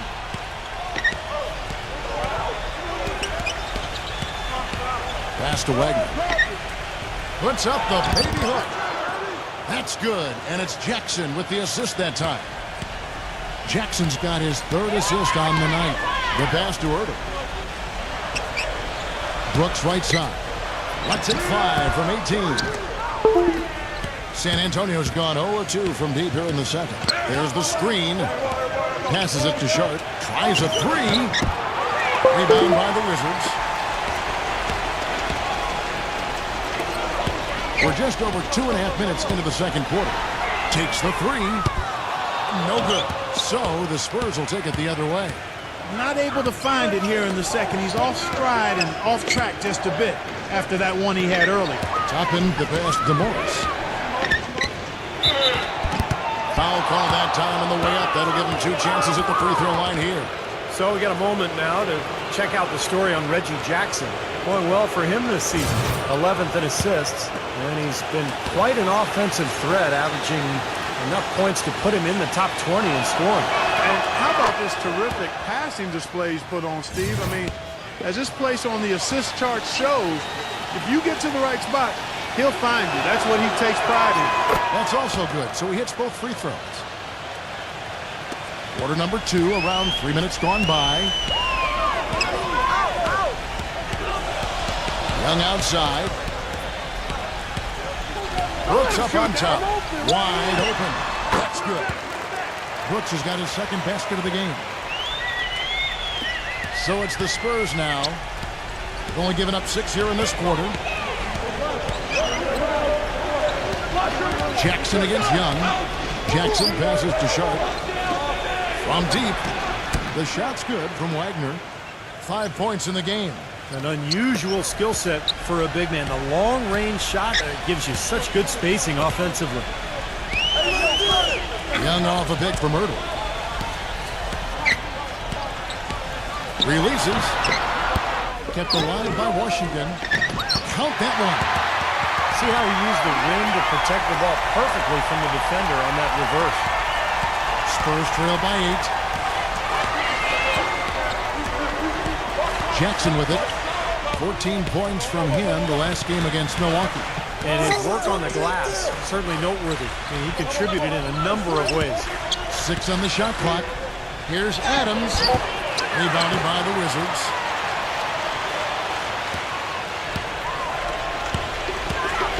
Young outside. Back to Brooks. Smooth as silk on the finger roll. And now it's a 10-point Wizards lead. Time called here. The Spurs decide to talk it over.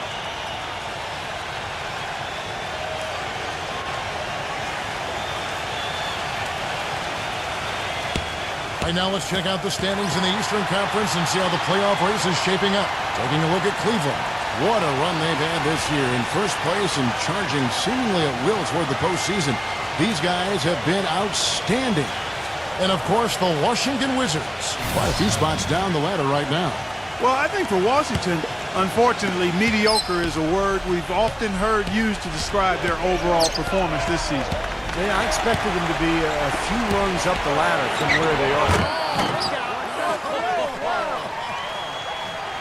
Now, as far as the defense goes, Clark, that is not what's going to keep them in this league. Yeah, but from the other perspective, you can see just how much that dunk pumped those players up. Oh, yeah. Yeah, I agree, guys. I sense a little bit of a momentum shift here. Help out, help out. Jackson dishes to Morris. Jackson, defended by Young. Offensive rebound, Wagner. And there's the bucket. Stay with it on the offensive glass, getting it done. 7 points in the game. Wizards leading by 6.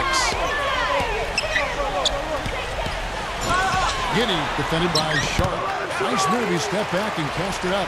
And he's shaking off a poor first quarter shooting effort. He's really starting to turn it on now, guys.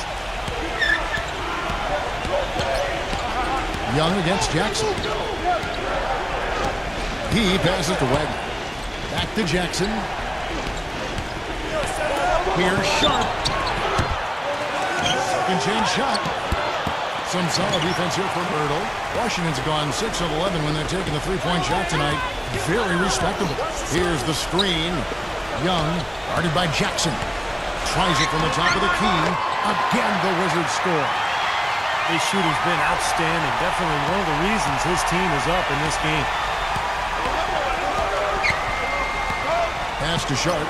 Back to Jackson. This one for 3. And it's good. Jackson's got his second basket of the night. You know what, guys? He can really light it up from the perimeter at times. And a foul called on the shot. Got him on the way up that time, so he'll shoot 2 right here. Yeah, the referee's all over that one. No doubt about it. Clearly a foul. Nothing to argue about there. The Wizards have missed 2 free throws in the game, going 5 for 7. The Spurs making a switch here. And that's good as he hits both of his shots. Spurs trail by 9. Feeds to Morris. Lots of room. The rebound by Young. When he's wide open like that, he'll rarely miss those. Kicks to Ebanks. Wizards passing it around. That's good. He's got 13. He is just tearing it up this quarter. That lead's not going anywhere while he's this high.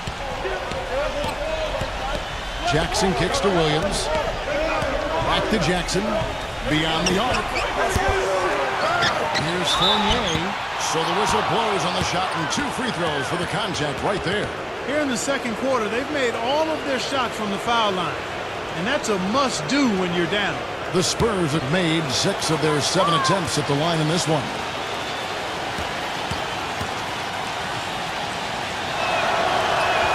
And he knocks down the first one.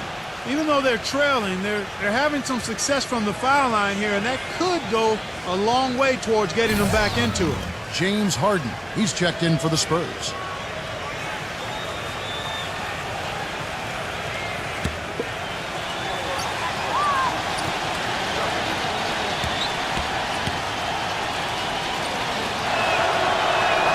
And so Fournier nails both of them. Here's Young. 12 points for him. Brooks setting the pick for Young. The finger roll finish at the bucket. Young's got 14 points for the game. Boy, they keep hammering away at him inside, forcing that ball into the paint. Smash mouth basketball. Yeah, and it's a strategy that has served them well in this opening half, Clark. Morris passes to Harden. Young with the steal. By himself. Throws down off the coast-to-coast drive. Straight to the bucket with a nice head of steam. Well, no reason to slow it down when there's nothing in the way. San Antonio calls timeout.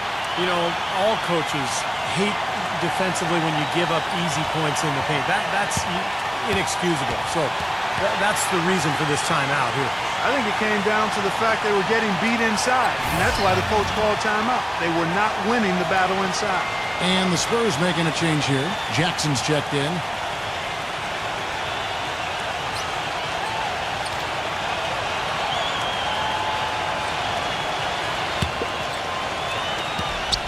Spurs trail by 14. Here's Fournier. He has 7. Outside Jackson. 3-pointer. Washington with the rebound. Young's got 3 rebounds so far in the game. Poor shooting from him this quarter. His shooting percentage nowhere near where he'd like it to be. Pass to Brooks. Giddey. Back to Brooks. He feeds it to Ebanks. It's stolen by Adams. Harden dishes to Fournier. Williams from outside. That's good. Williams has got his 3rd basket of the night. Now you threaten the defense inside and then find the open man on the outside. Good offense. Giddey misses the 3. Spurs trail by 11. And Fournier kicks to Harden. Adams. Marvelous lead pass, and he throws it down. Up high and down hard with the one-hander. Got a little extra forceful with that one, didn't he? Yes, sir. I think he's hoping to kind of get his teammates going a little bit, fellas. Time called here. The Wizards decide to talk it over. And as we get a break here, important for the teams to go over their own strategy. And for the players, this is where you have a chance to get rehydrated with Gatorade. So put out your best effort as the game wears on, guys. You know, it's amazing when you're playing during a season, if you go through a stretch where you don't hydrate, it can have a major physical toll on you. Your body wears down quicker. You don't recover as fast. And That can really take its toll over the course of an 82-game season. And Young kicks to Green. Charity swipe shot. That's good. Green's got 8 points. You know, he'll make you scratch your head and throw your hands up as a defender. I mean, you just don't know how to play. Williams a screen on Young. Williams sends a screen for Jackson. Dishes it to Fournier. Back to Jackson. A 3-ball. And again, it's San Antonio with a 3. He's certainly starting to heat up from outside. That's his 3rd for the game, his 2nd in this quarter. The pass to Ertl. Outside, Green.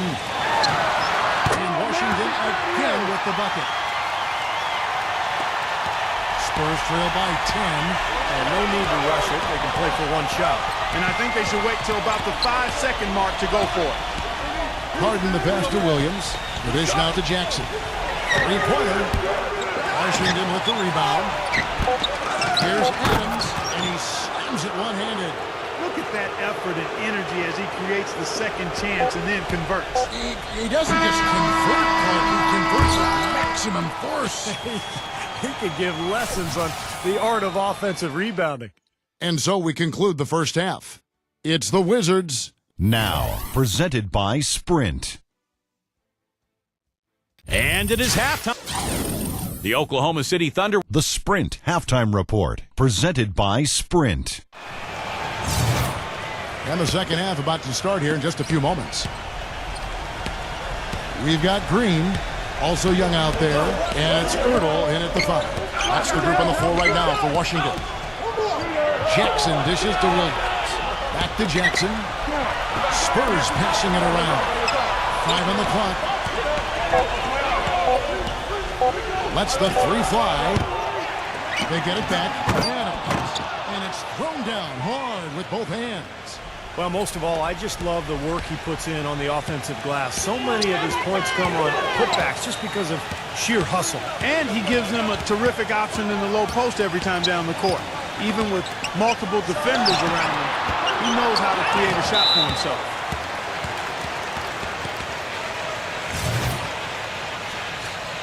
Full 24-second shot clock. He dishes it to Young. Number 41. He's guarded by Williams. The drive by Green. So he gets the whistle. Contact on the way up and 2 shots coming up. And while there's a break, here's a collection of the shooting guards that have made an impact with their passing this season. The leading assist men among 2 guards. James Harden, 3rd. And what that group has a great understanding of is the importance of ball movement.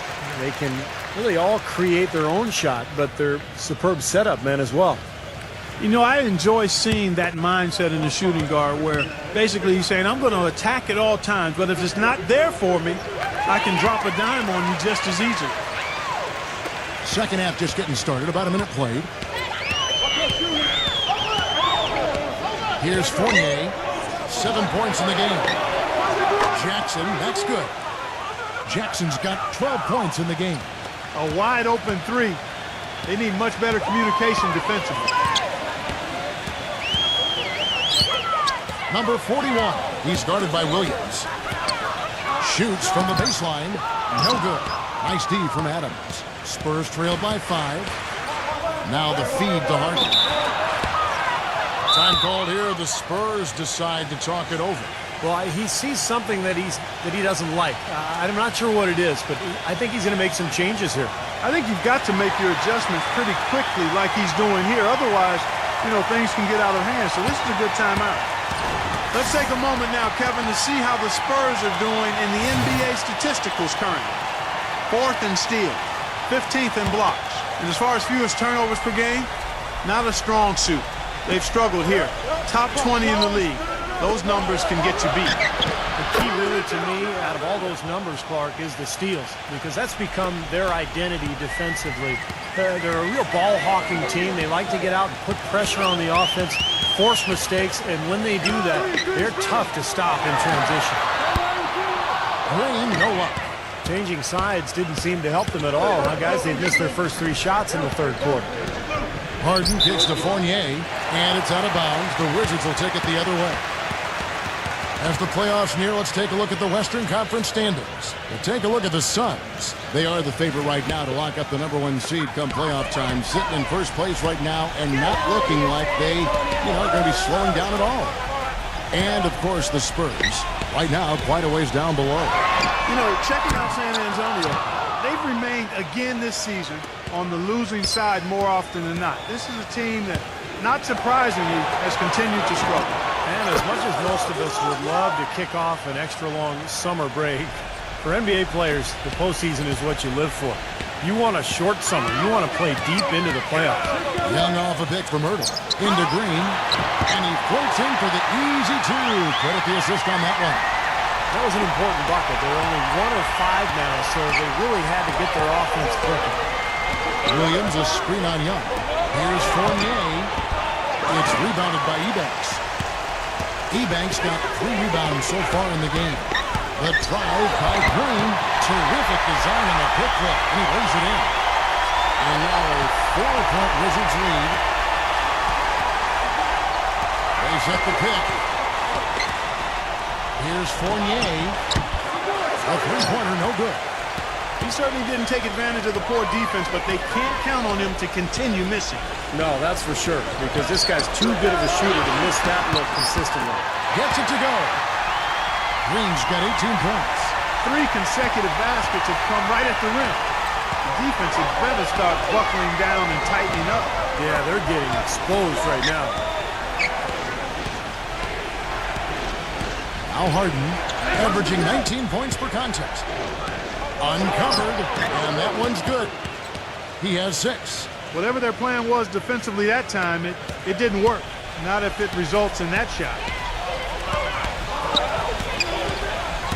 Young up top, guarded by Jackson. Here's Green, and it's wide right. It's off the rim. You have to get a hand into his face because that's his range right there. Williams passes to Harden, puts it up. Can't get it to go, and it's Washington the other way. The drive by Green with the lead pass. Shot's good from Ertl. Intelligent passing there to make that hoop possible. Here is Harden. He's got 6.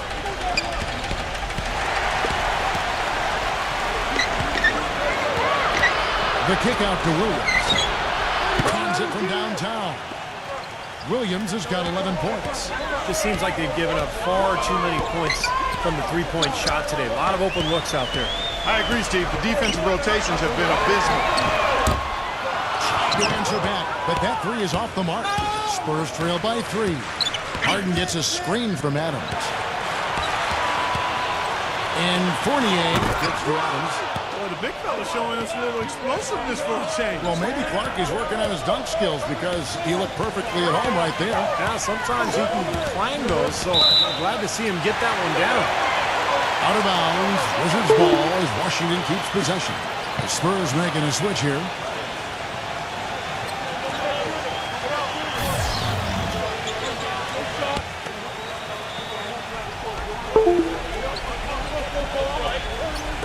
And Washington has possession. They lead by 1. He kicks it to Brooks. 6 to shoot. It's good from long range. Brooks has got 9 points. Spurs have gone 7 of 11, a lucky field goal percentage here in the 3rd. Outside Williams. Pass to Fournier. Nice ball movement by San Antonio. That's good. Incredible. Only took them a few seconds to answer the 3-ball with one of their own. Let's keep this thing going, guys. I love seeing a 3-point battle like this. Collins kicks to Brooks. Pass to Green.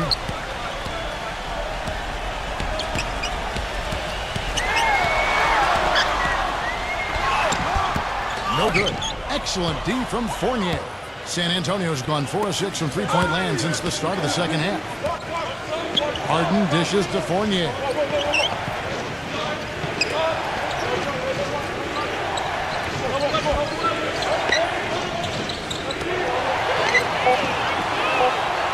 The Spurs need to get a shot off here. Can't get it to go. It's like he's just trying to showcase his range, but he could probably get a better shot in that possession. Yeah, he sure could. It doesn't do you any good if you miss it from that deep.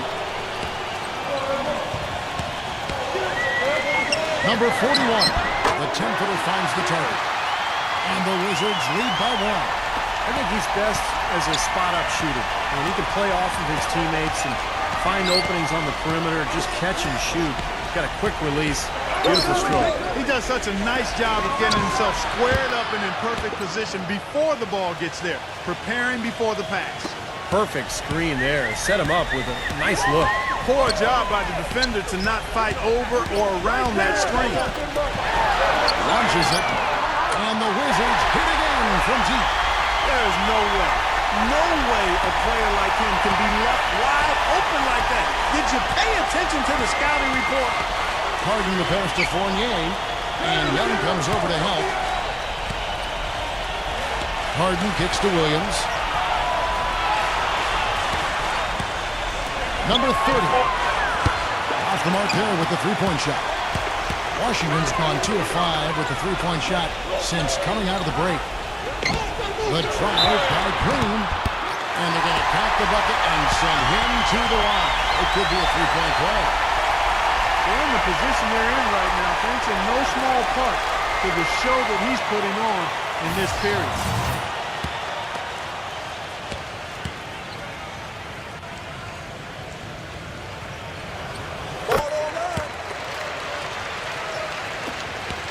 Spurs trail by 5. And there's a minute 45 left in the third quarter.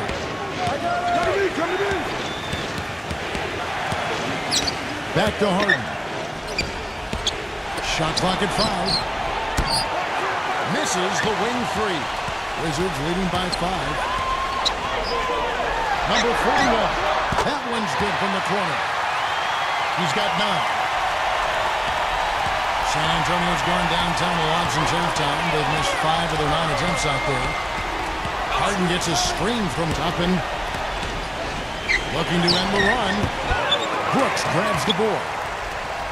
Brooks has got his 4th rebound with that last one here tonight. Green kicks to Collins. Feeds it to Brooks. The feather touch on the finger roll. Beautiful. And it's a 9-point Wizards lead. They're straying away from the three-point game here in the second half. That's fine as long as they're on the lead and they're getting good shots. They've decided not to take nearly as many three-pointers in this half. You can see that they're not as aggressive from the three-point arc. They had far more attempts in the first half. Definitely a 2-for-1 situation here, guys. Yeah, the wise move would be to find themselves a quick shot right away. And Green gets it to go. Well, this is what he does. He's shooting it well. He's scoring a lot of their points, getting them in front. They need a good offensive possession. Yeah, they've had a number of empty ones, a long time without a basket. They got to find something, you're right.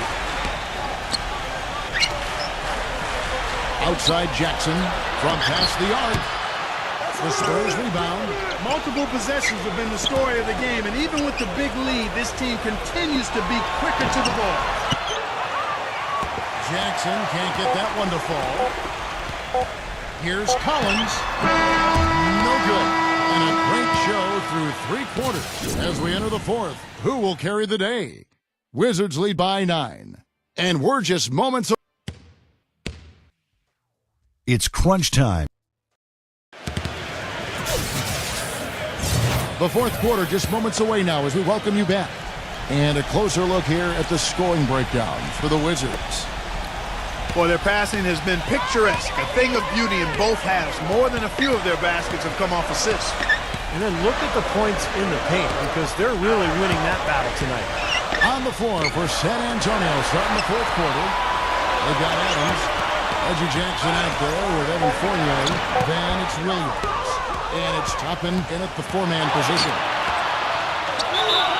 The basket drops and he gets fouled on this shot. One free throw coming his way. And you love the concentration. Gets hit, but stays with the play. Yeah, he showed a lot right there. Plenty of concentration, finding a way to get that shot to fall.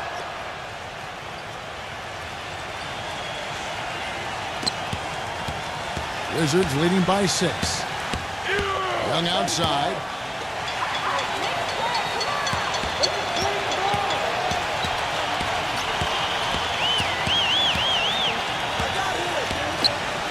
Number 54, defended by Jackman.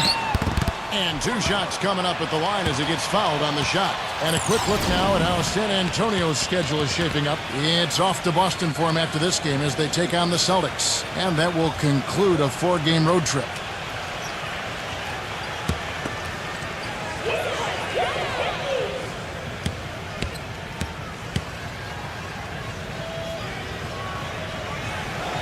And the first one drops. Boy, still waiting for their first miss from the foul line this half. 100% since halftime, is that right? I'm not sure this lead's going away anytime soon if that keeps up. Morris is checked in for the Spurs. And good on the second, so he makes them both.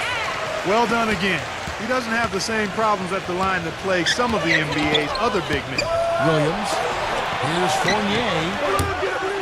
His 3-pointers off the mark. You know, even though he missed that one, great shooters have a way of feeling when they've got enough room to pull the trigger. Yeah, not enough defensive coverage there to prevent him from firing that time. But yeah, I think if he's open, he's got to let that thing fly. Number 54. And he drops him away up off the glass. And the Wizards lead by 10. You got to put bodies on the glass right there. They just are not getting it done on the boards. Yeah, they've got to do a much better job of going harder than that to the glass. Fournier, guarded by Green. Fournier dishes to Williams. Shot clock at 6.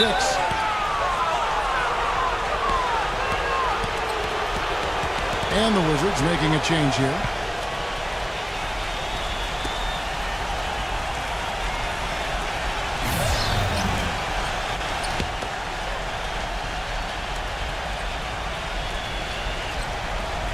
We're just over a minute and a half now into the fourth. Fournier passes to Williams. And he's good on the 3-ball. This is incredible. It's been a 3-point barrage since halftime. Yeah, whether by design or by accident, it has been impressive. Green with the ball. He's against Morris. Stolen by Jackson. Gives him the lead pass. And he was fouled on the way up. 2 free throws now for him. Chance now to check out the Washington Wizards' upcoming schedule. Next game for them, they'll take on the Raptors at Toronto. That'll be just 1 game played away from home for them.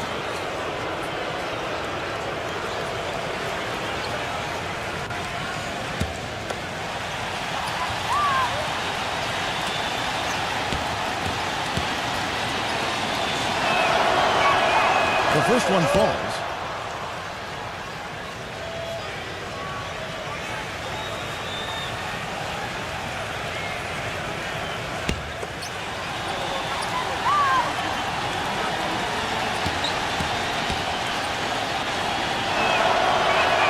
And so Fournier nails both of them.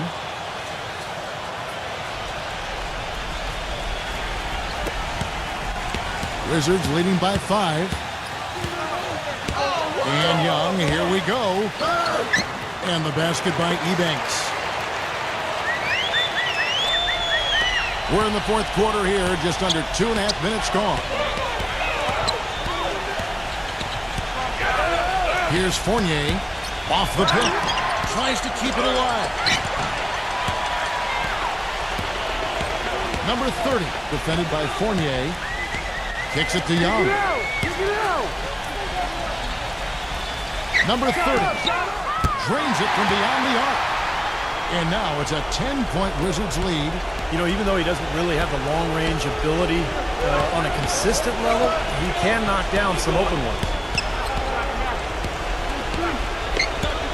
On the wing, Jackson, defended by Young. Jackson misses. Terrific job that time defending at the rim. I mean, it's not an easy task stopping that fella when he's headed to the bucket like that. Good job.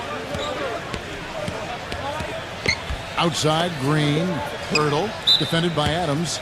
Wizards making a switch here.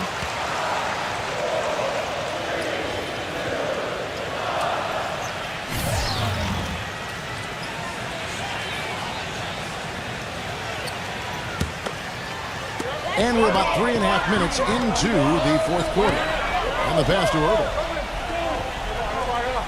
Number 41. Great pass to set up the lay-in.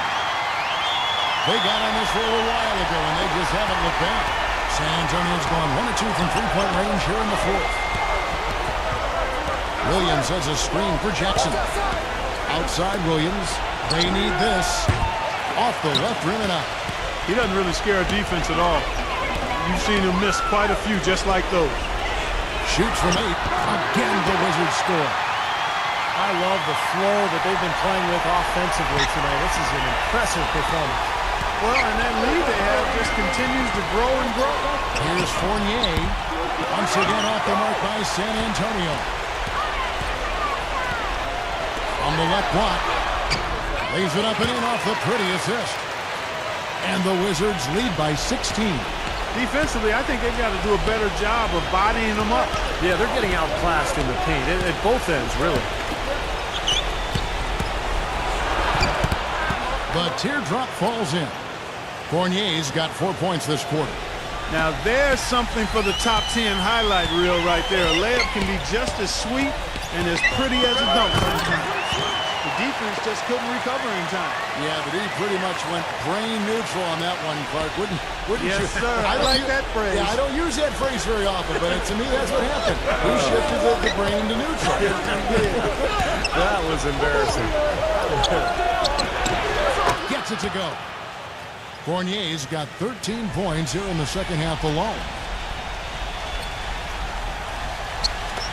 Now, here's Green.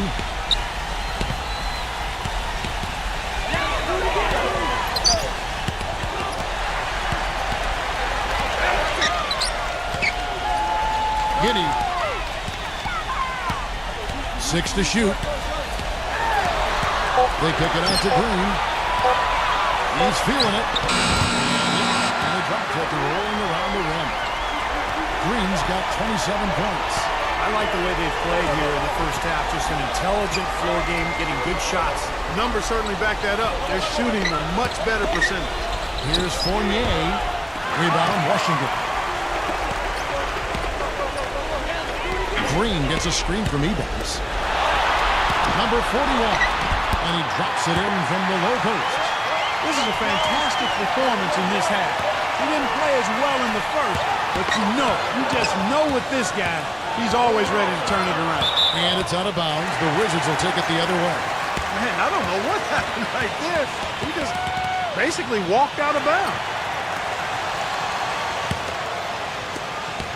Wizards leading by 18.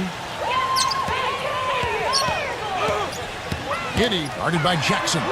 He got right to the cup using that screen. He's got 19. Ran his man straight into that screen to open the lane up for the hoop. Pass to Fournier. Back to Jackson. Fires the three. Once again off the mark by San Antonio. Right side Green. Giddy.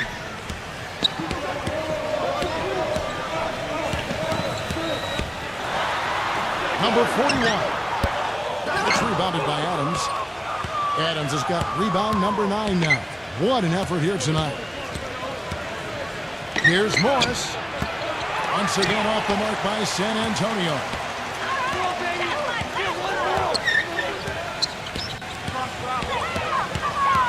He feeds it to Green. Giddy. And Morris comes over to help. Got a piece of it. Here's Ebanks.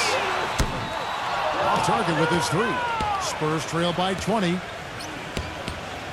Jackson gives to Fournier. No good off the back of the rim. Washington's gone 1 of 3 from outside the arc since we've reached the fourth quarter. Back to Green.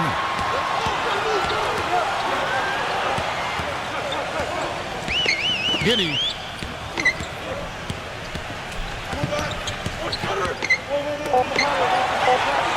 Number 41, defended by Fournier. The Wizards with another miss.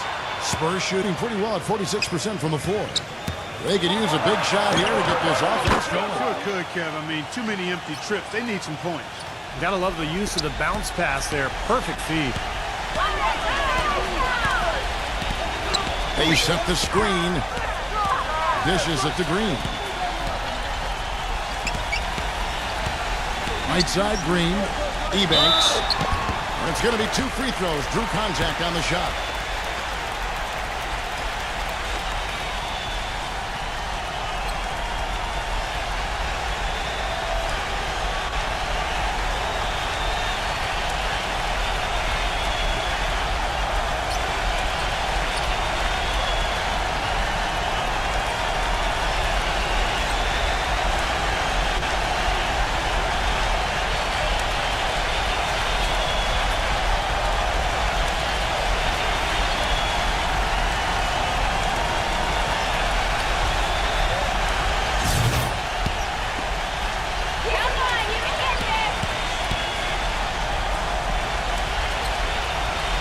Free throw drop for EMMAN.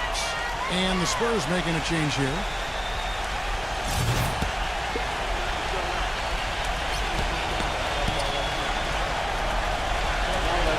And he makes both free throws. Time called here. The Spurs decide to talk it over.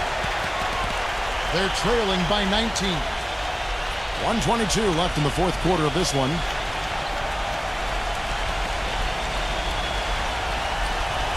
Collins checked in for the Wizards.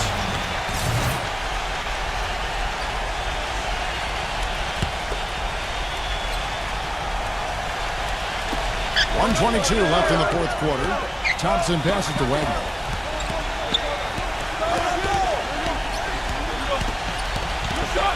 Into Johnson. And you know that's going to be goaltending, guys, so that's a free basket right there. He got there late, but you do have to like the aggressiveness to go after the block. But that one's going to count. Now you can tell what the crowd thinks about that call. Yeah, they erupted as soon as the whistle blew. Out to Brooks. Leads him in there. Boom, he jams it straight down. They got to feel pretty good about this win tonight, guys, defending their home floor. Yeah, and just riding it out here now. I mean, they gave the fans what they wanted. Johnson, the pass to Wagner. Off target from outside. Washington's gotten just 1 of 4 3-pointers to go down for them here in the fourth. The Wizards working the ball around now. Giddy. That is good. And the Wizards lead by 21. Just look at how quickly their lead has grown over the course of the last few possessions. Boy, they've really saved their best for last, haven't they? Now the dish to Johnson. Number 30. That's in there. Johnson with the assist. They've been doing a great job of sharing the ball. Excellent display of team play. Steve, I know you love great teamwork. Yeah, so much fun to watch when the ball is moving. There's kind of a rhythm to the game that just happens. The ball moves almost on its own, Kevin. It's fun to watch. And so it's Washington easily grabbing this one. And this one was such a lopsided victory. They never let up. They were full throttle from the start. Thanks for joining us for this presentation of NBA basketball on 2K Sports. For Doris Burke, Steve Kerr, and Clark Kellogg, this is Kevin Harlan saying see you next time. But first, let's check out the Jordan player of the game.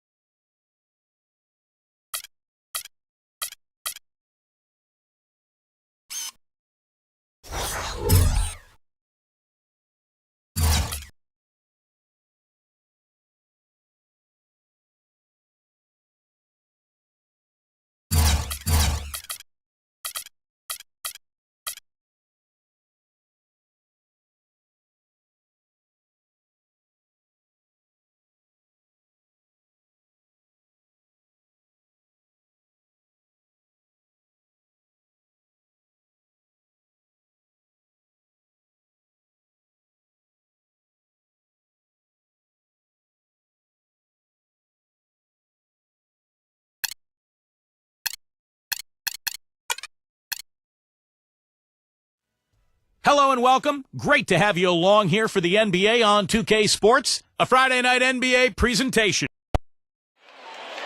It's an Eastern Conference battle here at the Air Canada Centre in downtown Toronto as the Raptors look to work their home court advantage. And as we start the weekend here on this Friday night, this is Kevin Harlan with Steve Kerr and Clark Kellogg welcoming you to NBA basketball on 2K Sports. And now a quick check of our starting lineups for both teams.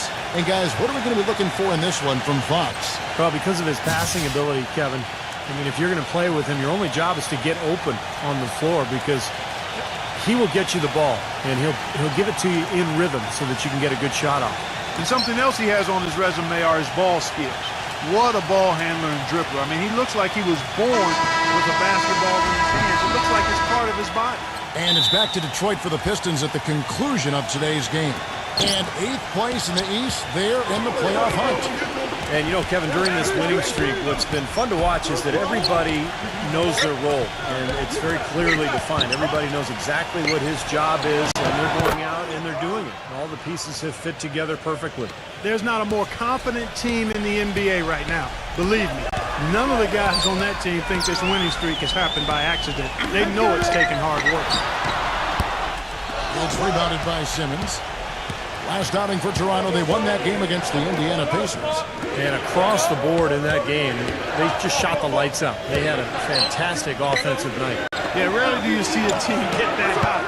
In total, I mean, everybody was knocking them down. They were spraying it from everywhere. And count it, the shot is good. He'll go to the free throw line. Guys, he's got the length to get to the rim, and when he gets there, you never see a clumsy or awkward finish out of him. Everything is smooth and fluid.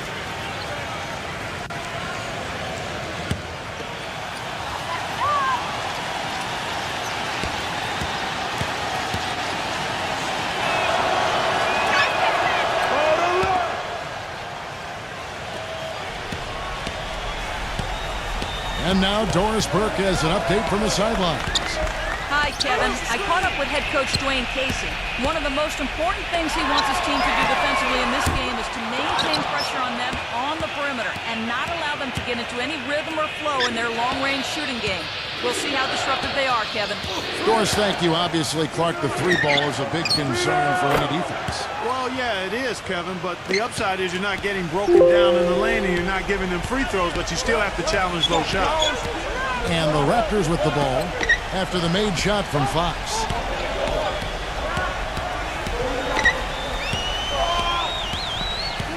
Six to shoot. Number 10. And again, no good by Toronto. Pistons have gone 3 of 4 from the field to start out the game. A chance to extend the lead to double digits, but it's no good. The Raptors have gone 0 of 3 from the field to start the game. Passes it to McDaniel.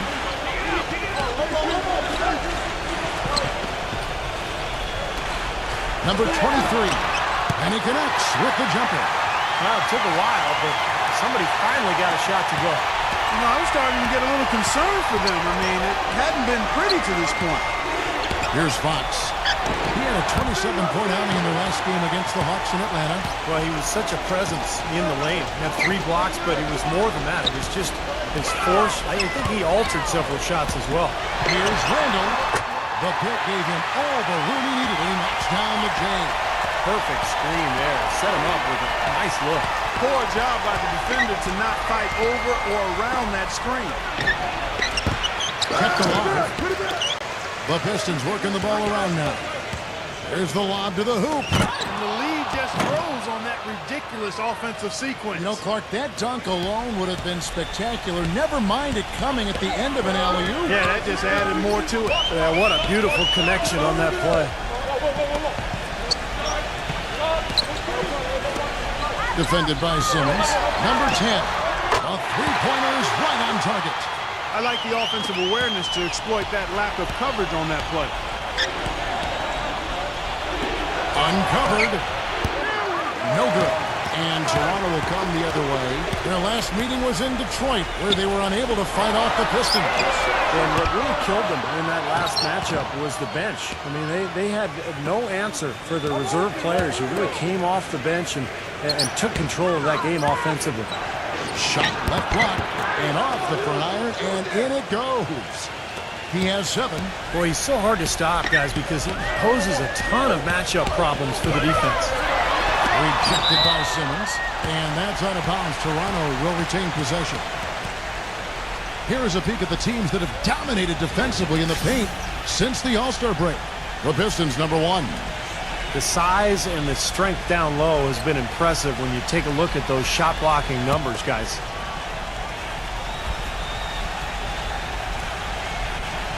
Here's the screen off the inbound and can't hit the shot, but they're saying he got hacked, so he'll head to the free throw line. Bench contributions, always a bonus in this league. Well, they're all pros, Kevin. Some teams just have a great bench or a bench that might be streaky and surprise you at times.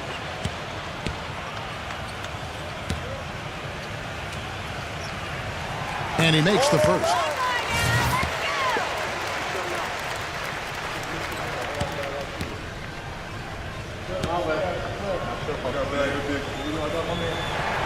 Both free throws good from Randall. For the Detroit Pistons, they won their last contest, that game against the Atlanta Hawks. Well, they fought extremely hard to win that game. They were exhausted, and you could see what the win meant to them at the end of overtime. Well, they deserve to get a little emotional after that one, Steve. I mean, come on now. It's usually going to be that way when you claw out a tight win in overtime. You got to show some emotion. Tell you what, they haven't wasted any time getting into the swing of things on the board. Yeah, and even though it's early, I mean, that's a great sign for them for the rest of the game. Obvious foul.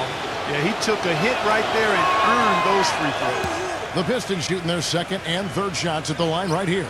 And in general, this has been a very good foul shooting team, about 79% on the season.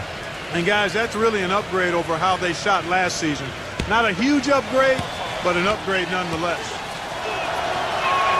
And good on the second, so he makes them both. Boy, his free throw shooting, just another reason he's such a good all-around player. Pass to McDaniel. That's all you. Number 17. And the Raptors miss again. He operates pretty well in traffic, guys, but that was a tough play to finish off. Here's Fox, averaging 22 points a game. There's the triple. No good. It's 3-on-3 on the fast break. Randall passes to McDaniel. Number 10. They get it again. And the Pistons making a change here.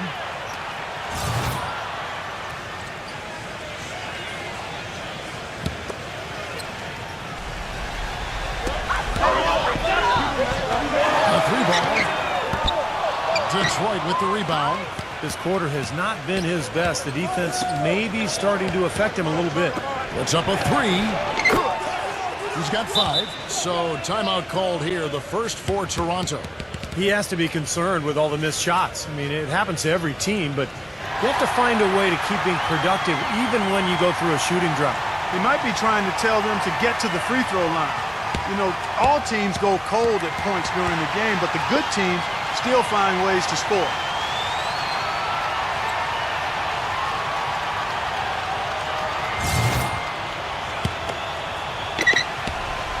Raptors trail by 7. They really want to find that igniter here. Yeah, that's right. Kevin, the offense has basically been running in place. They got to get going. Number 23 gets a very good look and converts. The Pistons have gone 6 of 13 from the field, just under the 50% mark. Wide open, couldn't capitalize. The Raptors shooting 31% here early on. Not getting the shots they'd like. Number 10. Nice shot from the wing. 5 points in the game. Pistons leading by 3.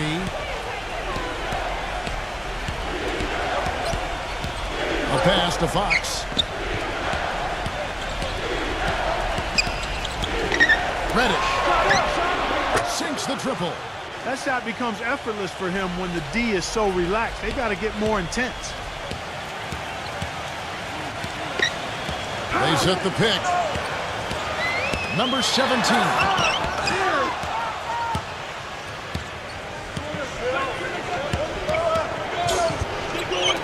Kispert. Again, the Pistons good for 2. Looks like he's trying to find a groove in this game. Just hasn't had it dialed in yet. Inside, number 10. Takes it into the teeth of the D and converts the layup. He has 7. The Pistons have gone 50% from the field in the first quarter, 8 of 16. Lets it go with the 3. The shot is off, and Toronto will go the other way with it. And the pass to Randall.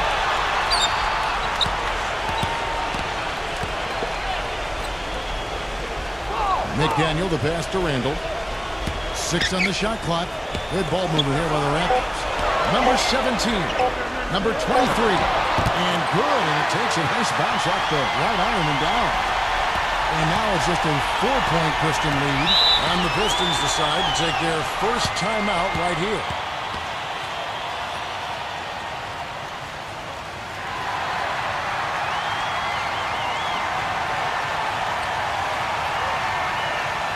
Here's a chance to take a look at the Pistons and how they rank in the NBA right now. 5th in free throw percentage. 8th in rebounding. And they're in the top half of the league in scoring as well. Not too shabby. Yeah, you look at the free throw shooting, Clark. It's very impressive. They've been in the top 5, as you talked about. And it's a result of a lot of effort, a lot of concentration. And when you shoot them that well, then you gain confidence and you really start attacking the rim because you want to go to the free throw line to shoot. Here's Bagley. He's covered by Iguodala. Number 41. They grab their own miss. Tries again. And count it. 2 points with a chance for one more at the free throw line. Well, something special about him, guys, is just how good he is at winning the so-called second shot game, going hard to the offensive glass, salvaging points with his putbacks. And he is also a tireless worker under the glass, Steve. More than a few guys have been on the receiving end of one of his elbows when a rebound is up for grabs. He uses his body very well.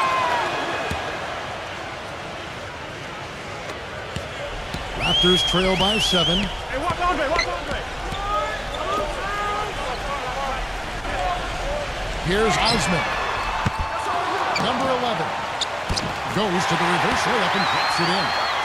Nice early advantage for them on the glass, guys. You know, part of rebounding well early is just going after the ball and boxing out. I mean, establishing that tone so that you can maintain it later in the game. He dishes it to Noel. And he drops in the layup off the glass. Noel's got his first basket of the night. Kevin, they've been playing with an awful lot of energy here, getting a lot of offensive rebounds. That's always an indicator of hustle and energy. Dunn passes to Harris. Unloads. And that one, no good to start him off on the night. Number 41, guarded by Harris. Count the bucket, coming off a perfectly placed assist. Great assist there. Led him to the perfect spot. They set the pick. Lets the 3 fly. Shot's good. He's got 5. They can't afford to give him that kind of look. Well, it came off a good screen, but still, as a defender, you got to fight over the top of that. Great open look there. How about the passing? They are moving the ball without any thought, without any agenda. It's hard to overstate all the points they've scored on assists today. Beautiful to watch. Toronto with the ball. They trail by 9 points. Here's Osman. Off target with his 3. The Pistons shooting it officially from the get-go. They're at 52% from the field. There's the steal. About 3 seconds between shot and game clock. And it's Harris off the drive. Passes it to Dunn. They set the screen. And it's going to be 2 free throws. Drew contact on the shot. Easy call there. No question about that one. You could hear the impact from where I am. The Raptors shooting their 3rd and 4th free throw attempts of the game.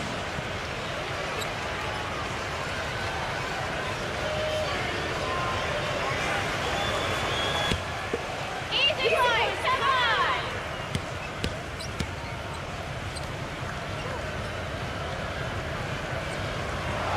First one falls for him.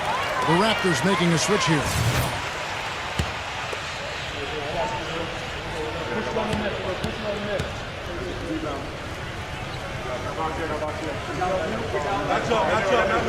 Both good from the line that time. Well done again. He doesn't have the same problems at the line that plague some of the NBA's other big men. Reddish. And so he earns a trip to the line. Official saw the contact and he'll shoot 2. Obvious foul. Yeah, he took a hit right there and earned those free throws. It's his first trip to the line. And for him so far this season, he's shooting 83% from the free throw line. Those are outstanding numbers. And boy, I tell you what, he's really coming to his own this year. I mean, that is an enormous step up from what he shot at the line last season.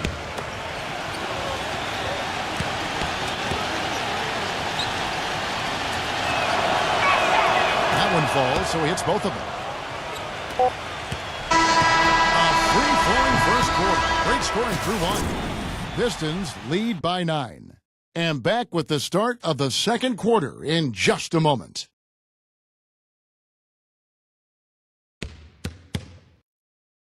Sunday, March. Welcome back, folks. We'll see if we're in store for a more tightly contested quarter as we move here into the second.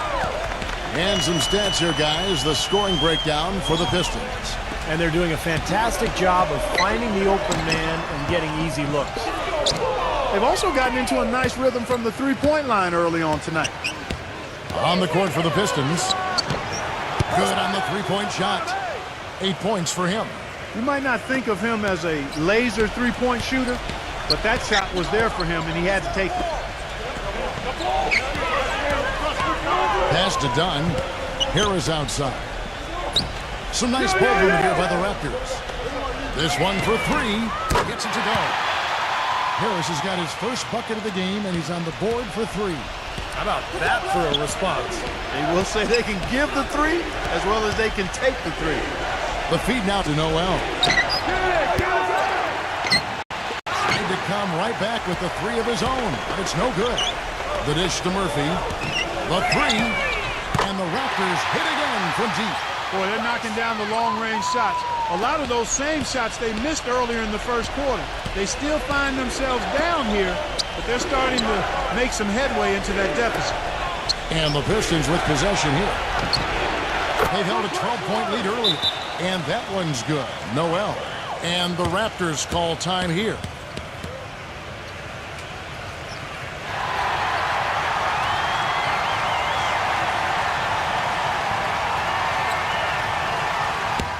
You're looking at the list of the NBA's top shooters from behind the arc for the past month. The Pistons making a change here. Simmons is checked in. Raptors trail by 9. Dunn, defended by Noel. Outside Murphy. Rebounded by the Pistons. And here is Noel. Last game out, he had 14. Can't hit the step-back jump shot. And here in the second, 2 minutes gone by. He feeds it to Murphy.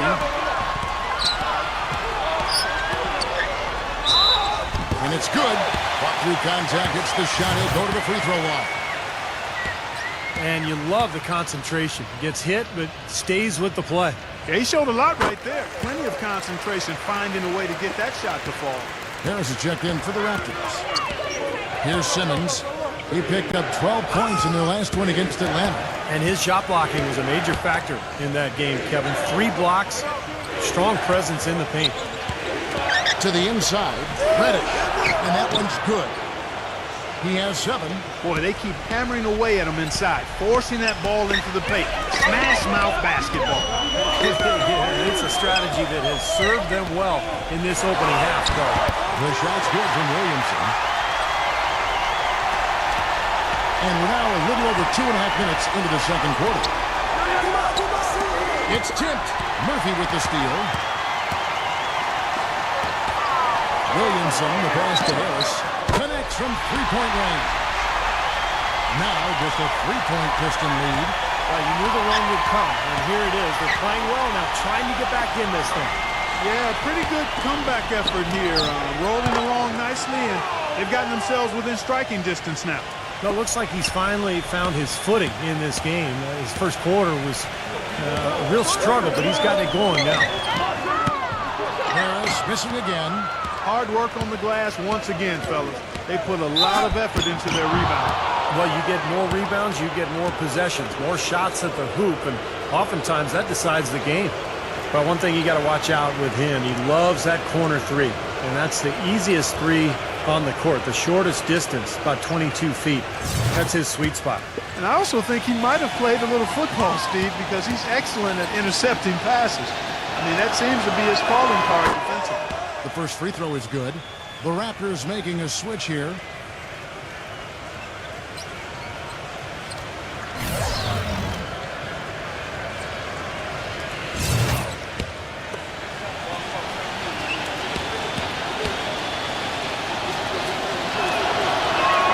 Both shots good from the stripe. Here in the second quarter, just under 3.5 minutes played. Left side, Harris. Tipped.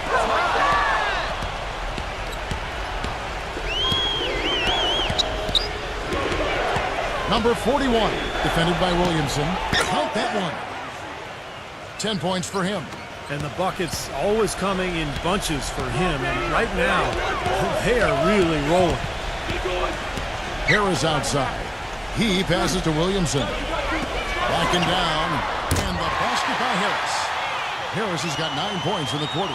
Now he's finally starting to get it going here offensively. Reddish. And out of bounds as the Raptors gain possession. You can see where the Pistons rank in the league stats over these last 10 games now. First in blocks, third in scoring, and they are ranked third in team rebounding as well. I tell you what, everybody on this team goes after the ball on the backboards. And to me, what jumps out is the blocks, because they're an intimidating team. They really control the paint. They like to physically dominate their opponent. And when they do that and they get a lot of block shots, obviously it gives their defense a ton of confidence. Just 2 to shoot. Number 10. Second chance shot. And there's the whistle. Fouled hard on the shot. He'll go to the line. The Raptors shooting their 6th and 7th free throw attempts tonight. And as a team, they're shooting about 75% on the year. And, you know, you don't have to tell them what their free throw numbers are. I mean, they're well aware of it, believe me.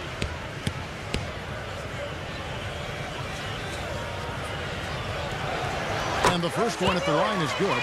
Fox, he's checked in for the Pistons.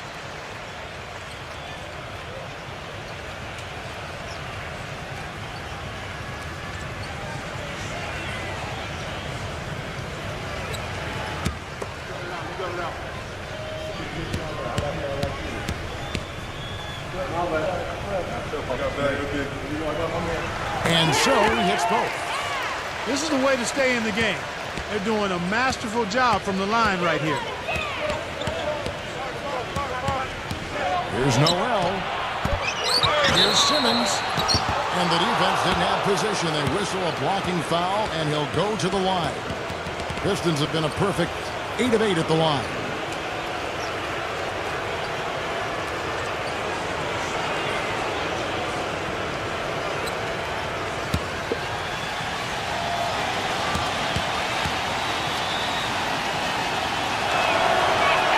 First free throw is good.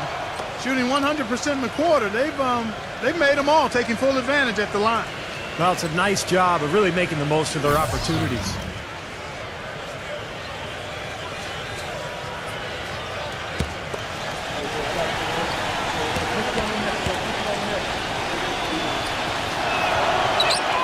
Both free throws good from Simmons. Raptors trail by 7. And there's the pass to Williamson. Number 10. Off target from three-point range. He hit a 3 in the first, but so far has been unable to capitalize here in this quarter. That's foul number 2 on him. It might not warrant sitting him entirely, but another one before halftime, they could be in some trouble.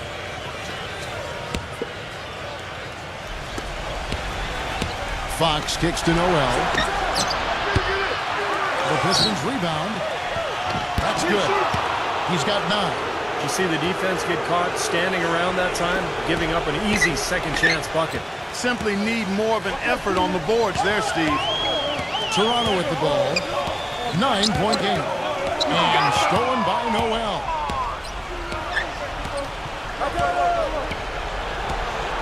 A pass to Fox. Buries the long-range jumper. No matter who it is, that kind of defense is not going to cut it. Toronto calls timeout. And as with any timeout at this point of the game, important to go over the strategies that are working and those that are needed in terms of adjustments. And, of course, the opportunity, guys, to get hydrated with Gatorade before coming back out of the floor. We've seen some good action so far, and there's more of it to come. Yeah, this game has been physical, it's been fast, it's been high-paced. So anytime you're in a situation like this where it's really a hard-fought game, critical to keep yourself hydrated throughout. So it's Toronto now, following the 3 from Fox. Can they get it? Shot is off. Get the perimeter! And out of bounds as the Raptors gain possession. With this pause in the action, let's show you the NBA's highest scoring teams since the All-Star break. In 4th, the Pistons. They seem to have gotten much more comfortable with each other because their production in this span has really been impressive. Dishes it to Murphy.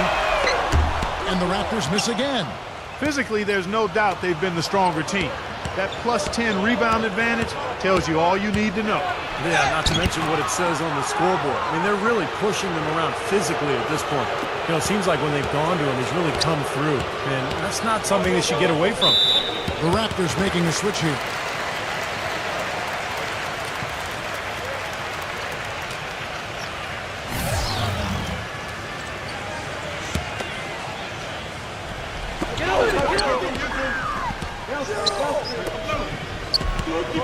Number 10. The three-pointer, no good. I think the game plan needs to change here, guys, if they're going to get out of the hole because he's not helping their offense. Raptors trail by 14. Deflects the pass. The trade. That is good. He's got 10. A wide open 3. They need much better communication defensively. Here's Simmons, averaging 9 points per contest. Number 41, good on the baseline J. And the Pistons lead by 13. Well, that shot keeps them at 100% from the field this quarter. There's a good screen.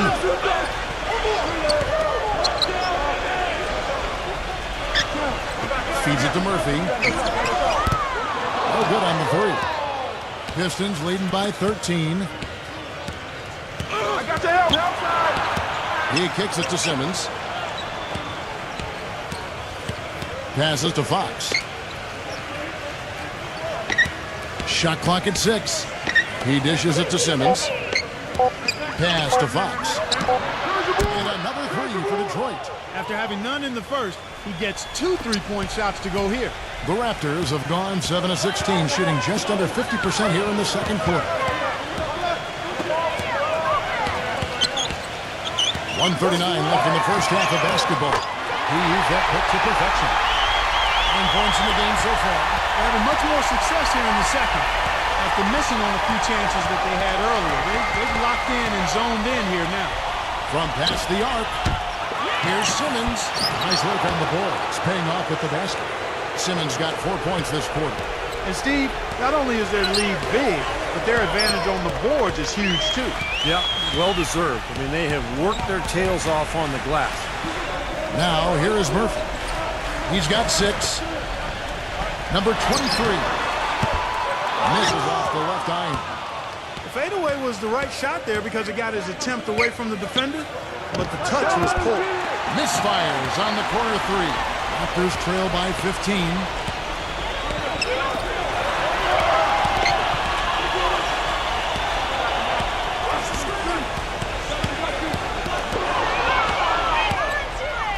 Now the pass to Fox.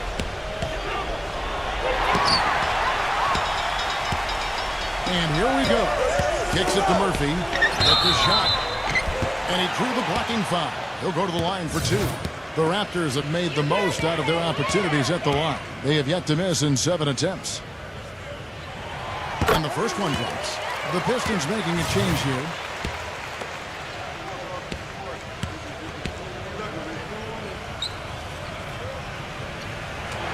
And so Murphy hits them both. We've got 22 seconds left here in the second. Here's Fox. 8 points for him.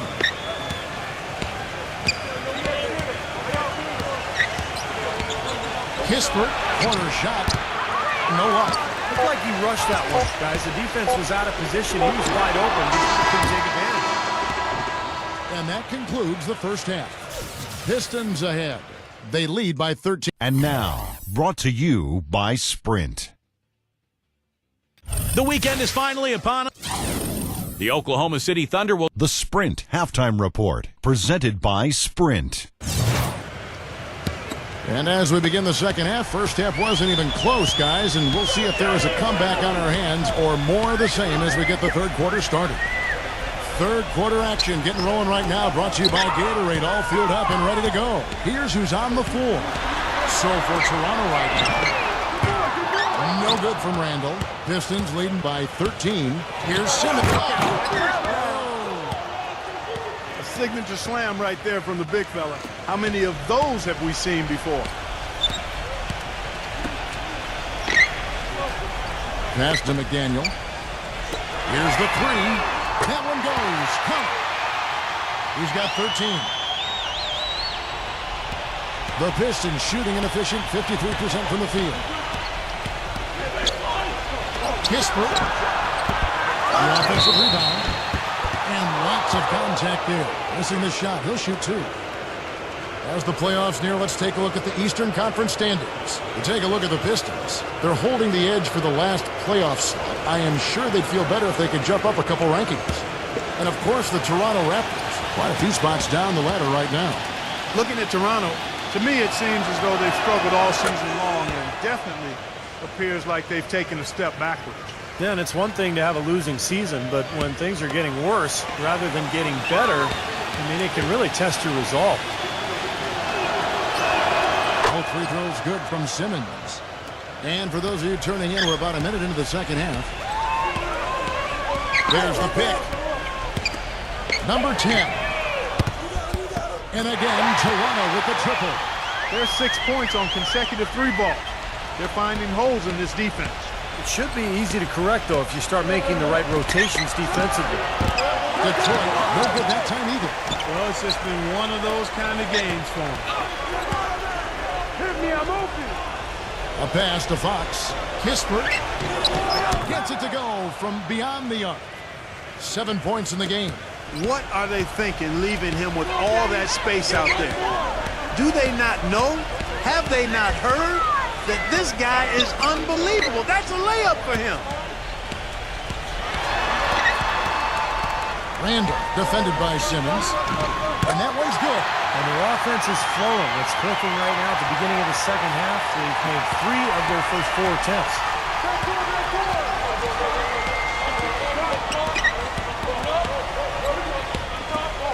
Number 34, defended by Randall. Number 31, no good with the triple. You can't get into much better position for the 3 than that. Everything was right on target. It just didn't fall. Pistons leading by 12.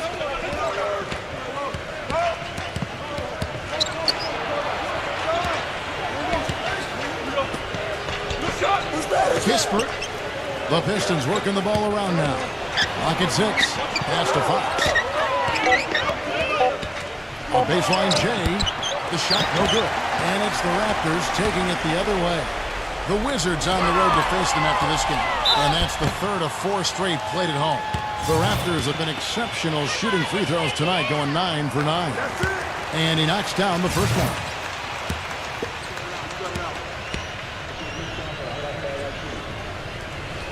Good on both. Detroit's gone 1 of 4 in three-point shots here in the third. Time called here. The Pistons decide to talk it over.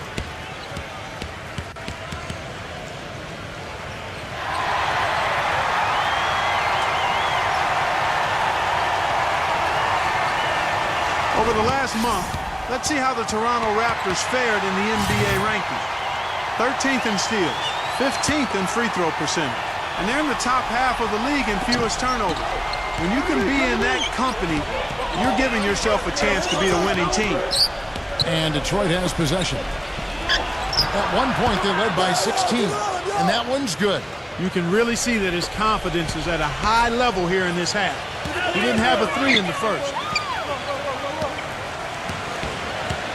Randall, defended by Simmons. The pass to Randall from downtown. The shot is off. And the Pistons now going the other way. We've gone about 3.5 minutes into the third now. Passes it to Fox. And that one comes up a bit short. Boy, we don't see that too often. No defender on him, and he just clanks the open jumper. The shot's good from Randall. 9 points in the game so far. I'm sure that's a load off his mind after not hitting a single three-pointer in the first half. Here's Fox. 8 points for him. Number 31. And he can't answer back. The three-pointer offline. Number 10. Foul call that time on the way up. That'll give him 2 chances at the free throw line here. Easy call there. No question about that one. You can hear the impact from where I am. And the Pistons making a change here. Plumlee's checked in. That one is no good. Pistons leading by 9. It's 3-on-3 on the fast break. Iguodala with the block. They retain possession. They got him on the arm, but it still can. It hasn't happened as quickly as he would have liked, but he's finally putting some points on the board in this game. Noel's checked in for Fox. Toronto's gotten the three-pointer to fall to the tune of 50% here in the third quarter. They've made 3 of 6.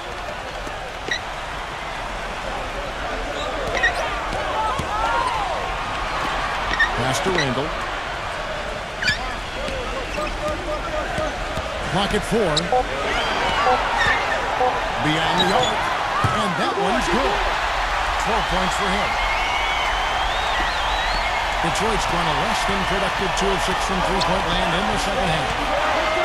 Simmons dishes to Noel. Kispert. Again, the miss by the Pistons. If he can improve on what's been a shaky day for him thus far, they could stretch this lead out.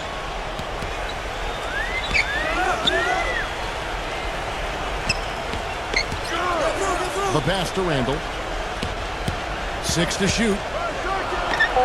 The try by Iguodala. Lays out. The 24-second buzzer signaling the shot clock violation. Let's bring up the 2K leaderboard to see which teams have been the best in the rebounding department since the All-Star break. In the third spot, the Pistons. Boy, they've gotten a fresh start since that break, Kevin. They're like a new team when it comes to rebounding the ball. They've gotten charged up and revved up to rebound.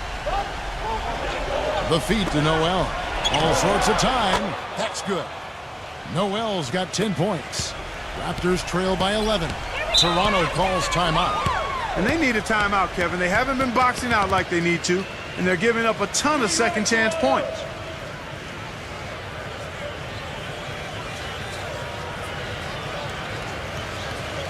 And the Pistons making a change here.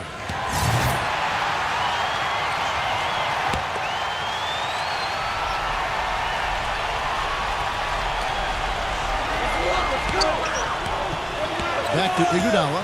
Some nice ball movement here by the Raptors. Passes to McDaniel. The dish now to Iguodala. From deep. Cannot hit. Nice rebound in traffic, and that's his job. Kisper. That's rebounded by McDaniel. There was just enough defensive pressure to get him off balance and cause that shot to go awry. Takes the three. Rejected by Plumlee. Noel with it. 10 points for him. A pass to Fox. He feeds it to Noel. Fires the three. That's good. Noel's got 5 points now in the quarter.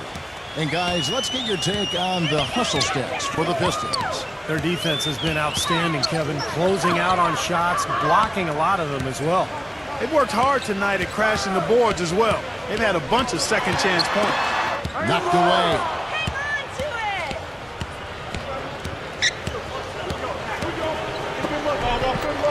Hang on to it. Fires from 18. And now here comes Iguodala leading the break. Shot is no good. Excellent D there from Fox. It's 3-on-3 on the fast break.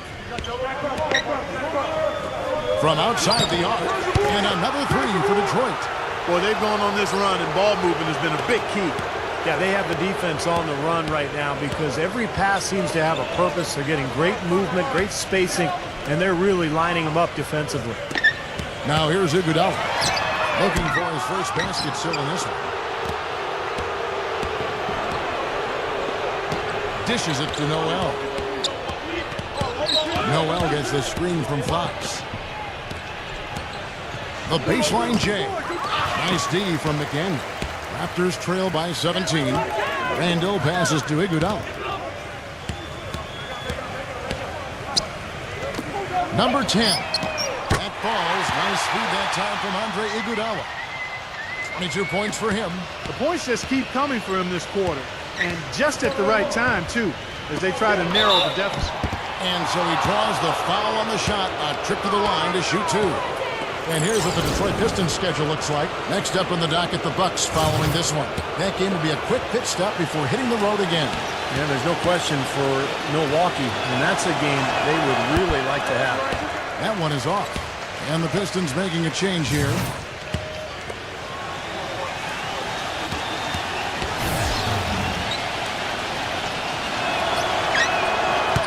They can't make the second free throw either. Missing both. The Raptors have gone at a pretty good shooting pace. They're 6 of 13 from the field here in the fourth. Number 23, guarded by Fox.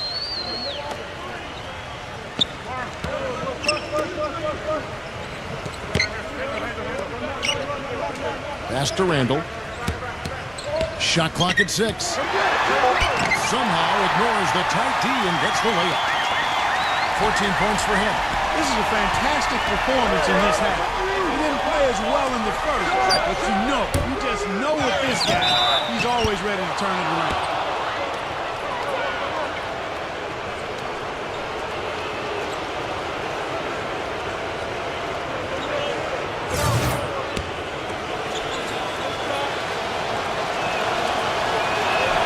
The first one falls, and the Pistons making a change here. Simmons is checked in.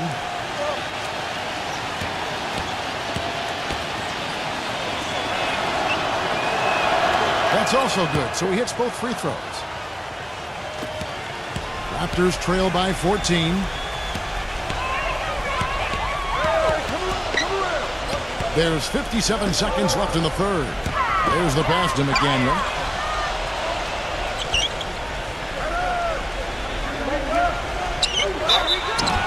So the whistle blows on the shot and 2 free throws for the contact right there. Yeah, the referee's all over that one. No doubt about it. Clearly a foul. Nothing to argue about there. This is his first chance at the line tonight. You know, in their last game, guys, he was dialed in at the line. Yeah, no question. I mean, it may have been the strongest part of his game that night. And it's really baffling. I don't know how he lost his touch at the line so dramatically, guys. I mean, and it happened quickly as well. He's nowhere close to what he shot from the line last season. And he sinks the second. 46 seconds left in the third quarter of the game. Passes it to Fox. And again, it's the Pistons missing. He's been wayward and just off on about everything he's put up in this period. There's the pick. Number 23. Smooth as silk on the finger roll. 11 points in the game. You can see that they're not as aggressive from the three-point arc. They had far more attempts in the first half. And it's Toronto with the rebound. He has just disappeared this quarter, not making a mark at all offensively. And I'm sure he's ready to put this quarter behind him and quickly. Perseverance paying off on the offensive boards, guys.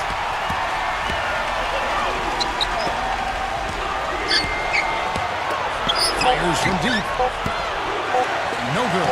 Well, that's another good rebound for him. Hasn't mattered at all that he's given up some inches to a few of the other guys on the floor. And offensively, a great show for the fans through the first. Tune in Monday. And the final period of play just about to start. And it's out of bounds. The Raptors will take it the other way. Look out the Raptors' upcoming schedule. The Wizards on the road to face them after this game. And that'll be the third of the four straight at home.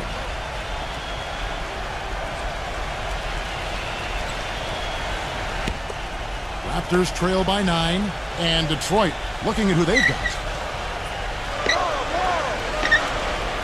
I see him.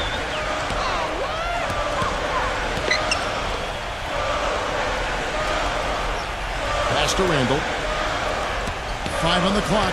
To the paint. Deflected. And now the Pistons fast break. And that one goes in as he is fouled. It'll be 3 points if he converts at the line.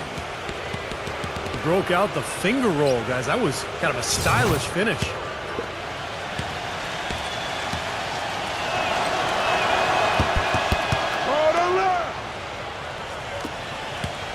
Raptors shooting at a decent 44% clip here.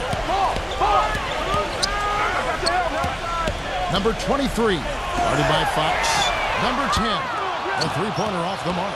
Pistons leading by 12.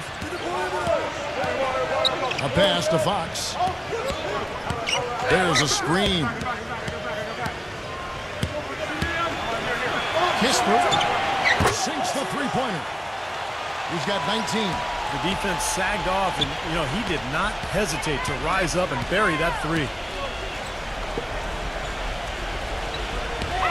Fourth quarter still young, just over a minute play. Fades and shoots, and it's good. He typically may not contribute a lot, but that doesn't mean he doesn't have the ability to. The Pistons shooting 47%, pretty solid. Hit his leg. And the ref saying he kicked it. The Raptors making a switch here.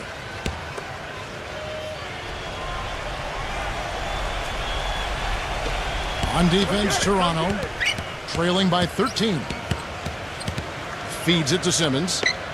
Number 31. Off target from outside. He's not exactly striping them from deep. He had 1 3-ball in the first half, still bageled in the second. And the powerful one-handed slam. Oh, no, he may have gotten injured right there. He's in a lot of pain. And you see a player have to come out of a game like this. I mean, you just hope for the best. That's exactly right. You do hope for the best. You cross your fingers, say a prayer, and hope it's nothing major. We'll see what the update is here shortly. Count the bucket. It's obvious he's hurting. I mean, he's going to tough it out, though, and continue to contribute on. You got to give him credit for that. Pistons leading by 13.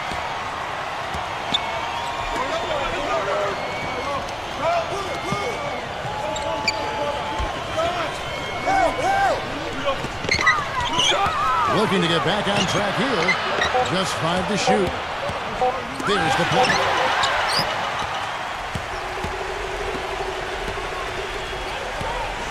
Number 23.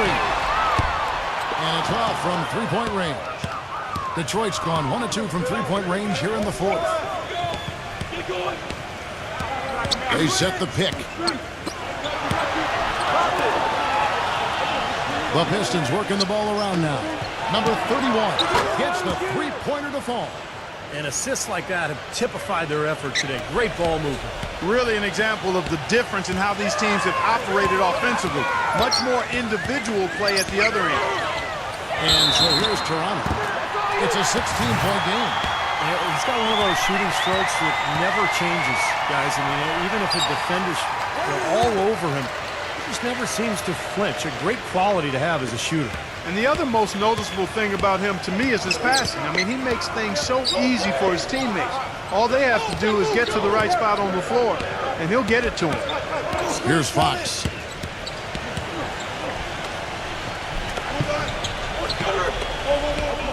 Number 34 cans it from short range. And the Pistons lead by 15. We've played just over 3.5 minutes now in the fourth quarter. The pass to Williamson. And he was fouled on the way up. 2 free throws now for him. Well, probably the right play defensively. If you can't get the block, send them to the free throw line. Don't give them an easy 2. No easy buckets inside. Force free throws and work to keep them out of the lane next time around.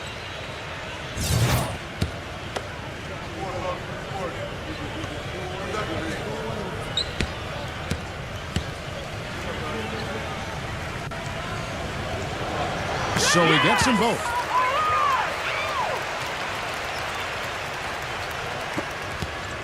Pistons leading by 13. Here's Simmons. Kispert defended by Williamson. Fox. He goes up again. He lays it in. They've been so efficient in the paint in this game. That's an area they've totally dominated. You know, once they ID'd the edge they had inside, they just continue to attack it. So it's Toronto now.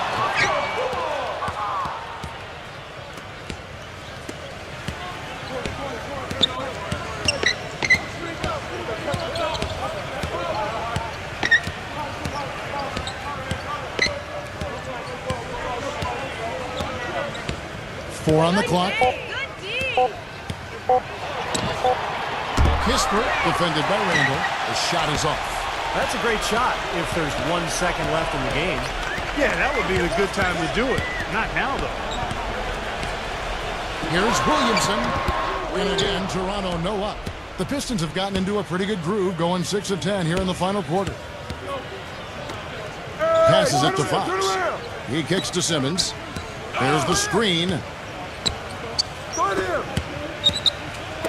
Kispert. No good on the triple. Raptors trail by 15. They need a good offensive possession. Yeah, they've had a number of empty ones, a long time without a basket. I got to find something, you're right.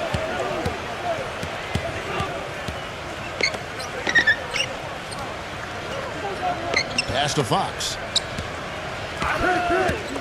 Number 31 drills the three-pointer. And the Pistons lead by 18. That's his second three-pointer of the half and his third overall. And the pass to Randall. On deep. And the Raptors miss again. Yeah, no excuses there. Got a really good look at the basket after being freed up by the pick. We say it all the time. The execution was excellent. The result not as good, but good ball movement anyway. A pass to Fox.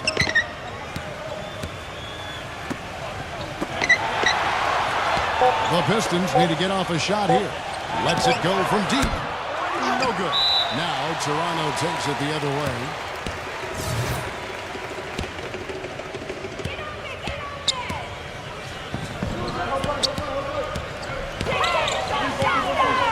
Here's Randall. And the three ball is good. He's got 21. That's more like it. It's 9 points for him coming off three-pointers in this half. Time called here. The Pistons decide to talk it over.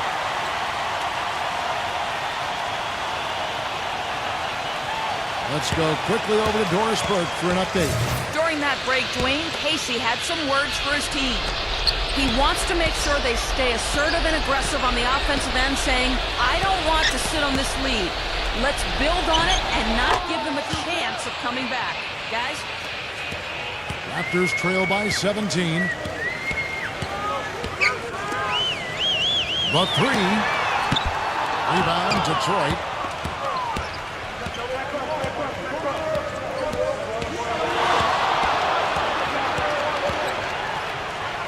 Pass to Fox.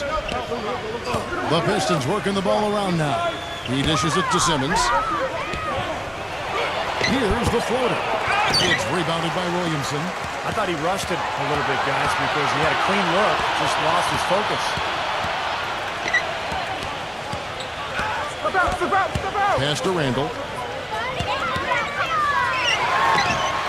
good. And his confidence has come back since halftime after really a rough first 2 quarters. Pistons leading by 15.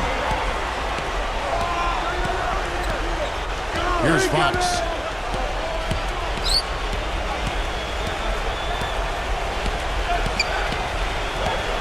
Kicks to Simmons. He passes it to Fox. 6 on the shot clock.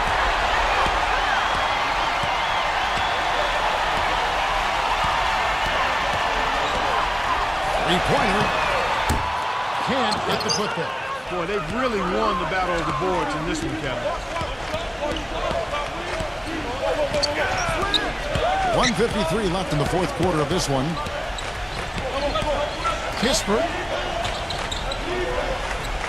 There's the pass to Fox. From deep three-point range. Now Toronto takes it the other way. And here they go. Here's Simmons.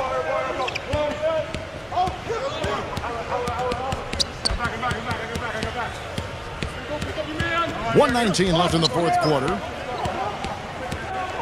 A pass to Fox. Shoots. He can't be stopped. And the Pistons lead by 17. And his shots are dropping right now. This quarter has been very kind to him. Toronto calls timeout. They're down by 17. 1:11 left in the fourth. And you're right, their ability to get the rebound, a big help here. Always a big help, and because of that effort, they're going to win going away. And the Pistons, an entirely new group now out there.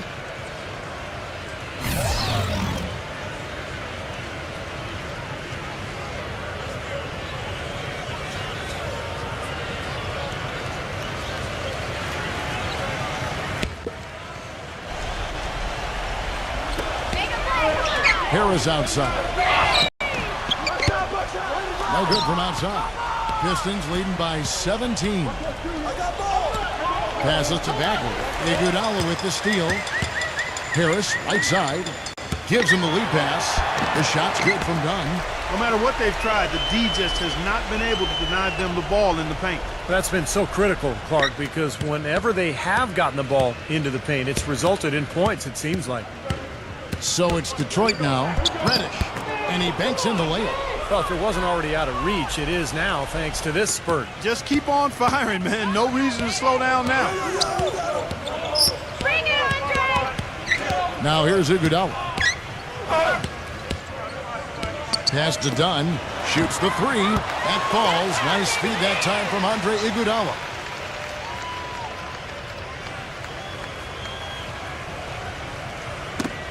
Knocks it loose.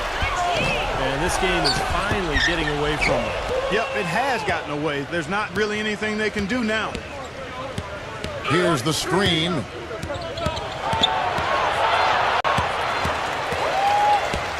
Here's the break. Here's Osman. Sinks the 15-footer.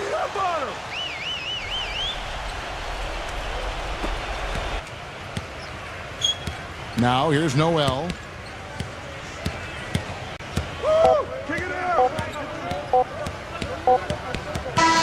And so it's the Pistons taking care of business here. You know, Clark, every team has a bad night, and these guys might want to watch the tape of this game the next time they have a bad night to remind themselves how dominant they can be. Well, this is one of those dream-like games for a coach. And that'll do it for Clark Kellogg, Steve Kerr, and Doris Burke. This is Kevin Harlan saying so long and thanks for joining us as we leave you with the Jordan Player of the Game.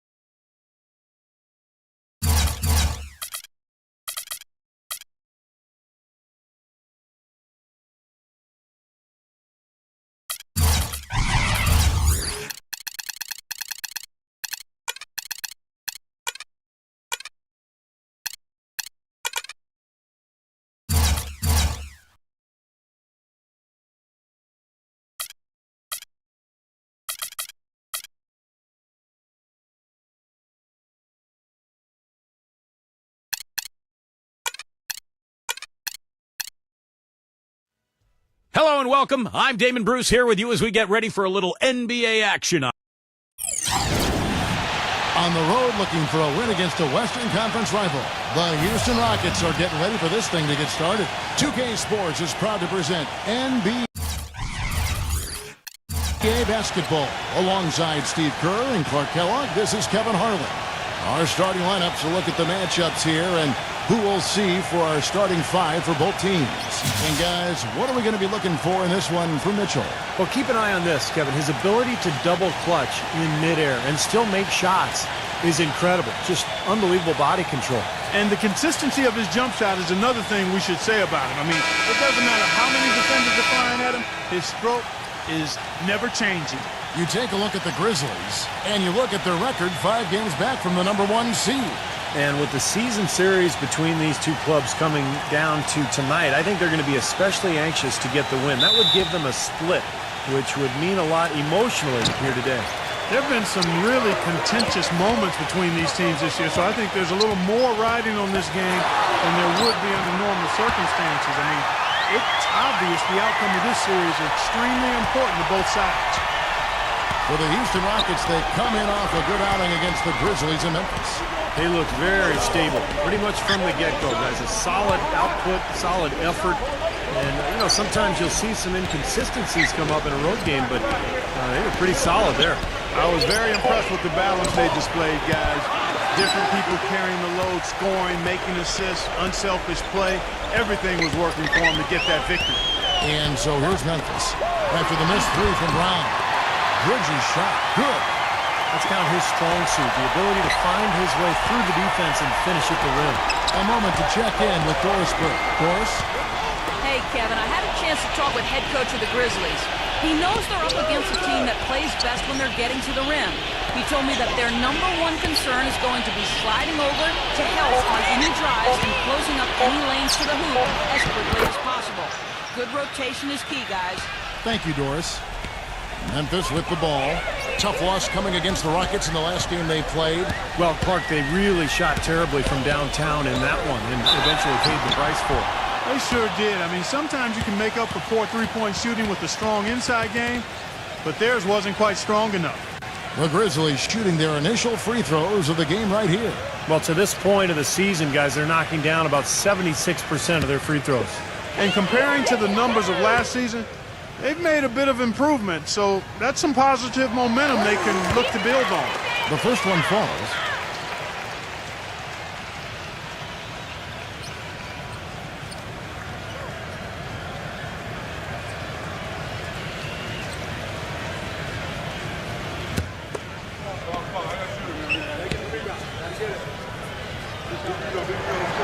So he picks up just one from the line that time.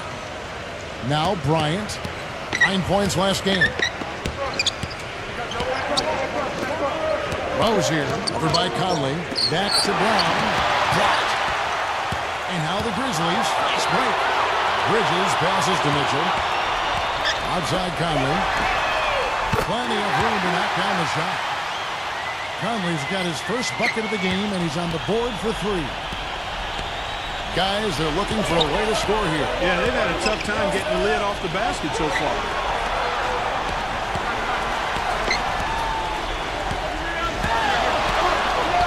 Bryant with a screen on Conley. Rozier. And 2 free throws coming up as he misses that one. Drawing the whistle and a lot of contact there.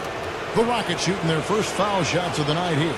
And you look at the numbers for this season, guys, from the free throw line, they're shooting 77%.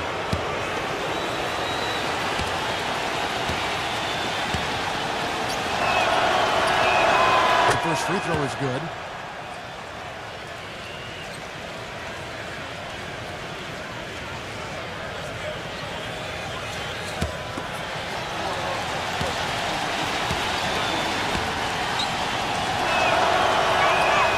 He's perfect from the line this time. The Grizzlies have gotten their first 3 shots to go in for him to start off this game. And he's going up for the alley-oop. Stolen away. Nice job to interrupt the alley-oop attempt there. With the lead pass, gets the bucket. You know, size-wise, this is not a great one-on-one matchup for him, but he got that shot to go. But you wouldn't how he finished. That's a nice hoop there. Here's Antetokounmpo. He's coming off a 22-point game against Houston. I thought his rebounding was impressive as well, guys. He made some big boards, really helped out on the glass, helped his team out big time. He's made one and missed one so far in the game. And his free throws are only going in at about a 72% rate this season. Not a terrible number, but something that could definitely improve. First free throw is good. Jake Crowder's checked in for Houston.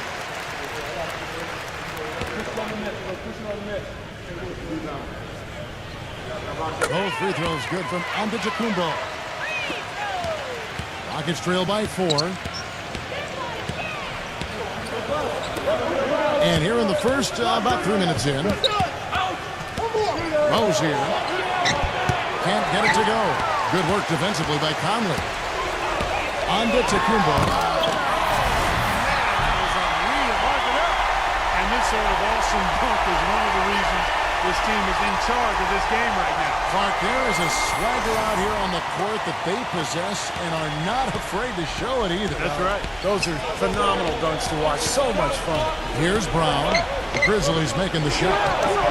Good on the jump shot. And we're approaching about 3.5 minutes played in the first quarter. Conley off the pick from Antetokounmpo. Back to Conley. Passes it to Antetokounmpo. The feed now to Conley. Here's Antetokounmpo. Just 5 to shoot. And he was fouled on the way up. 2 free throws now for him. Let's highlight the shooting guard position now and see which among them have averaged the most points in the second half of the season. And this is his 3rd trip to the line tonight.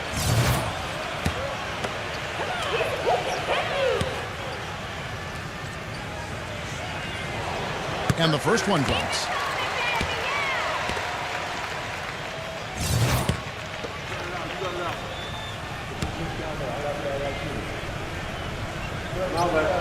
Both free throws good from Antetokounmpo. Rockets trail by 6. Rose here, over by Conley. He feeds it to Brown. Rose here. Back to Brown. Off target from outside. I don't know if it's just me, but he's looked a step slow since the start of the quarter. His shooting has really suffered. Shot's good. Pretty impressive. 5 straight makes to start this game. And it's the Rockets with the ball. Pass to Little.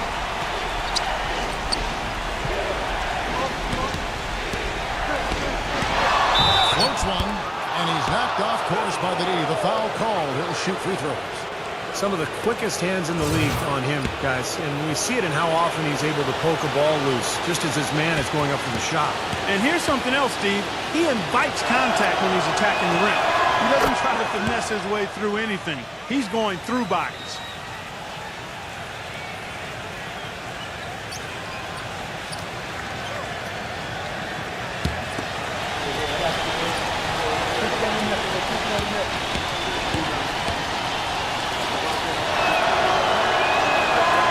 Free throws good from Little. And the Grizzlies leading by 6. Conley, the pass to Antetokounmpo. The shot from the low post is good. Antetokounmpo's got 7. They got themselves in front with some outstanding shooting right off the bat. Yep, it's been a clinic with that end of the floor, no question. And the pass to Little. And a foul called on the shot. Got him on the way up that time, so he'll shoot 2 right here. And let's take a moment, guys, to get your take on the scoring so far for the Grizzlies. And right from the start, guys, it's apparent they're determined to establish a presence in the paint. They've been distributing the ball really well tonight, too. I mean, a decent number of assists so far for them.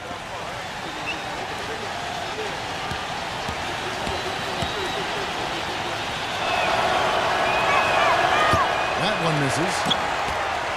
Grizzlies have gone a perfect 6 for 6 in the game up to this point. Pass to Bridges. He dishes it to Conley. The finger roll finish at the bucket. Conley's got his second basket of the night. They're getting on a roll inside. Their last 3 field goals have come from inside the paint area. The defense has to make an adjustment. They've got to string together some stops, or at the very least, try to force this team into some bad shots. With 10 games left, let's see how the playoff race is shaping up out west. You look at Memphis, they're second in the conference and looking to finish strong heading into the playoffs. And, of course, Houston, quite a few spots down the ladder right now. Checking out Houston, they've turned things around in a very good way this year. Being in the middle of the pack is a pretty good step for them. I agree. I mean, coming into the season, there really was no pressure on this club because of the low expectations. But, they've been solid. They've played hard, and they've competed. And I think they've played both ends of the floor well, and that's why they are where they are. Here's Antetokounmpo after the made shot from Brown. Antetokounmpo off the pick from Bridges. Antetokounmpo passes to Bridges. That one wide left. Most of the time, that shot will go down. Boy, the defenders have to make sure they tag it. Passed a little.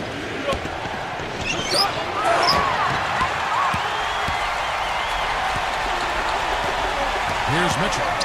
He's got 6. Pass to Bridges. Here's Antetokounmpo. Working on Bryant. Takes the 13-footer. It's rebounded by Little. The defense better not make a habit of giving him that shot. I mean, he doesn't miss many of them. It's Brown on the wing. Jacks up a 3. Gets it to go. Brown's got 7 points in the game. Boy, I tell you what, he loves getting looks like that from the three-point line. No one near him. That's a warm-up jumper for him. Here's Antetokounmpo, defended by Crowder, and he gets contact and the whistle on the shot. 2 shots coming up. Grizzlies have shot 5 of 6 at the foul line tonight. That's good from Antetokounmpo. Houston with a big group substitution here.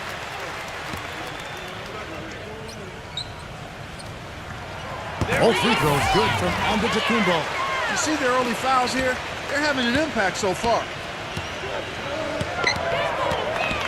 Hardaway is screen on Rose. Walker against Rose. Back to Walker. The 3. No good. Now the Grizzlies take it the other way. Here's Antetokounmpo. He's got 9. Good on the 3-point shot. Antetokounmpo's got 12. Offensively, he can be the engine that drives them at any given time. Walker with it, averaging 8 points a game. Here's Crowder.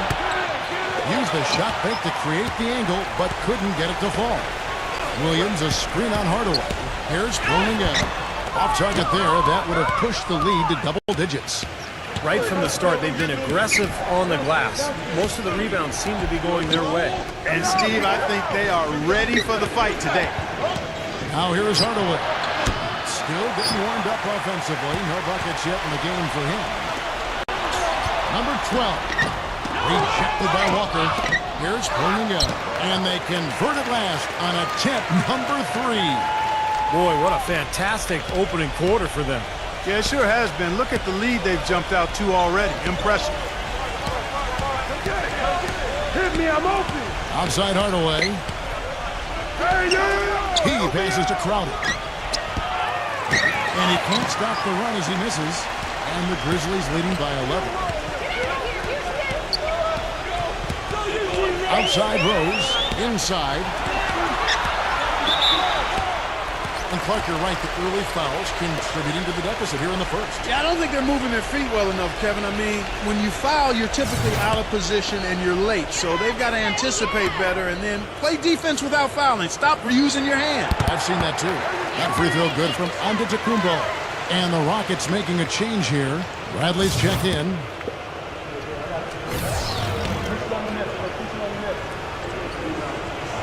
That one falls, so he hits both of them. They're shooting extremely well from the free throw line now. Now a timeout called by Houston. As you mentioned, free throw shooting a big reason for the lead. Yeah, it really is, Kevin. And again, they're actually attacking the rim. They're putting the pressure on the officials to call fouls. Those fouls are being called, and then they're stepping up to the line and knocking down those free throws. Over the last 10 games, as we look at the Rockets, this is how they compare to the rest of the league. 8th in blocks, 17th in steals. And as far as team rebounding numbers, not a strong suit for this year. Top 20 in the league is all. And this is a team that really relies on those blocks that you talked about, Clark, because when they're at their best, they're really challenging every shot. They cover up, they close out on jump shooters, and if you penetrate and get to the rim, they've got a host of shot blockers there waiting for you. In terms of rebounding, it's been a sensational opening quarter. I like sensational. That's a good word for it. To the paint, Harris pulling down, and he banks in the layup. And the Grizzlies lead by 15. I love the aggressiveness with their approach, pounding the ball inside, and it's working. They are owning this game early. They are constantly finding lanes to the basket. Now here's Bradley. Hardaway kicks to Bradley. That drops, and it comes off the assist from Hardaway. D there, guys, was pretty much non-existent. I mean, you can't leave a good shooter like that open. Now 8 seconds separating the two clocks. Rose kicks to Williams. Number 12, guarded by Bradley. Some nice passing there by Memphis. Williams attacking. And lots of contact there. Missing the shot. He'll shoot 2. This is his first free throw of the game. First one falls for him.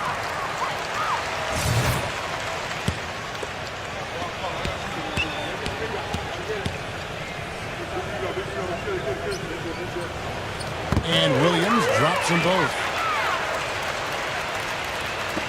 9 seconds left in the first quarter. Outside Hardaway. Walker. And there's the pass to Bertens.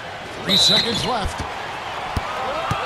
The basket drops, and he gets fouled on the shot. One free throw coming his way.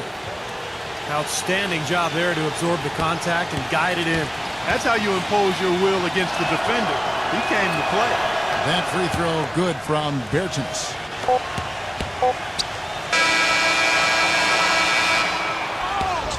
And a double-digit lead on the scoreboard as we end the first. The NBA regular season winding down.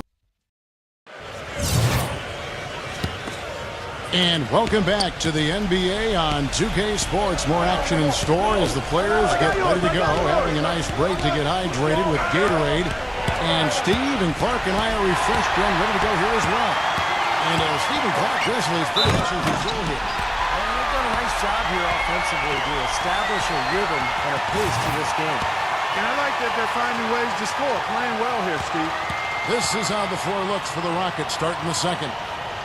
We've got Hardaway. He's out there with Jackson. And it's Walker in at the 1. Now here's Bradley. Out to Hardaway. Expanding his range. Rebound by Williams. And the Grizzlies leading by 13. Number 12. And the 3-ball is good. The Rockets shooting a meager 37% for the game.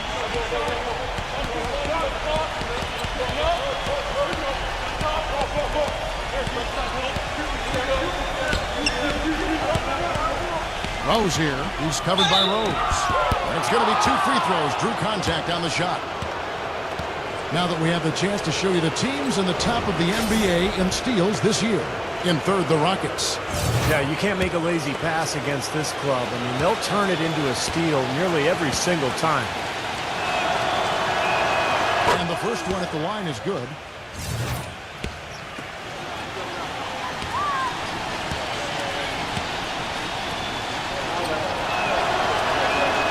And so he makes both from the line. And around a minute gone here in the second quarter.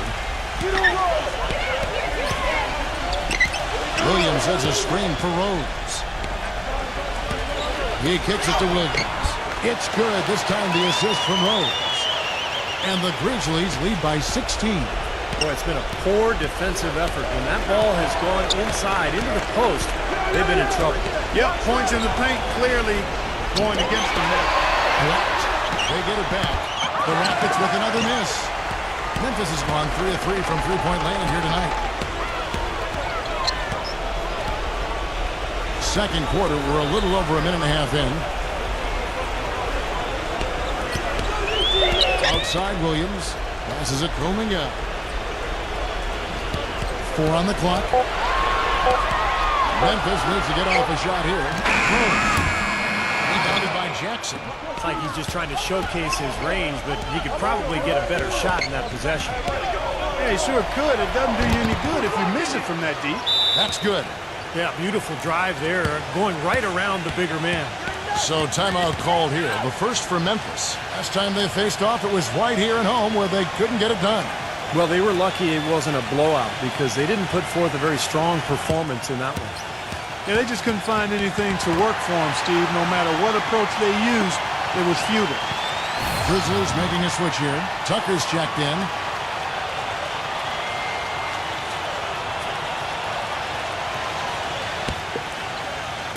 And the Grizzlies leading by 14.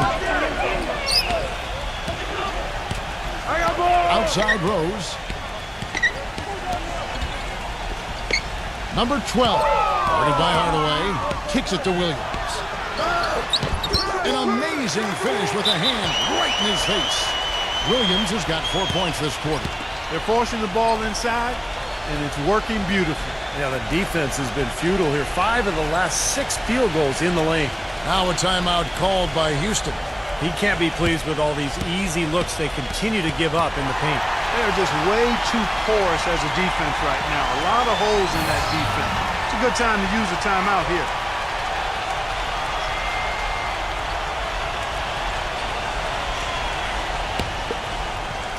And here in the second quarter of action with a hair under 2.5 minutes played so far. Rose here, who's covered by Rose. Here's Little. Very good from outside. The Grizzlies have gotten 4 of the first 5 shots to fall in the second quarter. Outstanding shooting. Here's Rose, and the Grizzlies tack on 2 more. And that's why teams emphasize the use of screens and picks just to get you some open looks like that one. The dish to Hardaway. Rose here. Back to Hardaway.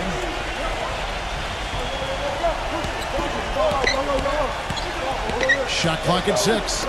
The 3. Derrick Rose grabs the miss.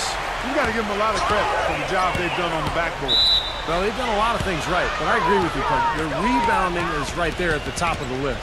Where was he going with that pass? I mean, that's just an awful turnover. Williams, he's checked in for the Grizzlies. Outside Hardaway. Feeds to Jackson. Working on Williams. The turnaround Jay, and Jackson gets it to go. Jackson's got his first 2 points of the night. And of all the things about him that you like offensively, it's his composure that jumps out at me. The way he never gets rattled. You know, the defense can get in him. He doesn't care. He just continues to do his thing. And another thing he's known for all over the league is what an angry shot blocker he is. He does it with an attitude when he knocks it out of the air and sends it behind the shooter. Now here's Jackson after the miss from Williams. Pass to Little from beyond the arc. And the rebound goes to the Grizzlies.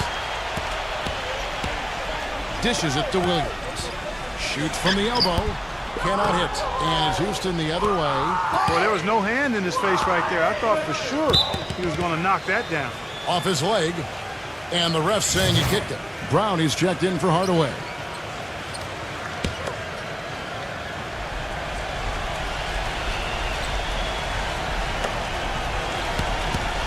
He hits Brown with the drive.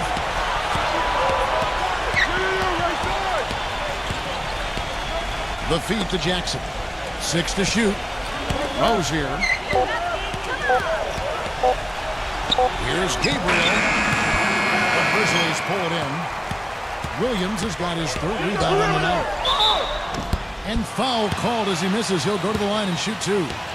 In the second half of the season, you get an idea of the Rockets and where they stand statistically. 14th in steals, 15th in free throw percentage.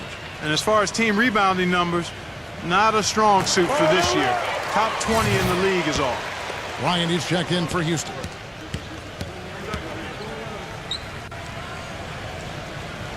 And so he hits both.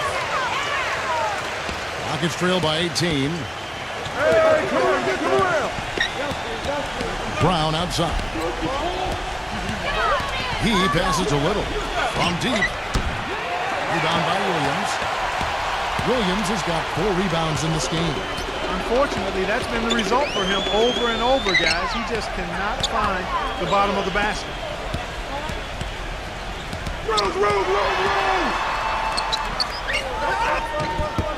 Some solid defense there from Jackson. That's terrific defense right there to prevent from converting in close. Bryant with it. Williams picks him up. The kick out to Brown. And he's good on the 3-ball. Brown's got 10 points. The easiest way to do it sometimes is with the bounce pass. He feeds it to Rose. Rose off the pick from Williams. Number 12. And another miss by Memphis. Rockets trail by 15. Rose here. He's covered by Rose. Brown outside.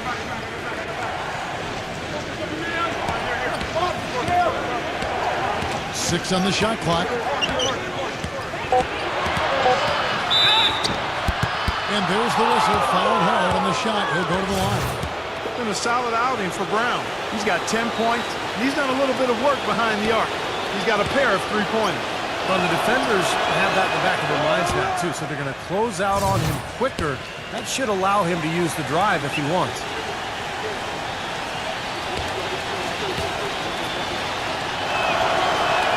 And Brown drops them both. This is the way to stay in the game. They're doing a masterful job from the line right here. Number 12. He's covered by Brown. Doubled by Little. Number 12.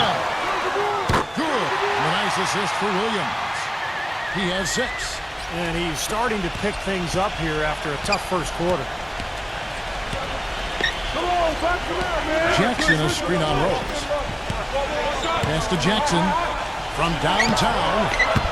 Rebound by Williams. An 8-rebound advantage like the one they have now is always going to swing the score hard in that team's direction. And that's certainly been the case today. Their rebounding has made a huge difference. Now here's Rose. Right now averaging 15 points a game. No good from the wing. Rockets trail by 16. Little passes to Jackson. Rose here. Brown outside. Here's Bryant. Makes it off the glass. Bryant got his first basket of the night. Giving them an opportunity at second chance points with some hard work on the glass there. There's a screen by Williams. Off the screen. That's good. And the Grizzlies lead by 16. He's done a nice job, a great job actually, of finding efficient shots here in the second. Shooting percentage always a function of the kinds of shots you get. And he's on a good roll after struggling a bit in the first. Back to Brown. And the jumper is on the mark. Brown's got 7 points here in this quarter. Well, offensively, he's taken a solid opening quarter and just built on it here in the second. Back to Williams. Number 12. Drained for 2 points. It was a slow start for him, but he started to take off since we hit the second quarter, guys. Rockets trail by 16. Rose here. He's started by Williams. Rose here. They get it back. Yeah, you know, these calls can be some of the toughest in the game for the officials. It all happened so fast, but I really think that was the right call. The defender was not really set in that situation. Houston with a big group substitution here. Crowder kicks to Bryant. Oh, went in there and tried to power it down, but true contact. He'll head to the line. Well, that's the best possible play there. I mean, that was an easy 2, so instead foul him, make him shoot free throws. That's right, a smart, strong foul there. No and ones and no dunks. And he makes the first.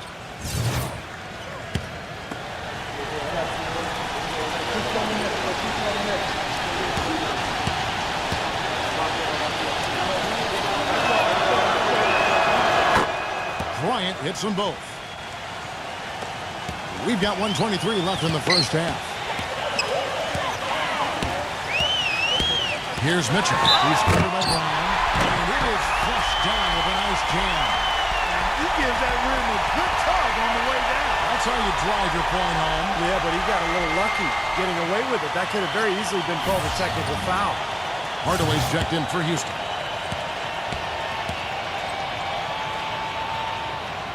Free throw dropped for Mitchell. 1:15 left here in the second. Rose here, over by Conley. He dishes it to Brown. Fires for three. That's the bucket. Brown's got 17. Well, the defense not doing a good job at all of getting after him. They've got to crowd him and make it tough for him. That's his second this quarter. Conley kicks to Mitchell. The pass to Williams. Outside Conley. A three ball. Bryant with the rebound. Bryant's got rebound number 5 here tonight. Rose here, over by Conley. He kicks to Brown. Lets it go from deep.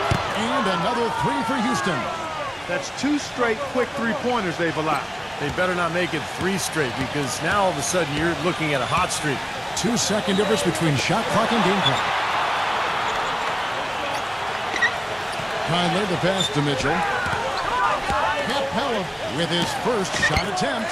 Good, he hits the jump shot. And the Grizzlies lead by 13.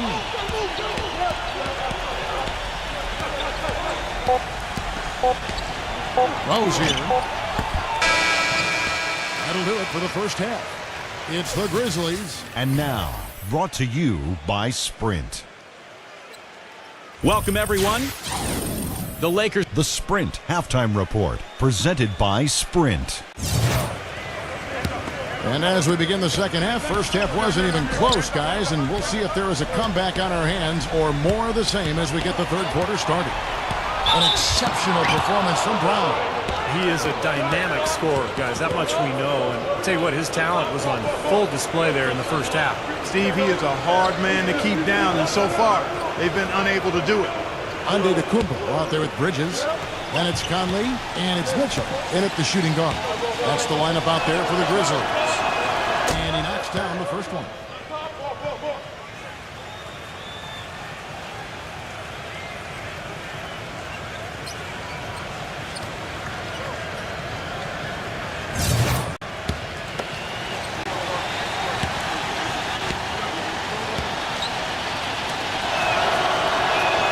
And good on the second, so he makes them both.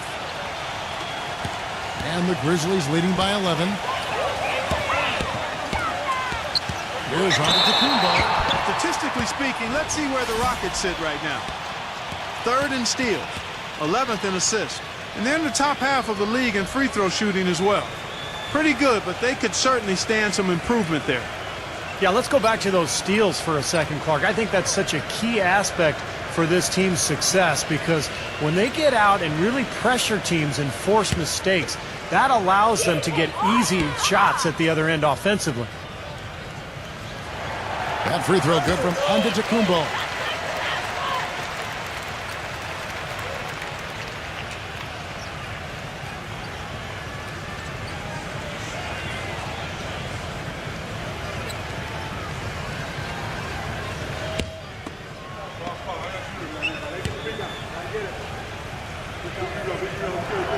Both free throws good from Antetokounmpo. And he's doing a great job at the charity stripe. It's easy to overlook, but those freebies can make the difference. Passes it to Little. On the wing, Bryant. Shoots a three. And the rebound goes to the Grizzlies. They led by as many as 18 points. It's a +5 advantage for them in the rebounding category after that board. Very steady work they've been doing on the interior, no question. And that's, I think, the main reason they have this lead. Let's check out the leaders in field goal percentage as a team. Number 1, the Grizzlies. Kevin, I've always said shooting percentage individually and for a team is a function of the kinds of shots you get.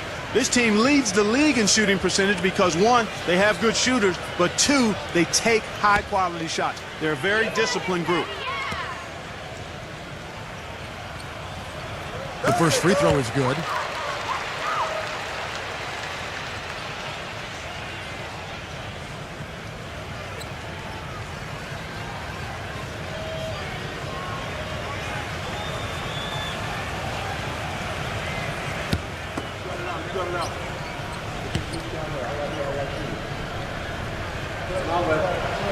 Both free throws good from Antetokounmpo.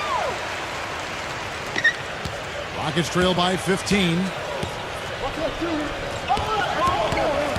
Rose here. Goodbye, Conley. There's Brown with the three, and the basket good. Brown's got 23. Third three in a row right there. Adjustment time for the defense, guys. They set the screen. An easy layup after coming off the pick. And the Grizzlies lead by 14. What a big-time mismatch it's been in the post. Where's the defensive adjustment? They're getting housed down there. They sure are. You got to come up with something. A double team, maybe a substitution, but this is getting ridiculous. He's very savvy in traffic. When he gets inside, has a kind of an uncanny way of shielding himself from contact and finding a way to finish at the rim. Steve, the other thing is he's really an extremely skilled ball handler, too. He's got a little flash and dash to his game, that's for sure. Yeah, no excuses there. Got a really good look at the basket after being freed up by the pick. We say it all the time. The execution was excellent, the result not as good, but good ball movement anyway. Now here's Brown. 23 points in the game. Little. Here's Jackson. And a foul on the shot. He'll go to the strike for two. Michael Conley picks one up. Way to play in attack mode and get inside. And, you know, if you're on defense and you're going to foul, make sure it's a good one. They did, preventing the and one.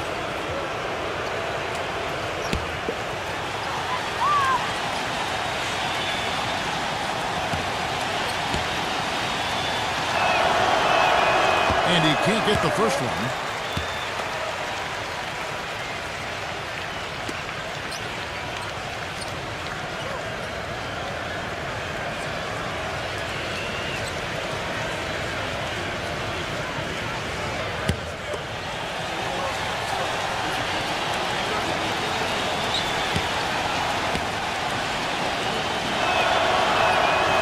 Second free throw. Now a timeout called by Memphis.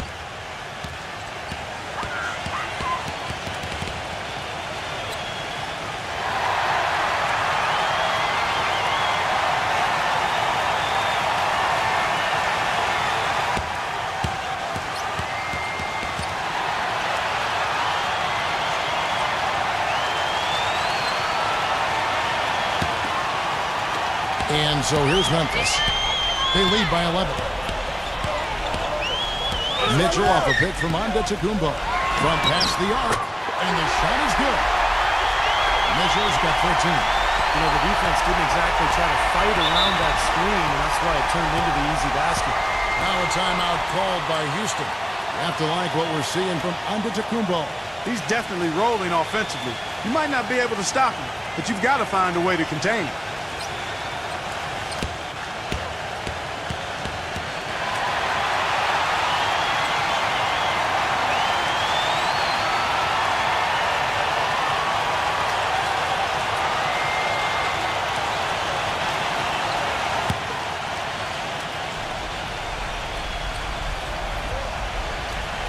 Not quite 2.5 minutes played here in the second half.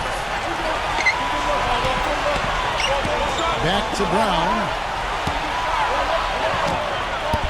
Can't hit. Nice D for Mitchell. That's something they need to do more of. Get after it on the glass. Go get those boys. Any extra possessions that you can get, either through steals or rebounds, are so critical in this game.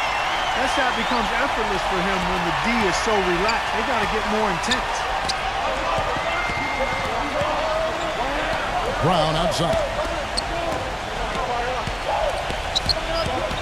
Little, defended by Bridges. Little passes to Brown. Another miss by Houston. Bryant dishes to Jackson. And some nice passing there by Houston. And the shot is good. Jackson's got 5 points so far. And the Grizzlies leading by 15. And looks like the illegal pick was set. Yep, that's right. That'll get their attention. Here's what Memphis has lined up on their schedule. They've got the Hawks ahead of them in their next game, and it's in Atlanta. That will be a getaway game for them, a one-game road trip. Here's the screen. Rose here. Lays it up and banks it in. 12 points for him. Give an assist there, not for the pass, but for the solid screen set on the inside that freed him up and made the layup possible. So he gets the whistle. Contact on the way up and 2 shots coming up. Come on, you can hit this. Free throw dropped for Mitchell. Can you believe the job they're doing at the foul line since halftime? I mean, they've been perfect so far.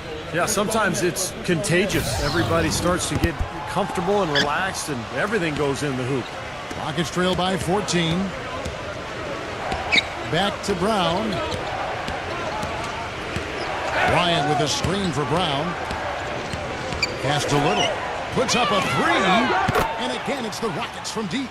How about the passing? They are moving the ball without any thought, without any agenda. It's hard to overstate all the points they've scored on assists today. Beautiful to watch. The basket counts and 1. They'll go to the line with a chance to make it a 3-point play. Boy, the shots finally dropping for them in bunches, and I'll tell you what, the complexion of this game has totally changed. You know, that kind of offensive eruption was the only thing that was going to get them back into this one. Williams, he's checked in for the Grizzlies. And so it's Memphis with it. Mitchell, 11 feet out, and he hits it. Mitchell's got 8 here in the quarter. He's played an important role in their offense today, guys. Without him, they may not be in the league. The pass to Little. Kicks it to Brown. Rose here. Just 5 on the clock. A 3-pointer off the mark. And the rebounding numbers don't actually tell the whole story. I mean, they're barely ahead in that category, but when they've needed them, they've gotten them. They've really battled hard. It's their work on the glass, Steve, that's prevented any kind of momentum swing. And it's the Rockets with the ball. The Grizzlies making the shot. It's Jackson with the drive. Buries it down low. Jackson's got 10. And the Grizzlies leading by 10. Here's Antetokounmpo. 18 points for him.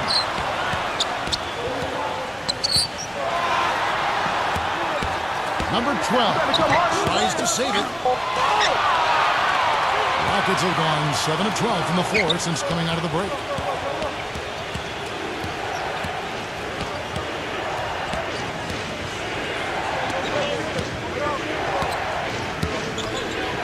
Number 42, defended by Antetokounmpo. Terrific defense at the rim. They got right in his path. You know, that's part of what great defenders do. They get not only in your path, but in your head a little bit, too. And the Rockets making a change here.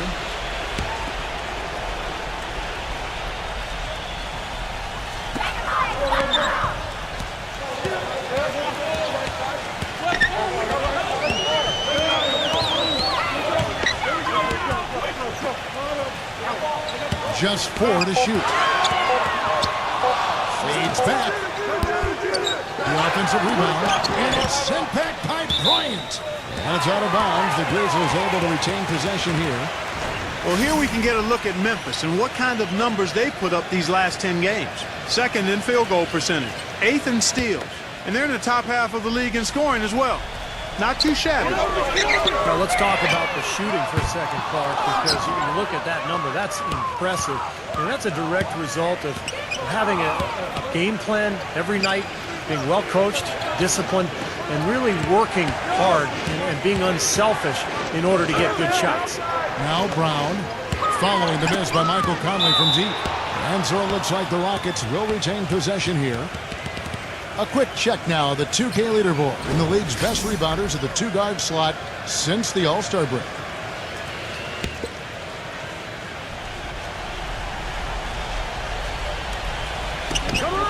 Clock is at 3. Gets it down to single digits. 15 points in the game. Clearly, a defensive breakdown there, guys. They didn't play him close enough on the inbound and then gave up the triple. Conley off the pick from Williams. Back to Conley. And the jumper falls for him. Conley's got 10 points in the game. Rockets trail by 9.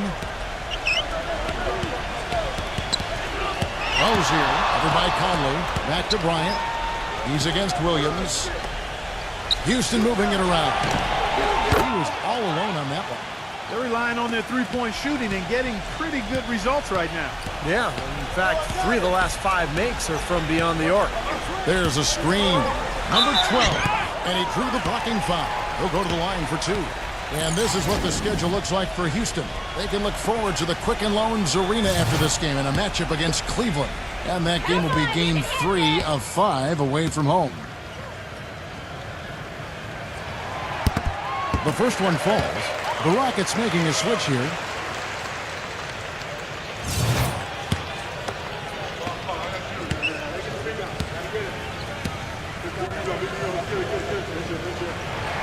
Both shots good from the stripe.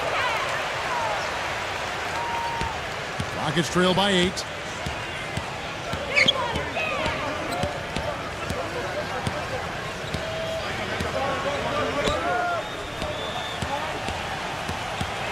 Back to Bryant. Rocket 6. Rozier. No luck. Oh, they're now +5 in the rebound category, really controlling the glass. And rebounding is one of those non-glamour stats. I mean, it takes work and effort and tenacity and physicality. But when you look at the scoreboard, you can see the correlation. Takes a 3. Mitchell's shot is good. Mitchell's got 11 points in the quarter. When he came off that screen, the defense just couldn't get over the top. Beautiful play. Yep, and without a hand in his face, he's going to bury those. And so it's Houston with it. 11-point game. Brown outside. And the rebound goes to the Grizzlies. Bridges has got 3 rebounds so far in the game. There's the pick. He passes it to Mitchell. Here's Bridges, defended by Bryant. You got it! Here's Antetokounmpo, and it's Memphis with another. And the defense just couldn't get a hand in his face, couldn't challenge the shot. Yeah, made his height advantage count that time. 52 seconds left here in the third quarter. Brown the pass to Little. There's the dish to Bryant. And they get it. Pass it to Little. Releases. And the shot is long. He's going to play his way right onto the bench and out of the game if he continues to shoot it like he has so far in this quarter. And so he draws the foul on the shot. A trip to the line to shoot 2.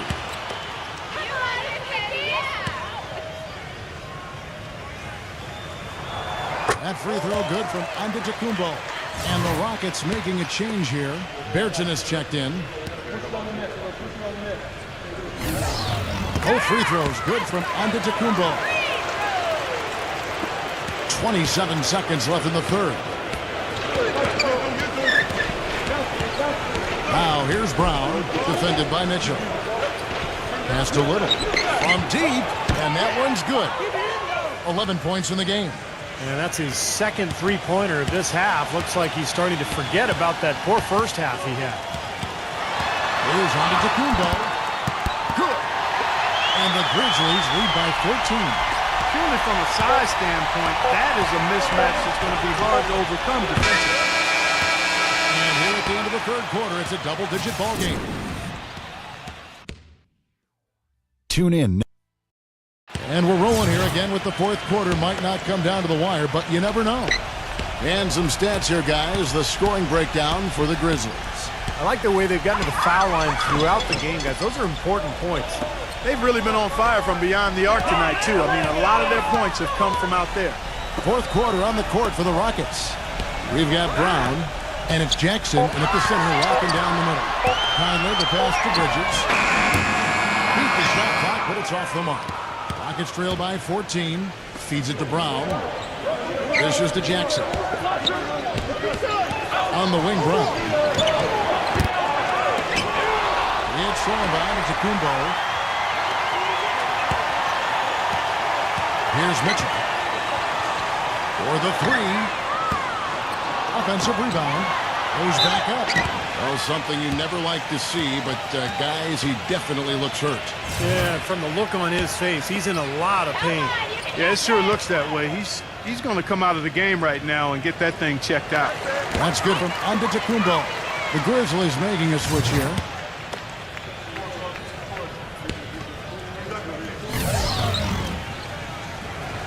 All free throws good from Antetokounmpo. Rockets trail by 16. Brown gets a screen from Crowder. He hits Brown with the drive. The shot's good from Bryant. The screenplay worked ideally there, and I'm not talking about the screenplay you see in a movie theater. Gave him more than enough room to get that shot off. There's the screen.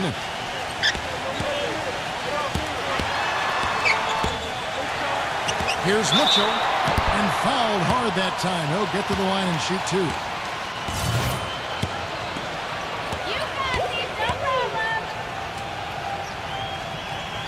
First one falls for him. And the Grizzlies making a change here. Williams is checked in. And Mitchell drops them both. Fourth quarter now. We're about a minute and a half in. Rozier over by Conley. Crowder off target from three-point range. With the success they've had rebounding the basketball, they're right where you'd expect them to be, firmly in control of this game. John, they have not let their guard down one bit in the paint. Conley's shot is off. Rockets trail by 16. Rozier over by Conley. Down low. Brown, good. Brown's got 25 points in the game. Man, a gaping hole in the defense that time, and he didn't waste any time getting through it. Here's Antetokounmpo. We're in the fourth quarter here, just under 2.5 minutes gone. Memphis moving that ball around. 6 to shoot. Conley kicks to Mitchell. Shoots a fader. The Rockets pull it in. Here's Crowder. And there's the feed to Bryant. And he drops in the layup off the glass. That's how to orchestrate for your teammate. Terrific pass. And the Grizzlies leading by 12. And here is Conley. Launches it. Here's Mitchell. And it's sent back by Bryant. Now the pass to Antetokounmpo. Foaming out. Another shot, and it's good on the way. Oh, man, he goes old school on us with the finger roll. Look at the clock. A little under 3.5 minutes gone here in the fourth. Brown gets a screen from Crowder.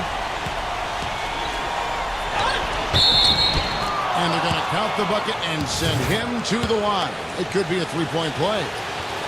Some defensive breakdowns are starting to show up now. Their last 4 buckets allowed have come from very close range. And giving up these easy chances is going to do wonders for their confidence. Here's Mitchell.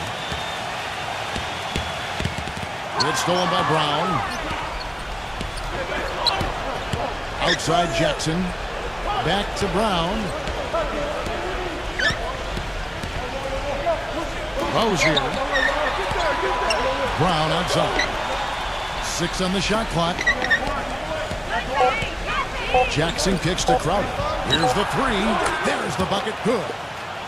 They got on this roll a while ago, and they just haven't looked back. As long as they keep spraying them from deep, we're going to have ourselves one exciting finish. Well, it took them a while, but they're finally starting to get some rhythm offensively on the outside. Here's Antetokounmpo, guarded by Jackson. And here are the Rockets. They're on a 12-4 run right now. Rozier, defended by Mitchell. Brown outside. And the Rockets getting another bucket right there. Well, when they desperately needed to get things turned around, they were able to do it and claw their way back in. And they fed off their defense just as much as their offense in putting this run together. Conley kicks to Mitchell. For three. That's good. Mitchell's got 16 points here in the second half. I think they're trying to go for the kill here. I mean, they're starting to take a lot more three-point shots than they have been before, looking to run away. Yeah, and that's fine as long as you're making them, but make sure you don't start launching bad shots. That's a problem. They're shooting it quite well now. Again, function of shot selection, ball movement. Guys are in rhythm, confident, free-flowing, and they're knocking down their shots. Oh, yeah, he had not established position. You know, I prefer the refs to whistle with a block when in doubt. I thought that was a good call there. Here's Crowder. On the wing, Brown. Defended by Colmingell. Brown dishes to Bryant. Outside Jackson. Rozier. Shoots from the elbow. Again, the Rockets score. And the D is having problems stopping the mid-range jumper. They're not really closing out on them as much as they should be. Yeah, look at the numbers. 6 of the last 10 points have come by way of that jump shot, Bart. Timeout called, the Grizzlies. Well, he sees something that he doesn't like. I'm not sure what it is, but I think he's going to make some changes here. I think you've got to make your adjustments pretty quickly like he's doing here. Otherwise, you know, things can get out of hand. So this is a good timeout. Doris Burke has an update for us. Doris? Hey, guys, over that last break, I was able to catch the message the Grizzlies head coach was giving to his team. He said, we are this close to finishing them off, but the job is not done yet, and I don't want to see any let-up out there. We'll see how well his point got across, guys. All right, Doris, thank you very much. Memphis moving it around. Outside Conley. Offline with his three. He's tried to get it going, but the shots just have not dropped for him today. Crowder, the pass to Brown. Jackson. The shot's good. Brown making the play. Brown's got 6 assists here tonight. You know, what an advantage he brings to this offense, guys. I mean, being able to drain the three ball, that really can spread a defense and extend the defense as well. Here's Mitchell. He's covered by Brown. Pass to Mitchell. On deep. Rebounded by Jackson. Jackson's got his 6th rebound on the night. Guys, we've seen some excellent offensive output. Yes, sir, fellas. They've had it going on big time. Big time is right, Clark. A lot of momentum here offensively. Here's Mitchell. Passes it to Antetokounmpo. Conley left side. Good on the triple. And the Grizzlies lead by 5. Getting a feel out there from long range, guys. That's his 2nd 3 of the half. Rozier over by Conley. Back to Brown.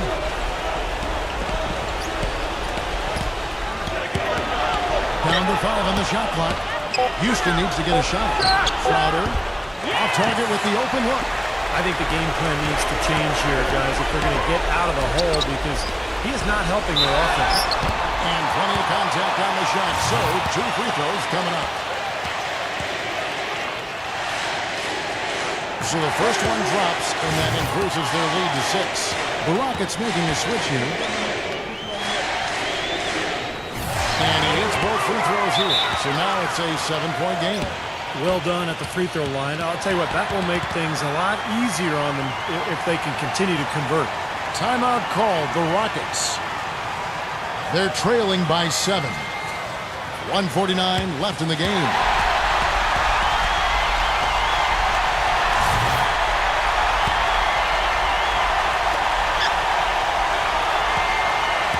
Rozier, over by Conley. He feeds it to Jackson. And the rejection by Antetokounmpo. They've been the glass eaters today, guys. A ton of effort out of them down low. And they've needed every one of those rebounds. I think that's what's put them in front here. Rozier, defended by Mitchell.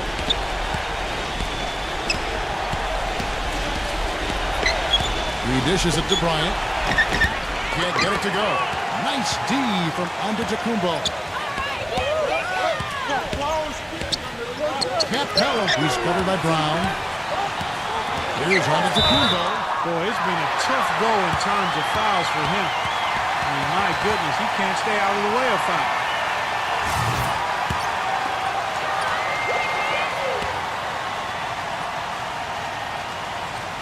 He hits the first one, and that stretches their lead to 8.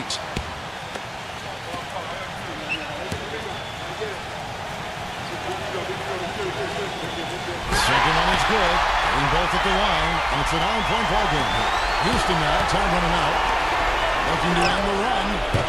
Bridges with the board. 54 seconds left in the fourth quarter of this one. Pass to Antetokounmpo. Jackson on him. Pulls up. And the layup's good off the glass. And the Grizzlies lead by 11. They certainly haven't let these fans down tonight. It's been a fun night to be in the building.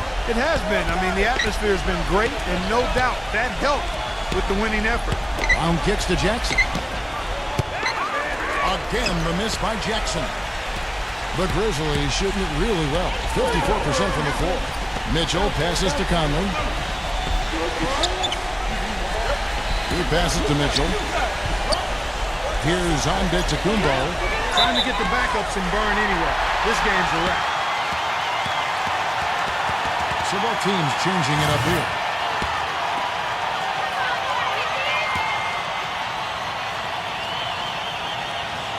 That free throw missing. The Grizzlies making a switch here.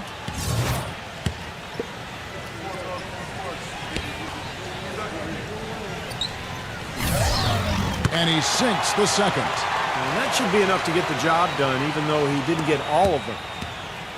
Now here's Walker. Hardaway for 3.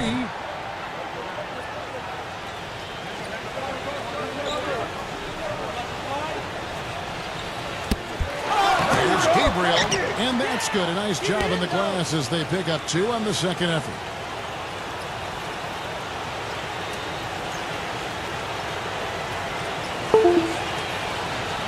That rebound and the follow kind of typify what he's all about. Just gritty, determined play. 6 seconds left to play here in the fourth. So no problem for Memphis as they get the win. And this one was such a lopsided victory. They never let up. They were full throttle from the start. For Clark Kellogg, Steve Kerr, and Doris Burke, this is Kevin Harlan thanking you for tuning in. Now it's time to present our Jordan Player of the Game.